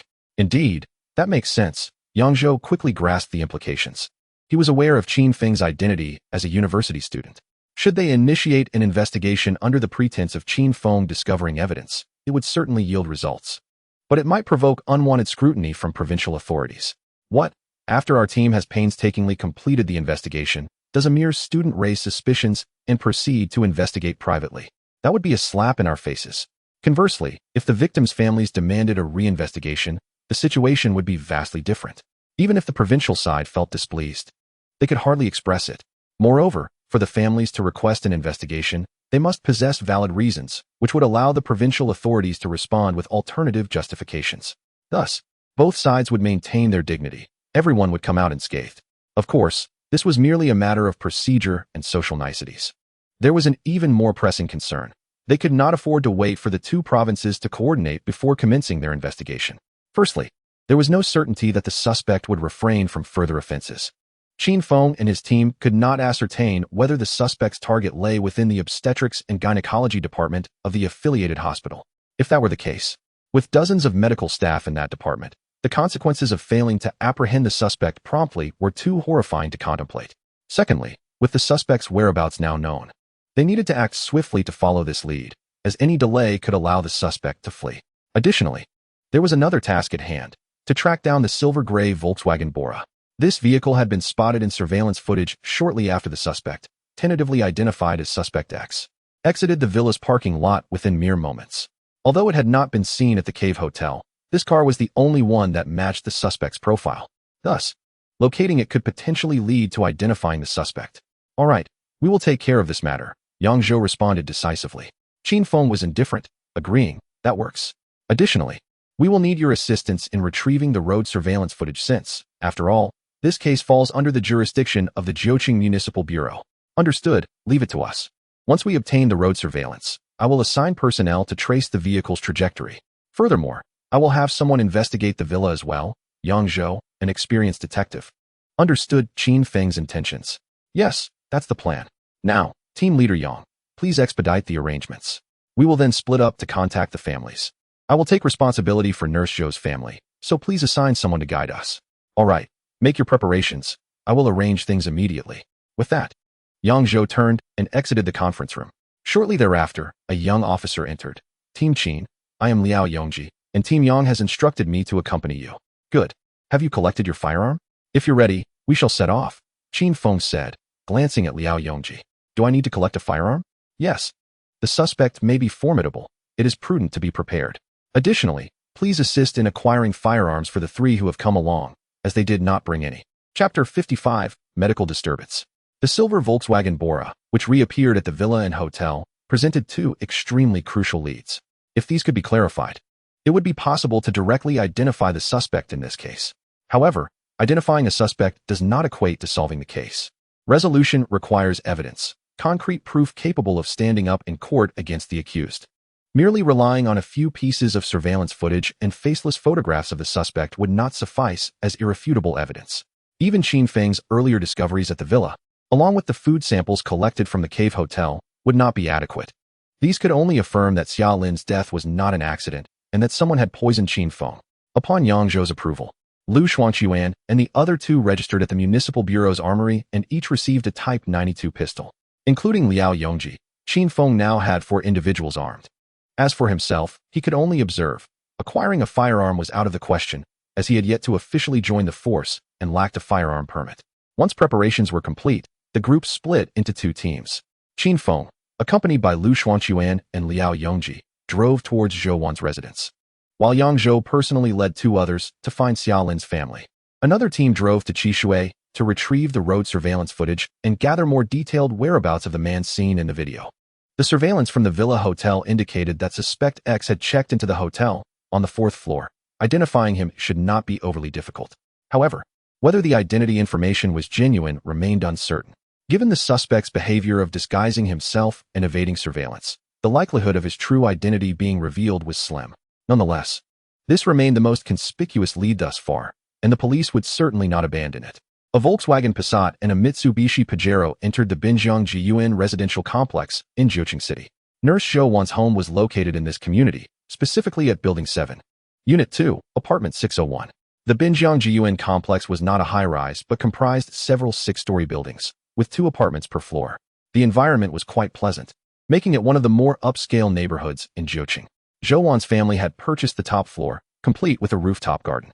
The 2 vehicles parked directly at the roadside outside the unit entrance, and the 5 disembarked, entering the building and taking the elevator upstairs. Prior to their arrival, Liao Yongji had already contacted Zhou Wan's husband and was aware that he was at home. Ding dong, ding dong, ding dong. The security door opened, revealing an elderly man with a sorrowful expression. Qin Feng recognized him from the information he had reviewed. This was Zhou Wan's father. "Hello, sir. We are from the Municipal Bureau's Criminal Investigation Team." At Qin Feng's gesture, Liao Yongji presented his identification and introduced himself. "Oh, I have heard about you from Kong Hao. Please, officers, come inside," the elderly man said, stepping aside to allow them entry. Kong Hao was Zhou Wan's husband. "Thank you, uncle, for your patience." A few individuals donned the shoe covers they had prepared in advance. As they entered, they spotted a hurriedly approaching Kong Hao. "Mr. Kong, please accept my condolences. My name is Qin Feng, and I am here regarding Nurse Zhou's case." After a slight bow, Qin Feng addressed Kong Hao. "Thank you," Kong Hao replied, his weariness and distress palpable. After expressing his gratitude, he invited the group into the living room to take a seat. No sooner had they settled in than Zhou Wan's father brought over a glass of water. After thanking him, Qin Feng surveyed the room and inquired, "Where are the children?" "My parents and my mother-in-law have taken them downstairs," Kong Hao responded while lighting a cigarette. The loss of his wife had not only devastated Kong Hao, but had also profoundly affected their 2 children, who had just started elementary school. Although he was unaware of the police's exact purpose for being there, he understood it was undoubtedly related to his wife's death. To spare the children from the painful memories, he had to rely on his parents and mother-in-law to take them out. Qin Feng nodded silently, then turned his attention to Lu Xuanquan and Liao Yongji. They exchanged glances, and one produced a law enforcement recording device, setting it up for dual angles of filming. "Mr. Kong, Mr. Zhou, our visit today is to request that you submit a petition for a review of Nurse Zhou's death investigation, enabling us to reopen the inquiry into her demise." "A petition for review? Reopening the investigation? Why?" Kong Hao and Zhou's father exchanged puzzled looks. "Due to this case, we have uncovered certain inconsistencies. However, as the incident occurred in Qishui, the investigation falls under their jurisdiction. If you file a petition with the GeoCity Bureau, we can then intervene in the investigation." Qin Feng explained. Understanding dawned on Kong Hao, his hand trembling as he held the cigarette. "Officer Qin, are you suggesting that one was murdered?" Zhou's father, caught off guard by his son-in-law's words, widened his eyes in disbelief. No, you police previously stated that one died from an accidental drowning, right?" The elderly man struggled to grasp this new information. "Mr. Zhou, Mr. Kong, the evidence we currently possess can only indicate that Dr. Xia did not die by accident. Given the proximity of the time of Nurse Zhou's death to Dr. Xia's and their status as colleagues, there is a strong correlation. Thus, we suspect that Nurse Zhou's death, like Dr. Xia's, may not have been an accident at all, but rather a deliberate act disguised as one." "So, do you have any leads on the perpetrator?" Kong Hao asked, his voice rising with agitation. "Please remain calm, Mr. Kong. We do have a suspect in mind, but we currently lack the evidence to disclose further details. Additionally, our purpose today, aside from requesting your petition, is to ask you some questions." "Go ahead, Officer Qin. We shall answer to the best of our ability. Should I call my parents and mother-in-law back?" Kong Hao's demeanor shifted as if he had grasped something significant. "If it is convenient, it would be best to have them return," Qin Feng acknowledged. "I'll make the call," Zhou's father said, retrieving his phone. "Dad, just have mom and my mother come back. The kids can stay with my father." Upon seeing Zhou's father's action, Kong Hao quickly interjected, "Wait, Officer Qin. My mother has been at home watching the 2 children. My father does not reside with us. Is that acceptable?" "That is fine. The children need supervision, and if necessary, we can take a statement from Mr. Kong later," Qin Feng reassured him. "Thank you." Zhou's father made the call without revealing the specifics, merely requesting his wife and mother-in-law to return home and instructing them not to bring the children back yet. After a little over 10 minutes, Both Kong's mother and Zhou's mother returned. Before their arrival, Kong Hao had also signed the petition for review, and Liao Yongji had sent photographs back to the city bureau, where the criminal investigation team was already processing the reopening of the inquiry. Once everyone was present, the law enforcement recording device was turned off momentarily, then switched back on as the formal questioning commenced. Mr. Kong, may I ask what your relationship with the deceased, Ms. Zhou is? Zhou is my wife. Prior to the incident, did Zhou exhibit any unusual behavior? Who proposed the idea of visiting the Qishui scenic area? Unusual behavior? Kong Hao glanced at his mother and in-laws, all of whom shook their heads. After a moment of contemplation, he replied, nothing out of the ordinary. The trip was planned well in advance, over half a month prior, with hotel reservations made ahead of time. As for the proposal, she decided on it out of curiosity after hearing about a cave hotel. Was there anyone else, aside from your family, who was aware of your plans for the trip? Qin Feng pressed further. I didn't mention it to anyone outside our family. As for the hospital, I can't say for sure, Kong Hao pondered. Kong's mother and the others echoed his uncertainty. Did Nurse Zhou ever mention having conflicts with anyone recently, either in her daily life or at the hospital? None in daily life. Our neighbors are quite amiable. Although we're not particularly close, there haven't been any heated arguments, Zhou's mother reflected. As for the hospital, Zhou did mention some issues. As you know, Officer Qin, the doctor-patient relationship is rather strained these days. But those were minor matters. The obstetrics and gynecology department mainly deals with childbirth, which is a joyous occasion, and the families generally behave well. Zhou's temperament is kind. She would only occasionally vent about unreasonable or peculiar relatives, but nothing that would escalate to the point of murder. Please think carefully. Based on my deductions, if Dr. Xia's death is connected to Nurse Zhou's, it is most likely due to something related to the hospital. Do not just focus on recent events. Consider incidents from the past few years as well. The Kong family contemplated for a long while, but ultimately shook their heads, unable to recall anything significant. Qin Feng, contemplating his approach, rephrased his query. Think about it. Did Nurse Zhou ever mention any patients in the obstetrics and gynecology department who had died, especially those she and Dr. Xia had dealt with? Regardless of whether the family caused a scene at the time, try to remember. Kong Hao pondered deeply before responding. Zhou did mention a few cases, but they were of mothers suffering from other ailments. Naturally, there were incidents where families expressed dissatisfaction, but those were resolved by the hospital. It should not have been a problem, right? Besides, they were from years ago, and usually, those who cause a ruckus do so for financial reasons, and it gets settled quickly. Chapter 56, Obstetrics and Gynecology Department of the Affiliated Hospital. No useful information was gleaned from Kong Hao and Zhou's family. According to their recollections, Zhou had not mentioned any particularly severe medical disputes in front of her family, nor could they recall her stating that relatives of deceased patients had made any threatening remarks. There were no anomalies noted either before the trip or in the recent months leading up to the incident. Did Nurse Zhou smoke? Qin Feng inquired, raising a point of concern. Yes, Zhou smoked, but she wasn't heavily addicted. She had quit while preparing for pregnancy, but picked it back up after suffering from postpartum depression. We were hesitant to say much, fearing it might upset her. Furthermore, after the child was born, we both smoked on the balcony or in the rooftop garden, mostly avoiding the children. Did she go out to smoke on the night of the incident? Qin Feng pressed on. Yes. Did she bring the cigarettes with her? Or did she buy them at the scenic area? She brought them with her, Kong Hao recalled. She preferred the thin yellow crane tower cigarettes, which are not always available elsewhere, so she packed a few packs for the trip. You mentioned in your previous statement that after returning to the room with the children, Zhou expressed feeling a bit stuffy and wanted to go out for a walk. Yes, by the time we returned to the room, it was already quite late. Not long after we got back, I started getting the kids ready for their bath, and Zhou said she felt a bit stuffy and wanted to step outside. Little did I know. As he spoke, Kong Hao's eyes reddened once more. What about you and the child? Did you feel stifled? Qin Feng inquired again. Not at all. Kong Hao shook his head. Neither the child nor I experienced any discomfort.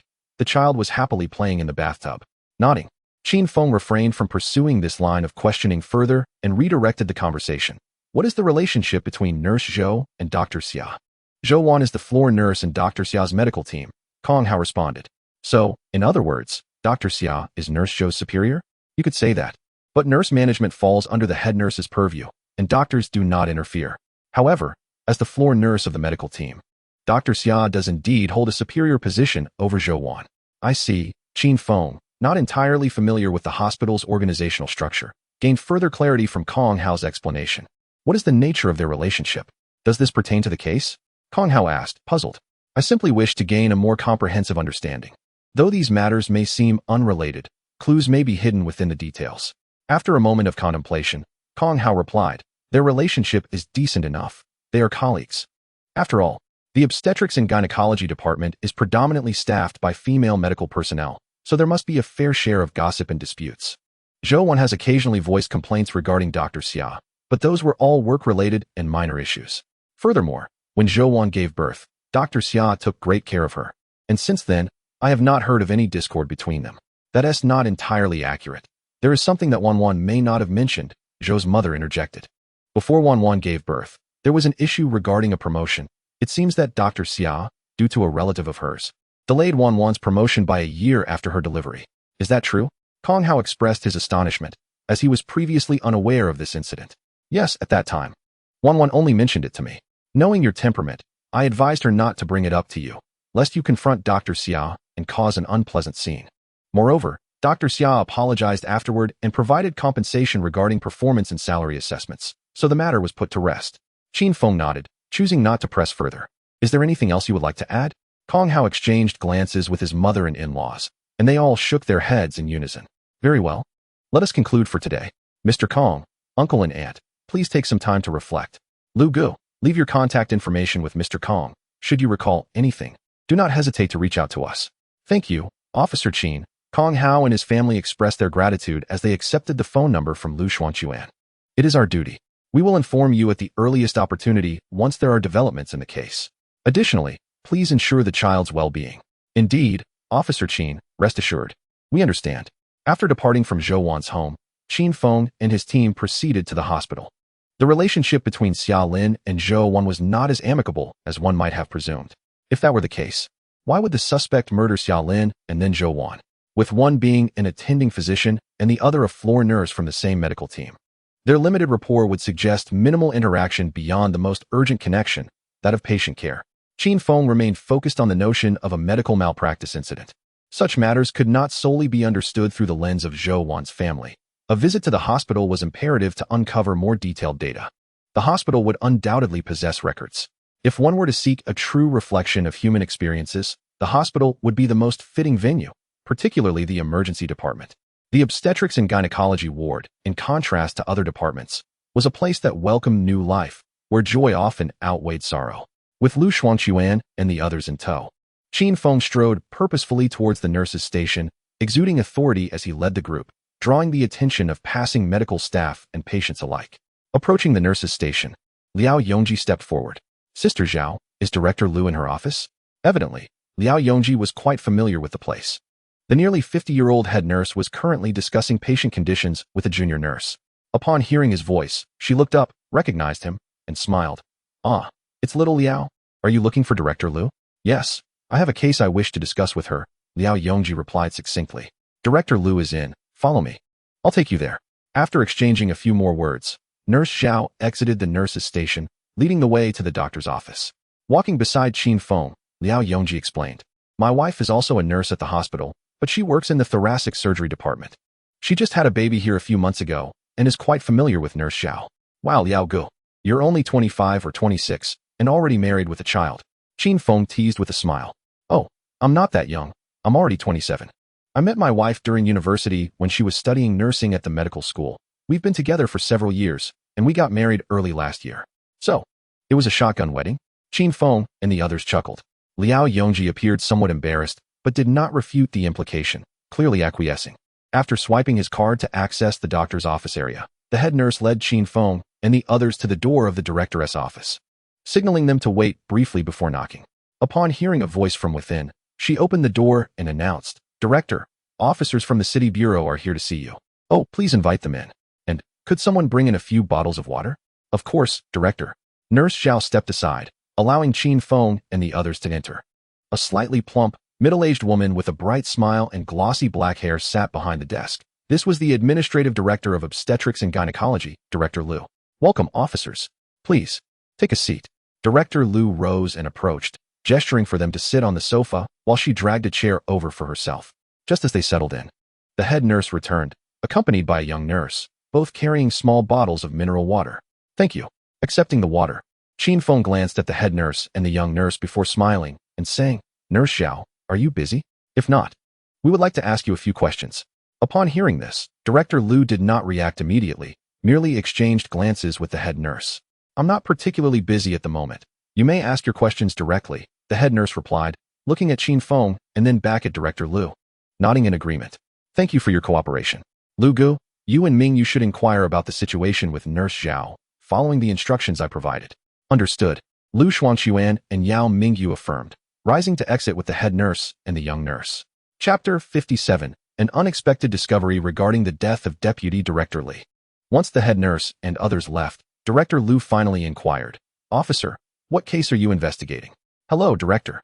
I am Qin Feng, here to investigate the cases of Dr. Xia and Nurse Zhou.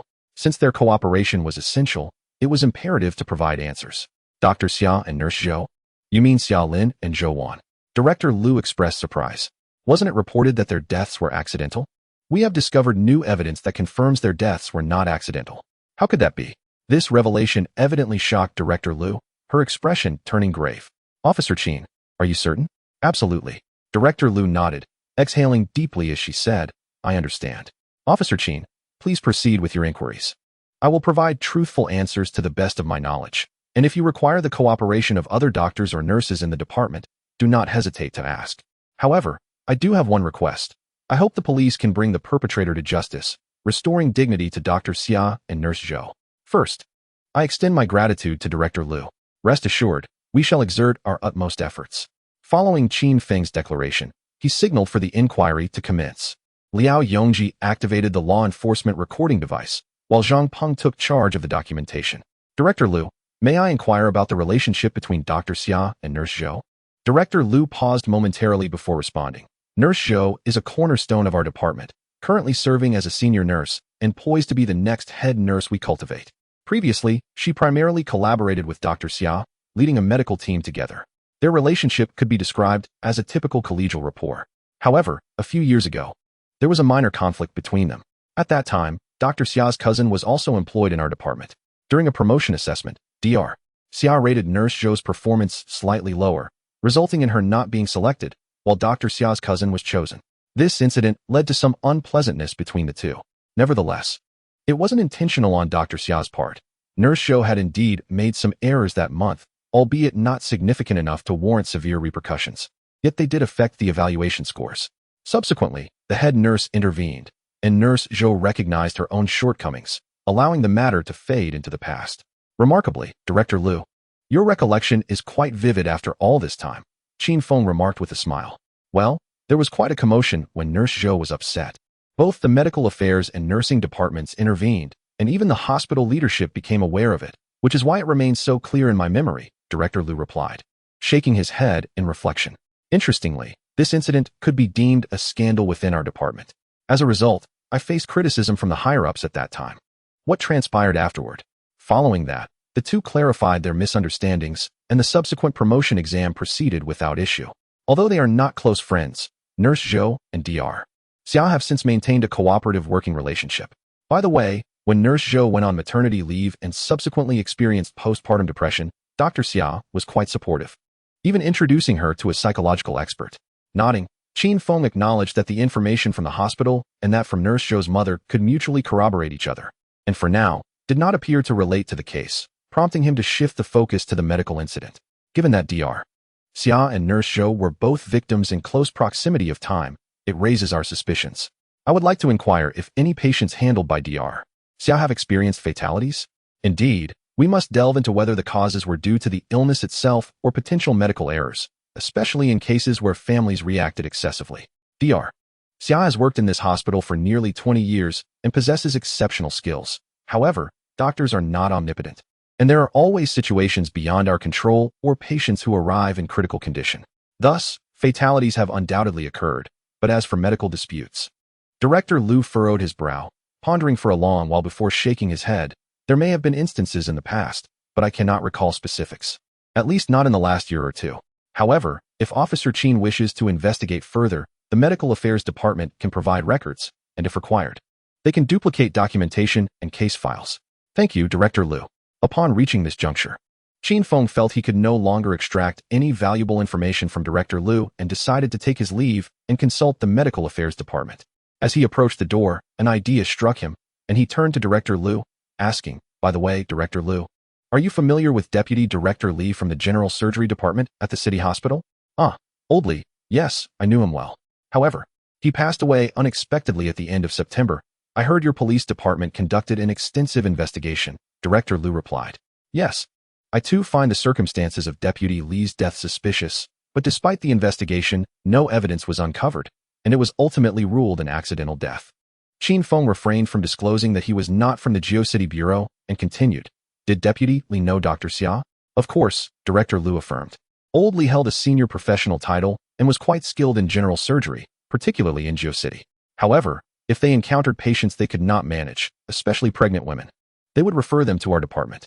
In cases where we were also unable to assist, we would transfer the patients to Tianhe. Sometimes, if we had patients requiring surgery and the general surgery director was unavailable or absent, we would request his assistance. Over time, this led to a familiarity between them. As Director Liu spoke, a frown creased his brow. "You've reminded me of an incident that occurred about 6 or 7 years ago. I can't recall the exact date, but it was quite some time ago.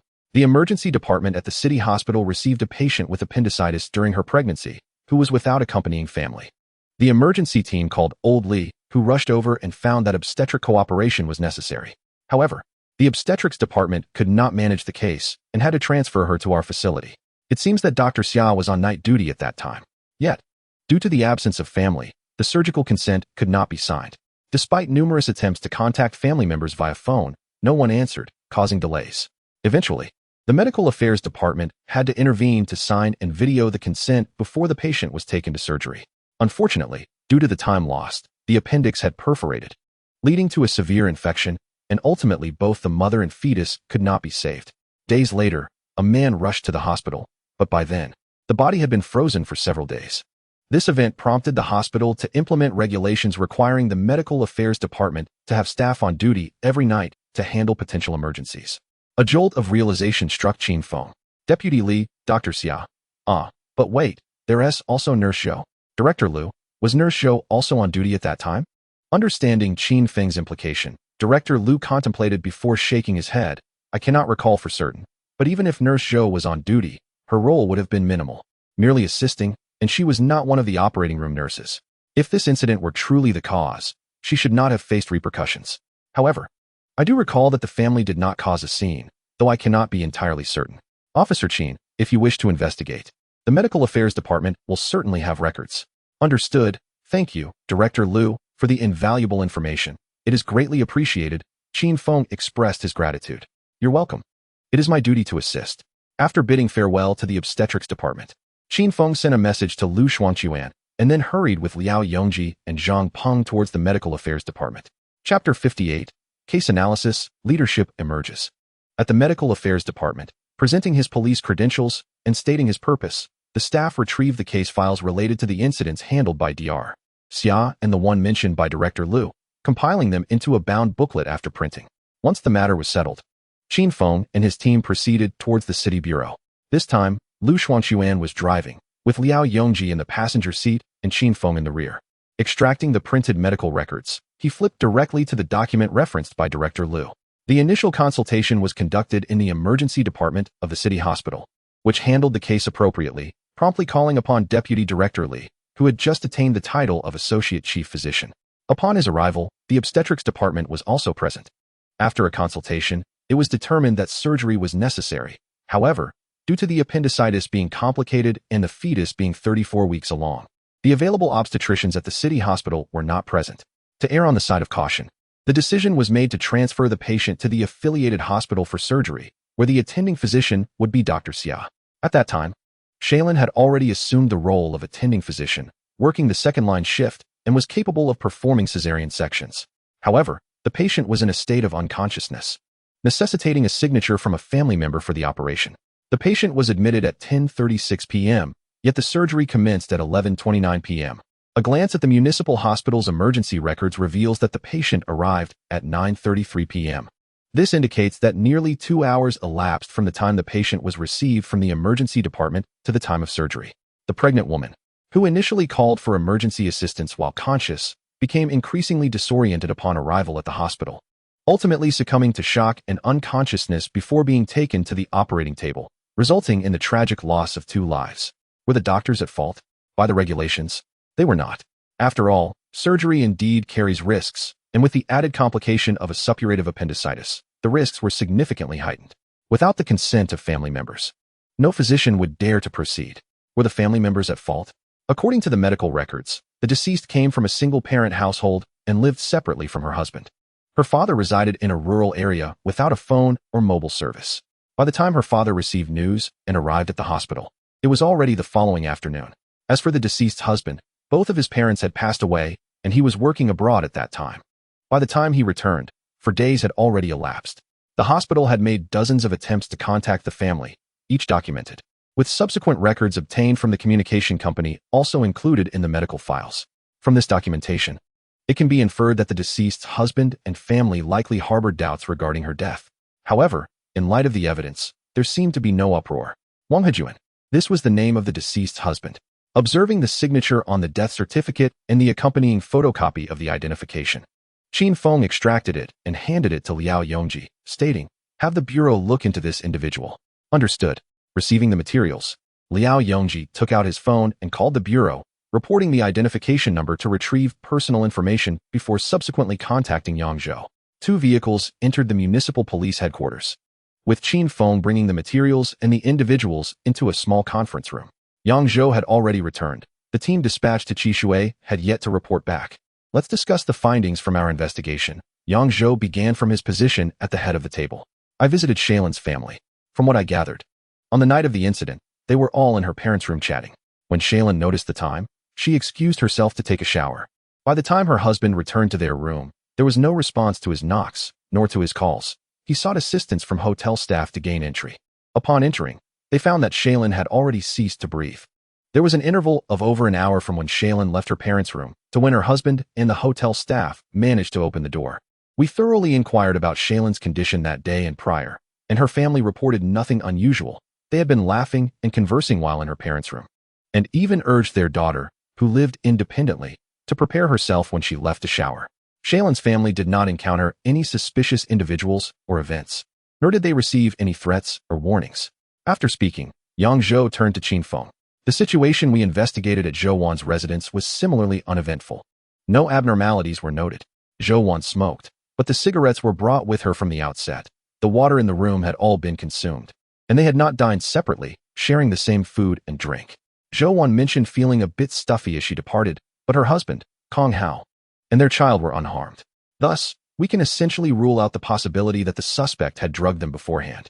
Additionally, during our investigation at the hospital, we uncovered a notable circumstance. Dr. Shailen was acquainted with Deputy Director Li from the municipal hospital's general surgery department, who had passed away at the end of September. They had previously collaborated on a case, which resulted in a similar tragic outcome due to the inability to contact family members, leading to a death during surgery. 1 body, 2 lives. I have brought back the case materials, along with other files related to cases handled by Shailen. Upon hearing this, Yangzhou inquired, "The Wang Hejuan you had someone look into is the deceased husband?" "Indeed," Qin Feng affirmed. "So, do you suspect that the deaths of Deputy Director Li, Shailen, and Zhou Wan were all the work of the same perpetrator?" Yangzhou pressed further. After a moment of silence, Qin Feng nodded. "Deputy Director Li died at Zhangjiayu restaurant, where I happened to be dining with classmates. The responding officers were from the Longtan Sub-Bureau's criminal investigation team. Captain Chow took my statement, and I felt that his death did not appear to be accidental or due to sudden illness, as the time from collapse to death was too brief." Yangzhou acknowledged. "Yes, I recall this. Captain Chow and his team investigated for a considerable time without finding any leads, and all evidence pointed to Deputy Director Li succumbing to a cardiac event. Subsequently, the case was transferred to our municipal bureau for investigation. After 10 days, we found no corroborating evidence. Thus, we concluded the case as death by heart disease." Noticing Yangzhou's unperturbed demeanor, Qin Feng understood that he too began to harbor doubts about the initial investigation's conclusions, prompting him to continue. "This is a piece of information obtained unexpectedly. Regardless, Wang Hejuan requires thorough investigation." "I have no objections," Yangzhou replied. While Qin Feng seemed intent on challenging the municipal bureau's conclusions, Yangzhou, having been influenced by the case of Shailen, also began to question the prior resolution, concurrently recognizing Qin Feng's capabilities. If Deputy Director Li's death was indeed not an accident, a prompt re-examination and rectification were warranted. Therefore, he expressed his stance directly. Yang Zhou's support delighted Qin Feng, though he maintained a composed exterior and continued to present the situation. Furthermore, based on our inquiries at the hospital and the corroborative information received from Zhou Wan's family, it appears that Shailin and Zhou Wan did not share a close relationship, and there were even some underlying tensions. Additionally, based on the medical records and information from Director Liu of the Obstetrics and Gynecology Department, as well as the head nurse and others, there is no connection between Zhou Wan's death and that of Wang Hejuan's wife. However, she is deceased. Had it not been for the incident at the Cave Hotel, where I nearly fell victim, I would almost suspect that Zhou Wan's death was truly an accident. So, Qin Feng, what is your opinion? Yang Zhou inquired, nodding before lifting his gaze to ask. My thought is to first investigate Wang Hejuan, along with the resort and Cave Hotel, ideally deploying another team to establish a point there. Additionally, we should conduct inquiries into the families of patients whose cases Shailin handled, paying particular attention to Wang Hejuan and relevant medical personnel, with the aim of providing them with surveillance protection. This is no trivial matter. It necessitates considerable police involvement. After listening to Qin Feng, Yang Zhou furrowed his brow, contemplating for a moment before responding. I just reviewed the case files. And according to the number of doctors and medical staff in the operating room, we would require the mobilization of at least 30 officers specifically for protection. To be frank, this poses some challenges. Perhaps we could liaise with the hospital to initially gather them together, then thoroughly investigate one by one before lifting the protection from the relevant medical personnel. This would conserve police resources and facilitate our operations, Qin Feng suggested. That approach is feasible. I have no objections. Yang Zhou concurred after a moment of thought. Good. Then Qin Feng, you will lead them to Qishui. Before arrangements are finalized at the Provincial Department, I will ensure the team there takes your command. As for the affairs in Zhou City, we will conduct inquiries. Communicate any information promptly. Me? Qin Feng was taken aback, not expecting Yang Zhou to assign him to Qishui. He had presumed that such a role would necessitate the deployment of a seasoned veteran or a team leader from the Zhou City Police Bureau. After all, commanding the team there would equate to a leadership role, yet he was merely a student. The compliance of Lu Shuangquan and the others stemmed from orders given by Lu Yijuan and Qi Xingli. However, Yang Zhou had no reason, nor did he arrange for himself to lead his subordinates. Yet upon further reflection, he came to understand.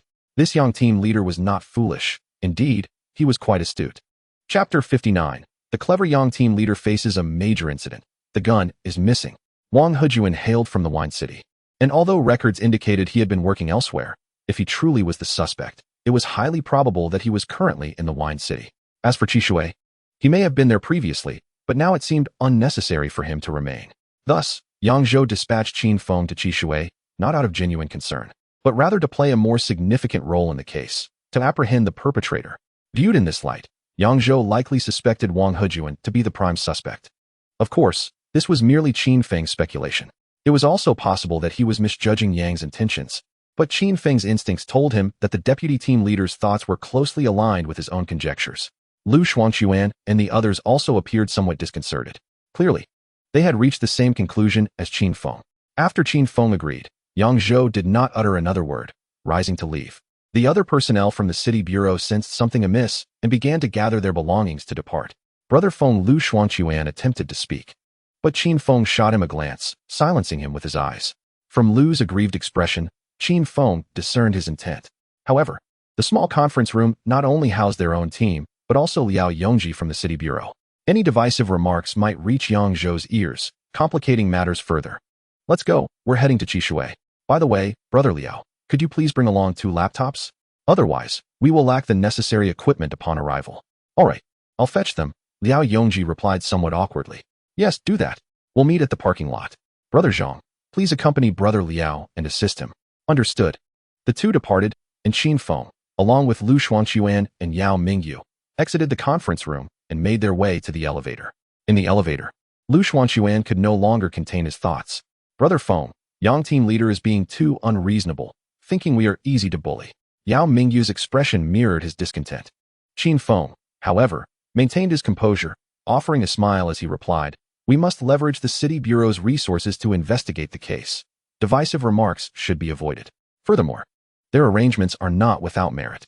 If I were in his position, I too would strive to secure benefits for my department. Otherwise, what is the point of leadership? One cannot expect them to relinquish all credit to us, allowing their efforts to go to waste. Moreover, if the murderer is indeed Wang Hejuan, he won't be easily apprehended.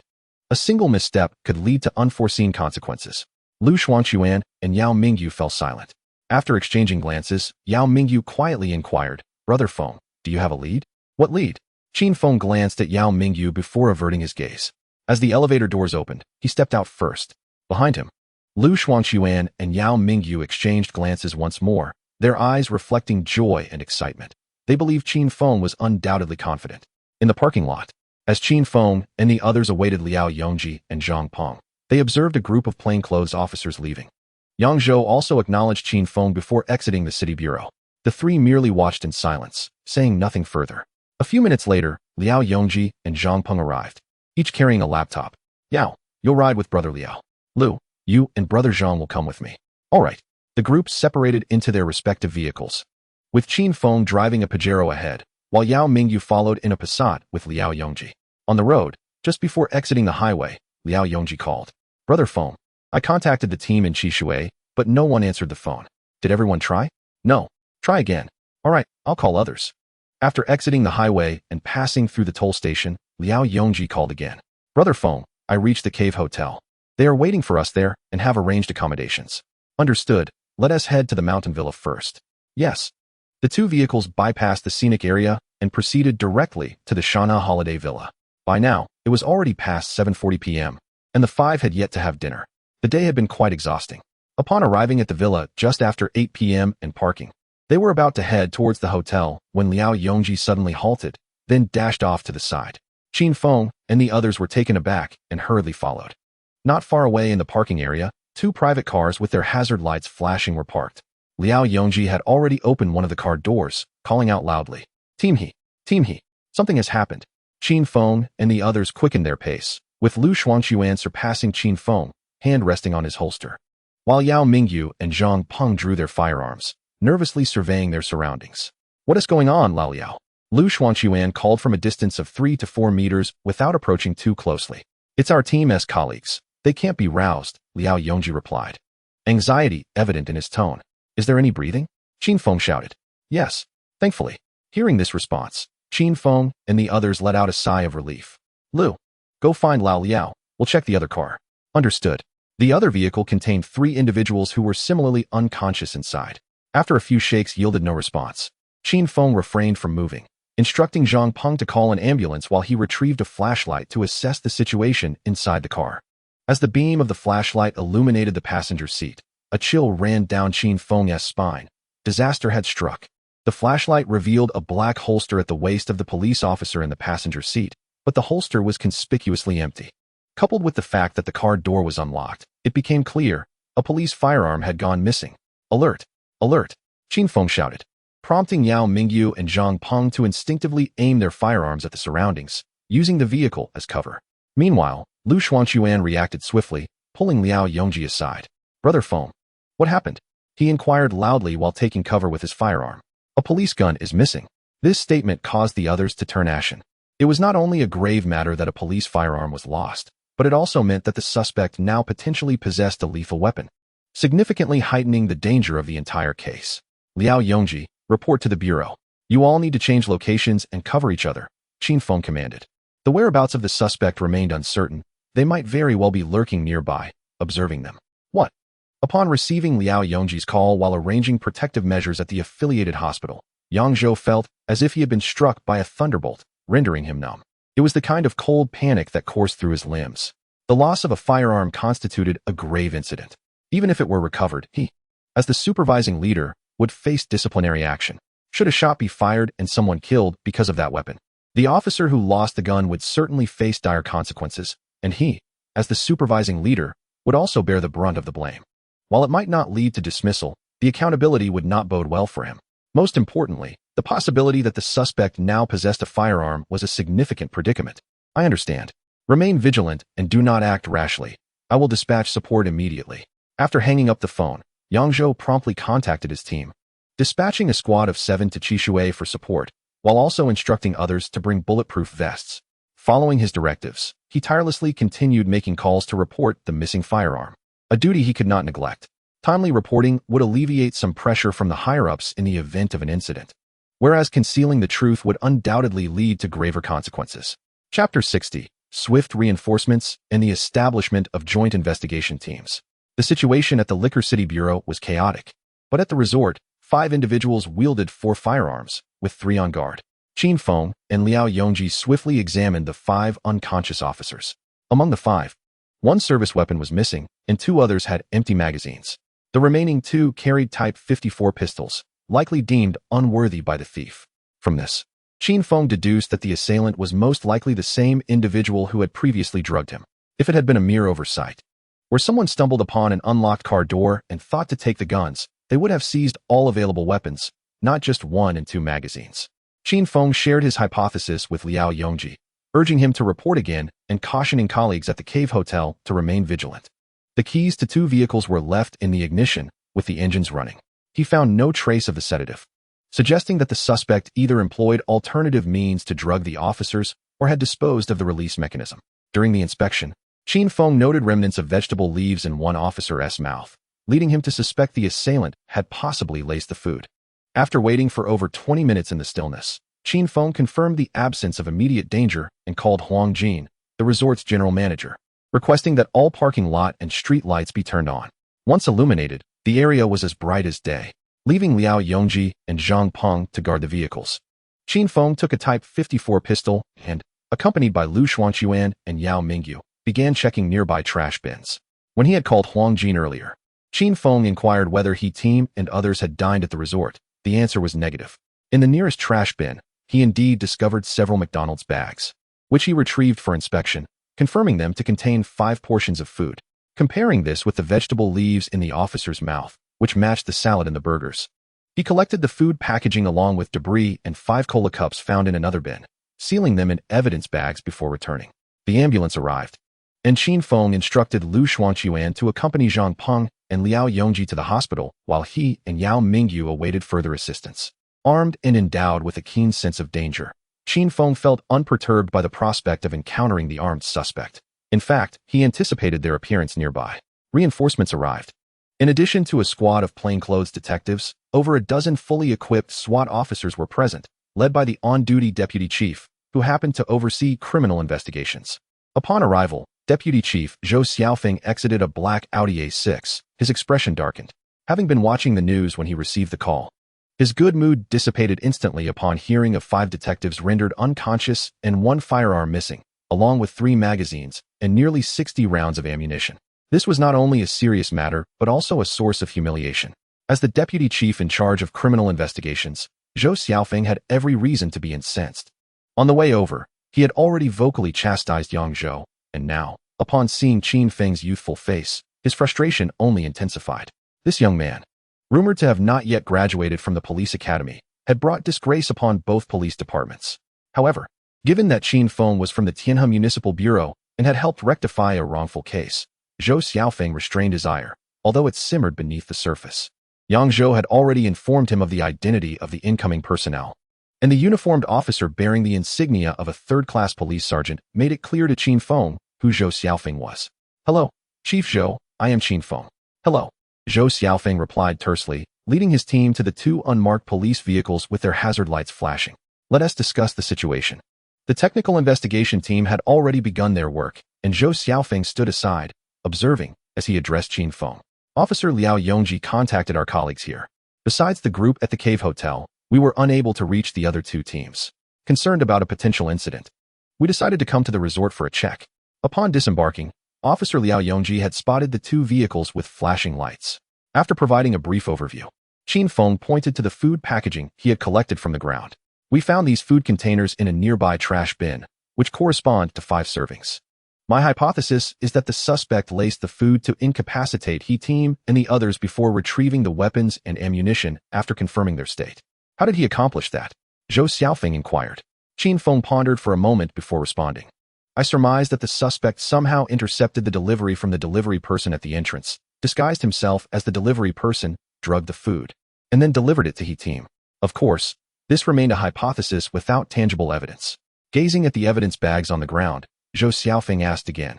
What is your analysis? What does the suspect intend to do by stealing the guns? To kill or resist police capture? I lean towards the latter. However, if the suspect's previous methods of killing prove ineffective, he might take the risk of using a firearm.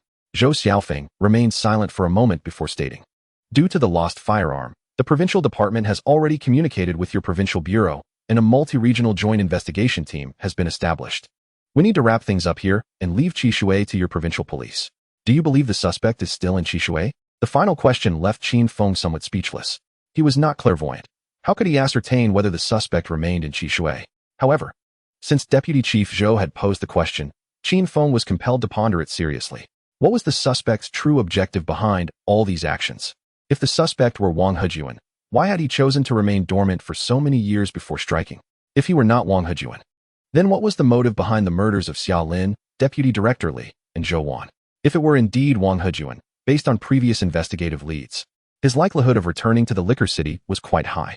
After all, aside from his wife's death, Qin Feng could not conceive of any new motive that the police had yet to uncover. If it were not him, then the situation would be entirely different. Chief Zhou, my perspective is that if the suspect is Wang Hejuan, he has a significant probability of returning to the liquor city.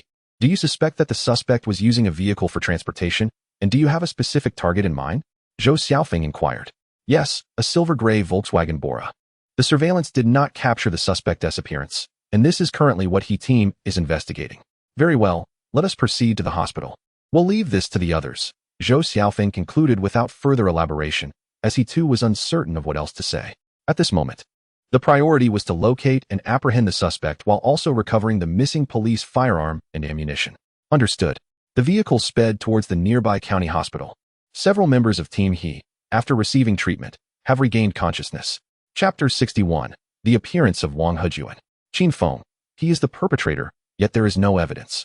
Upon learning that Team He and the others had awakened, Qin Feng and Zhou Xiaofeng immediately borrowed a space at the hospital to convene a meeting.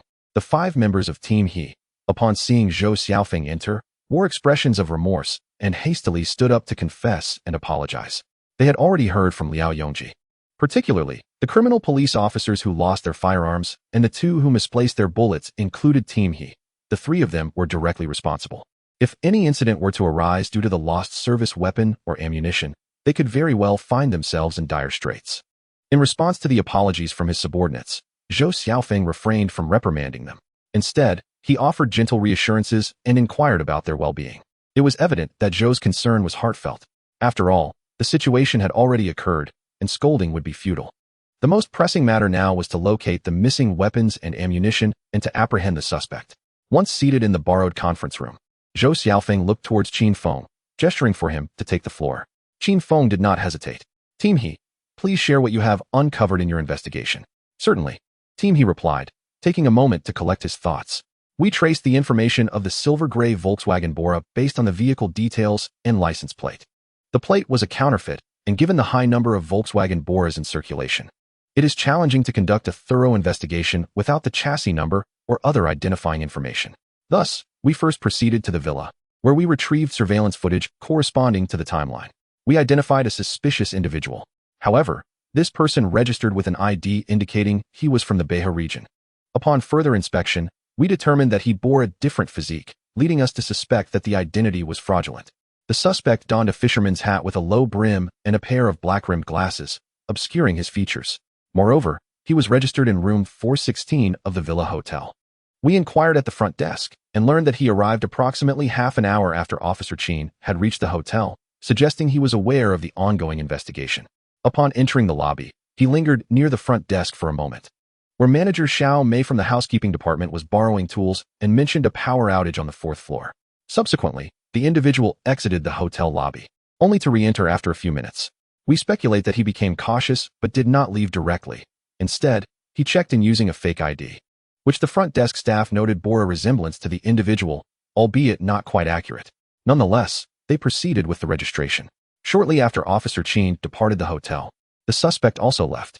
Surveillance from the parking lot confirmed he drove away in the very same silver-gray Volkswagen Bora. We visited room 416, but the occupant had vacated, and all personal belongings were missing. We have requested the hotel to temporarily seal the room for future investigation.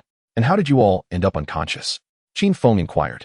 This question rendered the atmosphere somewhat awkward, yet the professionalism of the group prevailed. He pondered briefly before responding. After leaving the hotel, it was already past 6 o'clock, so we decided to order some fast food. We called a nearby McDonald's that offered delivery services. Our intention was to discuss the case while dining and then regroup with another team afterward. However, shortly after we finished eating and had just entered the vehicle, we lost consciousness. Who delivered your meal? Qin Feng noted this information and continued his line of questioning. Did you notice anything unusual? Well, he was dressed in a McDonald's delivery uniform and rode an electric bike. He seemed perfectly normal, he replied, recalling the incident. Oh, and we did not order any cola, but the delivery person claimed it was from the store, and we didn't think much of it, so we drank it. Qin Feng fell silent, casting a glance at Zhou Xiaofeng. It seemed that the problem likely resided in the cola that had been delivered. Zhou Xiaofeng had evidently reached the same conclusion, casting an exasperated glare at He and maintaining a stern demeanor. If your health is satisfactory, gather your belongings. We are preparing to return. A joint investigation team has already been established, and this matter will be handled by your province. They will send personnel shortly. We must head back to Zhoqing. Director Zhou, regarding the firearm. The gun? The suspect has vanished without a trace. How could locating it be so simple? Zhou Xiaofeng snapped at He, rising in irritation and striding toward the exit. Not long after he stepped outside, a team of plainclothes officers hurriedly approached. They were from the Municipal Bureau of Zun City in your province. After confirming their identities, a brief meeting was held to relay pertinent information and updates to the provincial authorities. Following this, Qin Feng and his team departed in their vehicle, heading to the villa. Upon arrival, personnel from the Zun City Bureau were already present. After further exchanges, the Zhoqing Bureau staff withdrew, leaving the scene for the provincial authorities to manage. However, they did take some samples of the food packaging and beverage remnants collected earlier. By the time they returned to the Zhoqing Bureau, it was already past 11 o'clock at night, nearing midnight. The joint investigation team dispatched by the provincial office had also arrived. They convened a late-night meeting, which Qin Feng attended, as he had been the one to initially identify the issues leading to the investigation and had largely directed subsequent inquiries. During the meeting, aside from discussing the lost firearm, the leadership team commended the actions taken by the Zhoqing Bureau and Qin Feng. The forensic experts on the team concurred with the investigative direction proposed by Qin Feng. Just over an hour into the meeting, a call came in from the criminal police reviewing surveillance footage. They had located Wang Hejuan's whereabouts. After scrutinizing the road surveillance, it was established that Wang Hejuan had driven a black Mercedes-Benz E260L from the direction of Qishui, entering the city at 8:31 p.m. He did not stop and drove directly into the Yihuan residential complex. Apartment 2203 in Building 11 of Yihuan was not Wang Hejuan's residence. The registered owner was a local individual named Liang Shan. Upon receiving this information, the leadership team ordered that he be brought in to assist with the investigation. Wang Hejuan had both motive and suspicion, yet the police had not yet secured concrete evidence. Given that 6 or 7 years had elapsed since the incident, the suspicions surrounding him were somewhat tenuous. Thus, the police could only request his cooperation in the investigation without seeking an arrest warrant. Awakened from sleep by the sound of knocking, Wang Hejuan complied without resistance, following the officers to the city bureau after they presented their credentials and explained their purpose. In the interrogation room, Yang Zhou, having received the news, also returned. The questioning was conducted by personnel from the provincial office, while Qin Feng and his colleagues observed from the monitoring room behind one-way glass. Name: Wang Hejuan. Gender: male. Wang Hejuan, do you know why we are seeking you? I do not. At 8:31 p.m. tonight, you returned to the city from Qishui. What were you doing? Officer, I was merely taking a drive to clear my mind. I don't need to report that to you, do I? Where did you go to unwind? I was just cruising around. The scenery in Qishui is lovely, so I drove around. I stopped when I saw something picturesque, and then continued on my way. Do you own a silver-gray Volkswagen Bora? I do not. Do you know Dr. Xia Lin and Deputy Director Li? Who? Dr.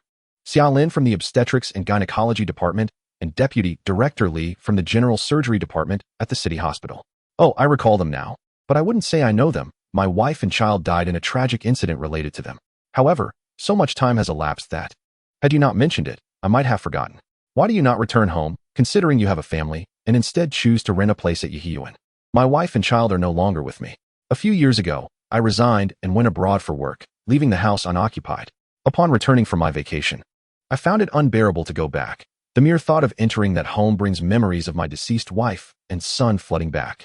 By the way, officer, you inquired about Dr. Xia and Dr. Li. What has become of them? Did something happen? They are dead. Dead. How could that be? Although these two displayed a lack of medical ethics, fearing responsibility and neglecting to assist those in peril, I had heard their medical skills were commendable. How could they have perished? As he spoke, Wang Hejuan wore a smirk, his words laced with derision. Yet, the police have no evidence. Even if he were to claim he was the murderer now, without additional proof, he could easily retract his confession. Moreover, relying solely on a confession without tangible evidence is futile in court. A judge cannot convict a suspect without substantiation. Wang Hejuan is indeed the culprit, yet he remains unperturbed, confident that we lack evidence. Observing the interrogation, Qin Feng shook his head and spoke. Chapter 62. Not a single surveillance camera captured a clear image. With his intermediate knowledge of psychology, Qin Feng could discern that Wang Hejuan had prepared himself for questioning since his arrival at the municipal bureau. His brazen demeanor suggested he was intentionally making his whereabouts known to the police. This individual is not to be underestimated. During his years of disappearance, he may have been meticulously planning for murder. His sudden appearance is shrouded in mystery, yet Qin Feng suspected it was well orchestrated. President Wu, I propose a thorough investigation into Wang Hejuan's movements over the past few years to uncover any potential leads. Additionally, we should assign personnel to monitor him closely. Regardless of whether he becomes aware of their presence, several teams should follow him directly. President Wu leads the provincial task force and is the deputy captain of the criminal investigation team. Qin Feng's suggestion implies a strategy of exchanging space for time. President Wu, seasoned in criminal investigations, quickly grasped the underlying intention. Yes, by closely monitoring him, we can limit his freedom of movement while allowing our investigation to progress without evidence compelling us to restrict his actions. Hence, we must resort to such audacious methods. Simultaneously, this will alleviate the pressure of protecting other medical personnel who may become targets. However, it is highly probable that Wang Hejuan possesses a firearm, so those assigned to follow him must exercise utmost caution. President Wu and Zhou Xiaofeng exchanged glances, and after a moment of contemplation, Wu inquired, "Can you ascertain that he is indeed the suspect in this case?" "Indeed, I have reviewed the surveillance footage of the suspect. Although he attempted to disguise himself, his physique and posture remain unchanged, particularly his manner of walking. An individual's habitual walking style is not easily altered. While the similarities may not be extensive enough to serve as definitive evidence, combined with his movement patterns, I can conclude that Wang Hejuan is the murderer. Furthermore, he possesses ample motive. Even though I am uncertain why he chose to exact revenge after so many years, it does not affect my judgment." President Wu remained silent, seemingly weighing his options, until several minutes later he reached a decision. "I have heard of your unique talent for forensic analysis and your keen eyesight. If that is the case, I can approve prioritizing the investigation of Wang Hejuan and authorize surveillance. However, we cannot overlook other potential suspects. Consequently, you will lead the inquiry into Wang Hejuan, but we cannot allocate more personnel. It will be just you and a few from the major case team. Is that acceptable?" "Absolutely, President Wu," Qin Feng responded with unwavering confidence. "Very well.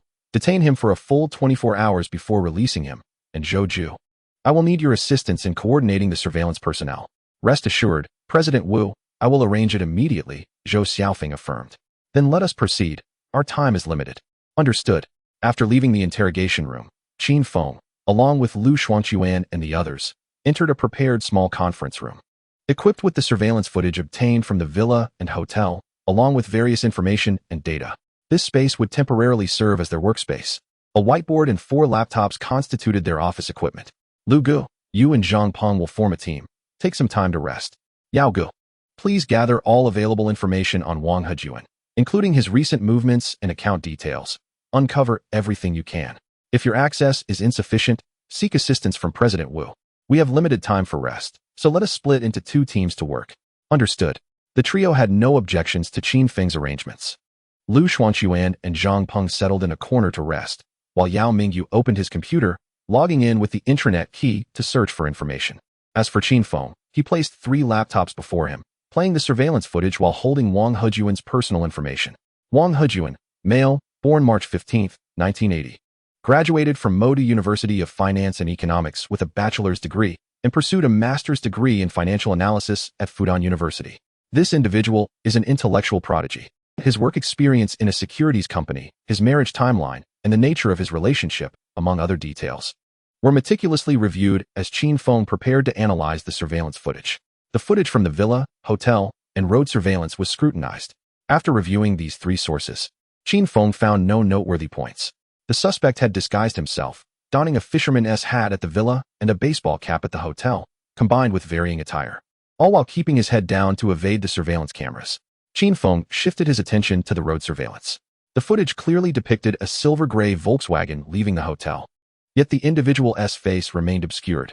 Shortly thereafter, his own Mitsubishi Pajero passed a camera, followed closely by the silver-gray Volkswagen Bora, which appeared fleetingly. He is tailing me. Qin Feng widened his eyes, repeatedly reviewing the footage to trace the whereabouts of the Volkswagen, alongside the path taken by the Mercedes. Ultimately, he pinpointed the location where the Volkswagen vanished. At this point, over 2 hours had passed since the suspect departed the Cave Hotel, returning directly to the hotel, only leaving the villa at 5:03 p.m. that afternoon. Just over half an hour after his departure from the villa, Tianhe arrived. Subsequently, the Volkswagen Bora drove towards Zun City, opting for the national road rather than the highway. Shortly after disappearing from the final camera, the Mercedes appeared on the surveillance. Just as Qin Feng picked up his phone, preparing to inform General Manager Wu about his discovery, the phone rang. It was a call from General Manager Wu. Xiao Qin, we have located the Volkswagen Bora in your province. The vehicle has crashed down the embankment, and the authorities are currently examining it. Understood, General Manager Wu. By the way, I noticed that Wang Hejuan's Mercedes appeared shortly after the Volkswagen vanished from the last surveillance camera. We are aware of this as well, but it cannot be considered evidence. He has a multitude of excuses to deflect any suspicion. Got it, General Manager Wu. After hanging up, Qin Feng felt no discouragement. Based on Wang Hejuan's profile and his demeanor during previous inquiries, it was evident that this individual was emotionally stable, possessed a certain skill in counterinterrogation, and exhibited high intelligence with meticulous attention to detail. Thus far, no glaring mistakes had been uncovered. Even if there were coincidences, they could all be explained away. Therefore, in order to secure a conviction, it was imperative to find something within that Bora, or suddenly, a flash of insight struck Qin Feng. Indeed, in the surveillance footage, whether on the road, at the villa, or the Cave Hotel, the suspect never revealed his face. How did he manage this? The familiarity was unmistakable. For someone to achieve such intimate knowledge, Wang Hejuan must have conducted a thorough reconnaissance. Prior to that, he likely would not have registered under a false identity. With this thought in mind, Qin Feng hurriedly rummaged through the guest records from the villa and Cave Hotel he had previously obtained. Chapter 63, A True Master. At the Shanhua Resort, a single male guest checked in the day before Xiaolin, but it was not Wang Hejuan. Upon reviewing the surveillance footage, Qin Feng's brow furrowed. Wang Hejuan was exceedingly cautious. Contrary to his expectations, he had indeed used a false identity and had concealed himself quite thoroughly. Although certain habits in his stature and gait hinted that the man behind the disguise was Wang Hejuan, this knowledge alone could not serve as evidence against him. With only a little over 10 hours remaining before Wang Hejuan had to be released, and while they could assign someone to follow him, it was still a precarious situation. It seemed that finding evidence through his movements would be challenging, necessitating a shift in the investigative direction. Gathering all textual materials, Qin Feng began his analysis, particularly focusing on Wang Hejuan's profile. He scrutinized it repeatedly, seeking any threads of insight. From his methods, it was clear that Wang Hejuan was not a novice. However, he was not a habitual offender either. Prior to this, he had not even received a single traffic ticket. As for his experiences abroad, there was a lack of domestic information. Could it be that something significant happened to him overseas, leading to his transformation? Acquiring information from abroad was quite difficult and not something that could be collected in a short time. Setting Wang Hejuan's profile aside, Qin Feng continued to examine the documents regarding Xiaolin, Zhou Wan, and Deputy Director Li, along with the previous investigation files. As night turned into dawn, the whiteboard in the conference room was densely covered with notes and several photographs, intricate lines weaving a dizzying pattern. This was the result of Qin Feng's 6-hour endeavor. Of course, aided by Yao Mingyu, who had collected a wealth of useful information through various channels, nearly exhausting his phone in the process. Thankfully, Yao Mingyu had the knack for persuading officials at the Provincial Immigration Management Bureau to work overtime in the early hours, enabling swift collection of data. Lu Xuanquan stretched luxuriously. Last night was incredibly restful. After finishing his stretch, Lu Xuanquan glanced around the room. Yao Mingyu and Zhang Peng were still asleep, while one person stood motionless at the whiteboard, deep in thought. Oh, it's Brother Feng.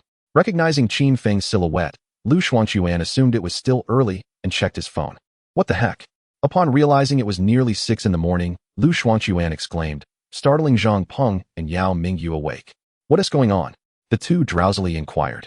Qin Feng turned slowly to look at Lu Xuanquan, his expression questioning. Brother Feng, did you not sleep at all last night? Lu Xuanquan asked, disregarding Yao Mingyu and Zhang Peng. Well, since you're awake, let us prepare to depart. We need to set off. Right now? Aren't you going to rest a bit? No time for that. Time waits for no one. Seeing Qin Feng shake his head, the three quickly gathered their wits. I'll drive. Lu, you've been resting long enough. So you take the wheel. Sure. The three hurriedly followed Qin Feng out of the small conference room. In the outer office area, the detectives from the criminal investigation team, who had nearly pulled an all-nighter, were sound asleep at their desks. Qin Feng and his companions tiptoed into the elevator to descend. Once in the vehicle, the Pajero sped out of the municipal bureau, heading towards Wang Hejuan's residence. Upon arriving outside the community, Qin Feng did not rush to enter, but instead led Lu Xuanquan and the others to a nearby breakfast shop for a meal. This community was built in the early 2000s. It had elevators, but parking was limited, with many private cars lining the roads outside. Given the circumstances, they opted not to drive into the complex. As they reached the base of the building, Lu Xuanquan suddenly recalled that they had not applied for a search warrant. Brother Feng, we don't have a search warrant. A search warrant? What do we need that for? Qin Feng replied nonchalantly as he entered the building. The three exchanged glances behind him. Lu Xuanquan hurried a few steps to Qin Feng's side and whispered, Brother Feng, what reason do you plan to use to enter? Suspecting a break-in? Or investigating a missing person? Or, what are you talking about? I never said I was going to enter Wang Hejuan's home. Huh, not going in. The others were bewildered. Pressing the elevator button and noticing it was stopping at the 13th floor, Qin Feng stood at the elevator doors and remarked, I've observed that Wang Hejuan is exceedingly cautious, with an almost rigorous attention to detail. A person like him would not leave evidence lying around in his home. The three exchanged glances again, agreeing that this reasoning made sense. But then what are we here for, Brother Feng? To find evidence, of course, Qin Feng replied, casting a look of disbelief at Lu Xuanquan. Lu Xuanquan was utterly perplexed, and even disregarding Qin Feng's incredulous gaze. He felt as if a cat were scratching at his heart, asking, but didn't you just say? I ask you, Qin Feng interrupted Lu Xuanquan. If you were Wang Hejuan and needed to hide something in a secret place known only to yourself, yet still vaguely connected to you, where would you conceal it? Somewhere only you know, yet still somewhat related to you. The three pondered deeply. Ding! The elevator arrived. As the three entered the elevator still lost in thought, Qin Feng glanced up at the elevator's surveillance camera before averting his gaze. Brother Feng, do you mean that Wang Hejuan might have hidden items he didn't have time to dispose of somewhere within the community? Finally, Yao Mingyu was the first to connect the dots. Yes, that's my line of thought. Qin Feng nodded, continuing, however, we cannot dismiss the possibility that he might have casually discarded the items on his way back. Once again, silence fell over them. They had deliberated for quite some time. Yet Qin Feng negated the notion they had just grasped. If the police weapon and evidence linking Wang Hejuan to the crime were truly carelessly discarded, finding them would indeed be akin to searching for a needle in a haystack. Qin Feng had an inkling of the inner thoughts of Yao Mingyu and the others. This individual was far from ordinary. After spending several years abroad, we are unable to trace any information about him during this time. Upon his sudden return home, he immediately resorted to murder. I suspect that he has been preparing for this act throughout his years overseas. Therefore, our only recourse now is to conduct extensive investigations to unearth irrefutable evidence against him, and we must act swiftly. Otherwise, once he is released from the police station, he could disappear at any moment. Without concrete evidence, we cannot restrict his departure. If he leaves, even if we find the evidence later, apprehending him will prove to be a formidable challenge. Isn't it said that we should send someone to follow him? Surveillance is merely a temporary solution. I wager that his targets extend beyond Xia Lin, Deputy Director Li, and Zhou Wan, encompassing other medical personnel involved in the surgery. However, this is merely a gamble. A bet on his psychology. All gambling carries significant risks. What if he decides to flee the country when the situation becomes untenable? Lu Xuanquan and the others fell silent. The elevator reached its destination. Exiting the elevator, Qin Feng and his companions stood before Wang Hejuan's door. Noticing the dust on the lock of the security door, Qin Feng turned to glance at the stairwell of the emergency exit. Approaching, he pushed the fire door of the emergency passage open. After casting one last look at the security door, he stepped into the emergency passage and ascended the stairs. Chapter 64. Mobilizing Personnel. Comprehensive search. Wang Hejuan's residence was located on the top floor. After climbing 2 flights of stairs, they reached the rooftop terrace. The door leading to the terrace was unlocked. On the terrace, Qin Feng scanned the elevator shaft ventilation openings, smoke vents, and exhaust vents. then climbed to inspect the top of the stairwell exit. Wang Hejun had not concealed anything in these locations. "Let us consult the property management," he said. After a thorough examination, Qin Feng called out to the three who were still inspecting. "Brother Feng, are we really not going to enter Wang Hejuan's home? We could apply for a search warrant," Yao Mingyu inquired. "No need. He hasn't returned home," Qin Feng replied, as the three looked on in confusion, awaiting his explanation. "The dust on the door lock is undisturbed. He has not entered through the front door. The rooftop railing shows no signs of ropes or friction marks. He did not descend from the terrace. Unless he flew down," Qin Feng elucidated. "What about the residents below?" they asked. "That's why we need to check with the property management," Qin Feng said with a smile, stepping into the emergency passage. At the property management center, after presenting their credentials, they reviewed the surveillance footage from the past 2 days. Over 3 hours later, Qin Feng observed Wang Hejuan entering the surveillance area of the community. He walked in carrying a modest black handbag. However, he did not proceed into the residential building, but vanished from the cameras.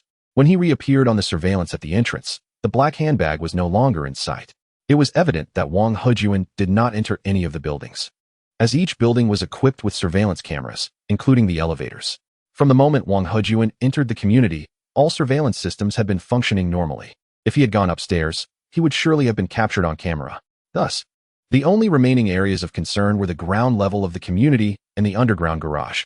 No surveillance cameras were installed at the ground level, and there was a considerable distance between the entrance to the underground garage and the electrical gate. If Wang Hejuan moved about on the community grounds or evaded the garage's camera by entering underground, he could easily avoid detection. Moreover, there were no surveillance cameras installed within the entire underground garage. "Yao, call for reinforcements. We need to search the entire community and garage," Qin Feng commanded. "Understood." Yao Mingyu swiftly took out his phone to summon backup. Within 10 minutes, police cars began to converge outside the community, sirens blaring. More than a dozen criminal investigators, alongside over 30 auxiliary officers, totaled more than 50 personnel. Additionally, there were 4 or 5 officers from the technical investigation team. The sudden influx of police roused the residents, who gathered to observe the unfolding scene. Qin Feng refrained from stepping forward, allowing Lu Xuanquan to take charge of delegating tasks. The officers were divided into 2 teams, one with 24 members, comprising 1 criminal investigator paired with 2 auxiliary officers in each group, tasked with searching the entire ground area of the community. 2 officers from the technical investigation team, along with Yao Mingyu and Zhang Peng, were responsible for directing and managing the subsequent handling of any discovered items. The remaining 30 officers, similarly organized into groups of 1 criminal investigator and 2 auxiliary officers, descended into the underground garage to conduct their search. Qin Feng and Lu Xuanquan led their team, with 3 technical investigation officers assisting. Once the assignments were made, a command was issued, and all personnel lined up to enter the community before dispersing to commence their work. In the underground garage, Qin Feng and Lu Xuanquan also kept busy, participating in the search while overseeing the other officers. The pace of the search was slow, as Qin Feng insisted that no nook or cranny be overlooked. The black handbag and any suspicious plastic bags, as well as potential hiding spots, required meticulous examination. Therefore, over 30 individuals, equipped with gloves, meticulously scoured the overhead pipes, beneath vehicle chassis, drainage outlets, and every conceivable corner, leaving no crevice unchecked. "Report. We've found a junk car," an officer responsible for the preliminary sweep announced loudly. "Property management, please come over and check the owner's information. We need to open it for inspection," he added. "Understood, officer." 2 property staff members promptly rushed over to verify the license plate and parking space, checking the system for the owner's information. If they could find it, they would contact the owner. If not, the technical investigation team would intervene, unlocking and searching in the presence of property management and the recording of law enforcement. After over 3 hours of searching the ground level, no findings had been made. Those personnel were then redirected to continue searching the underground garage. During a brief intermission, Qin Feng and Lu Xuanquan had a bite of bread and sipped some water. Another 3 hours elapsed, and the entire underground garage had been thoroughly searched. Even vehicles not registered to owners had been contacted without yielding any discoveries. It was as if the black handbag Wang Hejuan had brought in had vanished into thin air. Wu Zong and Yang Zhou arrived with their team over an hour earlier. Upon learning that nothing had been discovered, they convened a meeting on site. The meeting took place in a corner of the garage, while other officers took their meals. Qin Feng, along with Lu Xuanquan and the leaders of the technical investigation team, discussed the situation while eating. Could he have concealed the items on his person and left? One asked. Impossible. I reviewed the surveillance footage before and after Wang Hejuan's entry. That handbag is made of leather and is rather sizable, making it impossible to conceal beneath clothing. Another countered. What if he discarded the handbag and took other items with him? Someone else proposed. That is indeed a possibility. Yang Zhou nodded. Wu Zong pondered for a moment, then shook his head, stating, it doesn't make sense. If that were the case, he had no need to come back here at all. What if Wang Hejuan intends to exploit our anxiety over the search for the lost firearm to buy himself time? One suggested. He is quite clever. He might have anticipated that we would investigate him. After all, Xiao Qin has encountered him before.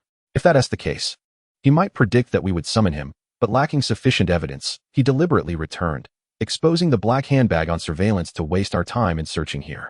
Indeed, I find that plausible. We have less than 2 hours left before his release, another concurred. The failure to locate the target object led to a sense of skepticism among the officers involved in the search. Their doubts were not entirely unfounded. However, Qin Feng held a different perspective. The handbag might have been a deliberate distraction, yet it was entirely possible that Wang Hejuan's handbag contained something of significance. As for the possibility of concealing a firearm or other items on his person, Qin Feng was quite certain of what he had observed. The man was merely clad in a coat, with his shirt neatly tucked in. If he were indeed carrying something, it would have been impossible to evade his keen gaze. Furthermore, this individual was astute. The black handbag could serve to obscure the police's vision while simultaneously providing cover for whatever he intended to hide. Thus, he was convinced that the handbag undoubtedly contained something, and that it was hidden within the community, albeit temporarily undiscovered. He must have overlooked some detail. Just as Qin Feng furrowed his brows in contemplation, pausing mid-bite, Mr. Wu turned to him and inquired, Xiao Qin, what are your thoughts? The handbag may serve as a diversion, yet based on Wang Hejuan's behavior and psychological analysis, it is highly probable that it conceals something, and that it is hidden within this very community. We must have overlooked something, which is why we have yet to uncover it. The group frowned in unison, pondering what detail they might have missed. Chapter 65. Recovering the lost firearm and the formal arrest of Wang Hejuan, who has taken a hostage. The elevator. We haven't searched the elevator. After a prolonged silence, Zhang Peng suddenly exclaimed with excitement. The elevator? Indeed. I've watched numerous police dramas where items are concealed atop elevators. Oh, that is something we indeed overlooked. Impossible. Others' eyes lit up, but Qin Feng immediately dismissed the notion. As he felt the weight of the gazes from Mr. Wu and the others upon him, he clarified, I have examined the elevator's structure. The maintenance access is sealed, and there are surveillance cameras within each elevator. Furthermore, I have checked the footage from each camera, and since Wang Hejuan entered the community, none of them have malfunctioned, nor did we see his presence. Therefore, it would be impossible for him to have concealed anything atop the elevator. However, as Qin Feng continued, a possibility dawned upon him. What is it, Mr. Wu sensed that Qin Feng had conceived an idea and quickly pressed for clarification. It is improbable that he could hide something at the top of the elevator, but Zhang Peng's reminder about the bottom might hold merit, as it would not be captured by surveillance. The bottom of the elevator? Precisely. The base of the elevator car is not entirely flat, meaning there would be some space left at the very bottom. To conceal an item there, one would merely need to pry open the elevator doors from the underground parking lot and toss it in without needing to enter. It's swift and secure. When he needs to retrieve the item, he can simply pause the elevator, pry open the doors, jump down from the second basement level, and return, taking no more than a minute. He could even succeed without pausing the elevator. As Mr. Wu and Yang Zhou listened, they found increasing logic in Qin Feng's reasoning. Mr. Wu quickly instructed his subordinates, go, inquire with the property management about the situation at the elevator's base. Understood. After issuing his orders, Mr. Wu waved his hand decisively. Let us proceed to the second basement level. Yes. The group moved purposefully toward the second basement. Before long, they received confirmation that there was indeed a 20-centimeter space reserved at the bottom of the elevator. Have the property management halt all elevator operations. Everyone else, take positions at each elevator entrance and await orders to open the elevator doors and conduct a search. Yes. Following Mr. Wu's command, the officers dispersed, with personnel stationed at the entrances of all 16 units' elevators. The property management proceeded to stop the elevators at the 10th floor, and subsequently, maintenance personnel arrived to unlock the elevator doors with a triangle key, conducting searches one elevator at a time. At last, a discovery was made.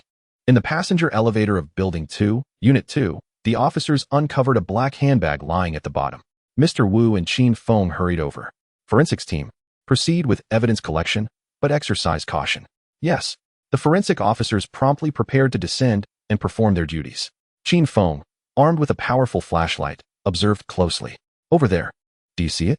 In the area illuminated by my flashlight, there is a hair. Retrieve it. Yes, right there, skin flakes, did you not notice? That grayish-white one. About a millimeter in size. Yes, that one, collect it. Qin Feng, who remained above, maintained a keen eye, using the flashlight. Aside from a distinctly clear footprint, he discovered a total of 5 strands of hair and 3 flakes of skin on the dust-laden floor. Meanwhile, Mr. Wu, Yang Zhou, and others, who were observing, looked on with astonishment and intense interest as they listened to Qin Feng directing the forensics team. This young man was indeed remarkable. His vision was clearer than that of the professionals, which explained why he had caught the attention of the Tianhe Municipal Bureau. The two leaders exchanged glances, silently recognizing each other's desire to recruit this talent. However, while Mr. Wu from the Provincial Department had some possibility, Yang Zhou from the Liquor City faced a far greater challenge due to the significant disparity between the provincial capitals. His aspiration to recruit someone was fraught with difficulty. How will we know unless we try? Yang Zhou contemplated various strategies. Yet, these thoughts would have to remain private for the time being, as he, a deputy captain, lacked the authority to make such decisions. Finally, at 11:23 p.m., just minutes before Wang Hejuan was set to be released, the on-site evidence collection was completed, and fingerprints and other evidence from the black handbag were secured. Upon opening the handbag, a loaded Type 92 pistol and 2 spare magazines came into view. Immediately call to detain Wang Hejuan. He is not to be released. Upon seeing the contents of the black handbag, Mr. Wu promptly issued the order. The police now possessed sufficient evidence to detain Wang Hejuan. Yes, his subordinates complied and moved aside to make the call. At the municipal bureau, Wang Hejuan was already prepared to leave the police station. With a click, the door to the interrogation room swung open, and Director Zhou Xiaofeng entered, personally leading the team. Director Zhou, are you here to see me off? Just complete the necessary procedures. Your presence is too much for me to bear. Observing Wang Hejuan's smug demeanor, Zhou Xiaofeng offered a cold smile. Then, with a serious expression, stated, Wang Hejuan, the police suspect you are involved in the murder case of Dr. Xiaolin from the medical school's affiliated hospital. You are not going anywhere. As there was no evidence yet linking him to the deaths of Zhou Wan and Deputy Director Li, they could only temporarily detain Wang Hejuan for the murder of Xiaolin. You are wrongfully accusing me. What evidence do you have? Upon hearing Zhou Xiaofeng's words, Wang Hejuan's smile gradually faded, and after a brief silence, he suddenly raised his head, his voice tinged with agitation. Wrongfully accusing you? Zhou Xiaofeng observed the increasingly erratic demeanor of Wang Hejuan and coldly replied, we discovered the black handbag you brought into your community's elevator, which contained the firearm and spare magazines reported missing by the police. We have collected fingerprints, skin flakes, and hair from the scene. Therefore, Wang Hejuan, do not entertain thoughts of resistance. Rest assured, with this evidence, we can trace more leads and gather further proof. Wang Hejuan fell silent. After a moment of waiting, seeing he had no intention of speaking, Zhou Xiaofeng signaled to the 2 accompanying officers, put handcuffs on him and keep an eye on him. Yes. 2 young police officers approached, handcuffs in hand. They remarked, their words proving true. What did you say? Wang Hejuan mumbled, his head bowed. But Zhou Xiaofeng could not catch his words clearly and frowned in inquiry. The 2 young officers, poised to cuff Wang Hejuan, halted their actions and turned to look at Zhou Xiaofeng. At that moment, Wang Hejuan, seated, suddenly sprang into action. He seized the uniform of the officer to his left, while simultaneously delivering a kick to the abdomen of the officer on his right. With a thud, the right side officer was struck, his face blanching as he stumbled backward and collapsed onto the ground. Utilizing the momentum from his kick, Wang Hejuan's upper body lunged forward like a cannonball, crashing into the waist of the officer whose uniform he had grasped, causing the officer to lose his balance and topple to the floor. In the blink of an eye, both officers were on the ground, and Wang Hejuan followed suit. But just before hitting the floor, he braced himself with one hand, drawing his lower body back, and astonishingly, he crouched down, with his feet firmly planted. He exerted force through his legs and lunged forward, violently slamming Zhou Xiaofeng, who was reaching for his gun at his waist, against the wall. Thud! Zhou Xiaofeng felt as though his entire body had disassembled, a searing pain radiating through his chest. He suspected that the impact had at least fractured 2 of his ribs. All of this transpired in a flash. Wang Hejuan's unexpected strike to Zhou Xiaofeng happened so swiftly that the 2 officers monitoring from the control room had yet to react. By the time they pressed the alarm button and scrambled out with their guns, Wang Hejuan had already disarmed Zhou Xiaofeng. Controlling the vice director of the Jiao City Police Bureau, the gun barrel pressed against the back of his head as he exited the interrogation room.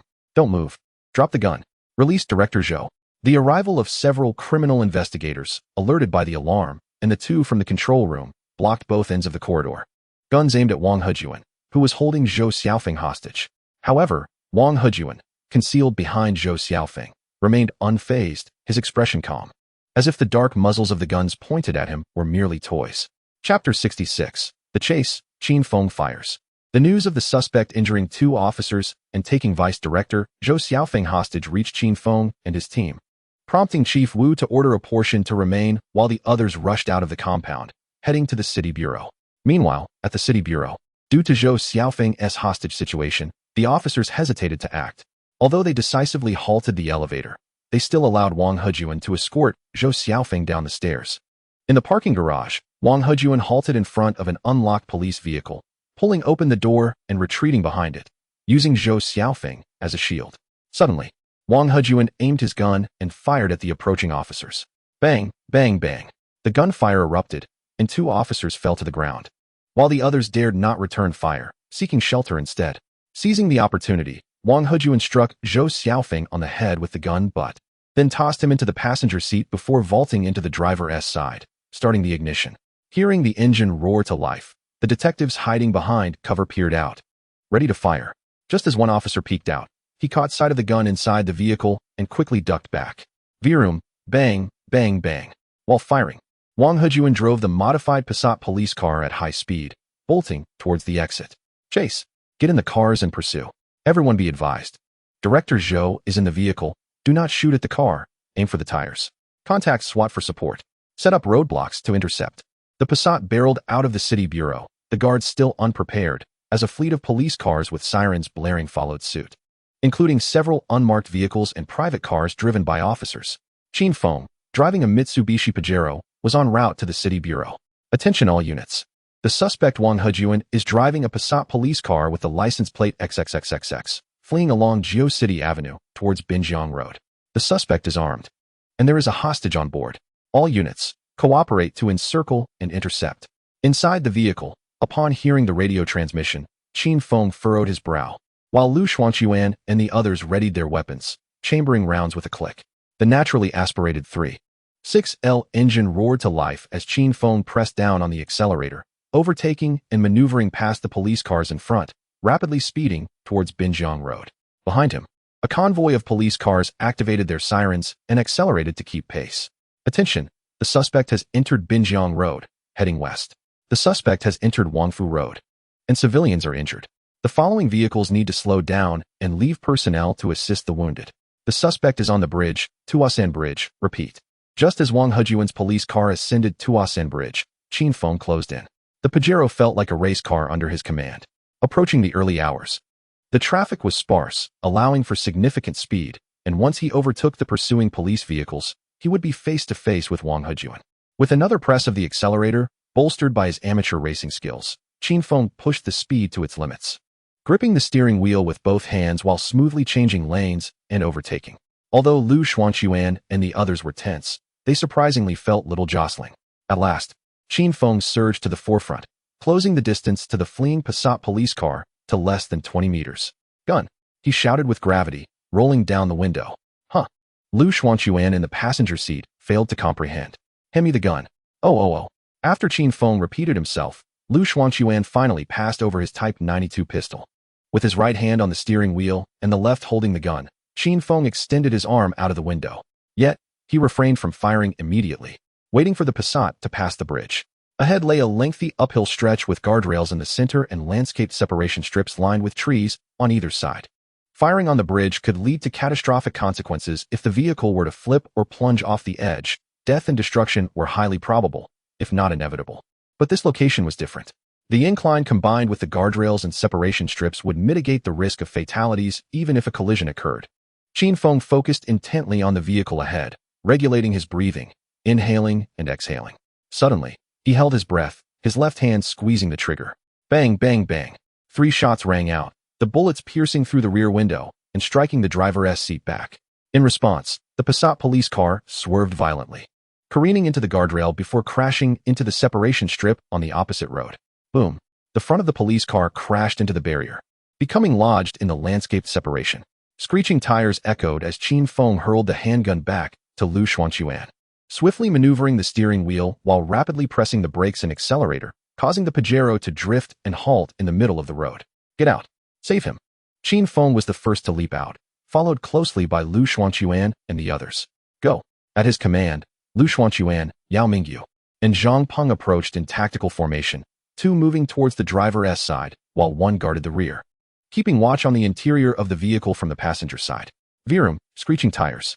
The pursuing police cars arrived, blocking a significant portion of the road, and one by one, officers clad in bulletproof vests leapt from their vehicles, armed and ready to assist. In the driver's compartment, the airbag deployed, and Wang Hejuan's head lay against it, his chest stained with blood. The co-pilot, Zhou Xiaofeng, appeared in a more dire state, having neglected to fasten his seatbelt. He likely rolled around the vehicle several times and now lay slumped in his seat, unconscious. Signaling to his colleagues, several detectives approached, prying open the car door to drag the unconscious Wang Hejuan out and lay him on the ground. Zhou Xiaofeng was carefully lifted out and placed in a police car, which sped towards the hospital. How is it? With the scene secured, Qin Feng stepped forward and inquired loudly. 3 gunshot wounds to the shoulder, facial injuries, but still alive. Get him to the hospital immediately and assign more personnel to keep watch. Understood. What unfolded was a chase that seemed to belong solely to the realm of police dramas, lasting over 10 minutes until Qin Feng decisively fired, hitting the suspect Wang Hejuan with precision, bringing the vehicle's reckless pursuit to a halt as it crashed into the median. Although the chase concluded, police cars continued to arrive at the scene. Shortly thereafter, General Wu and Yang Zhou arrived. A bit later, even 3 leaders from the municipal committee of Jiuqing appeared: the mayor, the executive vice mayor, and the secretary of the political and legal committee. Clearly, the recent incident involving a suspect seizing a firearm, taking the deputy director hostage, and then speeding away had captured the attention of the Jiuqing municipal leaders. The officials received briefings on the situation and, after expressing their concern and commendation for Qin Feng and his team, hurriedly departed to visit Zhou Xiaofeng in the hospital. Once the director left, General Wu followed suit. The scene was left under the command of the captain, while Qin Feng, accompanied by Lu Xuanquan and another officer, returned to the municipal police headquarters. Chapter 67. In the company of demons, the motive behind Zhou Wan's murder, silencing. The following morning, news arrived from the hospital.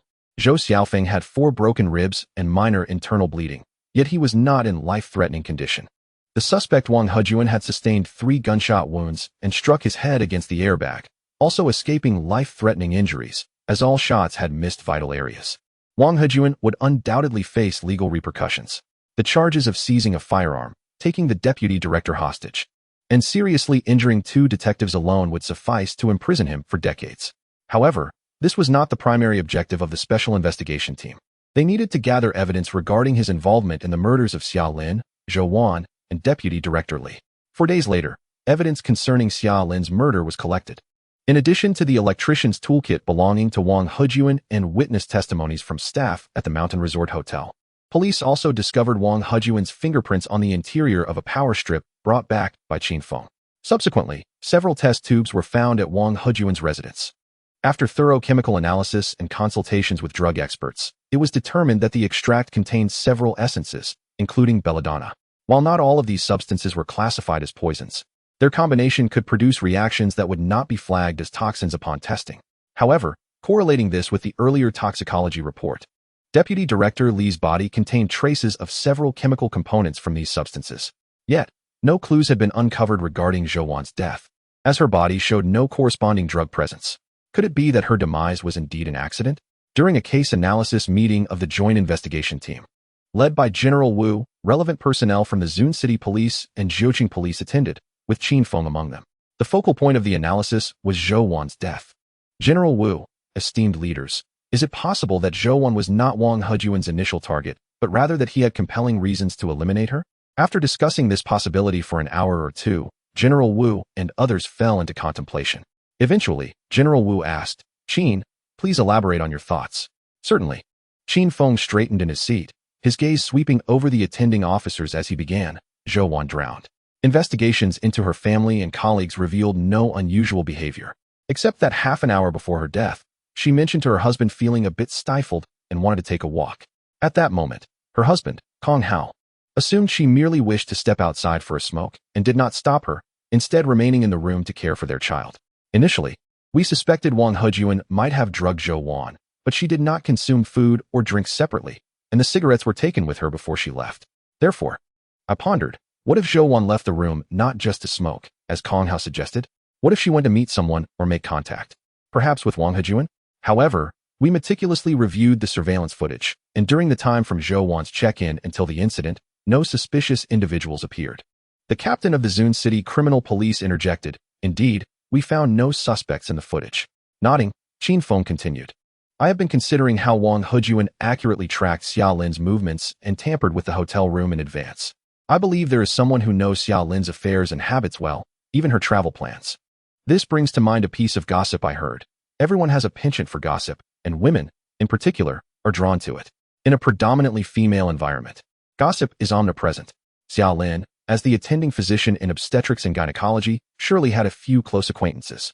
Furthermore, the hospital operates on a rotating schedule, requiring doctors and nurses to take turns off. Thus, Xia Lin's travel plans could not remain concealed for long. She might even have been questioned about her destination. It is unlikely that Xia Lin would have concealed this from others, and once one person knew, a curious individual could easily inquire and find out. Hence, I suspect that Wang Hejun had an insider in the obstetrics and gynecology department, and that insider could very well be Zhou Wan. Are you suggesting that after Wang Hejun killed Xia Lin, he silenced Zhou Wan?" Yang Zhou expressed a look of realization. "Indeed, that is my hypothesis. This would also explain why Zhou Wan's incident occurred the day after Xia Lin was murdered. At that moment, Zhou Wan likely remained unaware of Xia Lin's fate. Had she known, she would not have been so composed. Wang Hejun, to prevent Zhou Wan from exhibiting any abnormal behavior that might draw suspicion towards him, deemed it necessary to silence her." Qin Feng's explanation resonated with the officers present. General Wu nodded appreciatively at Qin Feng, then, donning a serious expression, declared, "Qin has provided us with a new investigative direction. We shall pursue this lead. Our primary focus will be to conduct thorough interviews at the hospital while meticulously examining Zhou Wan's communication records and social media." With a newfound investigative direction, the police swiftly mobilized their efforts. With the Provincial Department overseeing the case, a sizable team was assembled. After 2 days of investigation, a breakthrough was finally achieved. Among Zhou Wan's QQ contacts was an individual nicknamed Wang Weijun. Analyzing their conversation history, it became evident that Zhou Wan had shared numerous details about the hospital's departments with Wang Weijun. Simultaneously, Wang Weijun's responses hinted at a probing interest. Furthermore, through their dialogues, law enforcement uncovered evidence of Zhou Wan and Wang Weijun's intimate relationship, including arrangements for meetings. Subsequent inquiries into their chat records yielded proof of their rendezvous, and surveillance footage from the hotel confirmed that the individual behind the nickname Wang Weijun was indeed Wang Hejun. The identity information used to register at the hotel was a fictitious name, Wang Weijun. However, he did not disguise himself at the time, making it all too easy to recognize him. The evidence had been uncovered. When the special investigation team met Wang Hejun in the hospital ward of the detention center and presented the evidence, he candidly confessed to his relationship with Zhou Wan and his motive for murdering her. The case had finally reached its conclusion. Xia Lin, Deputy Director Li, and Zhou Wan all fell victim to Wang Hejun's hand.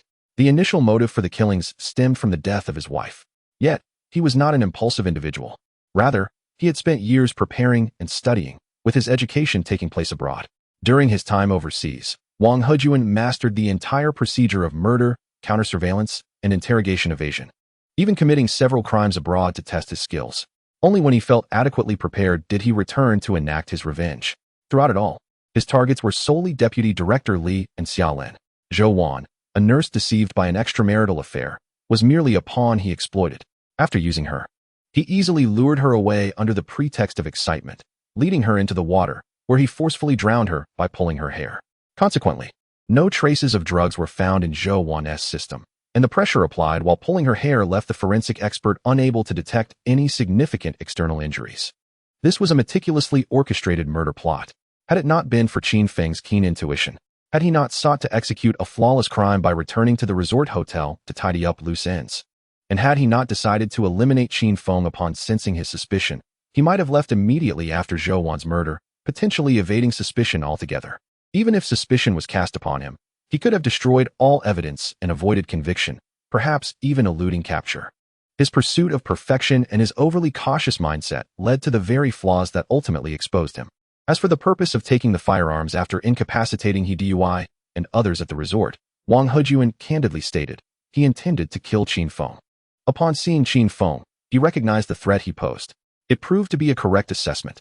However, he had underestimated Qin Feng's abilities. Chapter 68. Harvest, Graduation. In the interrogation room of the detention center, as the police wrapped up their questioning and prepared to leave, Wang Hejuan made a request. "May I see Qin Feng?" "Who?" The officer in charge of the interrogation, Yang Zhou, paused, turning back to furrow his brow at Wang Hejuan. "Qin Feng, the one who first discovered the unusual circumstances surrounding Xiaolin's death?" Observing the smirk on Wang Hejuan's face, Yang Zhou said nothing and departed with his team. Outside the interrogation room, Yang Zhou approached Qin Feng, who was smoking a short distance away. "Wang Hejuan knows you. He wishes to meet you." "Meet me?" Qin Feng was taken aback, then nodded after a moment's thought. "Sure, as long as it doesn't violate any regulations, I can see him." Subsequently, Yang Zhou escorted Qin Feng back into the interrogation room. Looking at the young and handsome Qin Feng, Wang Hejuan smiled. "How did you discover something was amiss?" Qin Feng pondered for a moment before taking a seat opposite him, replying, "Your methods are quite impressive, nearly flawless. As for my discovery, I merely thought the deaths of Xiaolin and Zhou Wan were too coincidental. I find it hard to believe such coincidences truly exist." Coincidence was indeed the starting point of suspicion, but what ultimately confirmed Qin Feng's doubts was the system's notification of his check-in. However, he would never disclose this to anyone. "Is that all?" Wang Hejuan was incredulous. Qin Feng shrugged. "Whether you believe it or not, the fact remains that I identified issues at the resort hotel. Of course, it also involved my keen insight and the vast web of justice. Committing a crime, no matter how thoroughly you clean up, will always leave traces. Wherever someone has passed, marks will remain. This is why I am passionate about criminal investigation, and it is a belief I hold firmly." "Haha, interesting. Qin Feng, you are quite intriguing. If given the chance, I would relish a duel with you." "You won't have that opportunity." Rolling his eyes at Wang Hejuan, Qin Feng stood and made his way out. This man had killed 3 people and was apprehended, yet still fantasized about a chance to escape. Such delusions were laughable. The case of the accidental death was solved, and the host received a reward: talent skill, photographic memory, skill, basic logical reasoning, bullet avoidance card, passive, X1, upgrade card X2, clue card X1, cash, 290,000. 3 days after the interrogation of Wang Hejuan, as Qin Feng returned to the dormitory with Su Zhuwei and Chen Lei, the system rewards were delivered. He took out a cigarette and stepped onto the dormitory balcony, abandoning games in favor of celebrating his rewards. Both the talent and skills were immediately usable. The bullet avoidance card was a splendid item, equivalent to an extra life. Its passive use required no attention from Qin Feng. The clue card could wait for a more opportune moment to be utilized. The most crucial item was the upgrade card. Currently, apart from psychology and trace identification, all his other skills were at a basic level. With 2 upgrade cards in hand, he pondered whether to elevate these 2 intermediate skills to advanced or upgrade the basic skills instead. After some contemplation, Qin Feng reached a decision. The other skills were adequate for use, with no immediate need for upgrades. Both logical reasoning and psychology warranted advancement. Intermediate logical reasoning would enhance the speed and agility of his thought processes, making them more dynamic. Advanced psychology would elevate him to the status of a top-tier psychological expert. Having made his choice, Qin Feng promptly selected the upgrades. Host, Qin Feng, codename 9527. Identity, Police Academy student. Attribute evaluation, 13, a robust adult. Skills, advanced psychology. Intermediate logical reasoning, basic electrical engineering, basic pharmacology, basic driving, intermediate trace identification, basic 8 extremes fist, basic handgun shooting. Talents, photographic memory, keen sense of smell, danger perception. Olfactory switch, sharp observation. Items, clue card X2, tracking card X1, bullet avoidance card X1. Gazing at his latest personal panel, he reveled in having 5 talent skills, 1 advanced, and 2 intermediate skills. Extinguishing his cigarette, Qin Feng turned and returned to the dormitory. "Boys, let daddy lead you in a grand battle." With a triumphant shout, he powered on his computer, joining the fray as the game concluded. In the blink of an eye, the first semester of his junior year was nearing its end. Qin Feng had been busier than his dorm mates for a month now, as he was preparing for early graduation. No mistake, as long as he completed his thesis before the semester ended, the school would grant him the opportunity for early graduation. Thus, Qin Feng spent his days in the library researching materials or conversing with his thesis advisor. The paper had already been revised 3 times. As the final exams approached, he finally completed his graduation thesis. Even after the exams, he could not leave. He still had to complete his graduation defense. On the night after the final exams, Qin Feng and his 5 dorm mates ventured to a hot pot restaurant outside the school. Traditionally, they would celebrate the end of each semester with a farewell meal.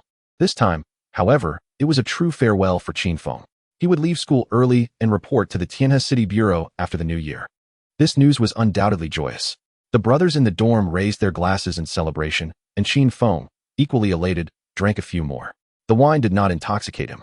Rather, it stirred memories of the past 2.5 years, causing everyone's eyes to glisten with emotion. Intoxicated, and this time it was genuine intoxication. After dining, the 6 companions linked arms and returned to their dormitory. Qin Feng promptly collapsed onto his bed, draping his police coat over the quilt and succumbing to slumber. Upon awakening the next day, he observed the others packing their belongings. Once they had nearly finished, he lent a hand in carrying their bags downstairs and stowing them in the back of the Pajero. He had no immediate plans and would remain for the time being. Intending to see his friends off at the station, Chun-Lei departed without delay. After driving the remaining 4 to the station, Qin Feng embraced them in farewell before turning away. Back at the university, he had matters to attend to.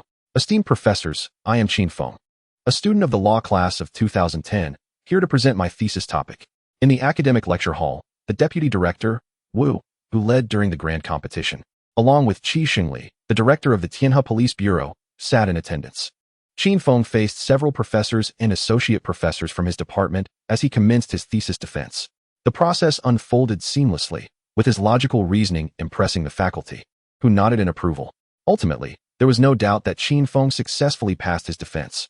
At 3:20 p.m., he accepted his diploma and degree certificate from the dean. From that moment onward, he was a graduate with a bachelor's degree in law. The graduation ceremony was attended not only by leaders from the Provincial Department and the Tianhe Bureau, but also by Zhou Xiaofeng, the deputy director of the Geocity Bureau, the head of the criminal investigation team, and deputy head Yang Zhou. This graduation ceremony was both simple and grand. Chapter 69. New Year, New Home, New Beginnings. A new year heralds fresh beginnings. The new house in his hometown had been completed and decorated. On New Year's Eve, Qin Feng, alongside his father, affixed couplets and pasted auspicious characters on the small building of their new home. In Qin Feng's hometown, the midday meal on New Year's Eve was the most elaborate, featuring an abundance of fish and meat, preceded by ancestral worship. His uncle's family had also returned. Upon hearing of Qin Feng's early graduation and his impending employment at the Tianhe Bureau after the new year, his uncle and aunt expressed their delight. This joy stemmed from blood ties, familial relationships, and the progress and growth of their family line. Thus, this year's New Year preparations were particularly grand, with firecrackers for ancestral worship totaling 30,000 shots, signaling the growth of descendants and seeking protection from ancestral spirits. After the meal, numerous neighbors dropped by in the afternoon. In the rural areas of 2012 and 2013, especially in the impoverished regions of Qinbei City, a family owning 2 cars was considered quite prosperous. Moreover, the Qin family had produced Qin Feng. As the elder, Qin Feng had to climb a ladder to address those even a generation above his grandfather. He mingled, sharing cigarettes and conversing with the elders, predominantly listening to their stories. In Qin Feng's upbringing, respecting elders was paramount. He never dared to address anyone improperly based on their generation. The entire vicinity recognized the exemplary family upbringing of the Qin household, unanimously praising, "This child has achieved greatness." Now, with Qin Feng's early graduation and special recruitment into the Provincial City Bureau, those in the know were envious, naturally elevating him to the status of an exemplary child in others' eyes. On the first day of the Lunar New Year, he visited his maternal grandfather's home. Returning on the second day, from the 3rd to the 6th, relatives and guests continuously visited, with the festivities only settling down by the 7th day.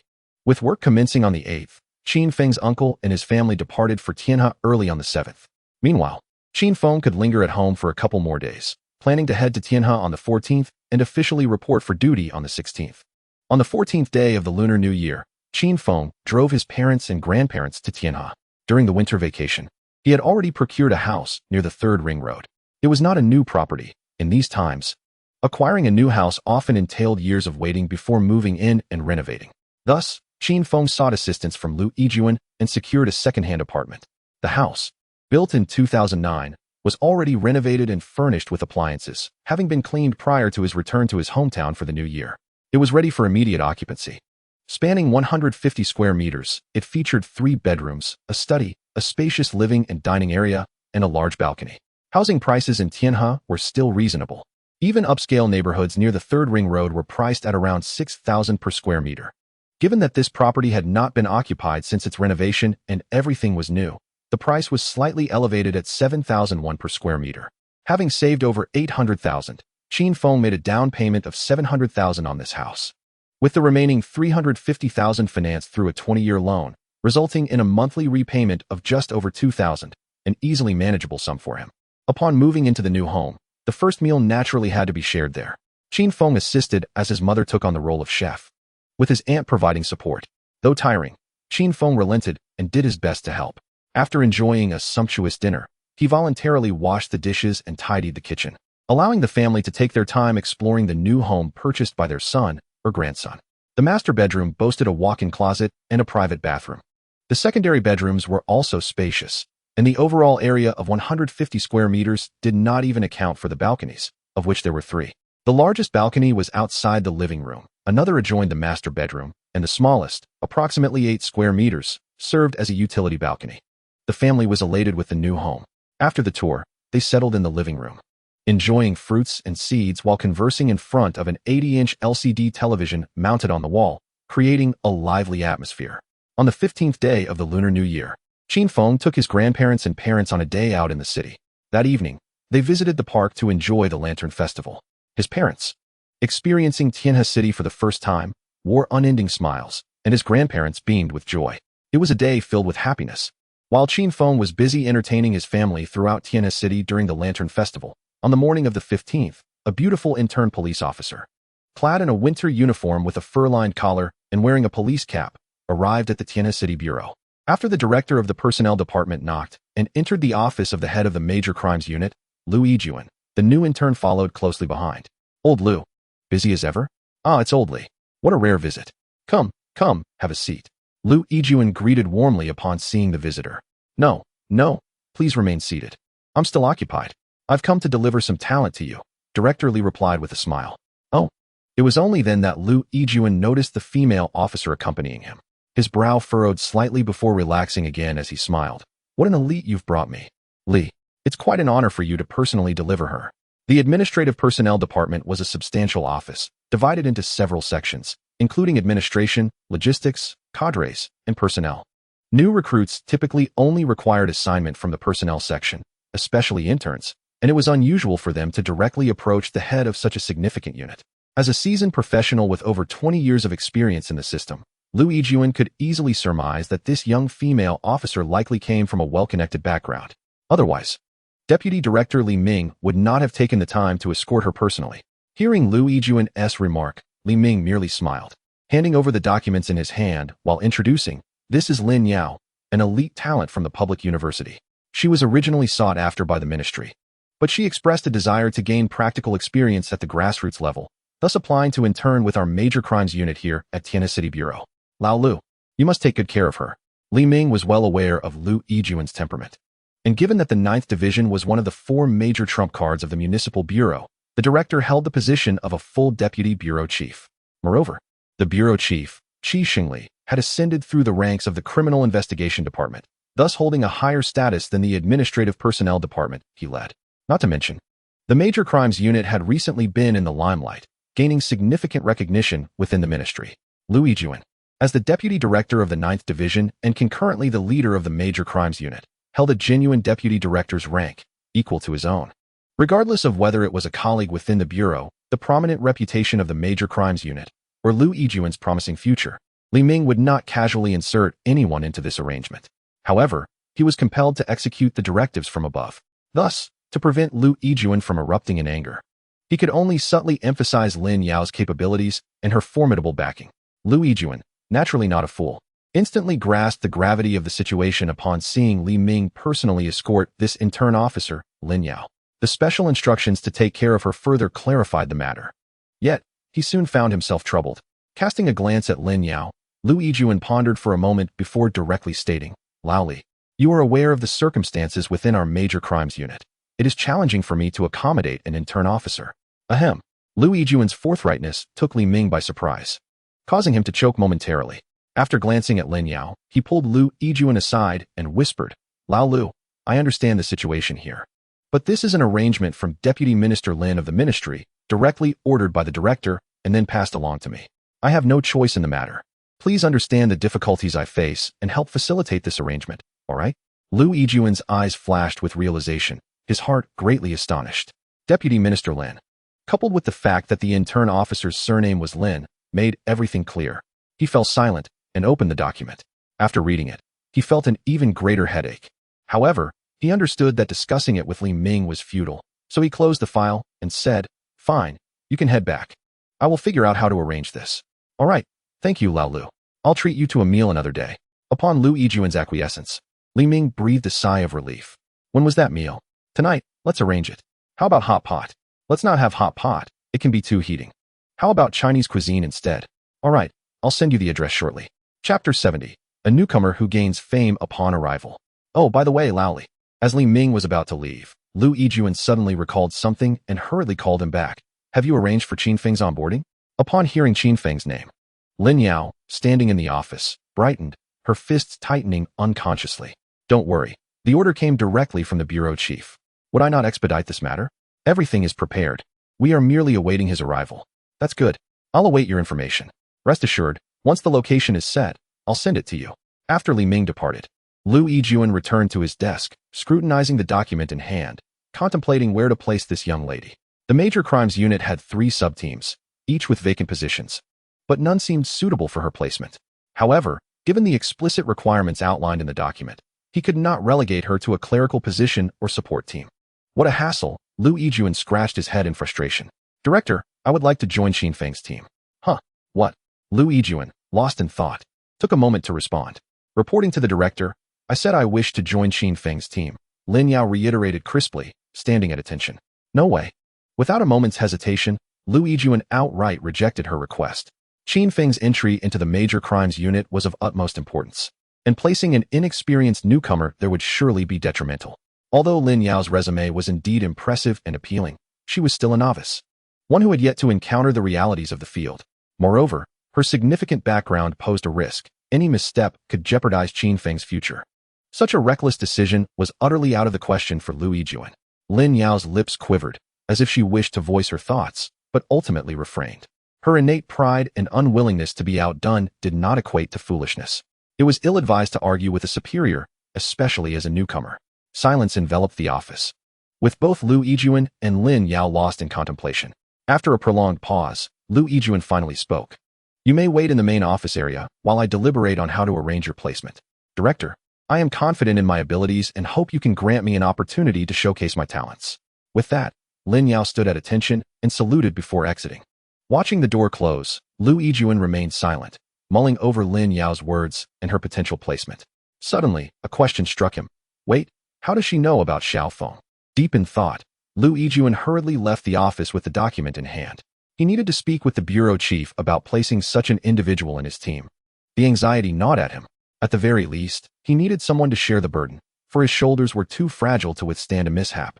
As Lu Yijuan made his way to the bureau chief's office, Lin Yao's arrival in the main office area stirred quite a commotion, particularly among the young, single officers of the Major Crimes Unit. They gazed at the strikingly poised Lin Yao with a frequency of every 5 seconds.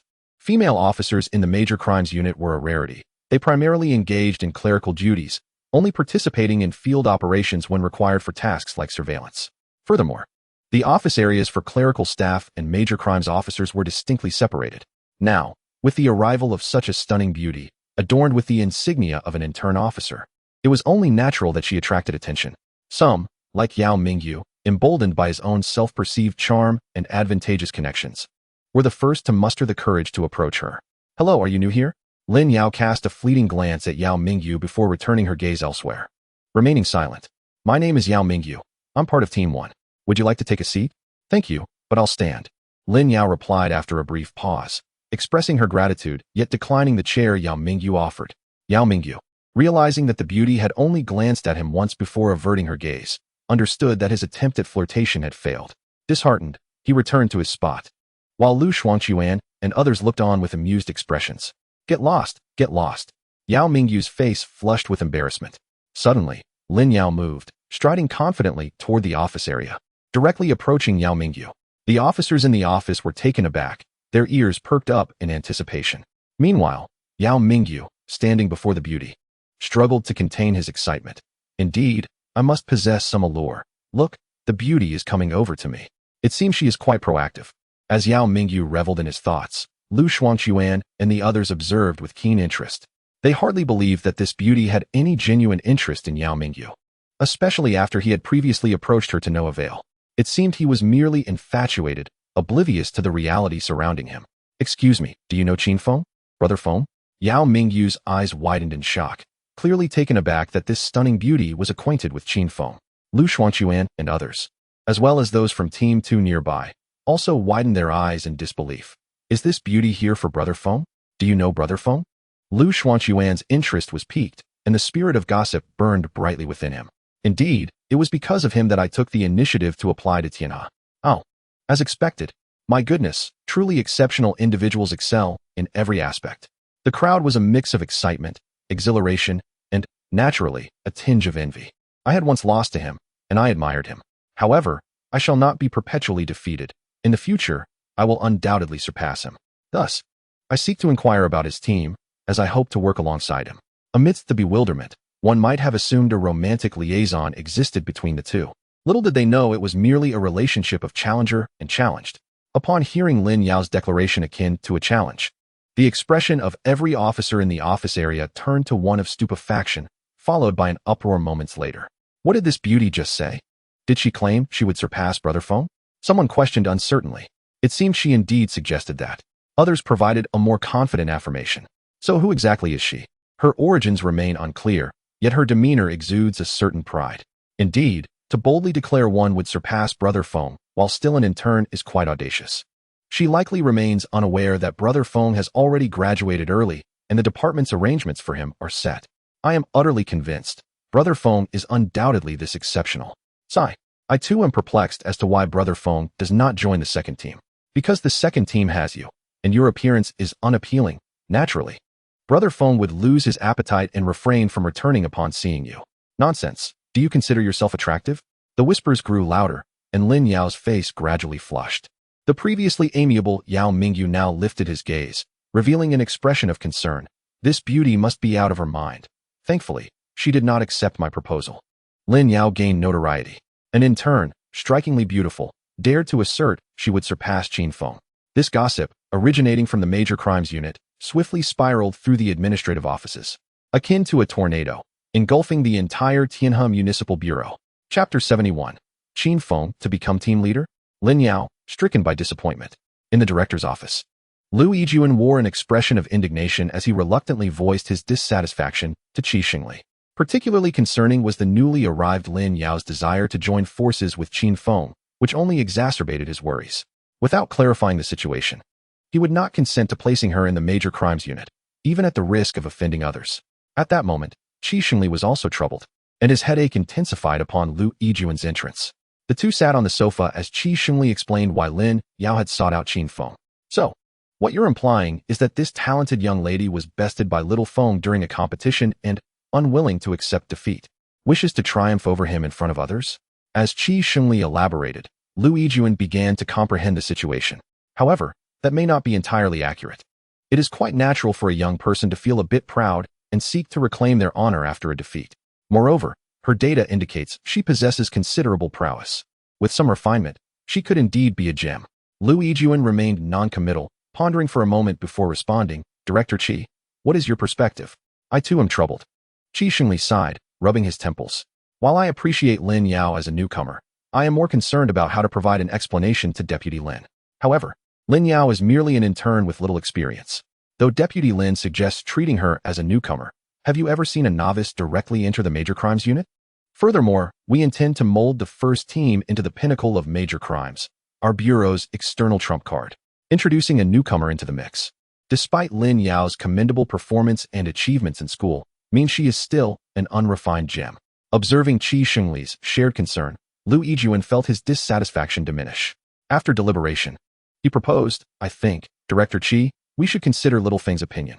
I will initially assign Lin Yao to assist in the administrative office. Tomorrow, when Little Feng reports for duty, we can communicate our expectations. If he feels capable of overseeing her, we can assign her to the first team. If he is unwilling, she can remain in the second or third team for a time. What do you think? Very well, let us proceed with this plan for now. Oh, and ensure you handle matters with Lao Liao effectively. The location has been set. He will go to Jintang, County Public Security Bureau's Criminal Investigation Team, as the team leader. I have already discussed this with Lao Liao, and he has no objections, Lu Yijuan reported. Regardless, Lao Liao is an old comrade. We must not neglect our veterans in favor of newcomers, Qi Shengli warned with a hint of admonition. Director, you know what sort of person I am, don't you? Rest assured, I will manage it well. Good, then you may proceed with your duties. Yes. In the Criminal Investigation Department, upon Lu Yijuan's return, he found Lin Yao standing straight and tall. Shaking his head, he approached her and said, Lin Yao, please assist in the administrative office for now. We need to adjust in the major crimes unit, and I will assign your specific tasks tomorrow. Understood, team leader. Lin Yao responded with military precision, saying little else. Lao Yao, please take her over there. Got it, Chief. Liao Jun stood up and promptly headed towards the administrative office, with Lin Yao following closely behind. Little Lin, do not underestimate the administrative office just because it is clerical work. Let me tell you, our administrative staff in major crimes are also elite, when necessary. They must coordinate with the field team. Upon hearing Liao Jun's gentle explanation, Lin Yao felt a stir within her and quickened her pace, asking, Lao Liao, has Qin Feng not reported yet? Liao Jun halted, glanced back at Lin Yao, then resumed walking forward. Little Qin will only arrive tomorrow, however you... Well, never mind. Lao Liao, if you have something to say, please do not hold back. I am not one to be petty. Noticing Liao Jun's hesitation, Lin Yao hastened to assure him. Liao Jun paused, turning back once more. Little Lin, your background must be quite formidable, yes? Lin Yao remained silent. She disliked when others referenced their connections. Her achievements were the result of her own hard work. Certainly, she had acted impulsively this time, but given her capabilities, she truly deserved the title of elite graduate. Without waiting for Lin Yao to respond, Liao Jun continued, you need not speak, we all understand. After all, no one can enter the major crimes unit as an intern right after graduation. Moreover, you have placed our chief in a difficult position by not directly assigning you a role. However, your earlier statement about surpassing Little Qin is an admirable aspiration, and you may strive for it. But as a senior, I must impart some advice. You may set Little Qin as your goal. But if you exhibit the attitude of a spoiled princess, you will not fare well in major crimes. Although people here may be wary of your background, if you disregard orders and act recklessly due to your status, they will not indulge you. At the very least, they will ignore you. Do not think you can impose your background on others. Everyone who enters major crimes has their merit. Neither the chief nor Qi director tolerates incompetence.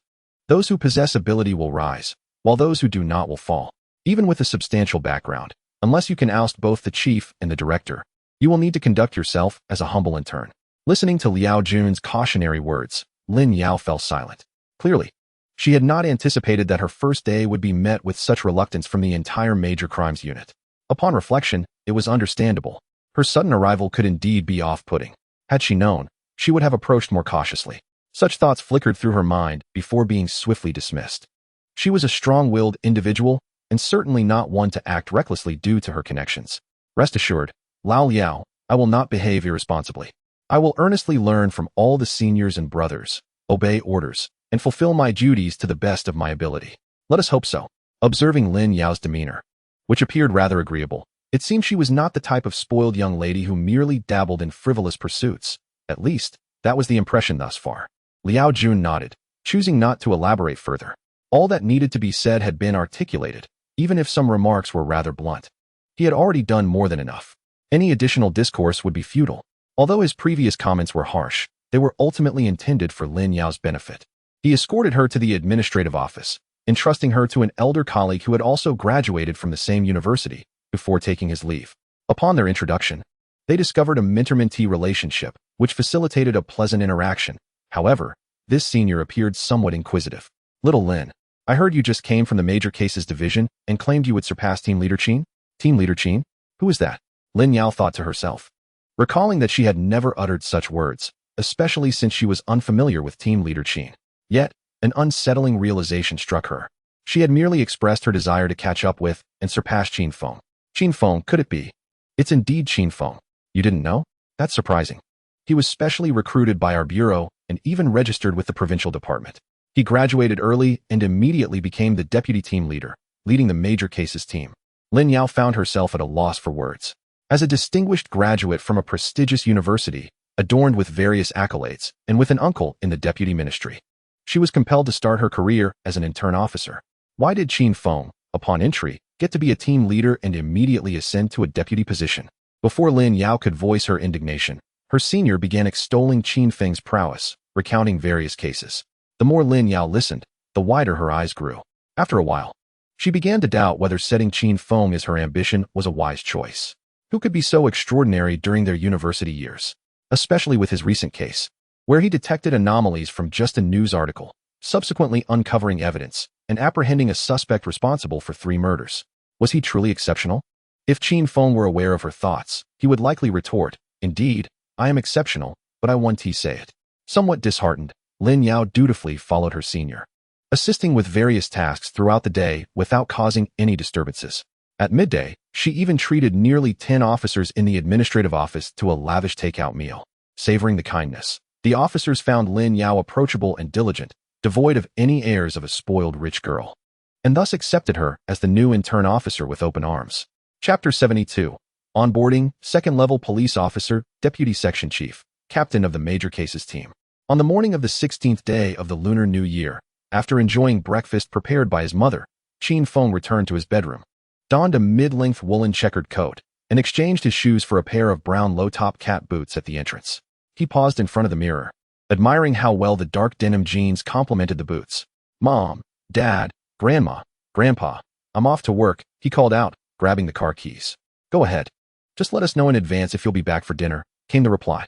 On his first day at work, Qin Feng was uncertain whether he would return for dinner, replying, "Understood, I'm leaving now." Descending the stairs, he found the parking space conveniently located just outside the elevator.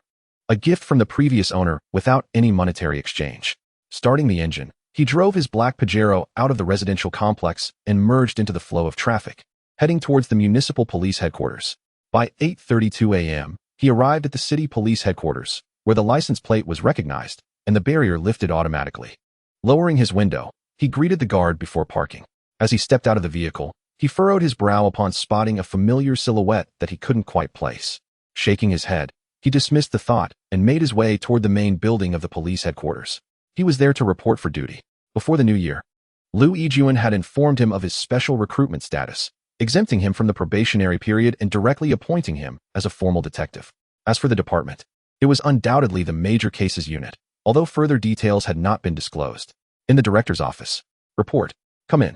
Upon entering, Qin Feng immediately spotted Qi Shengli seated in a large chair, with Liu Yijuan across from him. "Director, team leader," he greeted, seeing the two engaged in an early morning smoke. "Xiao Feng is here. Come sit." Qi Shengli beckoned with a smile, while Liu Yijuan turned to him, clearly pleased. Taking a seat beside Liu Yijuan, he was asked, "Have you had breakfast, Xiao Feng?" "I've eaten. My family came over." "Oh, that's great," Liu Yijuan nodded, then turned his attention back to Qi Shengli. "Xiao Feng, we've specially recruited you, but we need to increase your responsibilities, so be prepared." Qi Shengli's words stirred something within Qin Feng, who replied with a smile, "Director, please give your orders. I shall comply and ensure the tasks are completed." "Very well." Qi Shengli continued with a grin.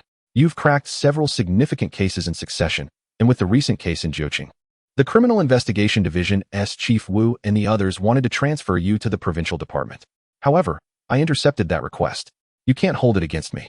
For an ordinary person, choosing between the Provincial Department and the City Bureau would be a no-brainer, as the Provincial Department represented a higher authority. Yet, Qin Feng did not share this sentiment, replying, "Director Qi, you jest. I'm already thrilled to be part of the Tianhe City Bureau. I prefer being on the front lines. The Provincial Department feels too distant for me." "Haha, I knew I didn't misjudge you." Although this statement may not have been entirely sincere, it was nonetheless gratifying to hear. After their laughter subsided, Qi Shengli continued, "You've made significant contributions in the previous cases, but due to certain regulations, we couldn't directly add you to the merit application list. However, rest assured, we haven't forgotten your achievements. Therefore, the City Bureau is applying to the Provincial Department under the Special Talent Regulations to grant you the rank of second-level police officer, along with a Deputy Section Chief administrative status, and appointing you as the captain of the major cases team. Second-level police officer? Deputy section chief? Captain of the first team? To be honest, Qin Feng was taken aback. He was aware that he would not undergo a probationary period. But he had anticipated only achieving the rank of third-level police officer, a mere staff officer. He knew the city bureau would value him. But to become a team leader right off the bat seemed too astonishing. The rank of second-level police officer was one thing. The administrative status of a deputy section chief was a position that many spent years, or even decades, striving to attain. In smaller jurisdictions, many dedicated their entire careers only to achieve such status shortly before retirement. Yet here he was, starting where others merely aimed to finish. Moreover, being the captain of the major cases team indicated that his deputy position was not merely nominal, it came with genuine authority. Holding an administrative rank and a leadership role were two distinct matters. For instance, in the major cases unit, any detective would at least hold a deputy director level, equating to a deputy section chief rank, but that was just a rank without an accompanying title. Even individuals like Lu Xuanquan had reached a proper section chief level and remained ordinary detectives. Meanwhile, he, as a captain, though still a deputy section chief, would command respect from Lu Xuanquan and others, including Liao Jun. Thus, within the system, rank and position were not synonymous. The latter held far greater significance, as it represented power. After the initial shock and delight subsided, Qin Feng regained his composure, looking toward Lu Yijuan before addressing Qi Xingli. Director, isn't this arrangement a bit inappropriate? The captain of the first team has always been held by the team leader. Besides, even if the team leader steps down, isn't Liao still around? For a newcomer like me to assume the captaincy. Seeing that Qin Feng was not swayed by the advantages presented and was considering Liao Jun's perspective, Qi Xingli felt even more pleased. With a smile, he reassured, rest assured. The considerations you have made have certainly crossed our minds as well. As for your team leader, he remains in charge of the major case unit. Regarding Liao Jun, we have made arrangements as well. He will stay with Team 1 until March, after which he will assume the position of captain of the criminal investigation team at Jintang County Bureau, a position of formal authority. During this interim period leading up to mid-March, which is approximately a month's time, he will assist you in your work within Team 1. Upon hearing that the Bureau had made provisions for Liao Jun, and that it involved a formal promotion, Qin Feng felt a wave of relief wash over him. He smiled and said, "In that case, I can rest easy. Director, team leader, you can count on me to lead Team 1 effectively." Team 1 was familiar territory for him. He had interned there the previous year, and the team members were well acquainted with him.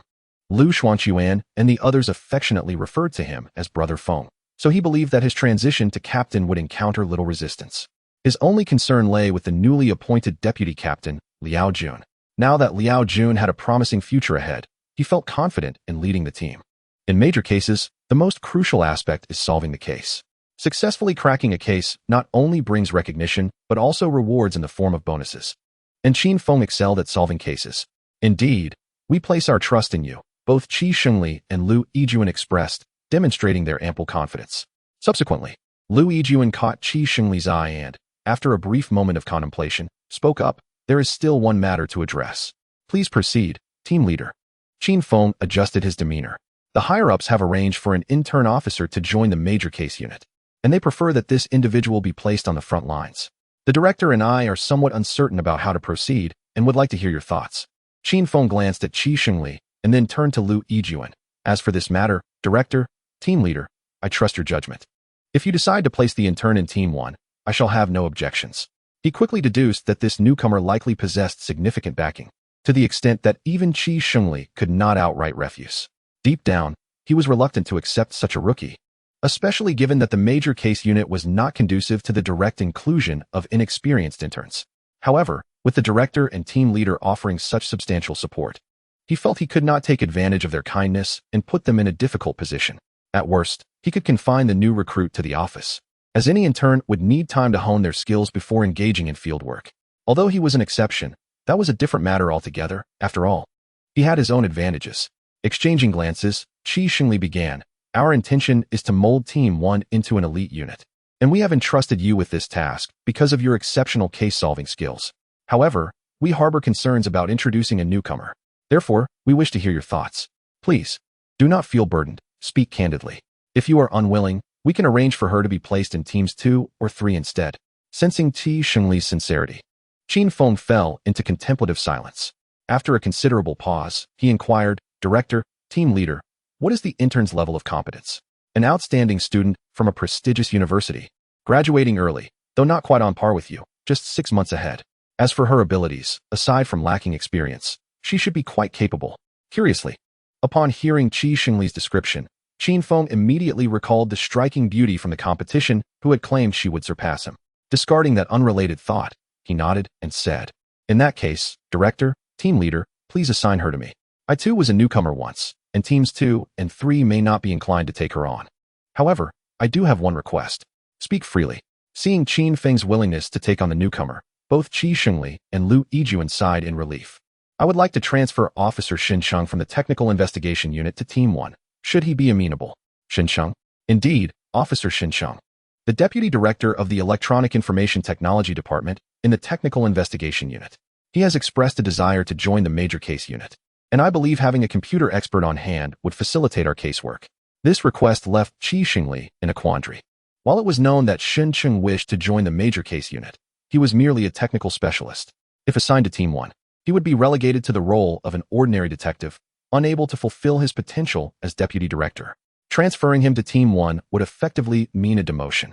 After some contemplation, Qi Xingli did not provide an immediate answer, but said, "Very well, you may proceed with your onboarding process. Collect your gear. And once you are on duty, I will personally speak with Xinsheng."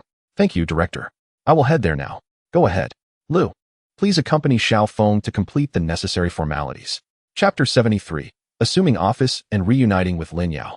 At the Administrative Personnel Division, Qin Feng followed Lu Yijuan to complete his onboarding, receiving his police ID, new salary card, and meal card, before obtaining his firearm license. He then collected his equipment, including a 92 Type 9mm handgun, a spare magazine, and a bulletproof vest. Finally, he took possession of his police rank insignia and uniform. After gathering everything, the police uniforms alone filled 2 large bags, totaling over 20 sets for all 4 seasons. The uniforms would remain and used for the time being, as the Major Case Unit typically did not don them. After placing the 2 large bags in the trunk of the car and donning his tactical gear, with his handgun secured in a holster at his right hip and the spare magazine at his left, he positioned the handcuffs at his lower back. Once prepared, he slipped on his outer jacket, feeling the weight at his waist to ensure it would not hinder his movements. Before hanging his police ID around his neck and accompanying Lu Yijuan to the 9th Division, on the 2nd floor of the 9th Division building, the office area of the Major Case Unit awaited. As Qin Feng entered alongside Lu Yijuan, a thunderous applause erupted unexpectedly, with officers from Teams 1, 2, and 3 all clapping in welcome. This sudden display moved Qin Feng deeply, and he quickly bowed in gratitude. All right. Lu Yijuan stepped forward, gesturing for silence. Once the applause subsided, he smiled and announced, "As you all know, Qin Feng is no stranger to us. From this moment on, he will serve as the captain of our Major Case Unit, and we are now truly colleagues. Xiao Qin is a newcomer, don't you dare bully him." Lu Shuangquan exclaimed with a broad grin. "Indeed," came the chorus of laughter in response. Clearly, no one within the Major Case Unit opposed Qin Feng's arrival, at least on the surface. After the joviality subsided, Liao Jun stepped forward, extending his hand. "Captain Qin, welcome to Team 1.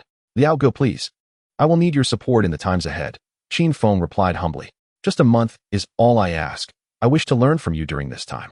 Liao Jun was already aware of his own reassignment, having vacated his position to make way for Qin Feng. Nevertheless, he harbored no resentment. As a deputy captain, he had been elevated to the role of captain of the Criminal Investigation Team, a clear sign of the Bureau's favor. "Your words are too kind, Liao Go. I must look to you as a mentor. Enough with the pleasantries. Lu, have the office supplies been collected?" "Yes, everything is in order. And the desk has been set up," Lu Shuangquan reported. "Very well, let us go, Xiao Feng, and take a look at your workspace." "Certainly, Chief."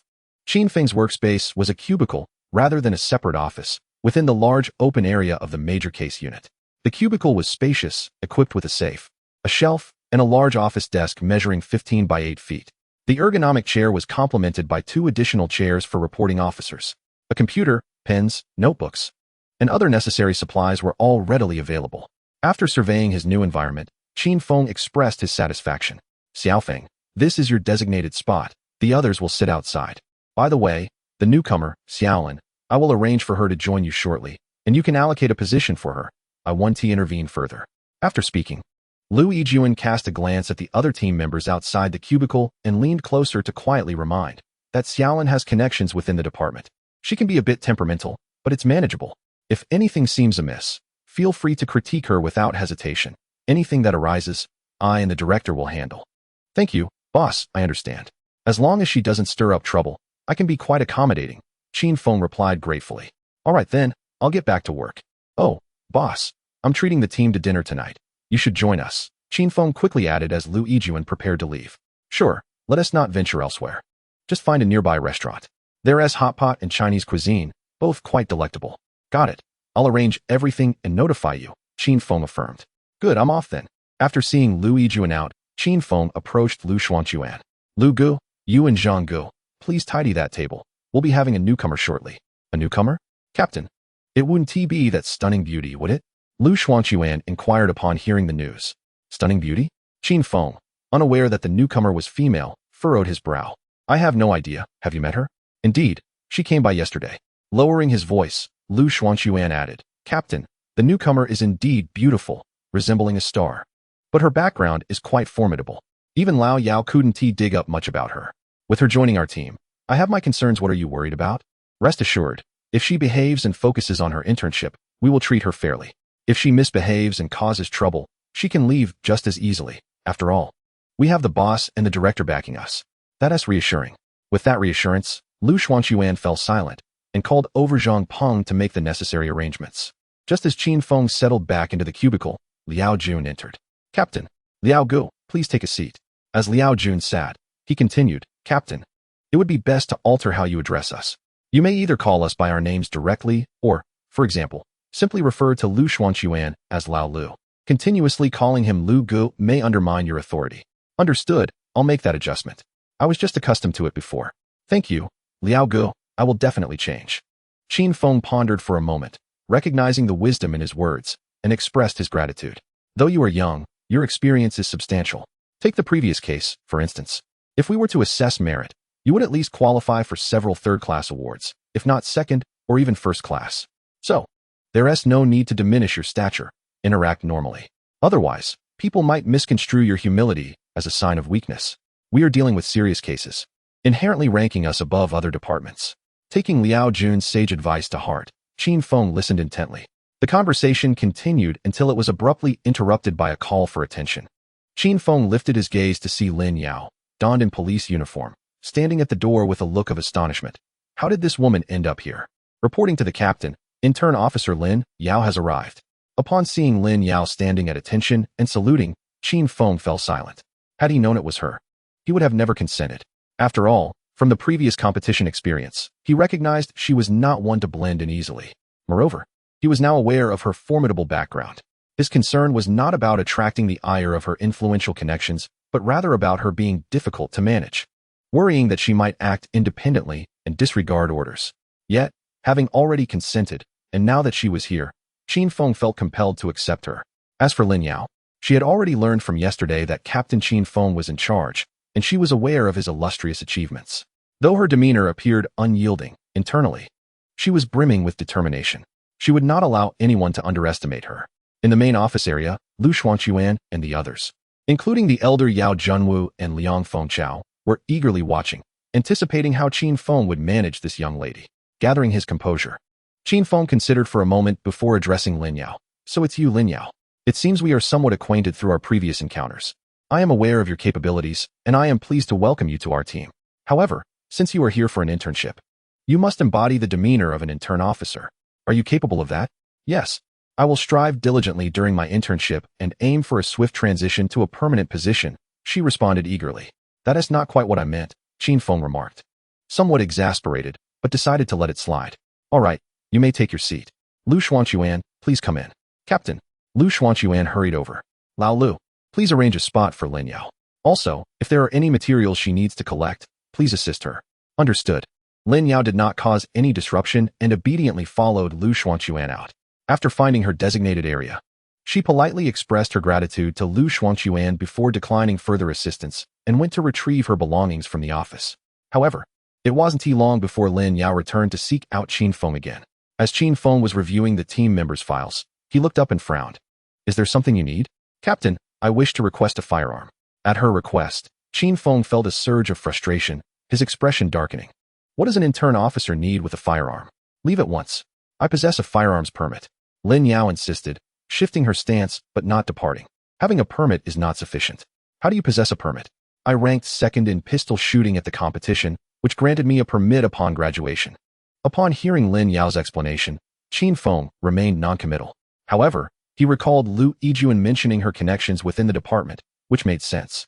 With a second-place achievement in the competition and such a background, receiving a permit upon graduation was hardly irregular.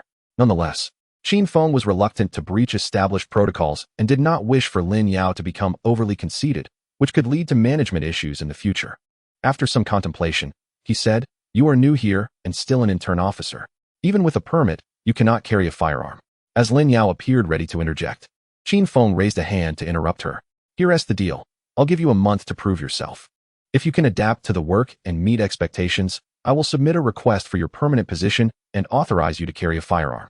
Is that a promise?" "It is indeed. Do you have any objections? I trust you will keep your word. No issues here. Goodbye, Captain." With that, Lin Yao saluted and turned to leave. "Oh, one more thing. Our serious case unit typically does not wear uniforms. Starting tomorrow, you will be in plain clothes. Don't pull any stunts. I trust you understand?" "Understood. You needn't worry." Chapter 74. The prodigy takes her place. Team 1 assembles. Watching Lin Yao's departing figure, Qin Feng shook his head. As long as Lin Yao can perform adequately, not even exceptionally, just satisfactorily, he would be inclined to keep her. After all, her skills were undeniable. And just based on her second-place shooting achievement, he would not dismiss such talent. Indeed, Lin Yao was a remarkable asset. With her shooting proficiency, she was undoubtedly among the most capable in Team 1, second only to Qin Feng himself. It would be foolish to let her go, only to replace her with someone less competent. Qin Feng was not naive. Of course, this was contingent on Lin Yao's ability to follow orders and refrain from abusing her connections. Back at her station, Lin Yao approached Lu Xuanquan, seeking to borrow his internal network access key. As an intern officer, she lacked her own key. Lu Xuanquan did not refuse her request.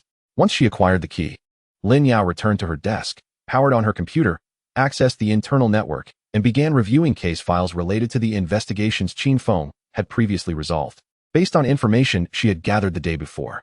After a day of diligent observation, even someone as astute as she recognized the gap between herself and Qin Feng. A gap that was rather significant. She was ambitious, and while many deemed her prideful, in truth, she was not the kind to be blind to her limitations or indulge in unwarranted arrogance. Now, she no longer speaks of surpassing Qin Feng. Instead of mere words, she prefers action. Thus, she has set Qin Feng as her learning benchmark, first to catch up, to bridge the gap, and then, through relentless effort, to eventually exceed him. This is Lin Yao's plan. In the smoking area on the second-floor balcony of the 9th Division, Lu Xuanquan and several others, along with 2 or 3 young detectives from the second team, were indulging in cigarettes. "Hey, old Lu, do you think Team Leader Qin knows the stunning newcomer, Lin?" One of the second team members inquired, brimming with curiosity. Lu Xuanquan hesitated to respond, but seeing the eager expressions of Yao Mingyu and the others, he gathered his thoughts and replied, "They should be acquainted, but it's likely not in the way you imagine." "We? In what way?" They would never admit to their thoughts. Lu Xuanquan rolled his eyes and refrained from further commentary. "I've seen the records of the captain and Lin Yao. They both participated in last year's national police competition, with the captain placing first in pistol shooting and Lin Yao coming in second." Yao Mingyu interjected. "Impressive." The second team members expressed their envy. "Your team must be thrilled. Team Leader Qin, aside from being the national champion in pistol shooting, is also exceptional at solving cases. And now there's Lin Yao, not only beautiful, but also second only to Qin. Just think, with such credentials, which criminal investigation department wouldn't want her? Your team has struck gold." This was indeed the truth. Lin Yao's recognition by the department was not solely due to her uncle's position as a deputy minister. Her own capabilities were formidable.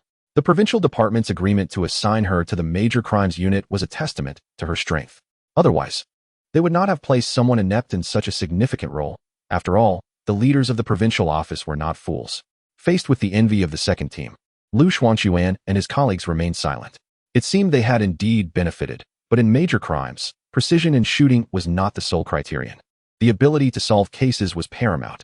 Throughout the year, there were few instances where firearms were necessary. Often, merely brandishing a weapon led to suspects surrendering. "Hey, didn't Lin Yao mention wanting to compete with Team Leader Qin?" Yet when she reported in, it seemed she didn't clash with him, another from the second team remarked. "Huh, clash? Just look at the cases our captain has cracked. Could you even compare? Lin Yao lacks practical experience, making her even less capable, Zhang Peng scoffed. Indeed. It appears this young lady isn't as disagreeable as we thought, a member of the second team commented. Not disagreeable per se. We just felt she was somewhat overestimating her abilities. However, she seems to possess a degree of self-awareness, Zhou Yaoi chimed in. As his words fell, silence enveloped the group. And awkwardness filled the air. Observing the expressions on their faces, Zhou Yaoi was puzzled and was about to inquire when a clear voice rang out from behind. Brother Liu, may I ask if the case files can be printed? The awkwardness deepened for Zhou Yaoi. Discussing someone behind their back and having them overhear, it was mortifying. In that moment, he longed for a hole to hide in. Oh, printing? Yes, but it cannot be taken away for personal review. To take it home requires an application. And once reviewed, it must be certified for destruction, Lu Xuanquan quickly interjected, sensing Zhou Yaohui's discomfort. He promptly extinguished his cigarette and led Lin Yao away. Setting aside the awkwardness faced by Zhou Yaoi and the others, Lu Xuanquan and Lin Yao had just returned to the office area when Xin Yun hurriedly rushed in.